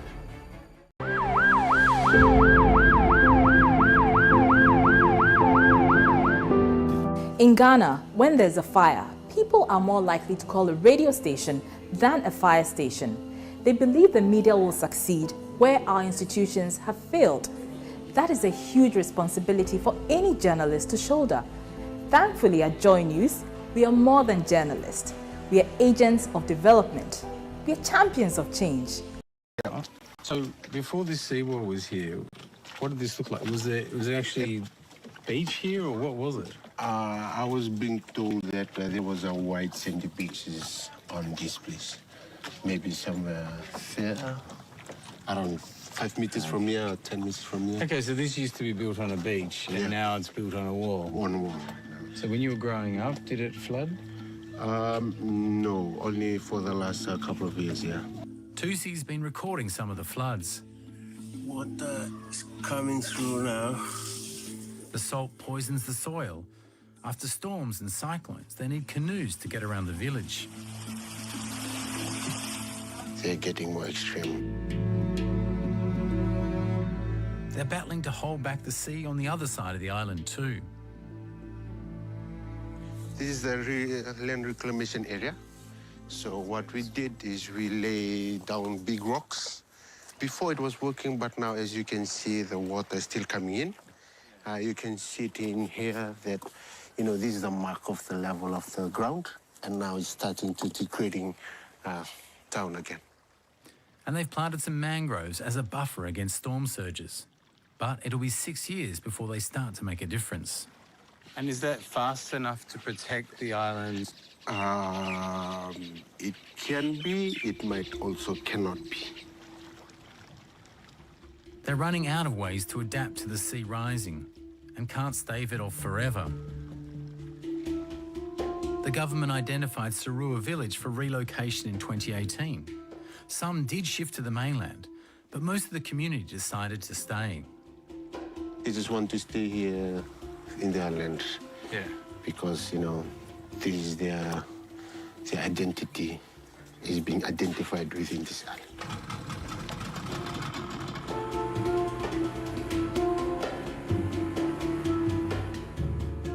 The village's identity isn't just tied to the land, but to the sea as well. And this too is under threat. So what are we looking for?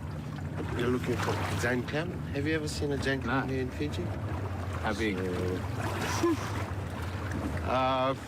You'll see. You'll see. I'll see. Okay. Except I'm gonna go in first, eh? Yeah. Don't worry, the shark in here, they are vegetarians, so you don't have to worry about... Vegetarian sharks, great. Yeah, they are very friendly, just like the Fijian people. All right.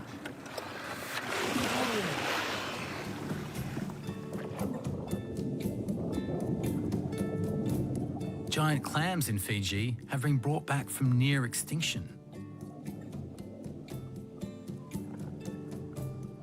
If they're protected from predators and humans, they can live 100 years. But warming water temperatures may finally spell their end. And there's not much the local custodians can do about that.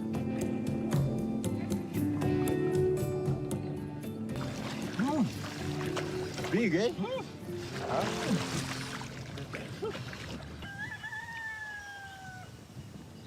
Just as with Vunidongoloa, moving is made all the harder because they're bound to the spirits of their ancestors, which still guide them. Susi, are you considering moving? Are you looking at the options? If we may move, our spirit lives on the island. Only our body will be moved out from this. So you'll always be coming back to this island? Always be coming back, but I don't want to leave this island because it's paradise, it's my homeland. And most of my ancestors have died and buried in this island as well. The blessings of the Vanua is in this island. It's not. It's on this island. These chiefs here, they are the blessings. Okay. So we have to respect it.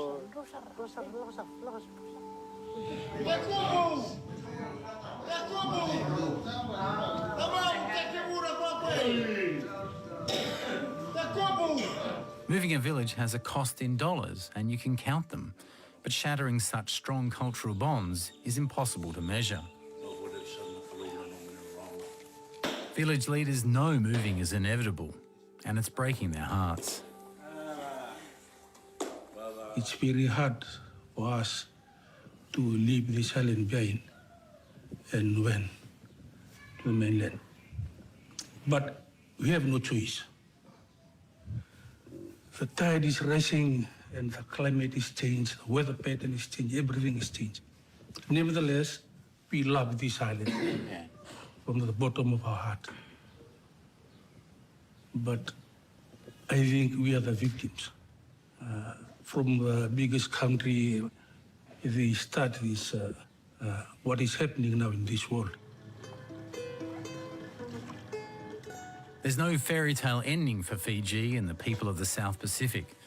They face painful and costly changes. And still the big question remains, who will pay for it? Those that created the problem, or those who are left to face its consequences?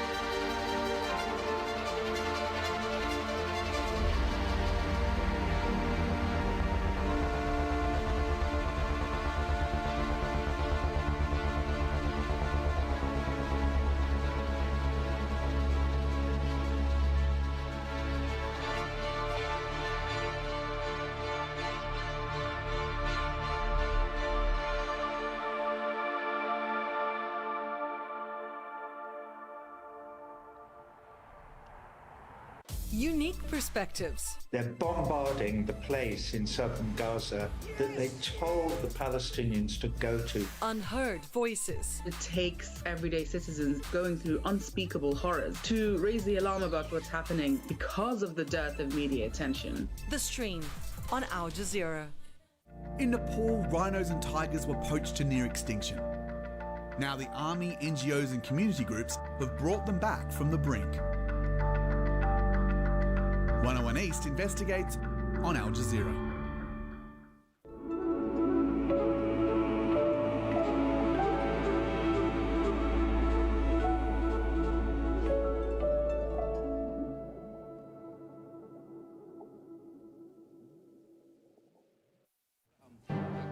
Senegal's president dissolves the government and replaces the prime minister after the Constitutional Council rules against the delay of elections beyond April.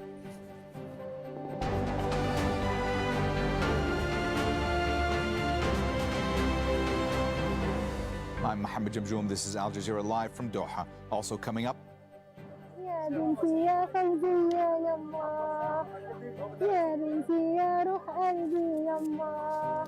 Another mother mourns her daughter as Israel unleashes more death and destruction across Gaza for 152 days and counting.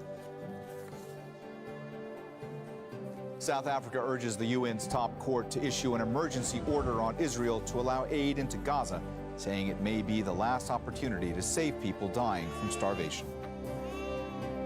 And schools and businesses in Haiti are shut, and people are leaving the capital after armed gangs warn of a civil war unless the prime minister resigns.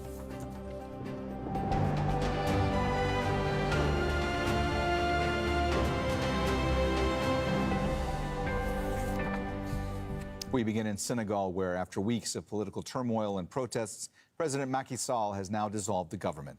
He's replaced Prime Minister Amadou Ba with the current Interior Minister. It's to allow Ba, who's the ruling coalition's presidential candidate, to focus on his campaign. The government has announced a new date for the delayed presidential election for later this month. The decisions come hours after Senegal's constitutional court ruled that the election must be held before President Sall's mandate ends next month. Nicholas Hawk is following developments from the capital, Dakar.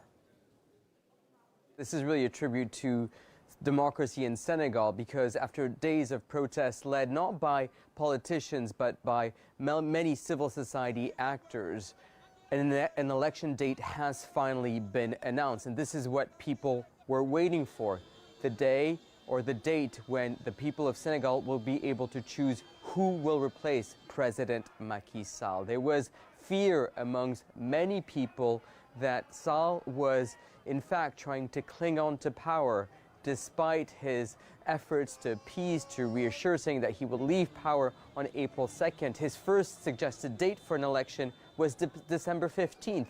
Then came June 2nd. All those dates were rejected by the Constitutional Council, who is there not to protect the president, but the constitution of the country. And so for those that I've spoken to, this is really a tribute to the institutions of democracy that were really tested in this final month of President Macky Sall's mandate, where there's been so much protest to see finally this election date take place. So March 24th, which will take place, and that means that it'll be a shortened campaign, but these elections will finally take place. Earlier, my colleague Nastasia Tay spoke to Anta Babakar, who is an opposition presidential candidate from the ARC party. She says Macky Sall tried everything to delay the elections.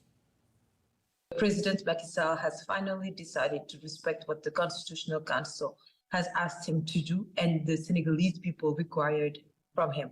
It was the last act that we expected from the President Macky Sall himself, which was to organize this presidential election before April 2nd.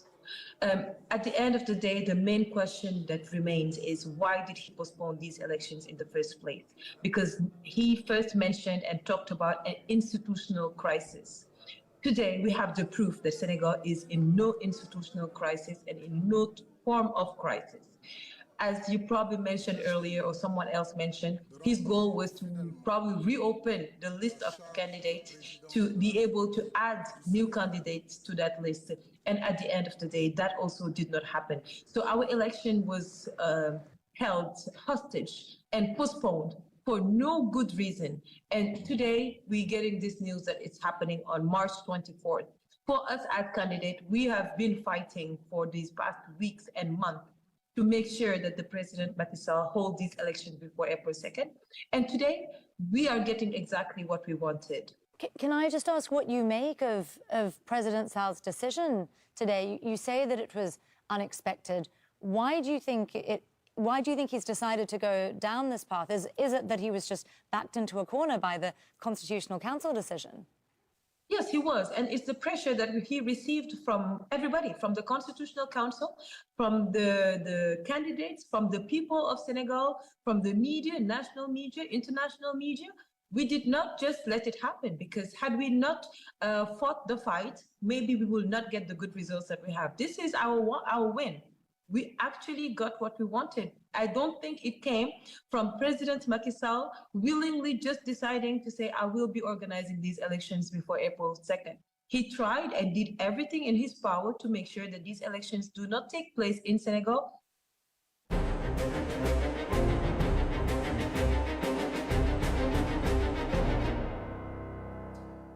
In Gaza, there's no end to Israel's relentless bombardment and its war of starvation. At least 5 people were killed when Israeli forces targeted a mosque in the north of the Strip. And as casualties mount, the UN has warned its attempts to get aid trucks into Gaza are failing. Gaza's health ministry says at least 20 children have died of hunger. Michael Apple reports. A woman's scream pierces the chaos at the Salah Mosque in Jabalia in northern Gaza, following Israeli shelling. Rescue teams rush to the site. Several bodies are pulled from under the rubble. Some are alive. But doctors can do nothing for several children brought in, confirming a parent's worst nightmare. Salah Mosque at Jabalia was directly targeted without warning. Children were playing near the mosque as they normally do. Suddenly the mosque was bombarded, killing people and injuring others. This is the enemy's target, children. Death comes in many forms in Gaza.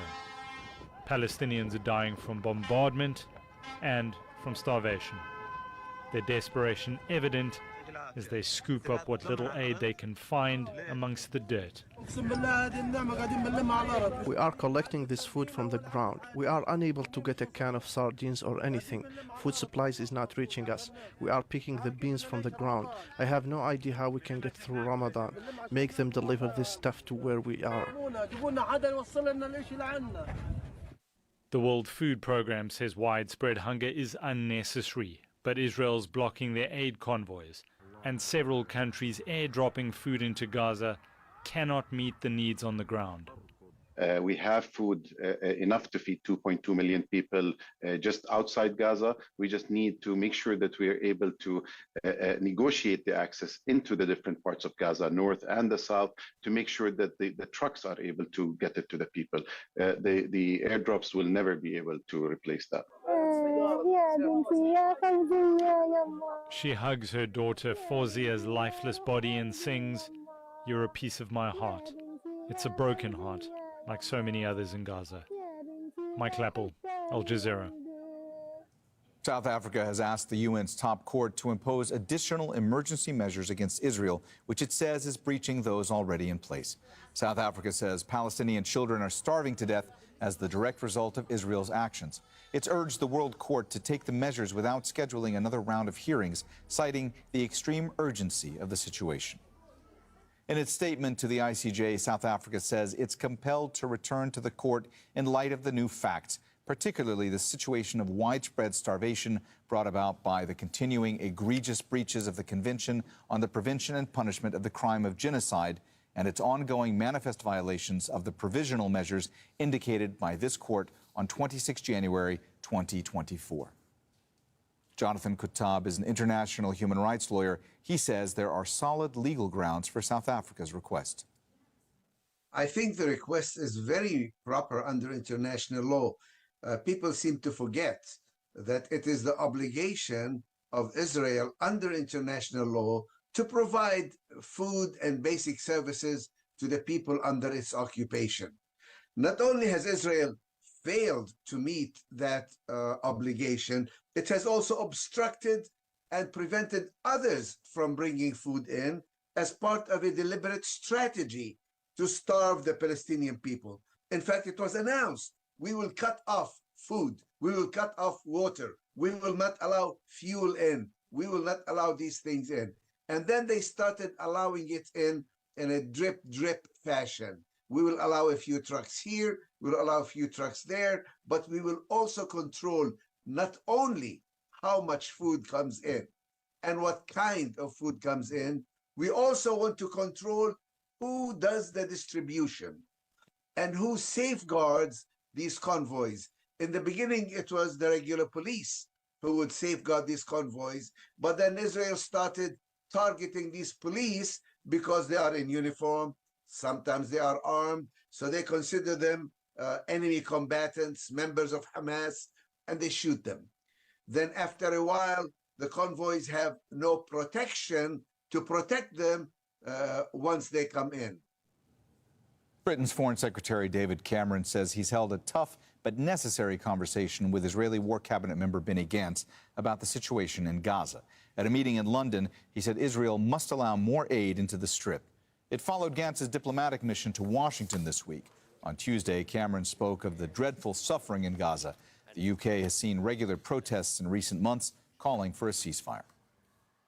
We've had a whole set of things we've asked the Israelis to do, but I have to report to your Lordship's House that the amount of aid that got in February was about half what got in January. So patience needs to run very thin, and a whole series of warnings need to be given.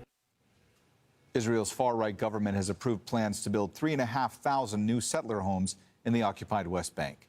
The organization Peace Now says the units will be built in the illegal settlements of Ma'ale Adumim, Efrat, and Kedar. Israel's far-right finance minister Bezalel Smotrich warned of an expansion after a shooting incident in one of the settlements 2 weeks ago. Hamda Salhoud reports from occupied East Jerusalem. The Israeli government essentially approving 3,500 housing units in 3 different illegal settlements across the occupied West Bank. This is the first time since the beginning of the war on October 7th that we have seen approvals for housing units in illegal settlements. Now,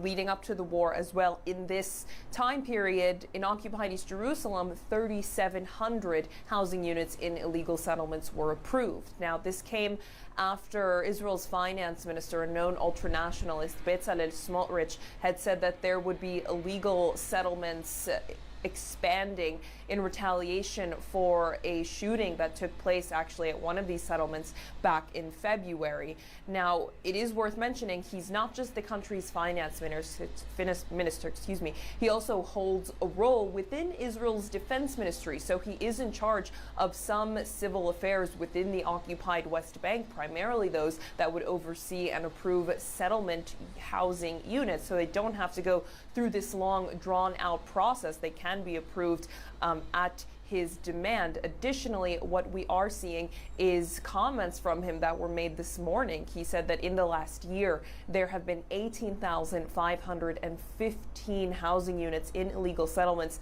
that have been approved in the last year. So we can expect in the occupied West Bank construction to begin on those 3 illegal settlements, totaling in 3,500 housing units. At least 3 sailors have been killed in a Houthi attack on a cargo ship in the Gulf of Aden. That's according to U.S. Central Command. These are the first fatalities since Houthis began its attacks on commercial shipping in protest against Israel's war on Gaza. The Greek operators of the vessel say the True Confidence was struck 90 kilometers off the coast of Aden. The ship is reportedly adrift and on fire. There were 20 crew on board and 3 armed security guards. Shihab Ratansi reports from Washington. U.S. Central Command and the Pentagon say that the vessel hit was a Barbados-flagged, Liberian-owned bulk carrier that was transiting the Gulf of Aden. It's very difficult to tell from that whether there is any U.S. connection, as the Houthis claim, given the opacity, the lack of transparency, the flags of convenience in international shipping. The Pentagon did give us some more information, though, about the context of this latest attack. They say it's the 5th anti-ship ballistic missile fired by the Houthis in the last 2 days. 2 of those missiles impacted 2 shipping vessels, and 1 was shot down by the USS Carney. The Houthis say that they will continue targeting vessels linked to what they call the Israeli genocide as long as it continues, as long as the U.S. allows it to continue. But there's no change in policy from the State Department. Asked as to how successful U.S. policy is of deterrence and degradation of Houthi capabilities, Matt Miller, the State Department spokesperson, simply said it's a long-term process. But apparently still, the one element that the U.S. is still not considering is stopping or attempting to stop what the Houthis say is a genocide in Gaza. Shihab Ratansi, Al Jazeera, Washington. Still ahead on Al Jazeera. I'm John Hendren in North Carolina, one of the many Super Tuesday states that Nikki Haley lost. After that, she's bowed out of the race.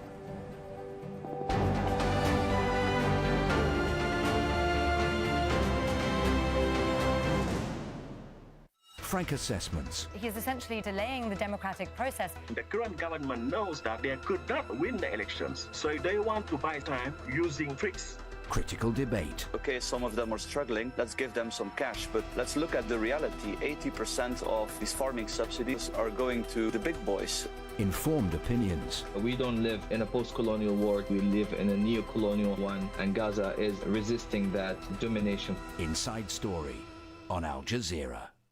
African narratives from African perspectives. You just have to keep pushing because no one else can see the vision as clear as you do. 2 short documentaries by African filmmakers from Ivory Coast and Zambia. Et ici à Rock ou bien de la région ou bien à Côte d'Ivoire, on m'appelle Pika la tortue. Turtle Guard and Anime in Zambia. A new series of Africa Direct on Al Jazeera.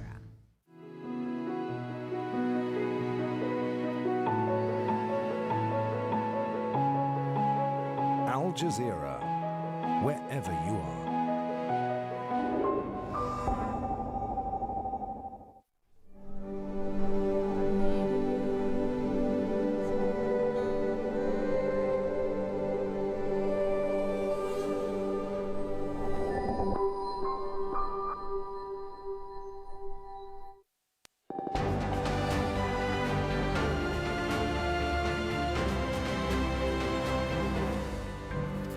You're watching Al Jazeera. A reminder of our top stories this hour. Senegal's President Macky Sall has now dissolved the government. He's replaced Prime Minister Amadou Ba with the current Interior Minister. The government also announced a new date for the delayed presidential election for later this month. South Africa has asked the UN's top court to impose additional emergency measures against Israel, which it says is breaching those already in place. South Africa says Palestinian children are starving to death as a direct result of Israel's actions. At least 3 sailors have been killed in a Houthi attack on a cargo ship in the Gulf of Aden. That's according to U.S. Central Command. They're the first fatalities since Houthis began its attacks on commercial shipping in protest against Israel's war on Gaza. Haiti's capital remains mostly paralyzed by violence, with gangs warning of civil war if Prime Minister Ariel Henry doesn't step down. Henry is still in Puerto Rico, unable to return home. There's been a surge in violence in the past week since he left the country in a bid for international aid. Haiti is in a state of emergency. The international airport in Port-au-Prince remains closed, and most businesses have shut down. Washington says it's not calling for Haiti's prime minister to resign, but does want him to speed up a transition to inclusive governance and ensure free and fair elections. It's not the United States acting alone in this with this regard. It's the United States in consultation with partners in the region are having these conversations. And what we are saying to the Prime Minister is that he needs to expedite the transition to empowered and inclusive governance, including the appointment of a transition council. So that's what we'll continue to discuss with him. Daniel Foote served as the U.S. Special Envoy to Haiti in 2021. He says Washington's reluctance to see Ariel Henry step down is not helping the situation.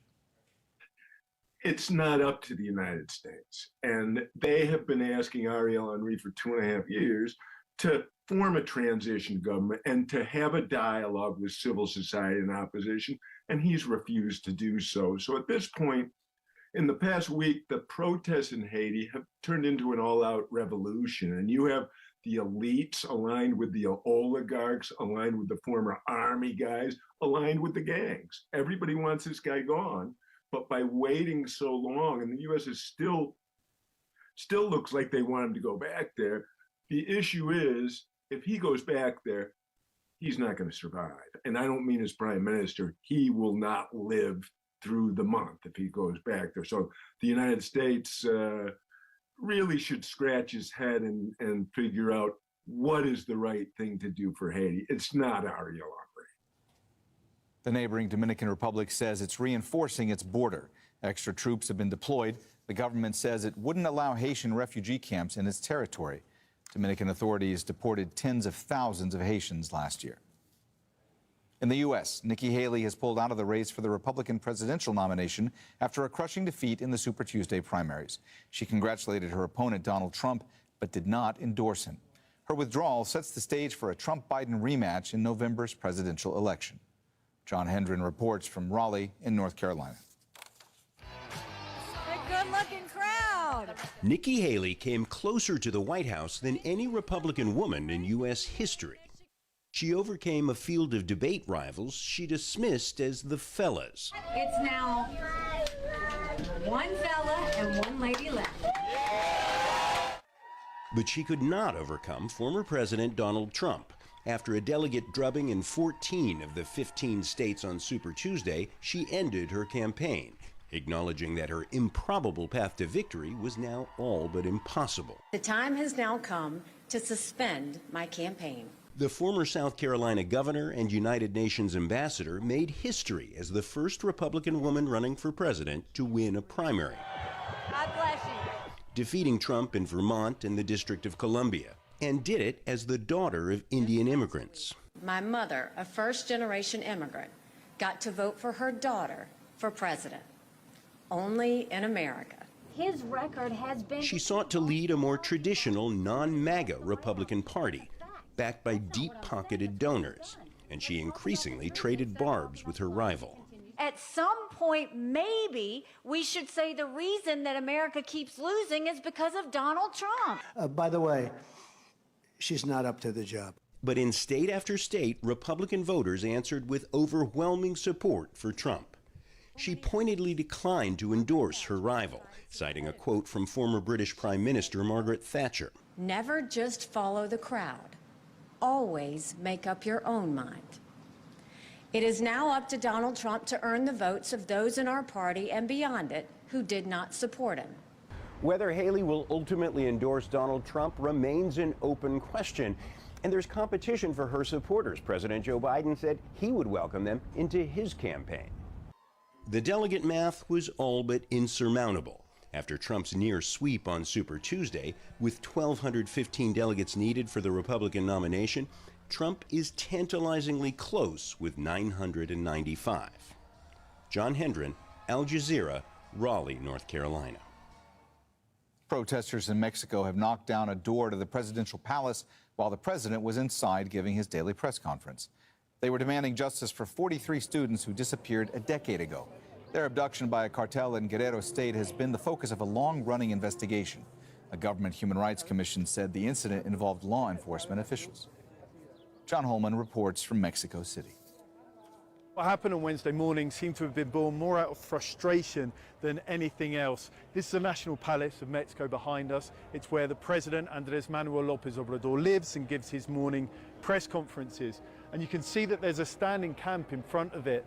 These people are here to protest the lack of the resolution of the case of 43 students who were disappeared in the country now almost a decade ago. That case has become emblematic in Mexico of the more than 100,000 people that are missing in total. Now, this is the last day of that standing camp, and what they were looking for was a meeting with the country's president. He hadn't wanted to give them that meeting, and a group of younger protesters went round to the side, commandeered a truck, and then reversed that truck into the side doors to try and get into the palace and into the morning press conference. They didn't get really far. They were repelled almost instantly by military police who were wielding gas and riot shields, but the causes of their dissatisfaction remain. They and rights groups say that at first, President López Obrador seemed keen to help resolve this case, but as time has gone on, and especially as the Mexican army, which is a key pillar of support for this government, began to seem to be involved more and more in the case, he's becoming increasingly reluctant to release information for his administration and his general attorney to release information to help solve that. That's what these protesters want to try and clear up with them. He said that he's now going to give them a meeting in 15 to 20 days once he's looked at the evidence. So you have to see what happens next. John Holman, Al Jazeera, Mexico City. Farmers in Poland have clashed with police during a protest in Warsaw. They've been demonstrating for months against Ukrainian imports and EU climate policies. Borders with Ukraine are blocked, leaving hundreds of Ukrainian trucks unable to cross. Steb Fasten has this report from Medyka on the Polish-Ukrainian border. Farmers vent their anger on riot police in Warsaw. Protests against policies from Brussels are escalating, and these farmers increasingly consider the EU their enemy. Only 2 years ago, thousands of Ukrainian refugees were warmly welcomed at this border. Now it's blocked. Polish farmers say EU support for Ukraine has gone too far. Ukrainian grain is flooding Poland, and we're getting poorer and poorer. We don't know what to do with our products anymore. Roman Kondrów produces grain and corn close to the border. He says after Russia invaded Ukraine and the EU lifted import duties on Ukrainian grain, he lost most of his income. He does not believe Ukraine's claim that only 5% of its grain is passing through Poland. This is our pain. I want the government to take concrete decisions. We want actions. I want the government to understand and help us financially, or to export this grain from Ukraine to countries in Africa, for example. The blockades have caused kilometers-long queues of Ukrainian trucks at the border. Some haven't moved for weeks. The border blockades are causing major delays of deliveries of goods into Ukraine. And while the farmers are saying that they let military and humanitarian aid pass, these protests have seriously damaged Ukraine's relationship with the one country that helped it most since Russia invaded. Every day, Ukrainian drivers hope the blockades will end so their goods can pass. They don't understand why Polish farmers have gone this far. I asked the Polish farmers, what else do you need in Europe? They have zero loans, they have everything, and they are still carrying banners complaining. In Ukraine, everything is much more difficult for us. Ukraine has accused the protesters of having a political motive, especially with EU elections coming up in June. Images of farmers carrying pro-Russian banners in support of President Putin have made things even worse. But the farmers insist they'll remove the blockades as long as their incomes and their future can be guaranteed. Steb Fasten, Al Jazeera, Medyka, at the Polish-Ukrainian border. That's it for me, Mohammed Jamjoom. You can find more information on our website, aljazeera.com.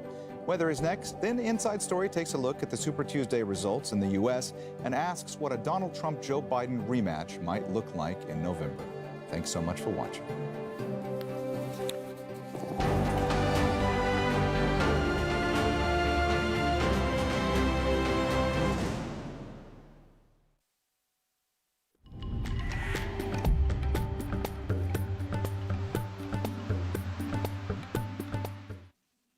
Hello, we should see something of an improvement, at least temporarily, in the weather for Japan. We have this area of low pressure just pulling out into the open waters. Still something of a northerly feed on our wind, so not exactly warm. We're getting up to around 9 or 10 Celsius there in Tokyo over the next couple of days. Thursday should be essentially dry. A bit of showery rain there into the Korean Peninsula, just pushing across the Yellow Sea there. This little system here, the tail end of that wetter weather, that's just going to develop. It's going to spin its way up into an area of low pressure. So the eastern side of Honshu could catch some rather wet and windy weather as we go through Friday. Spots and snow just coming into the higher ground at that stage. Largely dry there across a good part of the Korean Peninsula by this stage. Much of China looking dry and settled, 19 Celsius there in Hong Kong. That dry weather coming down across Indochina, Philippines, not too bad here as well. Rash of showers across Malaysia, down into Indonesia, some big ones coming through here once again. 1 or 2 showers just around the foothills of the Himalayas, but much quieter than it has been recently. India and Pakistan looking largely dry.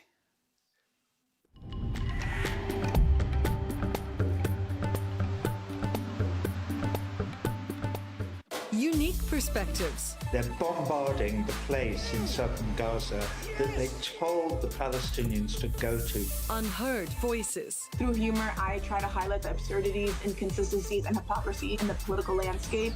Connect with our community and tap into conversations you won't find elsewhere. It takes everyday citizens going through unspeakable horrors to raise the alarm about what's happening because of the dearth of media attention. The Stream on Al Jazeera. Will Joe Biden and Donald Trump face each other in the US election in November? The current and former presidents swept the polls in Super Tuesday's vote. Now they hope to get their party's nominations. But what are American voters' priorities this time round? This is Inside Story.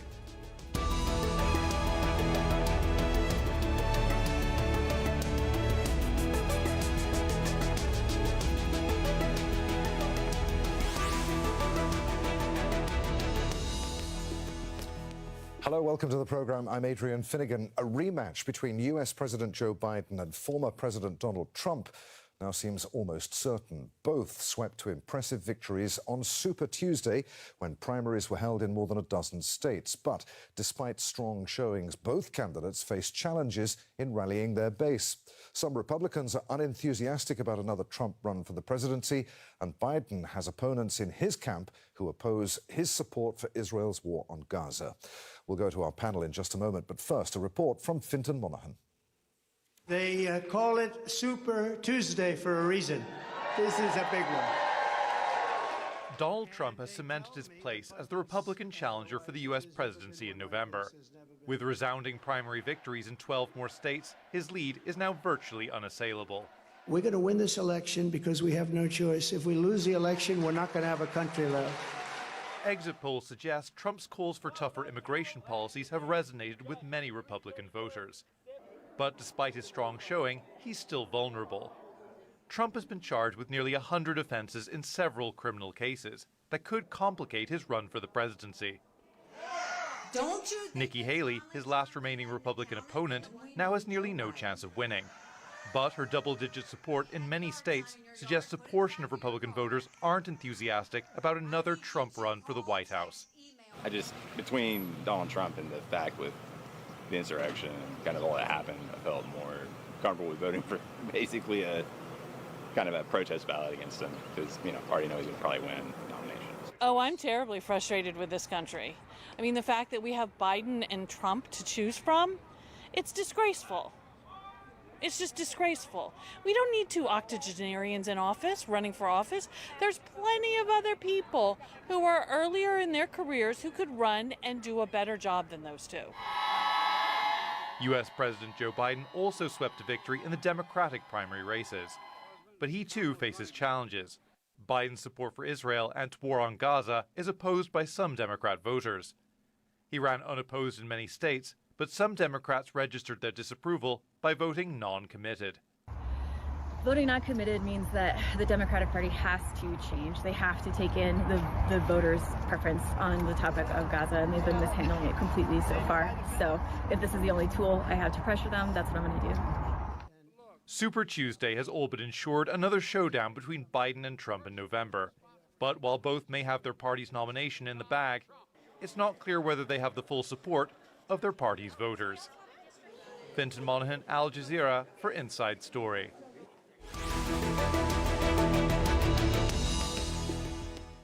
Well, we're fortunate enough to have with us a panel of experts that reflects diverse opinions across the US political spectrum. From Washington, D.C., the well-known pollster James Zogby, who's also president of the Arab American Institute. From Burlington, Vermont, Arshad Hassan is a Democratic Party political strategist and co-founder of Convey Communications, a firm that aims to support emerging progressive leaders. And also in the US Capitol, Rina Shah is a conservative political advisor and Republican opposed to Donald Trump's leadership. Welcome to you all. James, it wasn't the decisive day that it can be and has been. Has Super Tuesday ever mattered less? I mean, we knew more or less before Tuesday that it's going to be a Biden-Trump rematch in November, didn't we?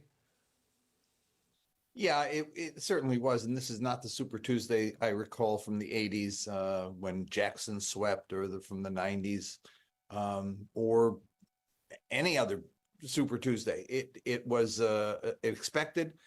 Turnout was very low, which I think is of concern to both candidates in both parties. And there certainly are concerns for Biden with the low turnout, the lack of enthusiasm, and for Trump on the fact that he hasn't consolidated support among all Republicans.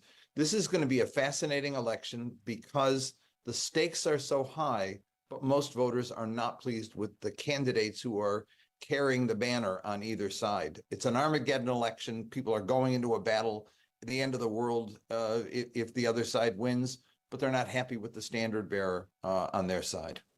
Arshad, could Biden's mishandling of Israel's war on Gaza cost him the election in November? It's a question that he does need to ask himself. He needs to figure out how to get good with his base. And it's not just because, the base doesn't have anywhere else to go. This uncommitted campaign is to put the Biden campaign on notice. In Michigan and now in Minnesota, we've got a substantial vote. Now, to note, they didn't vote for any of the other options on the ballot. They're telling Biden to get good with the base. And I think that's important. Our base is young people, people of color. We want to send a message, and this is how they've done it.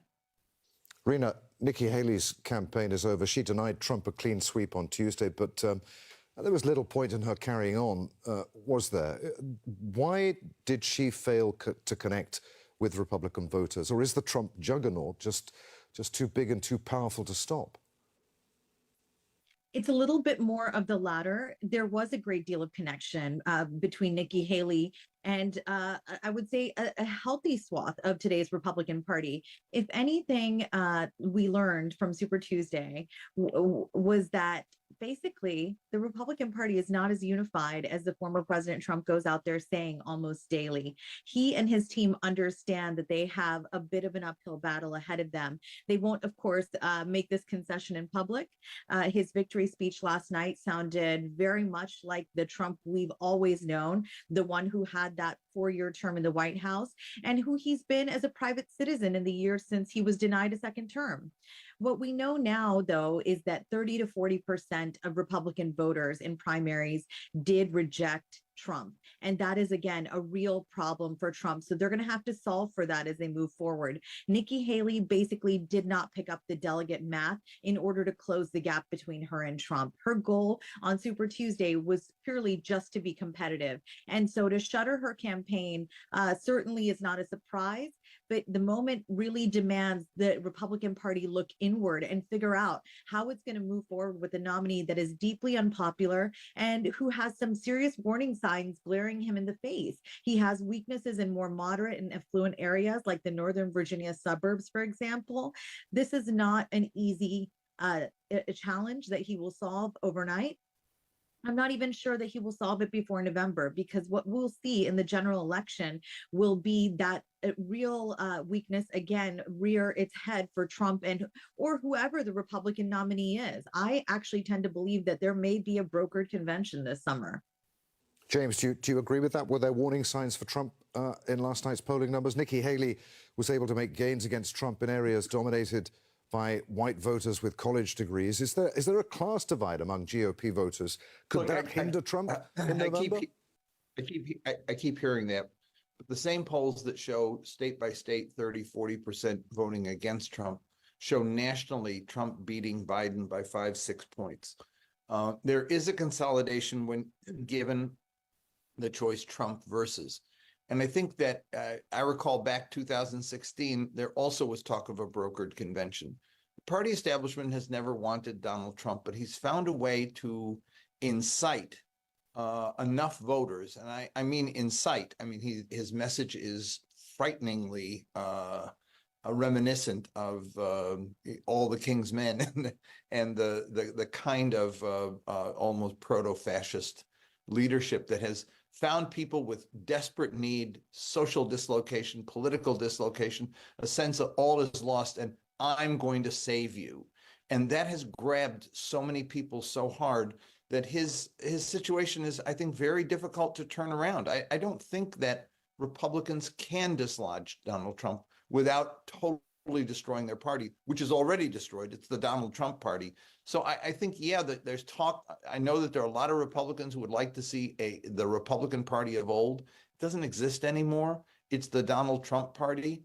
And that's what we're going to have in November is the Donald Trump party versus the Joe Biden party. And people aren't going to be happy with it, but that's the choice we've got. And it's, I think, more to the point here of what we learned, the Minnesota vote, the North Carolina vote, the uncommitted and the no preference was much higher than anyone expected.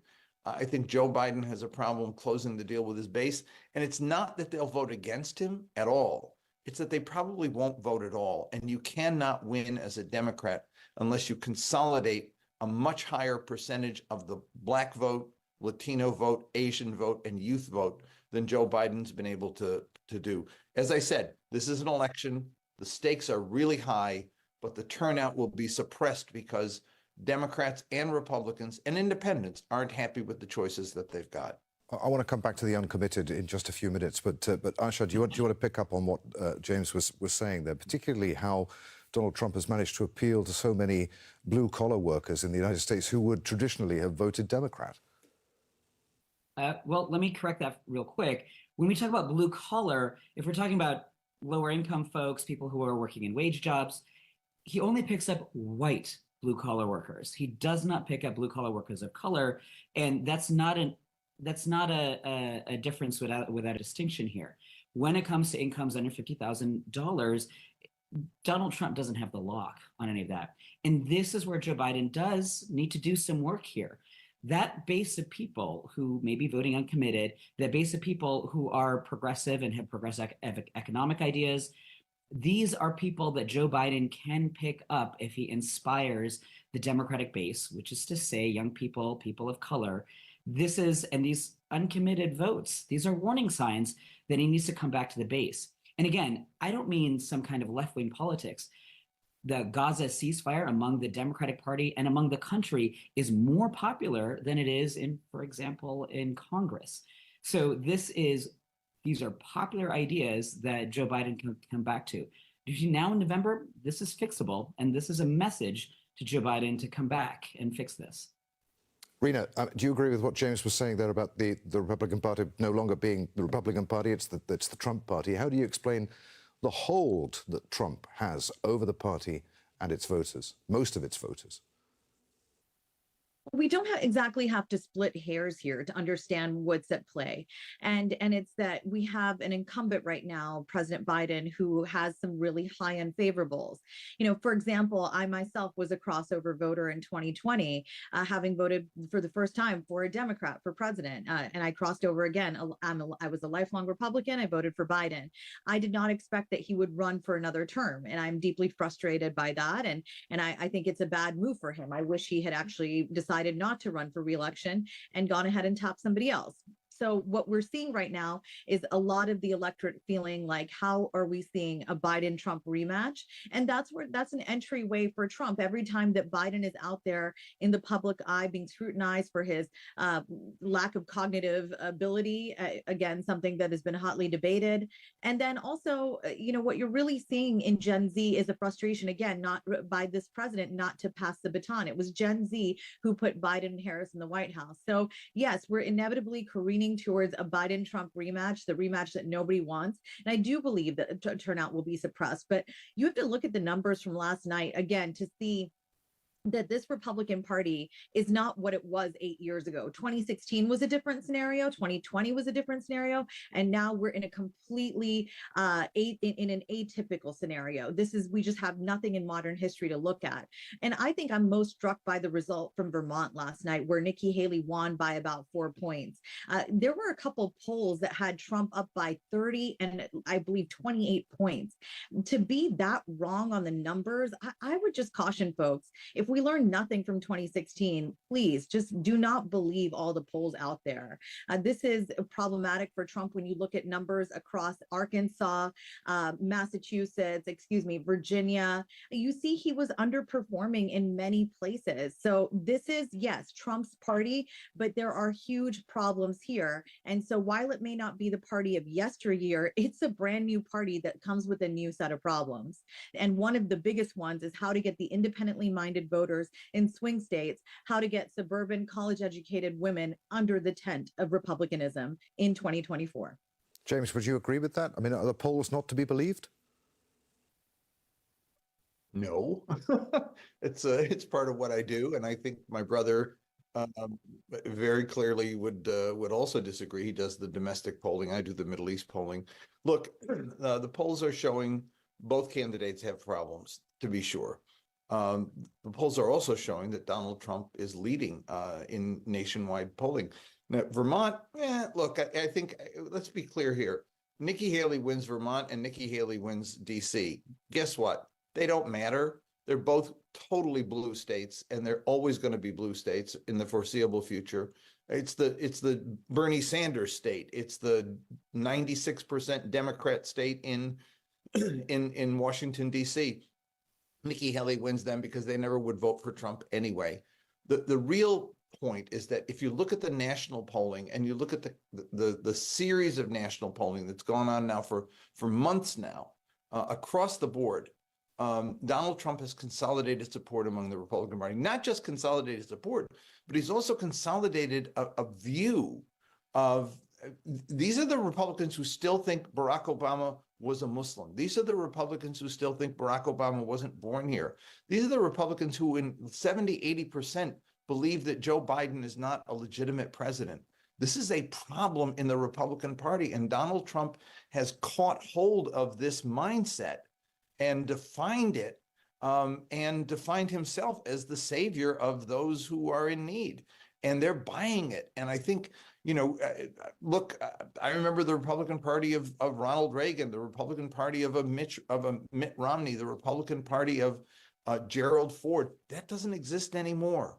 It is now the Republican Party of Newt Gingrich and Donald Trump. It's the Republican Party of aggressive, partisan, hate-filled politics and preaching to a desperate public that is looking for someone to save them because they don't know what's happening. They don't understand the changes that are taking place all around them. That's a problem. And Donald Trump will consolidate that vote as he did in 2016. Will he beat Joe Biden? I think let's go back to the Biden side of the ledger. He has some issues that he has to deal with. I think age is certainly one of them. But Gaza has become a significant issue, not just because Democratic voters and Americans want a ceasefire, they want the killing to end, but it's come to represent something far deeper, far more serious. And that is the fact that America is out of touch with human suffering in the world. It's out of touch with a value-based foreign policy. The values that they want are not the values of let's go beat them and kill them all and line them up as Winston Churchill would have led back a half century or more ago. It's a values that says we should not be seeing genocide unfolding. It's a values that say we should not be seeing people mowed down in the streets. It's a value that says we should not see starving children and do nothing about it. And people are frustrated about that. And so they're voting uncommitted. And I think they'll continue to do that until Joe Biden acts decisively to change this around. They don't want a war. They don't want to continue, and they don't want to be complicit in it. And I think that the Democrats still haven't caught that. So very briefly, after those uncommitted votes that we saw both in Michigan and then again on Tuesday, Biden is yet to read the room. I think he hasn't read the room. I wrote an article about that, and I think he clearly hasn't. And I think Nikki Haley, the Vice President Kamala Harris was sent out to deliver a message like that I'm feeling it, I'm seeing it, but it was a message that resonated with people, but it didn't translate to a policy change. They're still not calling for a permanent ceasefire. They're still not calling for an end to complicity in terms of weapons supplies. They're not limiting. Look, Ronald Reagan, I'm a Democrat. I never thought I would suggest that a Democrat do what Ronald Reagan did. But in 1982, he told Begin, stop. He said, this looks like a Holocaust and people are seeing it. He suspended cluster bombs. He suspended F-16s and Begin stopped. Joe Biden has to do at least that much.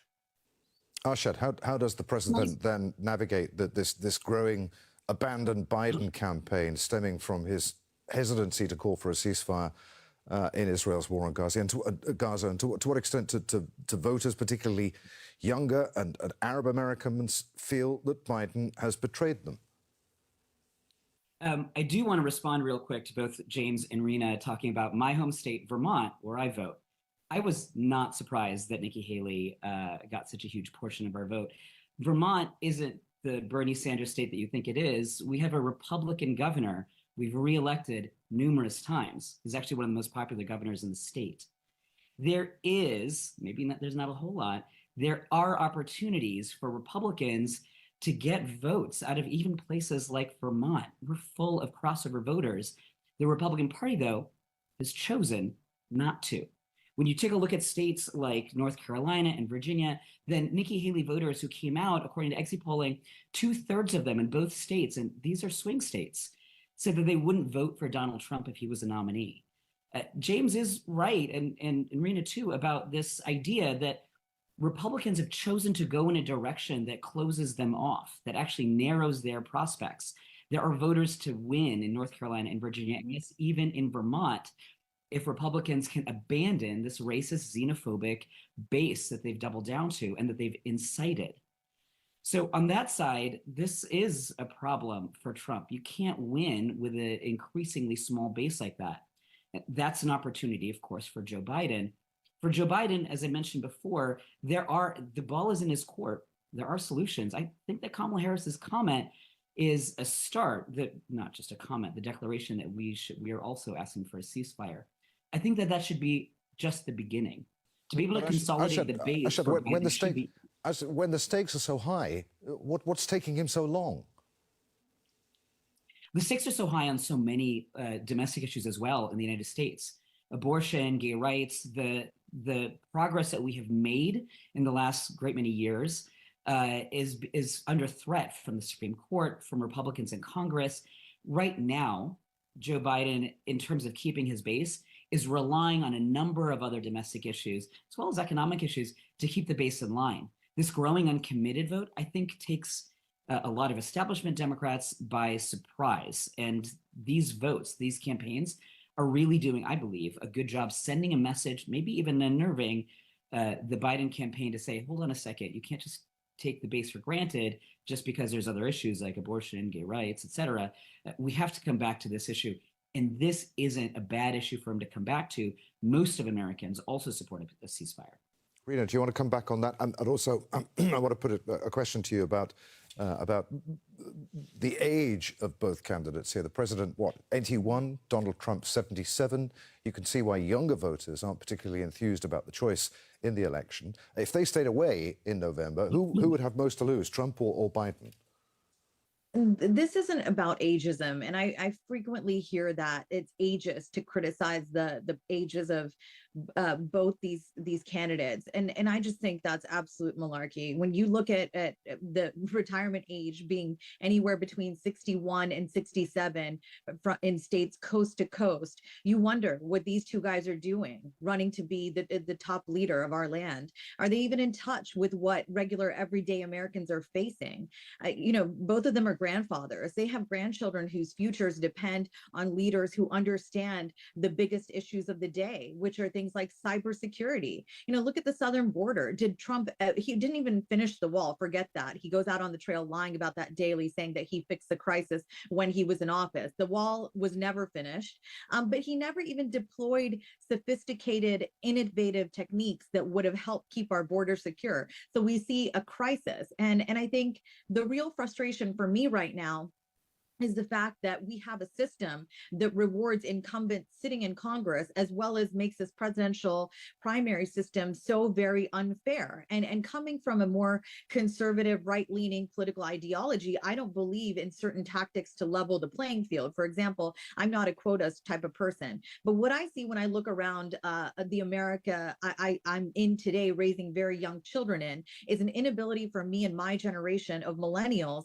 to be able to get the dream that my parents had, which was to change homes every 5 to 8 years, have a 2-car garage, 2-story house with a white picket fence, a safe community in which the schools are exceptional. These are the issues that are on the kitchen table, and Nikki Haley took them, and she even had a lot of heads turning of liberal women who were looking at her with a fresh set of eyes, saying, hey, some of the stuff she's saying is palatable. So what I'm looking and seeing right now is a system that, again, is sort of rigged. And I'm not trying trying to say it's rigged a la Trump, but in a way it is. Look at the state parties. The Republican parties are remade in his image. His loyalists have crept into the infrastructure and created caucus systems which benefit him. So until people wake up and decide to say, we want an overturn of Citizens United to get big money out of our politics, we want term limits, we want to end gerrymandering, these are things that I have talked to younger Republicans about, and they find palatable. So the tide is turning. There is a seismic shift, but it seems like some of these leaders do not want to pass the baton or leave their secure, safe, profitable seats of power in order to make room for the next generation. And it is very, very frustrating. That's why yesterday shows us just how apathetic the electorate is.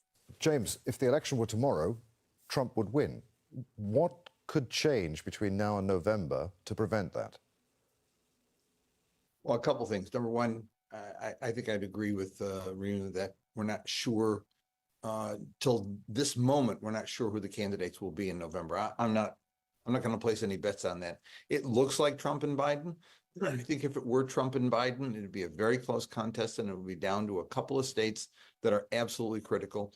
Michigan being one of them, Pennsylvania being another, Florida and Georgia being others. The question is, will Joe Biden do what he needs to do if he is, in fact, running against Donald Trump? Will he do what he needs to do to get the uncommitteds, those who are disaffected right now from the Democratic ticket, to come back home? He has the unique capacity as a Democrat to move to get the traditional Democratic base, that is working class ethnic voters from Pennsylvania, Michigan, Wisconsin, states like that, back into the Democratic fold. He is working class Joe from Scranton. That's the persona, and that has been attractive to people. He did capture that vote in 2020. He could do it again. But this is a situation where I think we don't know. We don't know who the nominees are going to be, actually, because there is an age issue, to be sure. There also is, Donald Trump's a little wacky, and something could happen between now and then. I don't know. I don't think either party is in a position, both structurally and in terms of the political process, to come up with a way of replacing the nominees. It'll be a voice vote from the floor of a convening of the RNC or the DNC, and it'll end up being reminiscent more of the Bulgarian Communist Party 1955, where everybody's told before they go in who they're voting for. So that could happen. I just don't know. But if it were today between Biden and Trump, it'd be very close. It would depend on a couple of key states. It would depend upon the extent to which Joe Biden read the room and was able to bring back disaffected voters, a lot of them disaffected because of Gaza, which is, I think, really of consequence for those of us from the Arab community. And I think it's going to be something we're going to be holding our breath until we get to November to see what comes out. And I know that both Arshad and Rena wanted to come back in there, but I'm sorry, we're out of time. Many thanks indeed to all of you for taking part in today's program. James Zogby, Arshad Hassan, and Rena Shah. Thank you for watching. You can see the program again at any time by going to the website. AlJazeera.com is where you'll find it. For further discussion, you can join us on our Facebook page at facebook.com/AJ Inside Story. And of course, you can join the conversation on X, our handle there at AJ Inside Story. From me, Adrian Finnegan, and the team here, we'll see you again. Bye for now.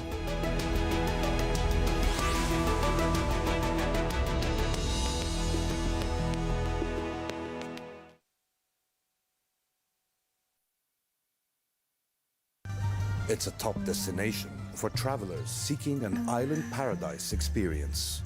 But the idyllic archipelago of Fiji is also on the front lines of global warming. Rising water levels and unforgiving storms have triggered some of the world's first government-planned relocations as a result of climate change. People in Power asks why. Fiji, the last resort on Al Jazeera. These are the deadliest wildfires in the history of Chile. It began with what people describe as a sudden downpour of cinders driven by fierce winds. This may look like a very small fire right now, but this is a pine tree or what's left of it. And the real significant thing is what's underneath, and that is the roots of the tree. They're very deep. So when you think you've put out the fire, it can ignite at any moment unless the firefighters keep coming back and back again. They started simultaneously at exactly the same hour in 6 different places. This was no accident. The government appears to agree and vows to find and punish the culprits.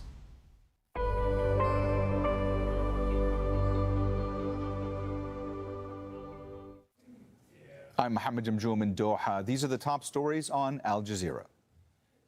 After weeks of political turmoil and protests, Senegal's President Macky Sall has dissolved the government and set a date for the delayed presidential election. The decisions come hours after Senegal's constitutional court ruled that the election must be held before President Sall's mandate ends next month. Sall has also replaced Prime Minister Amadou Ba with the current Interior Minister. It's to allow Ba, who's the ruling coalition's presidential candidate, to focus on his campaign. At least 5 people have been killed in an Israeli attack on a mosque in Jabalia in northern Gaza. In the center of the strip, 7 people were killed and 14 wounded as they waited for food aid. South Africa has asked the UN's top court to impose additional emergency measures against Israel, which it says is breaching those already in place. South Africa says Palestinian children are starving to death as a direct result of Israel's actions. Israel's far-right government has approved plans to build 3,500 new settler homes in the occupied West Bank. The organization Peace Now says the units will be built in the illegal settlements of Ma'ale Adumim, Efrat, and Kedar. Israel's far-right finance minister Bezalel Smotrich warned of an expansion after a shooting incident in one of the settlements a few weeks ago. At least 3 sailors have been killed in a Houthi attack on a cargo ship in the Gulf of Aden. That's according to U.S. Central Command. They're the first fatalities since Houthis began its attacks on commercial shipping in protest against Israel's war on Gaza. Haiti's capital remains mostly paralyzed by violence, with gangs warning of civil war if Prime Minister Ariel Henry doesn't step down. Henry is still in Puerto Rico, unable to return home. There's been a surge in violence in the past week since he left the country in a bid for international aid. Haiti is in a state of emergency. The international airport in Port-au-Prince remains closed, and most businesses have shut down. Protesters in Mexico have knocked down a door to the presidential palace while the president was inside giving his daily press conference. They were demanding justice for 43 students who disappeared a decade ago. Those are the headlines. The news continues here on Al Jazeera after the listening post. Thanks for watching.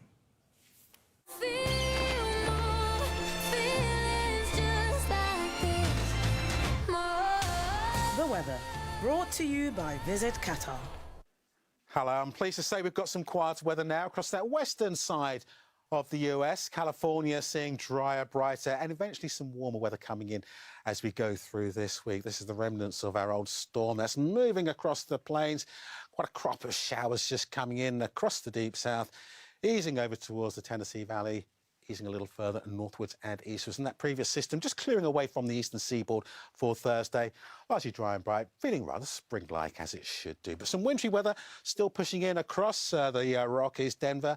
Little dusting of snow once again as we go through Friday, some wetter weather. And that rain, well, it turns to rain as it makes its way a little further eastwards into the warmer air. You can see that southerly push on our wind, some intense downpours. Could see some localised flooding as a result of that, but welcome spell of dry weather over towards the west. Still largely dry across a good part of Mexico. Meanwhile, that wetter weather just around the southeastern corner of the US, flicking its way further eastwards. Rashes, showers, longer spells of rain there into the Bahamas. Cuba could see some wet weather, maybe a shower or two into Jamaica, just easing its way over towards Puerto Rico as we go through the next couple of days. 1 or 2 showers there for the windwards, but largely dry for the leewards. The weather, brought to you by Visit Qatar.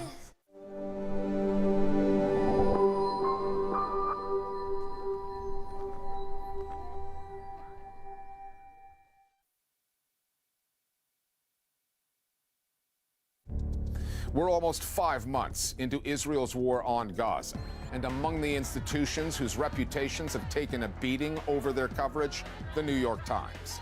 a German film festival worthy of its own award for the worst performance in tacit support of an Israeli genocide. And why bother investigating war crimes in Gaza when Israeli soldiers are documenting those crimes and incriminating themselves?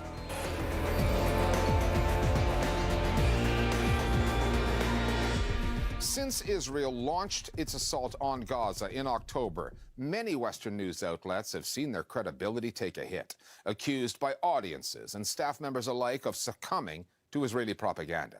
That includes one of the world's best-known publications, the New York Times. A notorious case in point, an investigation the Times published back in December, which alleged that Hamas deliberately weaponized rape and sexual violence on October 7th. Those claims have since been unsubstantiated, if not disproven, revealing the Times' pro-Israeli, anti-Palestinian bias and leaving the paper's newsroom riven by dissent. But for the Times' critics, including some of its former reporters, the article is a mere symptom of an age-old problem, a persistent double standard in the stories the paper deems fit to print on Israel and Palestine, and those it does not. The role of the New York Times is not defined by its circulation. It's defined by the fact that it sets the agenda. That's number one. Number two, most newspapers do not have foreign bureaus, and so they will run the Times foreign coverage. So that's the power of the Times. It sets the agenda. Starting with something that is definitely not breaking news, the American newspaper of record, the New York Times, has a track record of supporting Israel. What is new are the stakes. Israel is on trial for genocide at the International Court of Justice. Core to its propaganda effort has been framing Hamas's attacks on October 7th as extraordinarily sadistic, like something out of the ISIS playbook. The wholesale massacre, mutilation, rape, and abduction of as many citizens as the terrorists could find. Enter the Times and this story, published in late December. It accused Palestinian militants of weaponizing rape and sexual violence, systematically unleashing it on Israeli women and men. A lurid allegation, a sensational story, but one that the evidence simply fails to support. When the New York Times said, we've done a 2-month-long investigation, we interviewed 150 people, and we found a broad pattern of sexual violence on October 7th. That, for a lot of people, just closed the case. If the New York Times is saying it, then it must be true. I even had friends who know how much Israel misrepresents things and lies, who said, Ali, now, surely you have to give some credence to what it's saying. But it's a case of journalistic fraud, because it just doesn't deliver the goods. The principal criticism lies within the main claim, which is that not only did sexual assault and occasions of rape occur, but that they were used systematically. Since that report has been published, major flaws have emerged, not just in the contents itself, but also when it comes to the actual journalists and authors behind the report. Alternative U.S. news outlets, subscriber-funded ones like Mondovice, Electronic Intifada, and The Gray Zone went to work debunking the Times' story. They noted the article contained zero direct testimony from victims, that the alleged eyewitnesses the paper quoted were either anonymous or of dubious credibility, that the family of a woman killed on October 7th disputed the Times' assertion that she had been raped. Another of the Times' sources accused the reporters of pressuring them to speak, saying it was important for Israel's PR effort. One of the reporters involved, Anat Schwartz, had never filed a news story before October 7th. She is a filmmaker whose Wikipedia page said she had worked for Israeli intelligence.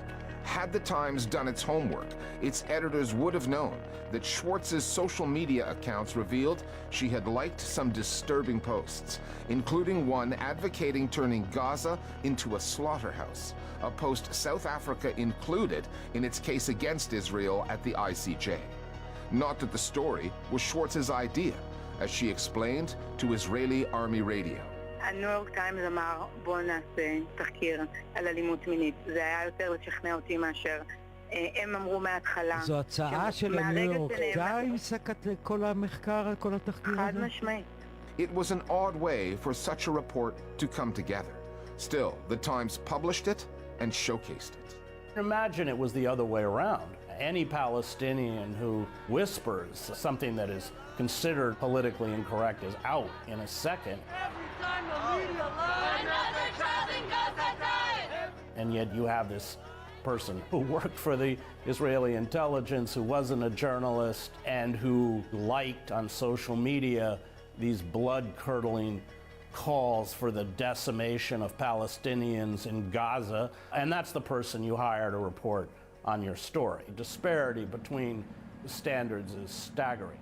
The New York Times article had an enormous impact. I've seen it cited repeatedly, even by some human rights organizations, but I have to say, I think that it had less influence than it might have had if independent media outlets had not exposed the flaws in it.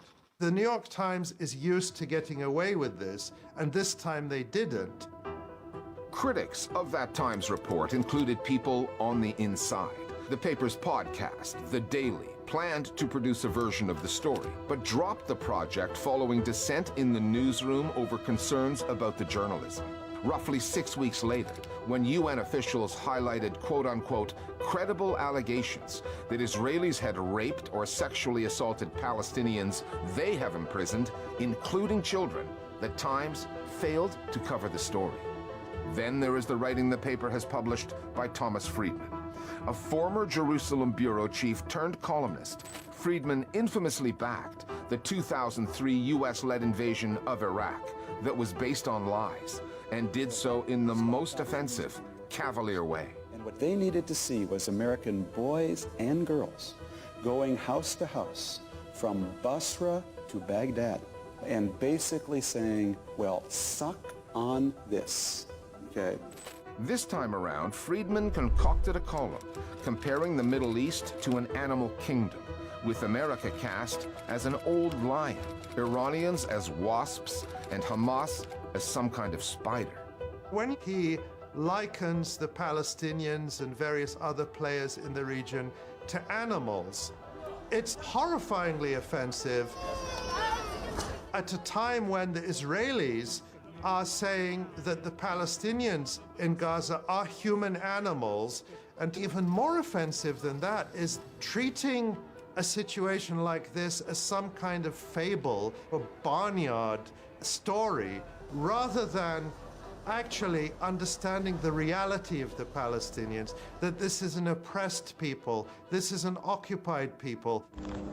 It's classic colonialism, classic racism, and wherever you look in a settler colonial project, the British in Kenya or India, they spoke in the same language, and they used overwhelming force to subdue a population that they considered less than human and only capable of understanding violence. Friedman in the Iraq War was the famous one who said, "We hit Iraq because we could." Thomas Friedman is one of the spokespeople for that twisted ideology, and that's why he does as well as he does. The New York Times is not alone in failing its American audience on the Gaza story. There was the Wall Street Journal report on Israel's allegation that UNRWA, the relief agency so many Palestinians depend on, had been infiltrated by Hamas. The paper swallowed Israel's unsubstantiated side of that story, hook, line, and sinker.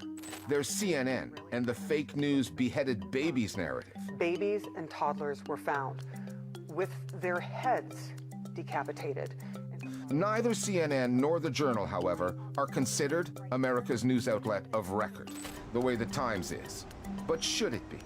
Despite some worthwhile investigations since October 7th, like this one showing the destruction caused by 2,000-pound Israeli bombs, that does not begin to address an imbalance that goes back decades. The unmistakable pro-Israel bias coming out of the Times' Jerusalem bureau, where Chris Hedges worked in the early 2000s. You have had more than one case where the reporter assigned to Jerusalem, Ethan Bronner, for example, his children are serving in the IDF.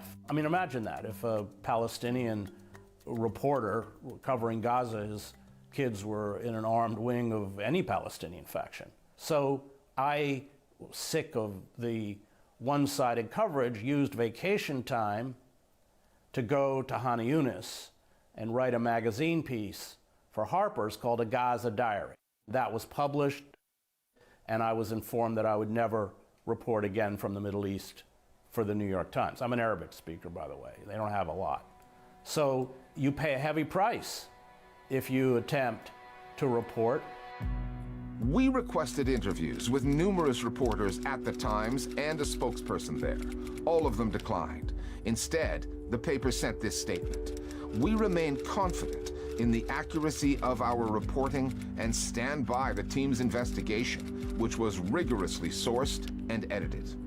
We could have asked about the paper's famous motto, the one created in 1897 that still adorns its masthead today, and perhaps suggested an edit. Something like, all the news that's fit to print, and some that clearly isn't. Germany is under a long shadow of censorship when it comes to Gaza, a situation that is so grim it can be comedic at times. The latest example came at a film festival in Berlin where an Israeli and a Palestinian teamed up to win an award. Meenakshi Ravi is here with more. The Berlinale is one of the so-called Big Five film festivals worldwide and is a major cultural institution in Germany. It was already facing criticism for its silence on the genocide in Gaza. Several filmmakers pulled out in protest, and festival workers demanded the organizers call for a ceasefire. It all came to a head when No Other Land, a film about the ethnic cleansing and settling of Palestinian villages in the West Bank, won the award for Best Documentary. The film was co-directed by Palestinian activist Basil Adra and Israeli filmmaker Yuval Abraham. I am Israeli, Basil is Palestinian, and in 2 days we will go back to a land where we are not equal. I am living under a civilian law and Basil is under military law. This situation of apartheid between us, this inequality, it has to end. The festival quickly distanced itself from Abraham's remarks, which were hardly controversial. The German press and politicians criticized Abraham, a Jewish Israeli, calling his statement anti-Semitic. Berlin's mayor said the words were intolerable. The country's culture minister, who was criticized for applauding the filmmakers, then clarified she was clapping only for Abraham. All in all, a ridiculous example of the toxic climate in Germany for any discussion about the war in Gaza. A Berlin-based coalition of arts and culture workers called it an ever-present atmosphere of fear, self-censorship and suspicion on social media and in the workplace, in institutions and on the street. Israeli media went all in on the story as well. Threats against the makers of No Other Land have intensified, and Yuval Abraham, who says his family in Israel has been targeted by right-wing mobs, says he's now too afraid to go back home. Thanks, Mina. After Hamas's attacks on October 7th, Israeli leaders spoke openly about the annihilation of Gaza. They said there were no innocents there, called Palestinians animals with no right to exist. They were inciting a genocide, a message that was clearly heard on the battlefield because in one video after another, Israeli soldiers have recorded their own war crimes, celebrating as they looted homes, destroyed houses, or set them on fire, filming as they mocked, humiliated, and assaulted Palestinian captives. It is a sign of the impunity they think they have that so much of that material has been brazenly posted on social media. Now, in a way, Palestinians have seen this kind of thing before, going back to 1948, but never have the images, the videos, been this widespread, explicit, and barbaric. The Listening Post has collected some of that material and asked 3 experts on human rights and torture to assess it. First, a viewer warning. Many of the images in this report are difficult to take in.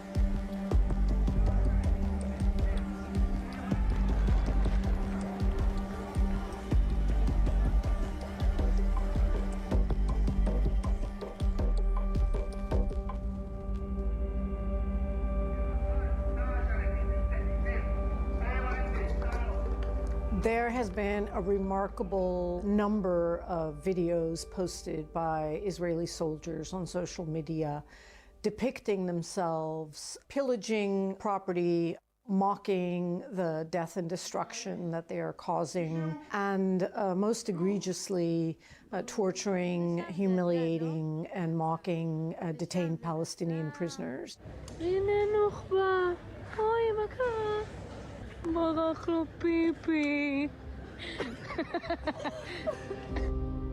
The images of mass arrests, of torture of Palestinians, of numbering their bodies, which is reminiscent of images all of us have seen from Guantanamo and Abu Ghraib.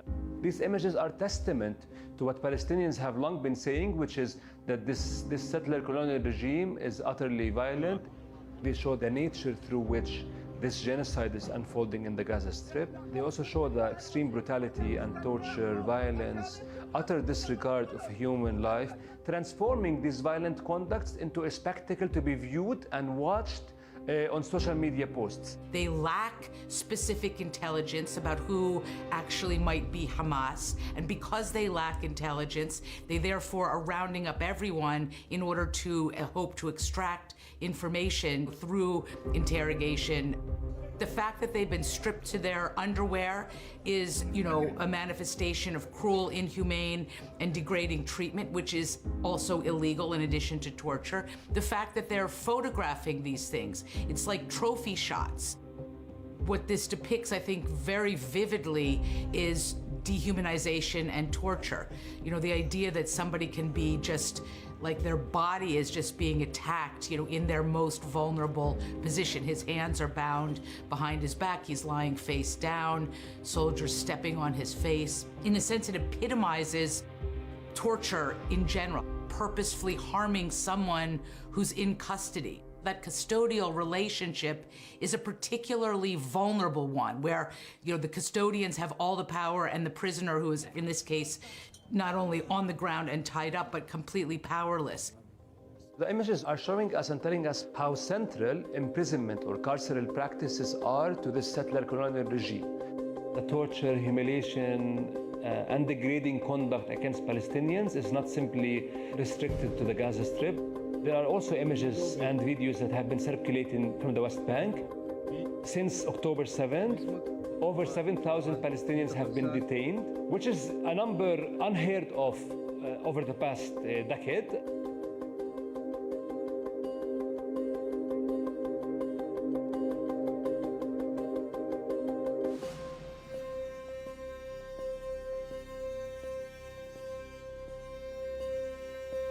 Israeli soldiers have quite remarkably taken to converting their massive, really unprecedented destruction of Palestinian homes, hospitals, mosques, universities, churches, schools, into entertainment videos.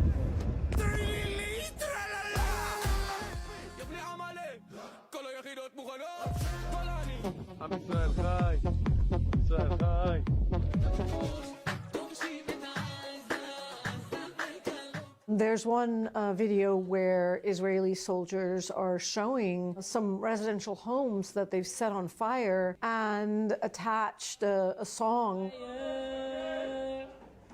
This house is on fire. There have been many images of Israeli soldiers who've ransacked Palestinian homes and confiscated their personal goods. One in particular is the red negligee that appears to be seen in so many Israeli videos where Israeli soldiers are mocking and advertising their very deliberate intrusion of the home of a Palestinian woman, the confiscation of her most intimate apparel, and flaunting that in a way that's definitely intended to be provocative and humiliating. The videos further reinforce a discourse that is coming out of every sector of the Israeli official machinery, where all Palestinians are the enemy. Many officials have said they deserve to be eliminated.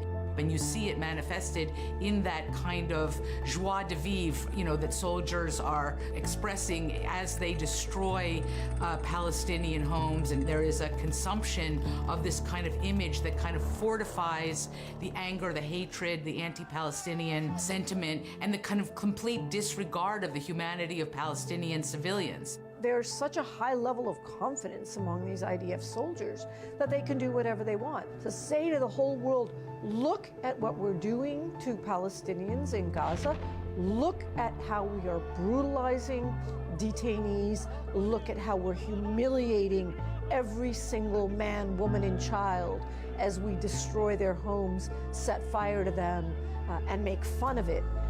And they are provoking and challenging the whole world. To say, we can do this, we can get away with it, and no one in the world can stop us. No Israeli has found themselves sanctioned by the international community, by countries that have these tools, which again has only reinforced the belief of Israeli soldiers that they are immune, that they are exempted from complying with international laws, from basic human rights laws, that they are above the law.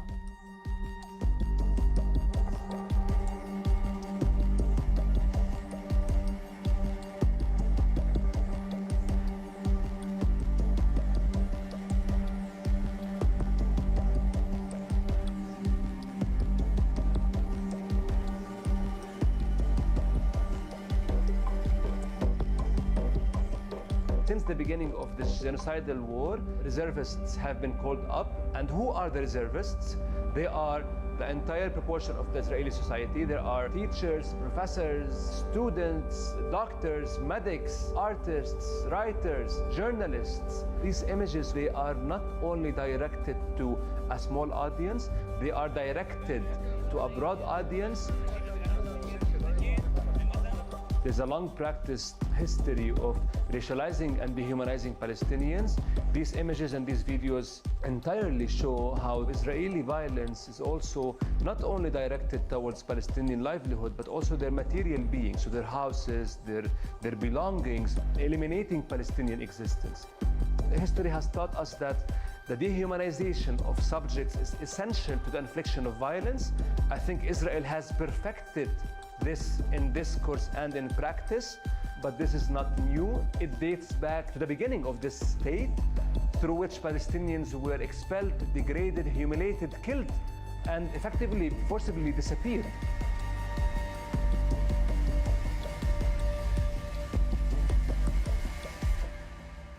And finally, this past week, more than 50 international broadcast journalists signed a letter calling for free and unfettered access to Gaza. The letter was addressed to the states responsible for cutting off the Strip from the outside world, Israel and Egypt. Since October 7th, only a few foreign reporters have made it into Gaza, mostly those embedded with the Israeli military, and they were not allowed to speak with Palestinians, which left us to rely on the courageous work of local journalists, an unprecedented number of whom have paid with their lives. It is long past time that Israel and Egypt let journalists in. The awful scenes this past week in Gaza City, the Israeli military's massacre of more than 100 Palestinians who were lining up for food, simply underlines how important that journalistic access can be. We'll see you next time here at The Listening Post.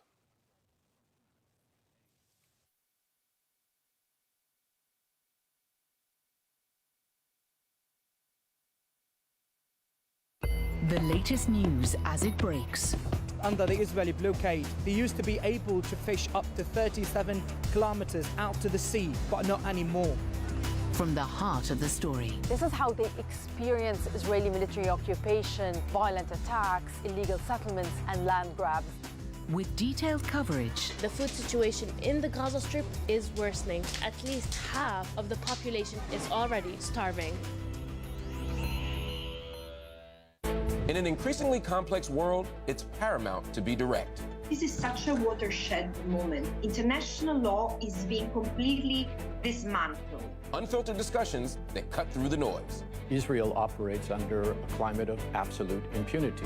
We challenge conventional wisdom. How does it affect you? How does it affect the community? It sends a message that anti-Arab bigotry, that Islamophobia, that these are acceptable forms of hate. Up front on Al Jazeera. Unique perspectives. They're bombarding the place in southern Gaza that they told the Palestinians to go to. Unheard voices. Through humor, I try to highlight the absurdities, inconsistencies, and hypocrisy in the political landscape. Connect with our community and tap into conversations you won't find elsewhere. It takes everyday citizens going through unspeakable horrors to raise the alarm about what's happening because of the dearth of media attention. The Stream on Al Jazeera. For over 30 years, Human Appeal has been making the most of your mercy. Our teams successfully deliver your charity to those who need it most across the Muslim world. We are feeding, building, caring, curing, planting, purifying, teaching, and helping transform lives. This is Mercy in Action. This is Human Appeal. Israel's war on Gaza is causing devastating human suffering and infrastructure damage, as well as an environmental catastrophe. But beyond the current aerial and ground offensive, activists are determined to incorporate decades of Israeli occupation of Palestinian land in the global climate justice conversation. I'm Annalise Borges, and this is The Stream. So what does the genocide in Palestine have to do with climate justice? Well, everything. Since the beginning of this war, the Israeli military has emitted 1.92 million tons of CO2. That's equivalent to a commercial airline flying back and forth between New York and London over 3 million times. And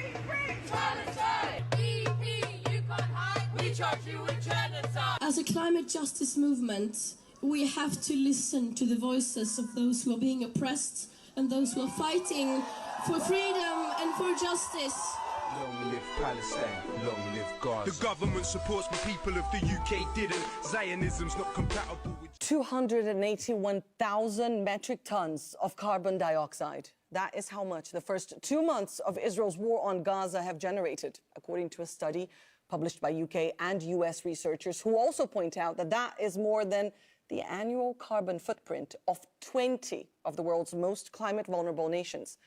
How do you bring about a conversation about the environment in the midst of a brutal war that has killed more than 26,000 people? Well, that is what our guests today are here to help us answer. Rania Harara is a Palestinian environmentalist and human rights defender, founder of the Young Arab Feminists Coalition.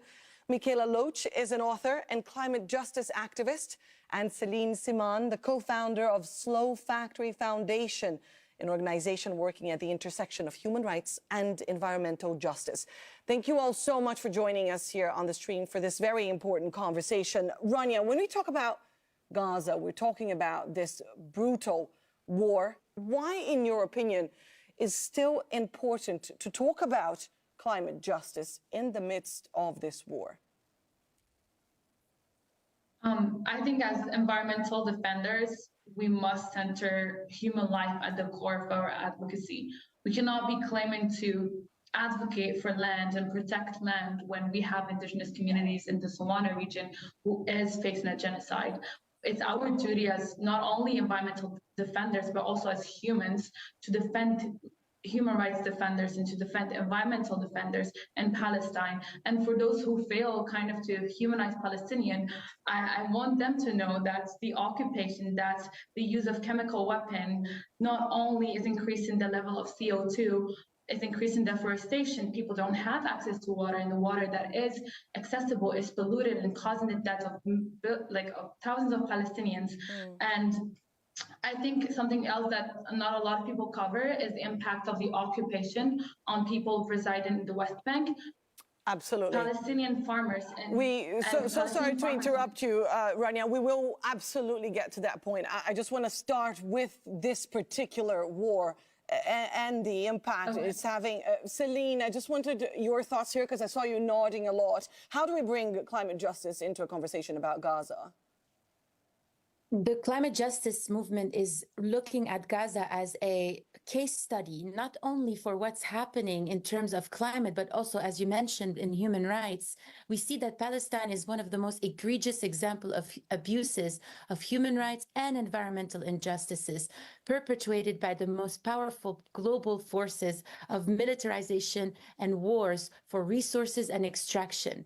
And Palestine and Gaza specifically as an issue is one of the most contested issue. It's a litmus test, if you will, when in the climate justice movement, in the human rights movement, Palestine is holding as a case study a sort of compounding issues that we're looking at, where, as you mentioned, water, we're talking about food, we're talking about access to hygiene, simple hygiene, the rise of diseases is also part of a climate injustice that they are experiencing. Michaela, various climate groups have marched in solidarity with Palestine, and especially in this context of the war in Gaza. Can you give us your take here? I think it's been hopeful to see people finally making the connections between lots of different struggles that exist in the world. And I think it's important that we understand that the climate crisis arose from ideologies of dehumanization and hierarchy and dispossession of land, in particular, from colonialism in the past and settler colonialism in the present. That is how the climate crisis kind of arose. It's this idea that, some people's lives are more valuable than others, therefore some people's lives can be protected more than others, and that capital and that kind of the production of money for a very small amount of people is more important than the lives of the majority. That's the kind of source of this climate crisis. And that's also the source of many wars that are existing at the moment, in particular this what's happening in Gaza at the moment. And so I think it's been really hopeful to see how the climate movement, not as a whole, there's been, the climate movement could be doing a lot better, but how a lot of groups have realized that none of us are free until all of us are free. And that actually through climate justice, we have an opportunity to actually create a better, liberated and transformed world. But that for us to do that, we cannot decide to make anyone disposable or to leave anyone behind. And that instead we have to actually fight in other struggles as well and act in really active solidarity, which means realizing that we have to fight with our siblings that are being oppressed wherever they are in the world. One of our friends here at the stream, climate activist Disha Ravi, had this to say about the connection between the two. I think it's important to measure the impact of war on climate, but I don't think it should be used as a tool to convince climate activists to care about genocide, colonization, ethnic cleansing. If you're not fighting for liberation from these, you're not fighting for climate justice. Rania, that is precisely what you were saying, right? This is a crisis that started much earlier than October 7th. It started, many would say, 75 years ago. Yeah, absolutely. I just believe that it's very sad to see that we have to show to people that the land is getting destroyed instead of censoring that people on this land are dying, people on this land are getting killed. And I think it's very important for us as environmentalists, but also as humans, to acknowledge the fact that we should censor Palestinians, we should censor human life in our fight. And again, we're talking about an occupation that has literally changed the landscape of this region. Take a look. If you're a diaspora Jew, chances are you've received a gift at your bar bat mitzvah or at your wedding saying that a tree was planted in your name in the state of Israel. And of course, these trees aren't randomly planted. They're strategically planted to literally bury any trace of Palestinian heritage. One of the Zionist missions is to create the illusion that Jews have unequivocal right to the land. So they've spent the past 75 years systematically erasing every trace of Palestinian existence. They renamed Palestinian towns and roads to give them Hebrew names. They began bulldozing Palestinian homes to build Jewish settlements. And they began planting trees. Michaela, the Jewish National Fund has planted over 240 million trees across the region there. In your work, you have written and touched on themes of eco-fascism, greenwashing, and white environmentalism. Can you briefly tell us how this relates to Israeli occupation? Yes, so it's not just that these kind of tree planting programs that displace people from their lands happen. It's not just that they happen in Palestine. It's also on the African continent. In Kenya, for example, indigenous communities were displaced from their land to offset kind of EU emissions.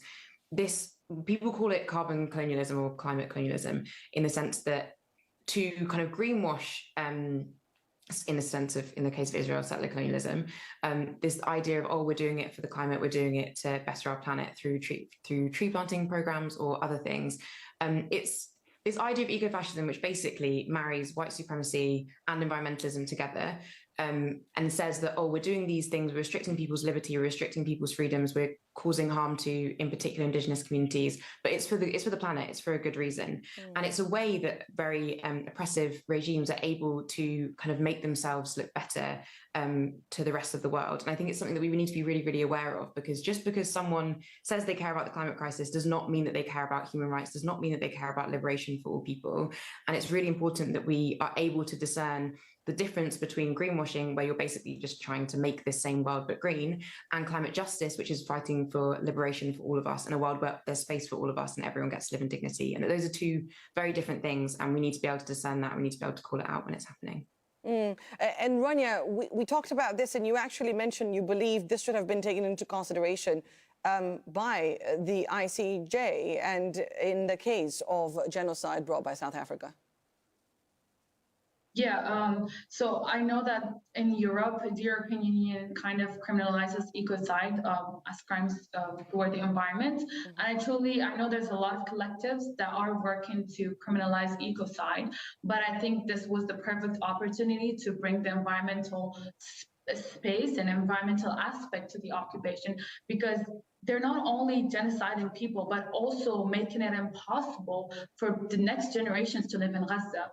They're making it impossible for Palestinian heritage and Palestinian life to keep being there. So I truly think it's very important that as environmentalists, and that's something that the Climate Alliance for Palestine is working on right now, is to work on a huge Stopping Ecocide in Palestine campaign and trying to hold Israel accountable for their crimes against not only life, but also the land. Celine, I see you nodding. You agree? Absolutely.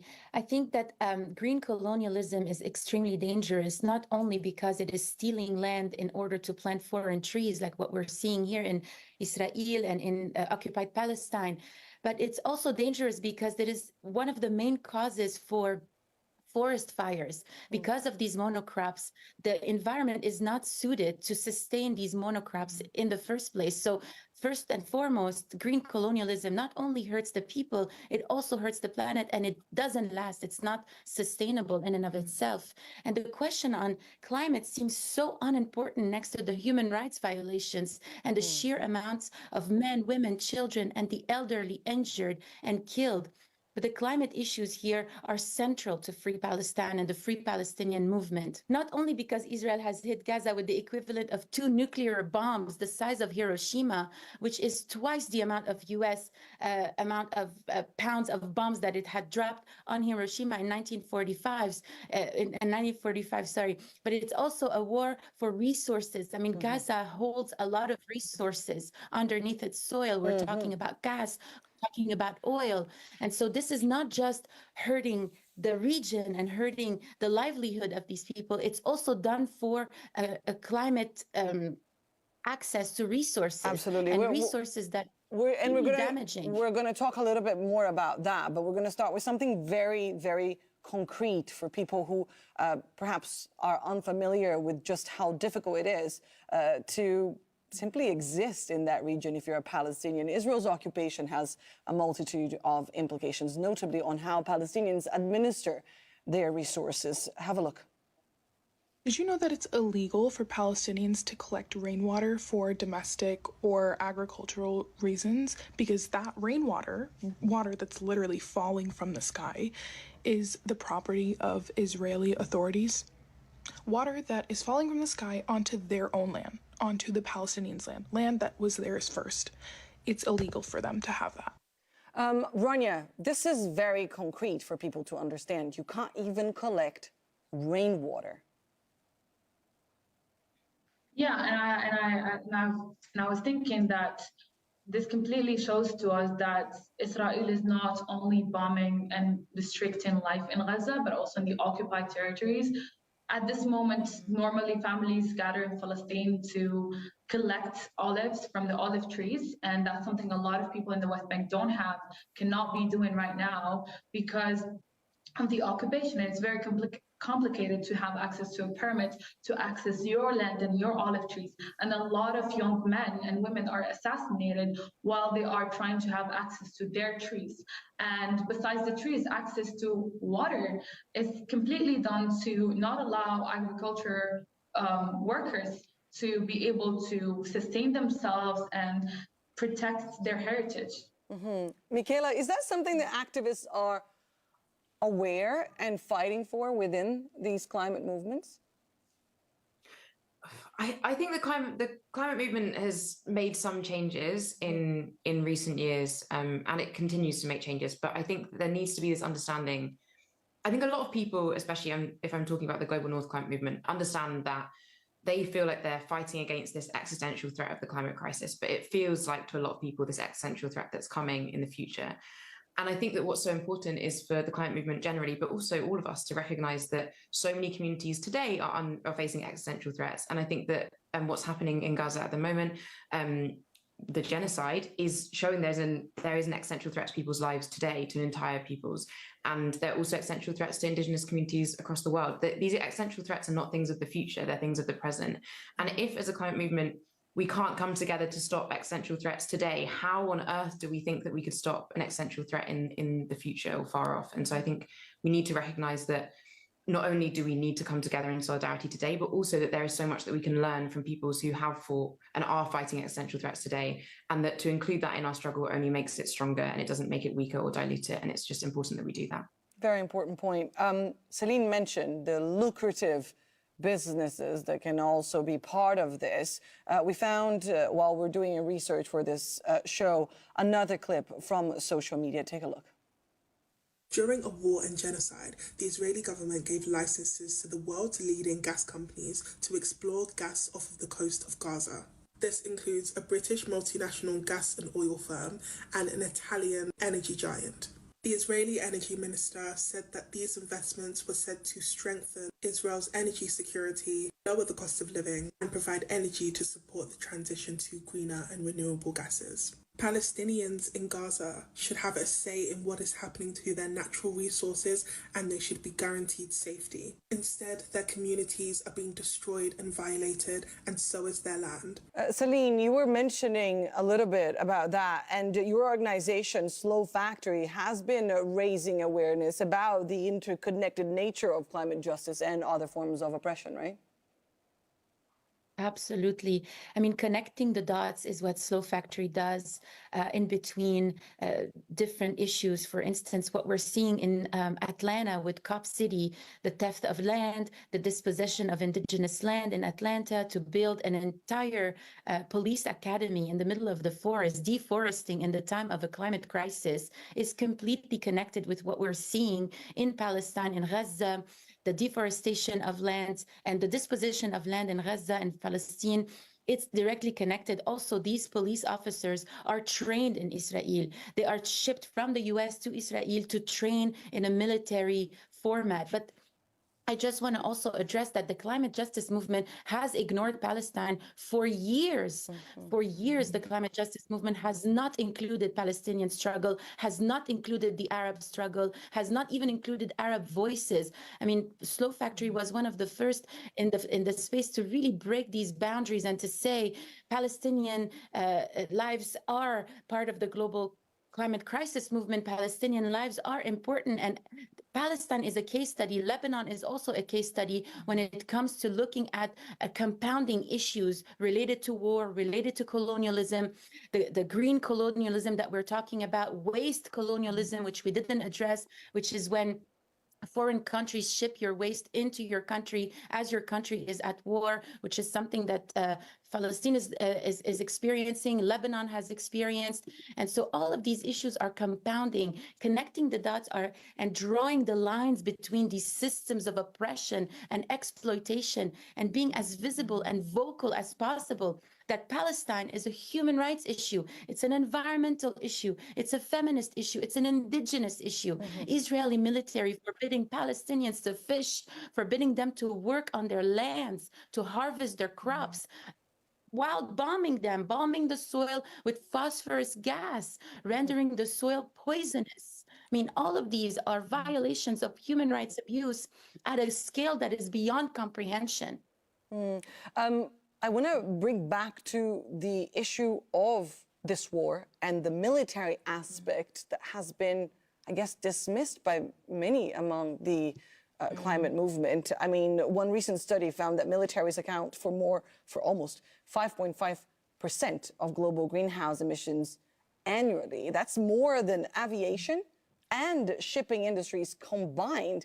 I mean, Michaela, why do you think these greenhouse gas emissions that play such a significant role in the climate crisis are largely unaccounted for, especially when we talk about these annual conferences organized by the UN?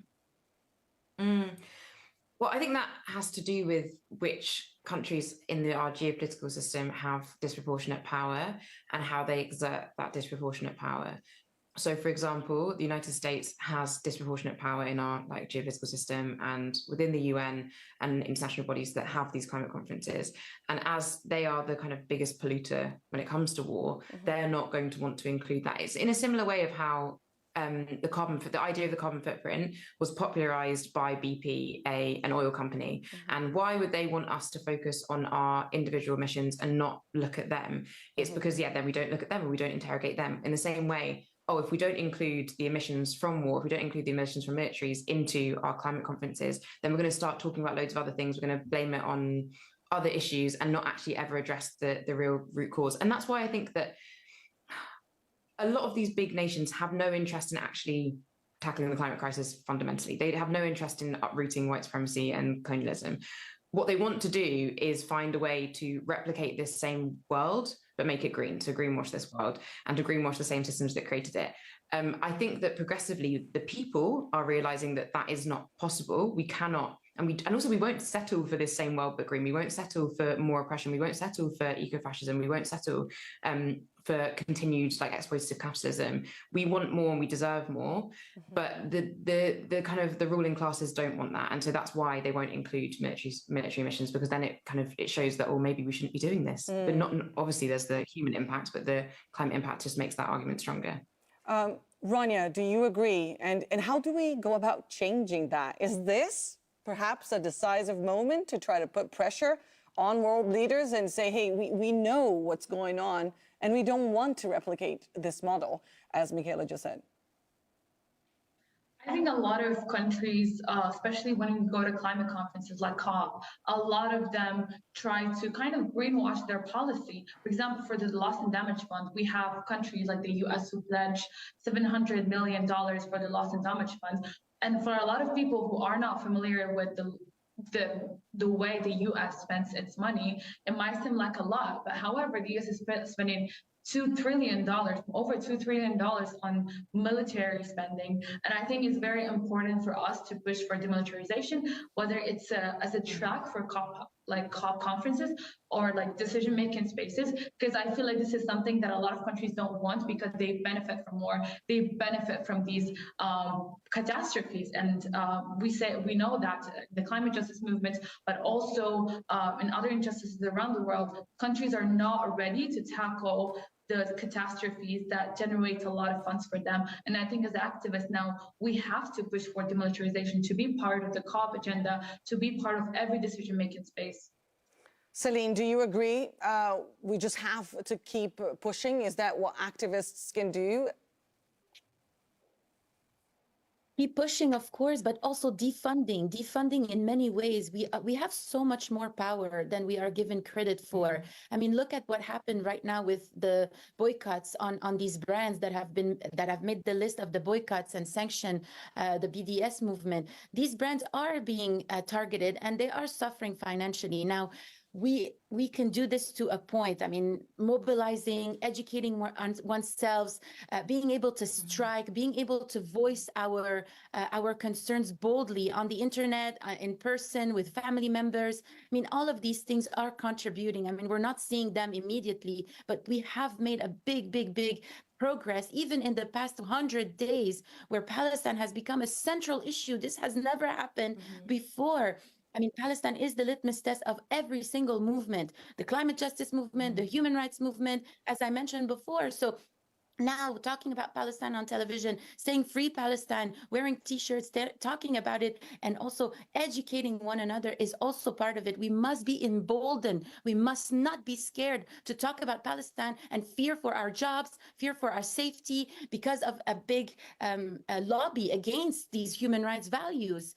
And furthermore, I want to say that not only defunding, but also mobilizing with our communities, being able to create alternative systems of care, alternative systems of care that are holding us at this time, mutual aid, being able to support one another, transforming this colonial system of segregation and separation, and rebuilding our indigenous communities, our local communities, reconnecting with our roots are also part of the ways in which we are breaking this harmful system. And that is precisely why we wanted to have you guys here today for this very important conversation and very important suggestions in terms of how we can move forward from here. Thank you all so much, Rania, Michaela, and Celine, for joining the stream today. And thank you all for watching. Please keep in touch online. Send us your feedback, your suggestions using the hashtag or the handle AJStream. Take care, and I'll see you soon.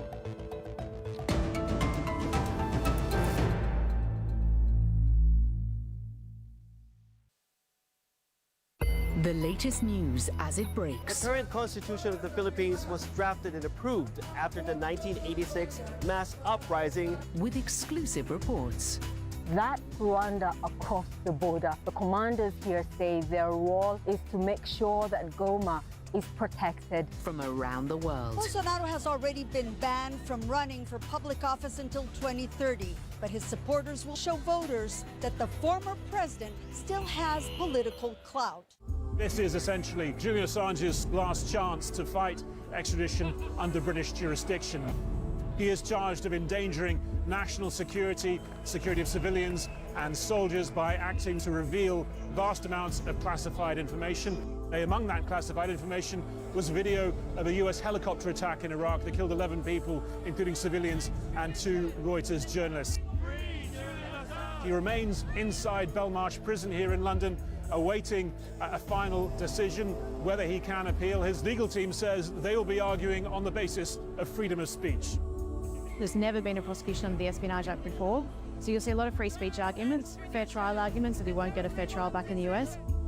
His wife is sure that he will die if he is sent to the United States. Political prisoners die in prison. That's what happens. His legal team says if this attempt fails, their last remaining option is to appeal to the European Court of Human Rights. President Biden says he wants a two-state solution for Palestinians and Israelis, but does anybody believe it's doable? What does Israel's war on Gaza say about U.S. foreign policy? And what are the long-term consequences for the region and the world? A quizzical look at U.S. politics, the bottom line. Rights organizations filed a civil suit against the Dutch state, saying supplying Israel with spare parts for F-35 fighter jets makes the Netherlands complicit in possible war crimes in Gaza. The Netherlands has housed the European Distribution Center for F-35 spare parts, from where it also supplies Israel. In 2022, it exported spare parts worth $2.4 million to the country. With the escalation of the war in Gaza, this number is now predicted to be much higher. For the first time, a court has ordered the country to stop sending weapons to Israel. The verdict is seen as a severe blow to the Dutch government, who had argued that stopping its contribution to the F-35 program would jeopardize its ties with the US and Israel and would have a serious economic impact. In his verdict, the judge argued that political and economic interests can't be more important than the protection of civilian lives during a war. News from Al Jazeera. On the go and need to know? Al Jazeera's all-new mobile app is there for you. This is where we dissect, analyse and help define major... Well, let's bring in our guests now, joining us from... Al Jazeera's mobile app, available in your favourite app store. Just search for it and tap download. The new app from Al Jazeera. News at your fingertips.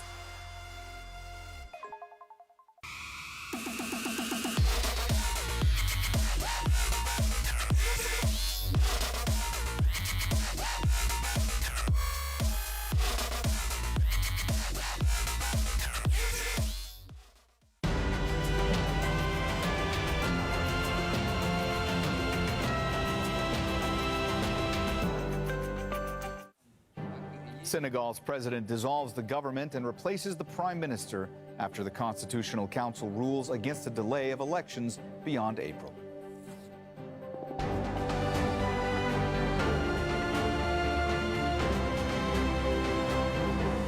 I'm Mohammed Jamjoom. This is Al Jazeera Live from Doha. Also coming up,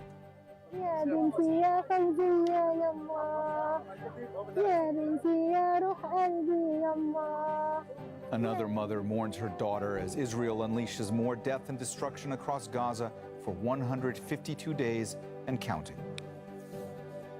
South Africa urges the UN's top court to issue an emergency order on Israel to allow aid into Gaza, saying it may be the last opportunity to save people dying from starvation. Plus, I'm Osama bin Javed in Torkham on the Pakistan-Afghanistan border, and I'll tell you why preparations are being made for a possible influx of hundreds of thousands of refugees.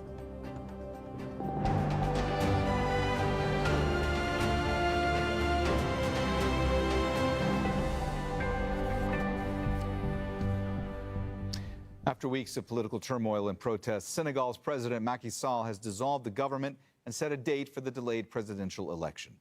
The decisions come hours after Senegal's Constitutional Court ruled that the election must be held before President Sall's mandate ends next month. Sall has also replaced Prime Minister Amadou Ba with the current Interior Minister. It's to allow Ba, who's the ruling coalition's presidential candidate, to focus on his campaign. Nicholas Hawk is following developments from the capital, Dakar.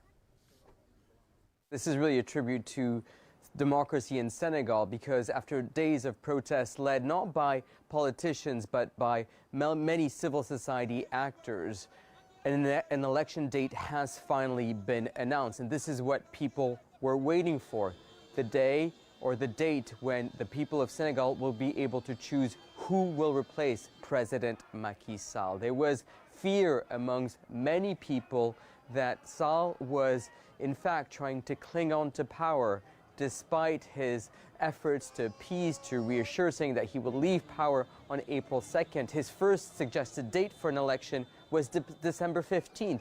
Then came June 2nd.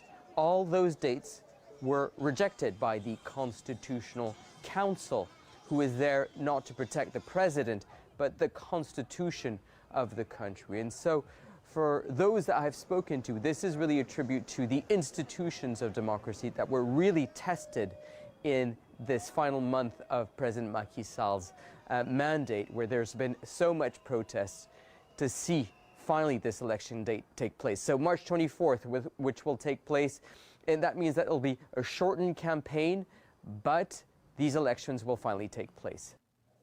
Earlier, my colleague Nastasia Tay spoke to Anta Babakar, who is an opposition presidential candidate from the ARC party. She says Macky Sall tried everything to delay the elections. President Macky Sall has finally decided to respect what the Constitutional Council has asked him to do and the Senegalese people required from him. It was the last act that we expected from the President Macky Sall himself, which was to organize this presidential election before April 2nd. At the end of the day, the main question that remains is why did he postpone these elections in the first place? Because he first mentioned and talked about an institutional crisis. Today, we have the proof that Senegal is in no institutional crisis and in no form of crisis. As you probably mentioned earlier, or someone else mentioned, his goal was to probably reopen the list of candidates to be able to add new candidates to that list. And at the end of the day, that also did not happen. So our election was held hostage and postponed for no good reason. And today, we're getting this news that it's happening on March 24th. For us as candidates, we have been fighting for these past weeks and months to make sure that the President Macky Sall hold these elections before April 2nd. And today, we are getting exactly what we wanted. Can I just ask what you make of President Sall's decision today? You say that it was unexpected. Why do you think he's decided to go down this path? Is it that he was just backed into a corner by the Constitutional Council decision? Yes, he was. And it's the pressure that he received from everybody, from the Constitutional Council, from the candidates, from the people of Senegal, from the media, national media, international media. We did not just let it happen, because had we not fought the fight, maybe we will not get the good results that we have. This is our win. We actually got what we wanted. I don't think it came from President Macky Sall willingly just deciding to say, I will be organizing these elections before April 2nd. He tried and did everything in his power to make sure that these elections do not take place in Senegal.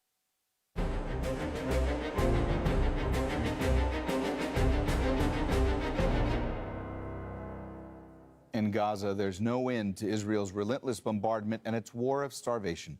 At least 5 people were killed when Israeli forces targeted a mosque in the north of the Strip. And as casualties mount, the UN has warned its attempts to get aid trucks into Gaza are failing. Gaza's health ministry says at least 20 children have died of hunger. Michael Apple reports.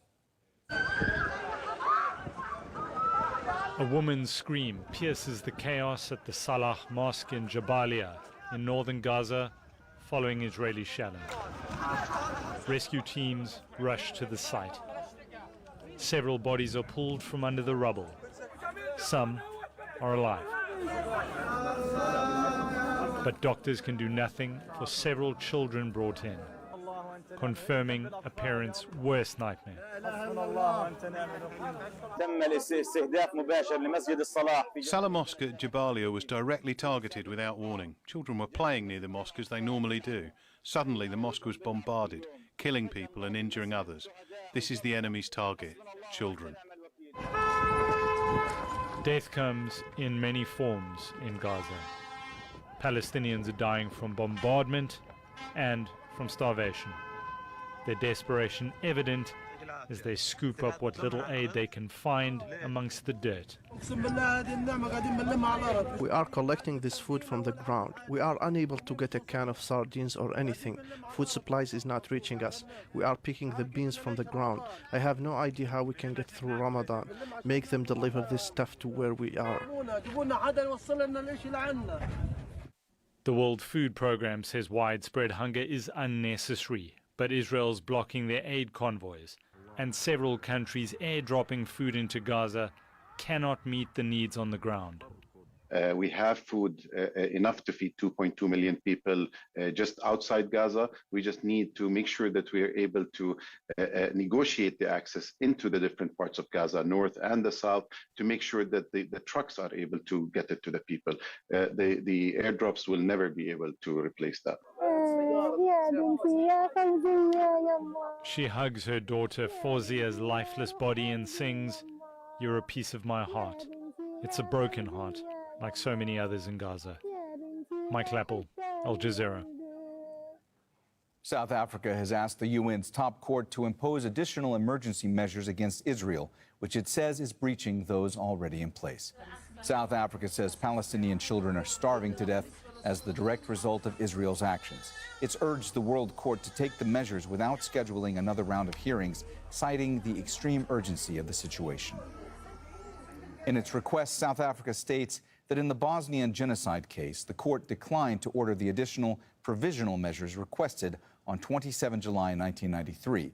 Within 2 years, approximately 7,336 Bosnians in the so-called safe area of Srebrenica had been slaughtered in what this court retrospectively determined to have been a genocide.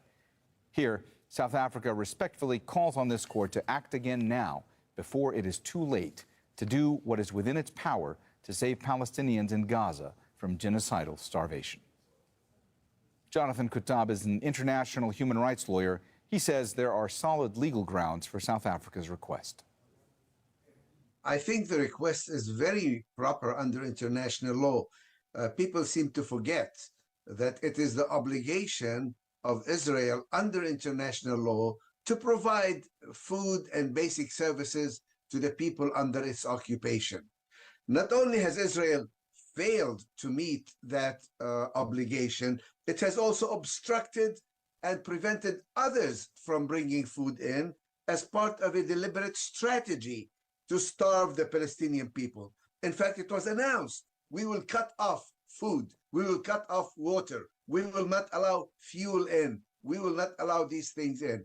And then they started allowing it in a drip fashion. We will allow a few trucks here, we'll allow a few trucks there, but we will also control not only how much food comes in and what kind of food comes in, we also want to control who does the distribution and who safeguards these convoys. In the beginning, it was the regular police who would safeguard these convoys, but then Israel started targeting these police because they are in uniform, sometimes they are armed, so they consider them enemy combatants, members of Hamas, and shoot them. Then after a while, the convoys have no protection to protect them once they come in. A 15-year-old Palestinian girl has been rescued after spending 3 days under the rubble of her home in Khan Yunis. والله حاسس فيك يا خالي ايش؟ فيش حدا صاحي فيش الا انت؟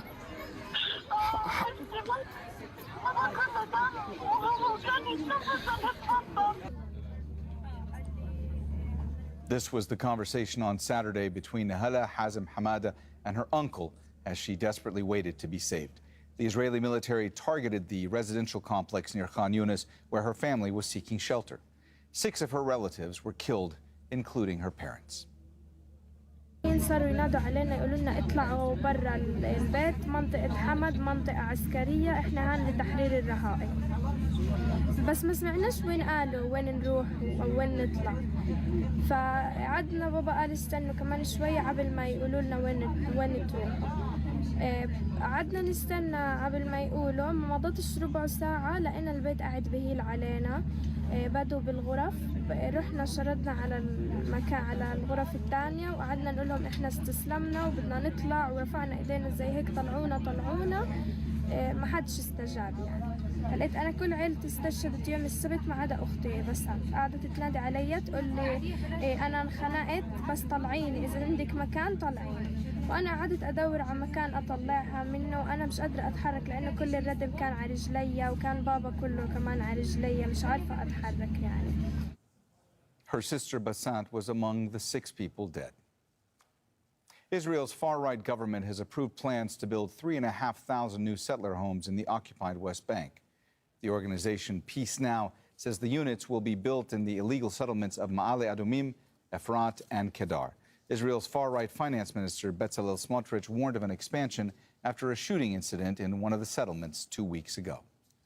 Hamda Salhoud reports from occupied East Jerusalem. The Israeli government essentially approving 3,500 housing units in 3 different illegal settlements across the occupied West Bank. This is the first time since the beginning of the war on October 7th that we have seen approvals for housing units in illegal settlements. Now, leading up to the war as well, in this time period in occupied East Jerusalem, 3,700 housing units in illegal settlements were approved. Now, this came after Israel's finance minister, a known ultranationalist, Bezalel Smotrich, had said that there would be illegal settlements expanding in retaliation for a shooting that took place actually at one of these settlements back in February. Now, it is worth mentioning he's not just the country's finance minister, he also holds a role within Israel's defense ministry. So he is in charge of some civil affairs within the occupied West Bank, primarily those that would oversee and approve settlement housing units. So they don't have to go through this long, drawn-out process. They can be approved at his demand. Additionally, what we are seeing is comments from him that were made this morning. He said that in the last year, there have been 18,515 housing units in illegal settlements that have been approved in the last year. So we can expect in the occupied West Bank construction to begin on those 3 illegal settlements, totaling in 3,500 housing units. At least 3 sailors have been killed in a Houthi attack on a cargo ship in the Gulf of Aden. That's according to U.S. Central Command. These are the first fatalities since Houthis began its attacks on commercial shipping in protest against Israel's war on Gaza. The Greek operators of the vessel say the True Confidence was struck 90 kilometers off the coast of Aden.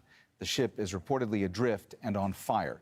There were 20 crew on board and 3 armed security guards. Shihab Ratansi reports from Washington. U.S. Central Command and the Pentagon say that the vessel hit was a Barbados-flagged, Liberian-owned bulk carrier that was transiting the Gulf of Aden. It's very difficult to tell from that whether there is any U.S. connection, as the Houthis claim, given the opacity, the lack of transparency, the flags of convenience in international shipping. The Pentagon did give us some more information, though, about the context of this latest attack. They say it's the 5th anti-ship ballistic missile fired by the Houthis in the last 2 days. 2 of those missiles impacted 2 shipping vessels, and 1 was shot down by the USS Carney. The Houthis say that they will continue targeting vessels linked to what they call the Israeli genocide as long as it continues, as long as the U.S. allows it to continue. But there's no change in policy from the State Department. Asked as to how successful U.S. policy is of deterrence and degradation of Houthi capabilities, Matt Miller, the State Department spokesperson, simply said it's a long-term process. But apparently still, the one element that the U.S. is still not considering is stopping or attempting to stop what the Houthis say is a genocide in Gaza. Shihab Ratansi, Al Jazeera, Washington. Still ahead on Al Jazeera.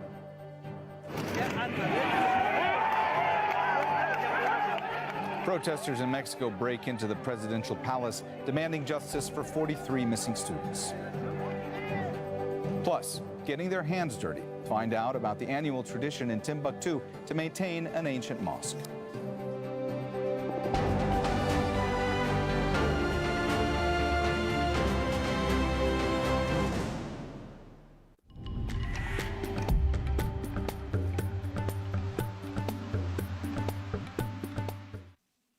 Hello, we should see something of an improvement, at least temporarily, in the weather for Japan. We have this area of low pressure just pulling out into the open waters.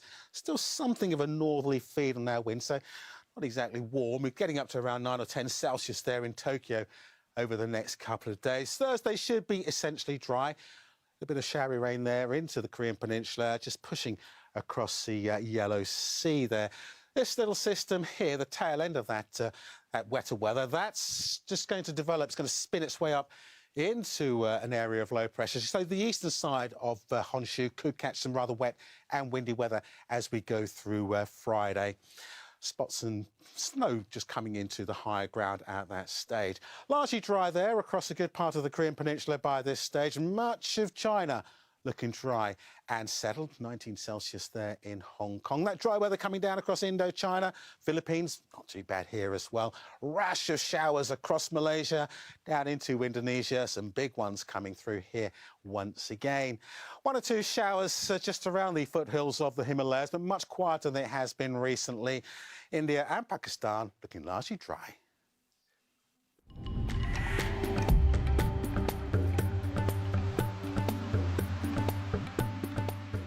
African narratives from African perspectives. You just have to keep pushing because no one else can see the vision as clear as you do.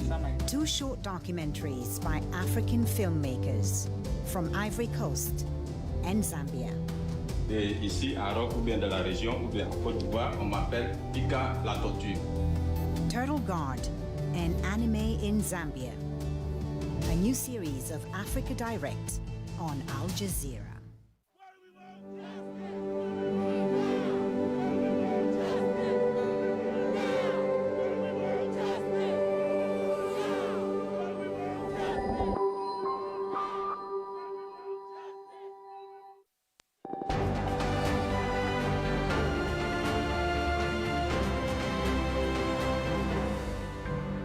You're watching Al Jazeera. A reminder of our top stories this hour. Senegal's President Macky Sall has dissolved the government and set a date for the delayed presidential election. The decisions came just after Senegal's constitutional court ruled that the election must be held before Sall's mandate ends next month. South Africa has asked the UN's top court to impose additional emergency measures against Israel, which it says is breaching those already in place. South Africa says Palestinian children are starving to death as a direct result of Israel's actions. At least 3 sailors have been killed in a Houthi attack on a cargo ship in the Gulf of Aden. That's according to U.S. Central Command. They're the first fatalities since Houthis began its attack on commercial shipping in protest against Israel's war on Gaza.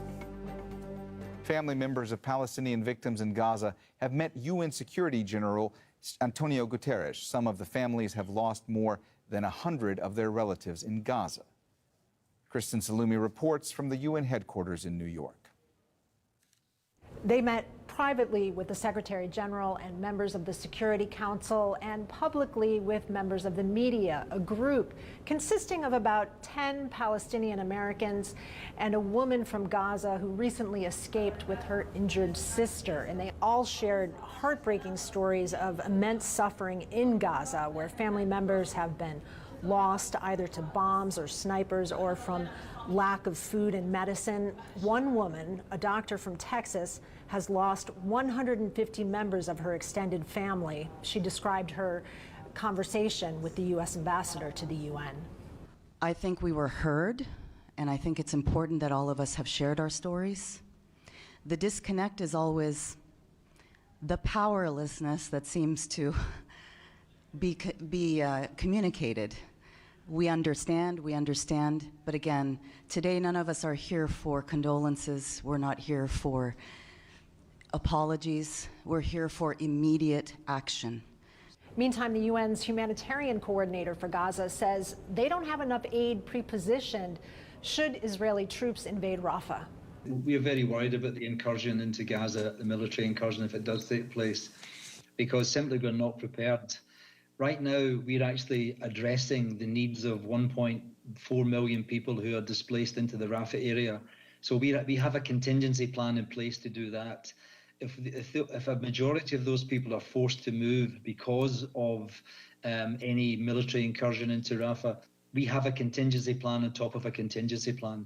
And we don't have the supplies to pre-position the necessary material, food and shelter to absorb people if they do move. And to be perfectly honest, I don't know where people would move to. But despite these pleas and concerns, still no action from the Security Council. Kristen Salumi, Al Jazeera, the United Nations.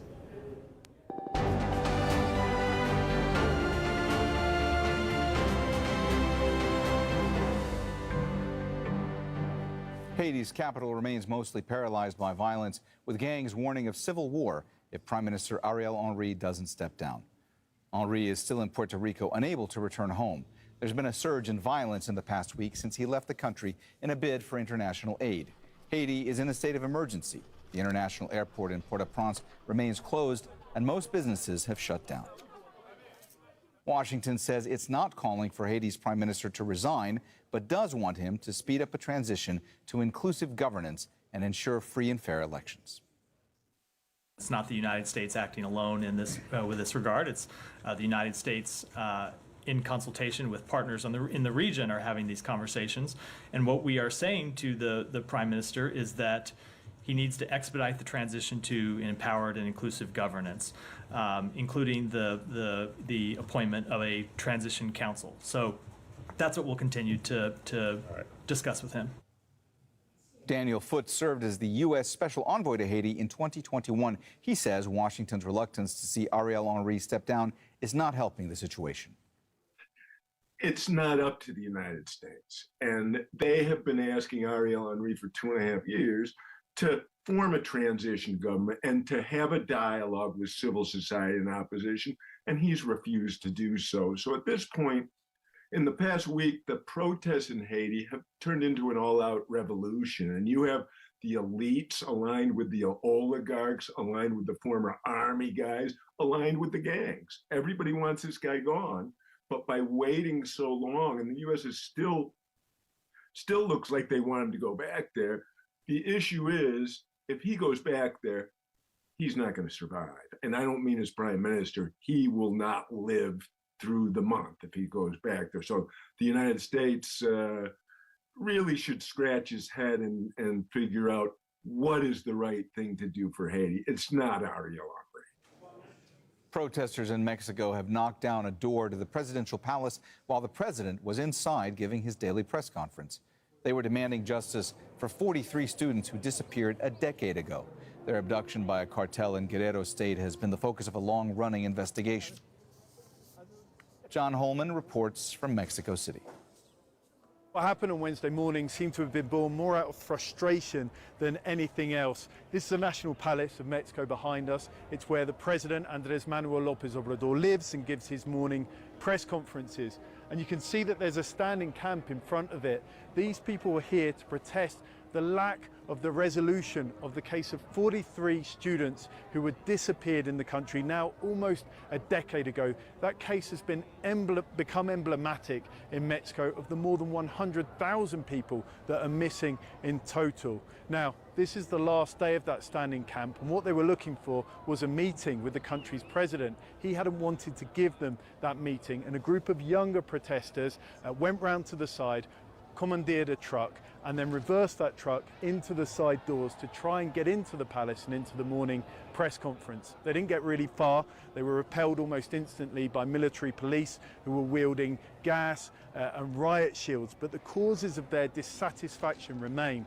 They and rights groups say that at first, President López Obrador seemed keen to help resolve this case, but as time has gone on, and especially as the Mexican army, which is a key pillar of support for this government, began to seem to be involved more and more in the case, he's becoming increasingly reluctant to release information for his administration and his general attorney to release information to help solve that.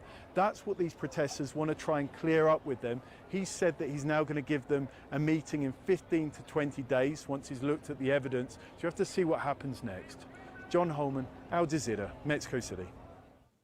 For years, an estimated 1.7 million undocumented Afghans have been living in Pakistan. But since a government crackdown on migrants began late last year, many have been forced out. Now, a deadline for them to leave has passed, with overstayers facing monthly fines of $100 US. Osama bin Javed reports from Torkham on the Afghan-Pakistan border. After spending 40 years in Pakistan, Ehsanullah is back in Afghanistan. He stayed there to settle business affairs when the first deadline for undocumented Afghans to leave expired. Now he's decided to return home. He was 12 years old when he crossed into Pakistan with his family, and now he has a son of nearly the same age. We are happy for the people of Pakistan. We've spent a lot of time there. They've been good to us. Pakistani police, however, did not treat us right. The government and police never behaved in a good way. Afghans were detained and forced to pay bribes, and then they would let them go. Of an estimated 1.5 million undocumented Afghan refugees in Pakistan, more than 500,000 have either been deported or have left voluntarily since last year. It's a difficult transition for hundreds of thousands of people to leave everything behind and come to this country. This is just a staging point. From here, their journey continues to their places of origin inside Afghanistan. The government of Pakistan says it's expelling everyone who does not have legal documents. That means thousands of Afghans, many who were born in Pakistan, must leave. All of the illegal migrants are being sent back. They have no right to be part of any activities in Pakistan. Those citizens who are here legally with Afghan civilian cards or refugee status, Pakistan's policy is that they cannot take part in political activities in the country. Many Afghans believe the expulsion is a pressure tactic to push the Taliban government to hand over people who Pakistan calls terrorists. The Pakistani Taliban, or TTP, carries out attacks inside Pakistan while its leadership is based in Afghanistan. Pakistan says the measures are to curb illegal migrants who are a burden, and some are involved in criminal activities. Near the border with Pakistan, this 2-kilometer-long camp is ready to deal with tens of thousands of new arrivals. Those who arrive here are registered, provided with temporary shelter, and given $130 each to help with their onward journey. Taliban leaders deny the influx of refugees will be an additional burden. Refugee camp officials say, regardless of their illegal status, people should be treated with respect. Right now, the Pakistani government is lenient with the refugees, but still we are prepared in case they change their minds. They've even jailed women and children. We have told them that if they have to, they should arrest or jail the men, and they shouldn't arrest women and children. Hasanullah's son misses his friends and school in Pakistan. For now, he's helping his father start again in Afghanistan, which he hopes will be their home forever. Sama bin Javed, Al Jazeera, Torkham, Afghanistan. The oldest mosque in Mali's ancient city of Timbuktu, the Great Mosque, is being restored. The annual tradition is a significant event for the local community. Alex Baird has more. Excitement on the streets of Timbuktu. The city's people have come to get their hands dirty. They're all here to help replaster this, one of 3 great mosques in the ancient town, considered the gateway to the Sahara Desert. The plastering of the mosque is an annual tradition here in Timbuktu. It's a big festival. Everyone takes part, old and young alike. That's what has enabled the mosque to survive to the present day. It's thanks to the work we do every year. There's an almost carnival-type atmosphere in the air. Everyone has a role to play. Craftsmen prepare the mud. Baobab powder is added to the mixture, and the consistency has to be just right. Aisha Haidari explains that the festival is about more than the replastering of one of Timbuktu's World Heritage Sites. It strengthens social cohesion and cultural mixing. Here, there is no race, there is no ethnicity, there is no religion. We've come to celebrate, we've come to dress up the mosque and to give a positive vision of the city of Timbuktu. For some, the annual festival is a welcome escape from a difficult life in a troubled region of the world. It's a time when once a year people really come together to smear themselves with mud and have fun. It shows our joie de vivre and our resilience despite all the difficulties we face all day long. While this annual restoration is a festival of fun, prayer guides the hands that do the work, praying over the mixture that will help the building battle the harsh elements for another year. This mosque has stood for 700 years, and one handful of plaster at a time, these masons say they'll make sure it stands for another 700, if not more. Alex Baird, Al Jazeera. That's it for me, Mohammed Jamjoom. Up next is Africa Direct. Thanks for watching.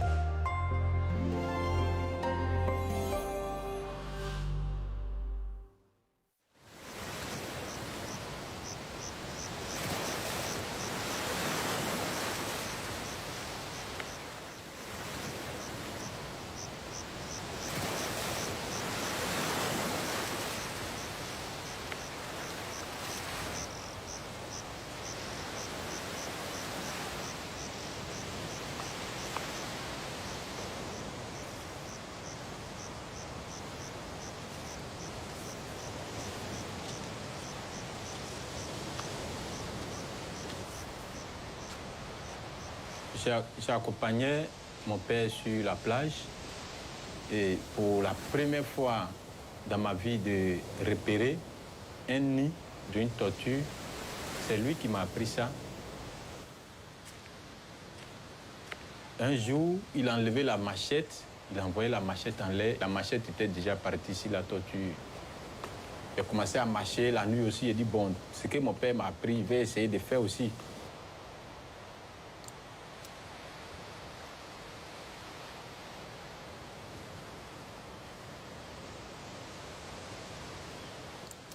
Ce jour-là, malheureusement, il n'avait pas trouvé une tortue sur la plage pour la tuer. J'ai eu la chance de trouver aussi un nid. J'ai commencé à creuser à au moins 50 cm. J'avais déjà retrouvé les œufs de la tortue. Et j'ai ramassé tous les œufs, je les ai mis dans mon sac. Je suis rentré au village. Le lendemain, je les ai fait cuire. J'ai goûté, c'était doux. C'est comme ça que j'ai commencé le braconnage.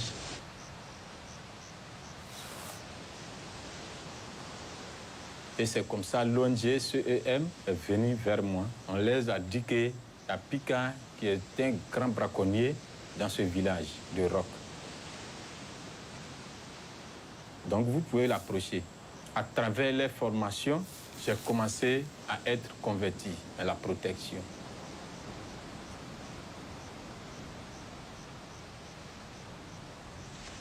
Je suis du peuple Krou. Nous sommes du sud-ouest de la Côte d'Ivoire. C'est un petit peuple qui est en bordure de la mer.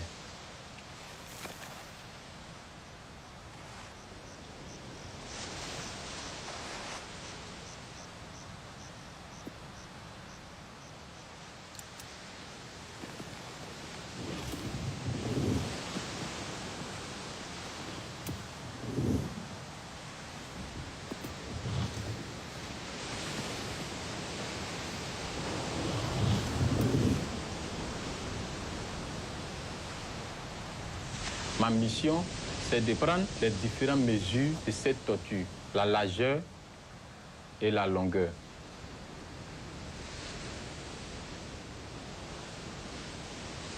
La distance aussi de la tortue à la ligne haute marée, de la tortue à la brousse. Tout ça, je dois mentionner ça dans mon cahier.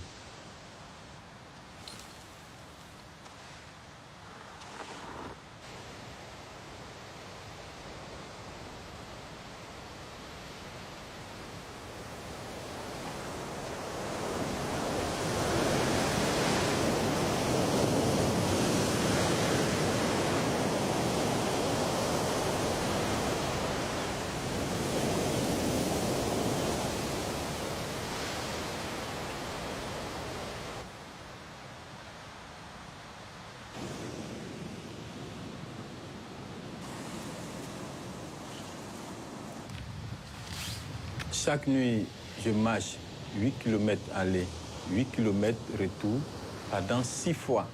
Et ça, je le fais pour la recherche des tortues.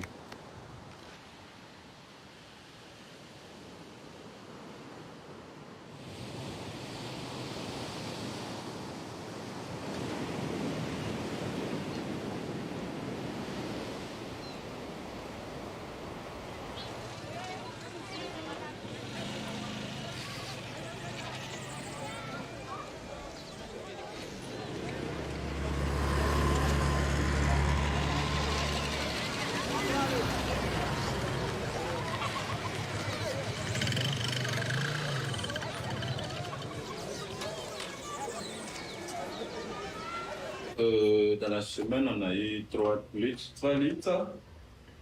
3 litres. 6 bêtes, olivates 25. 25 olivates. Ouais, là, tout seulement pour la semaine. La semaine, oui. Et donc, quand tu es arrivé au moins combien de bêtes tortues? La semaine, j'ai libéré près de 100, 150, 302. 302 tortues. Parce qu'il y a eu 3 nids qui ont éclos. Ah, d'accord. Oui. Espérons que c'est 300, on a au moins la moyenne de 300 qui soient vivants. Ça serait encore mieux.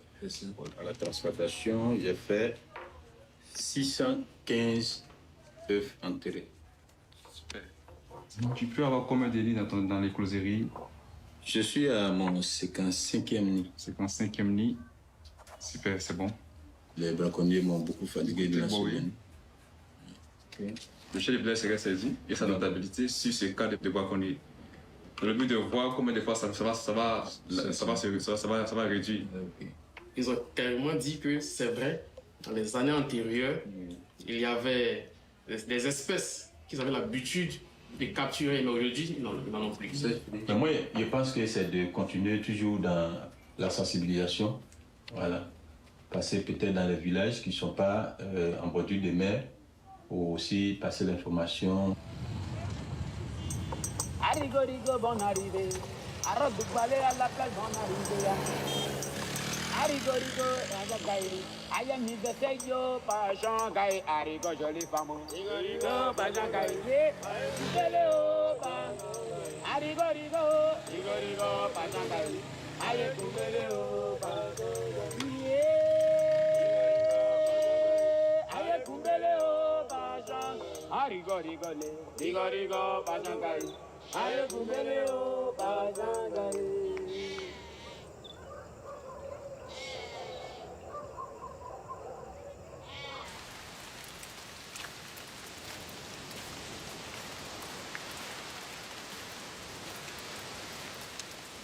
Nous sommes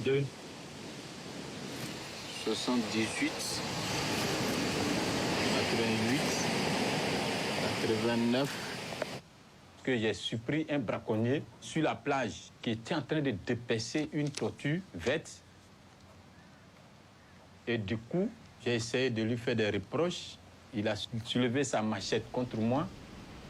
J'ai commencé à courir et il m'a poursuivi.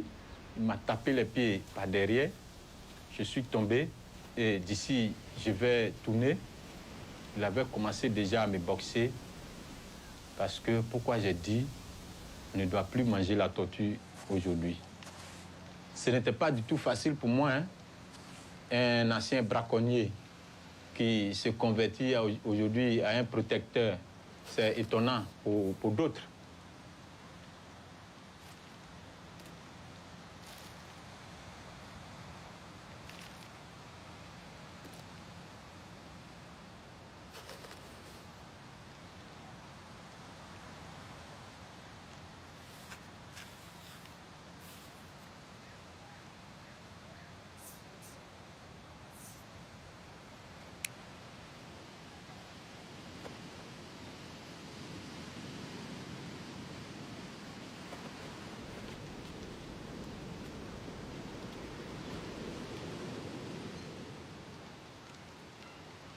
La tortue, elle peut pondre 100 œufs en moyenne. Les œufs peuvent durer 45 à 60 jours en moyenne avant de clore. 39, 40, 71, 72, 73.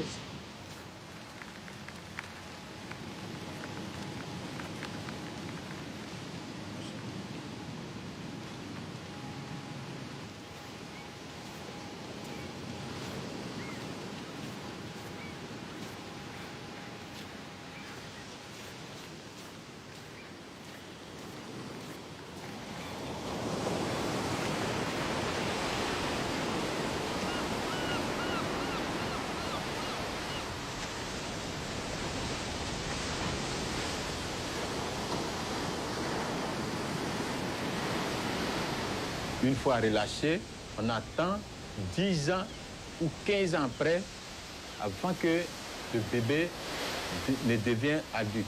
Et quand elle va dans la mer, dès le premier jour, sinon que dès la première saison de sa naissance, elle ne doit pas manger rien que l'eau de mer qu'elle prend pour se nourrir jusqu'à au moins 3 à 6 mois.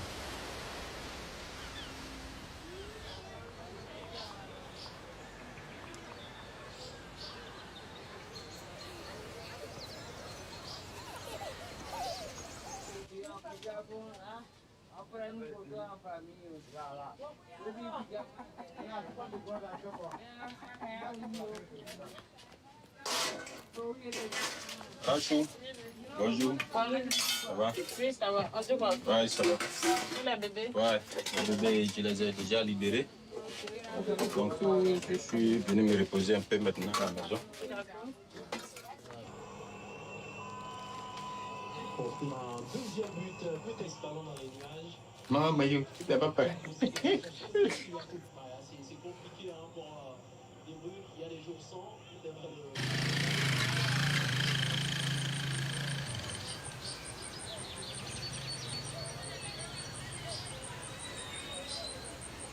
Mon nom à l'état civil, c'est Yé Amiral Pika. Et ici, à Roc, ou bien dans la région, ou bien en Côte d'Ivoire, on m'appelle Pika la tortue. Pourquoi? Parce que je suis le papa des tortues. Est-ce que parmi vous là, qui connaît une tortue? Tu as une fois vu une tortue? Où ça? Au bord de la mer, sur la plage. Ok. Est-ce que c'est très bon de protéger la tortue? Pourquoi? On doit manger la tortue parce que la tortue est un être vivant comme nous. Ok, c'est bien, mais je voulais juste compléter pour dire on ne doit pas manger la tortue parce que d'abord, la tortue est très importante pour notre environnement et elle est aussi en voie de disparition.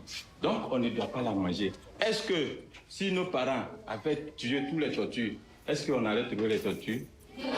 Si nous, on a mangé aujourd'hui, est-ce que vous, pour la génération future, est-ce que vous allez les trouver? Non. Donc, la tortue est très importante pour notre environnement. C'est ce qu'on a dit, non? C'est ce que Tonton Pika a dit, non? Ok. Un banc, ouais. Vous connaissez les braconniers? Oui, monsieur. Qui est braconnier? Les braconniers, c'est ceux qui tuent les animaux. Un banc pour lui.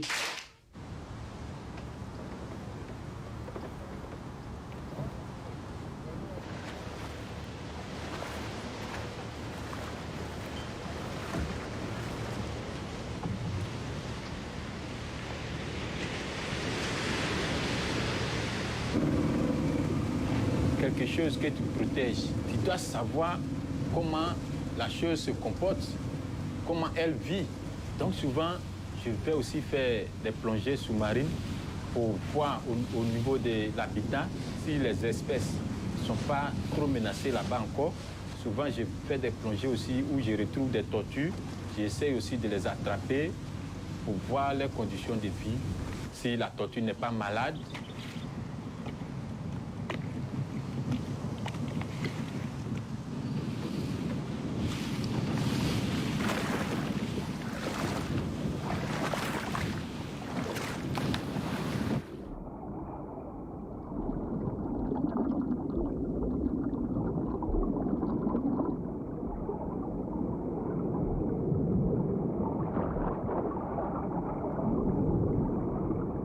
Après les tortues aussi, il y a aussi des espèces encore, et c'est comme ça que j'ai découvert beaucoup d'espèces. Voilà pourquoi je disais que je suis un chercheur aussi.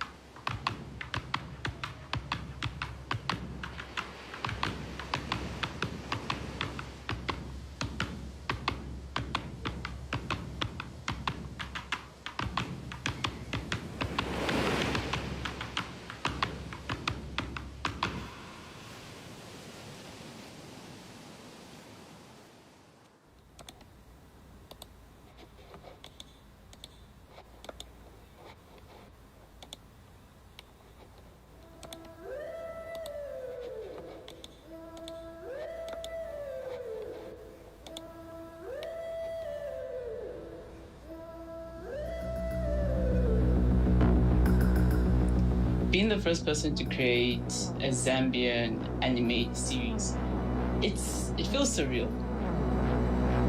Hi. Listen, we are about to make an industry.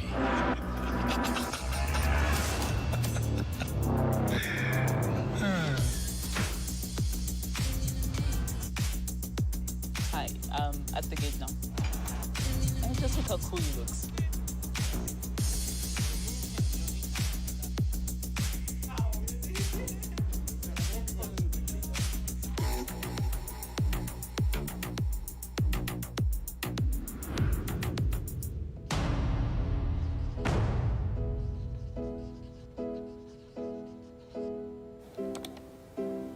Creating this anime series, specifically for me, it means that I have taken an idea and I've given life to it, you know, because the super as it is an idea I had in like the 4th grade. How old was I? I was 9 years old.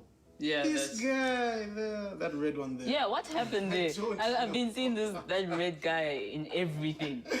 I only saw the red guy like... He was in this background too, actually. Where? At the bottom? I partnered with Akende Muyumbana, who is a fellow animator, to create the super. When he does this, like I want like it to come with like all its color, all its swirls. I'm working on that right now, actually. The super is about a supernatural world where everyone is gifted with abilities. The story follows an older brother trying to protect his younger brother from this harsh society. Shit.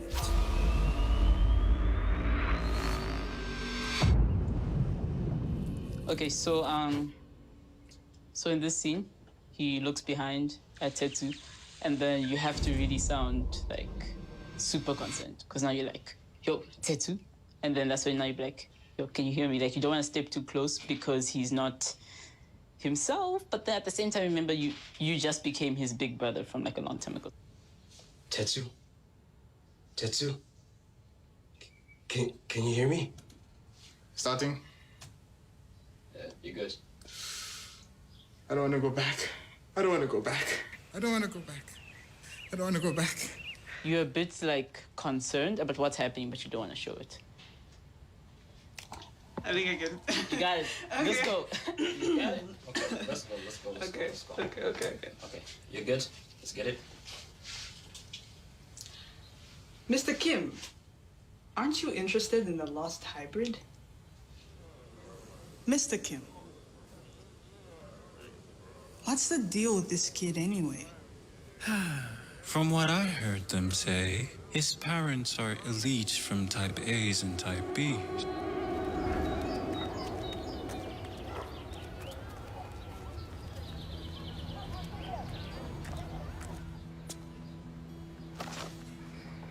When I was young, I just loved being an artist. As time went on, it developed into a more realistic and more achievable dream. In this artwork, basically, my headspace when creating this project was just how more involved society may be in our personal lives, you know. So this first one, it was called Hands of False Correction. You know, all the trends that kids set in school, it's more like you have to be a certain way to matter. And for me, I created this piece because of, you know, voicing that out for the rest of us that aren't the certain way.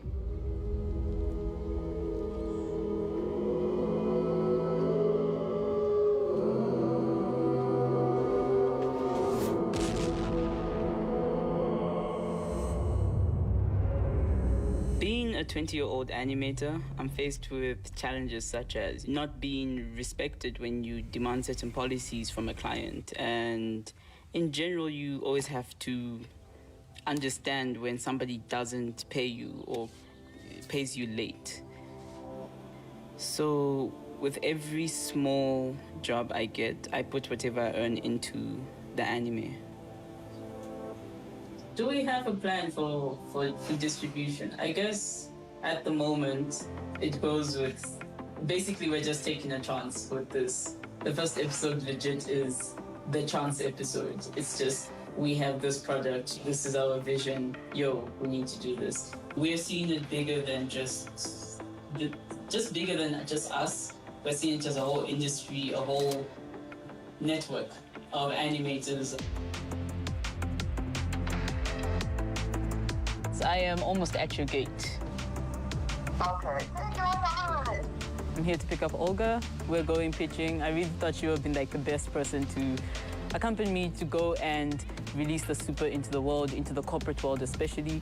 So we're gonna go to like different organizations and, you know, we'll see how it goes. We are determined to give people an experience that they will walk away with.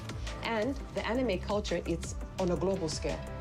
And already, here we have quite a large untapped audience. You can't wait to watch Super. You see. But yeah. Whatever I've started here hasn't been easy. You know, it's been hard because sometimes you feel like you're the only person you can rely on financially, mentally, socially. You just have to keep pushing because no one else can see the vision as clear as you do. But my dream is one day for just this one pilot episode to grow into a full-on production. Exactly. When you're watching as a viewer, you just want to see your backgrounds look nice. That's all. I don't know how you did that with the light. Ooh. Yes. So when I left to go pitch around with Olga, we visited the Sturkenikor cinema manager, and she was actually quite intrigued by what we were talking about. She gave us permission to start pre-selling tickets so that you can use the same ticket money to pay for the venue.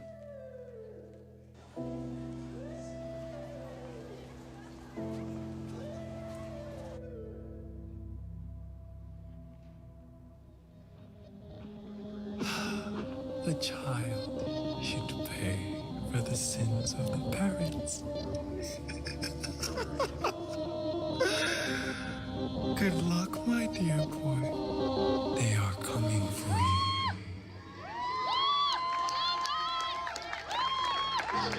We would push to have it diversified because end of the day, Zambia has so many people, and if we can tap into different languages, different people, it will reach a further crowd, you know? So, yeah. So after the super, Akende and I both agreed that we're gonna take some time, have vacation. We want to learn, we want to master animation. If by chance we get any opportunity to go somewhere to learn from mentors, we would love that because it's now like we want to learn it so that now we can pioneer better for the guys here.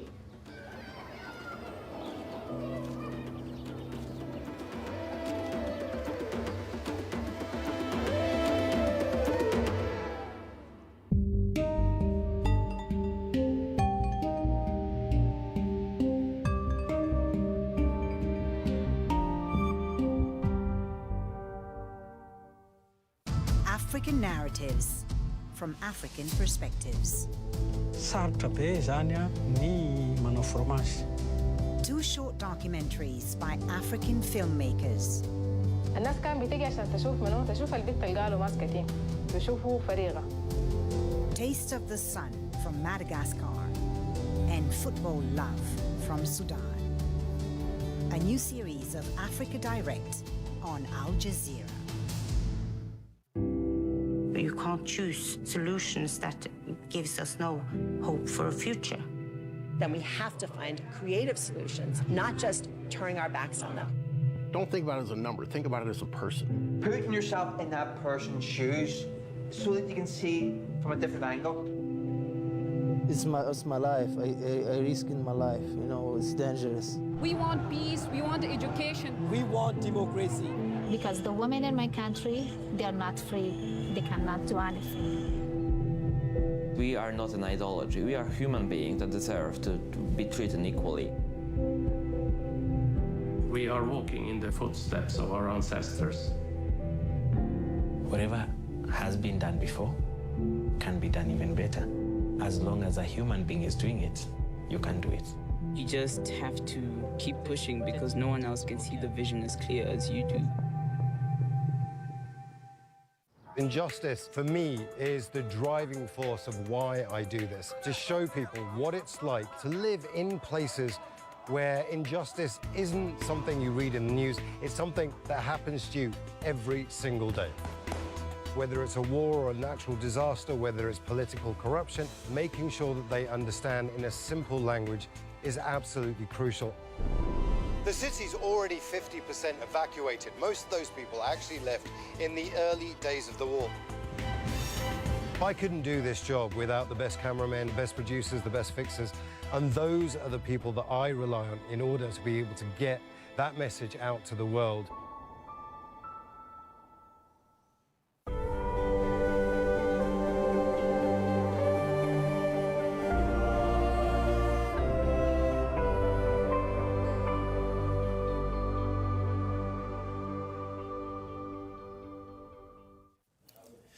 Senegal's president dissolves the government and replaces the Prime Minister after the Constitutional Council rules against a delay of elections beyond April.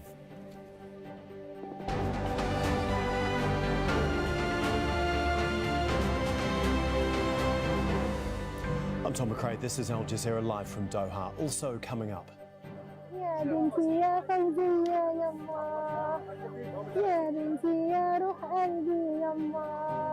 Another mother mourns her daughter as Israel unleashes more death and destruction across Gaza for 152 days and counting. South Africa urges the UN's top court to issue an emergency order on Israel to allow aid into Gaza, saying it may be the last opportunity to save people dying from starvation. And schools and businesses in Haiti are shut and people are leaving the capital after armed gangs warn of a civil war unless the Prime Minister resigns.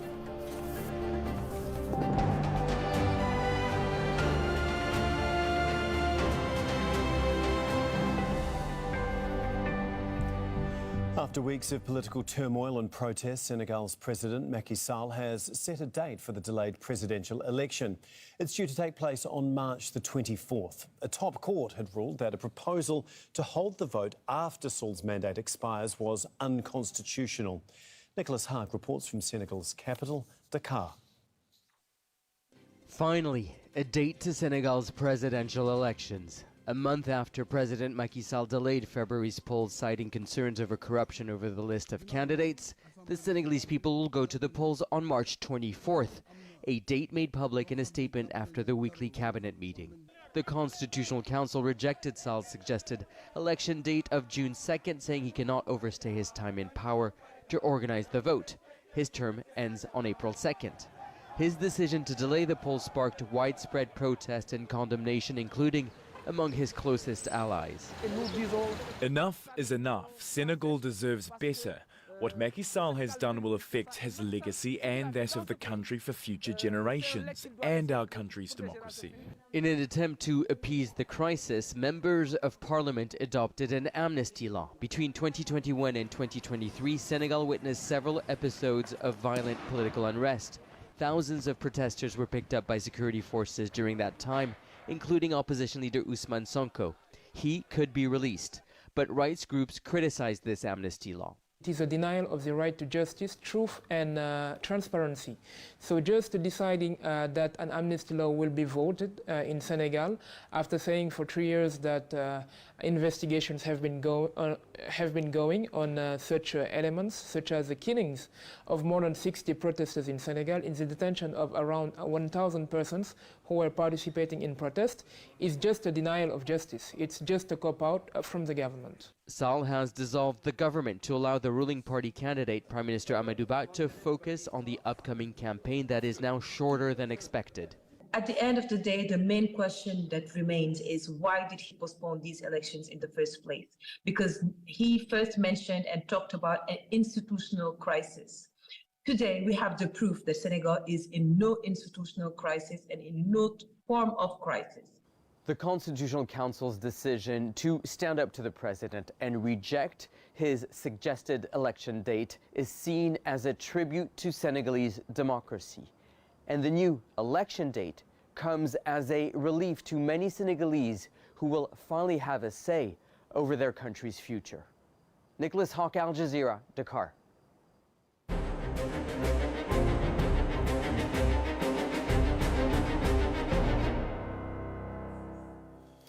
In Gaza, there's no end to Israel's relentless bombardment and its war of starvation. At least 5 people were killed when Israeli forces targeted a mosque in the north of the Strip, and as casualties mount, the UN has warned its attempts to get aid trucks into Gaza are failing.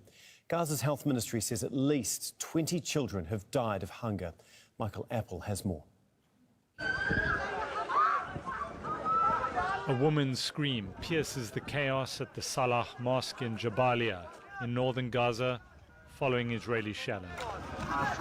Rescue teams rush to the site. Several bodies are pulled from under the rubble. Some are alive. But doctors can do nothing for several children brought in, confirming a parent's worst nightmare. Salah Mosque at Jabalia was directly targeted without warning. Children were playing near the mosque as they normally do. Suddenly the mosque was bombarded, killing people and injuring others. This is the enemy's target, children. Death comes in many forms in Gaza. Palestinians are dying from bombardment and from starvation. Their desperation evident as they scoop up what little aid they can find amongst the dirt. We are collecting this food from the ground. We are unable to get a can of sardines or anything. Food supplies is not reaching us. We are picking the beans from the ground. I have no idea how we can get through Ramadan. Make them deliver this stuff to where we are. The World Food Programme says widespread hunger is unnecessary, but Israel's blocking their aid convoys, and several countries airdropping food into Gaza cannot meet the needs on the ground. We have food enough to feed 2.2 million people just outside Gaza. We just need to make sure that we are able to negotiate the access into the different parts of Gaza, north and the south, to make sure that the trucks are able to get it to the people. The airdrops will never be able to replace that. She hugs her daughter Fawzia's lifeless body and sings, "You're a piece of my heart." It's a broken heart, like so many others in Gaza. Mike Lappel, Al Jazeera. South Africa has asked the UN's top court to impose additional emergency measures against Israel, which it says is breaching those already in place. South Africa says Palestinian children are starving to death as the direct result of Israel's actions. It's urged the World Court to take the measures without scheduling another round of hearings, citing the extreme urgency of the situation. In its request, South Africa states that in the Bosnian genocide case, the court declined to order the additional provisional measures requested on 27th of July 1993. Now, within 2 years, approximately 7,336 Bosnians in the so-called safe area had been slaughtered in what this court retrospectively determined to have been a genocide. Here, South Africa respectfully calls on this court to act again now before it is too late to do what is within its power to save Palestinians in Gaza from genocidal starvation. Well, Jonathan Kutab is an international human rights lawyer. He says there are solid legal grounds for South Africa's request. I think the request is very proper under international law. People seem to forget that it is the obligation of Israel under international law to provide food and basic services to the people under its occupation. Not only has Israel failed to meet that obligation, it has also obstructed and prevented others from bringing food in as part of a deliberate strategy to starve the Palestinian people. In fact, it was announced, we will cut off food, we will cut off water, we will not allow fuel in, we will not allow these things in. And then they started allowing it in a drip fashion. We will allow a few trucks here, we'll allow a few trucks there, but we will also control not only how much food comes in and what kind of food comes in, we also want to control who does the distribution and who safeguards these convoys. In the beginning, it was the regular police who would safeguard these convoys, but then Israel started targeting these police because they are in uniform, sometimes they are armed, so they consider them enemy combatants, members of Hamas, and they shoot them. Then after a while, the convoys have no protection to protect them once they come in. A 15-year-old Palestinian girl has been rescued after spending 3 days under the rubble of her home in Khan Yunis. والله حاسس فيك يا خالي ايش؟ فيش حدا صاحي فيش الا انت؟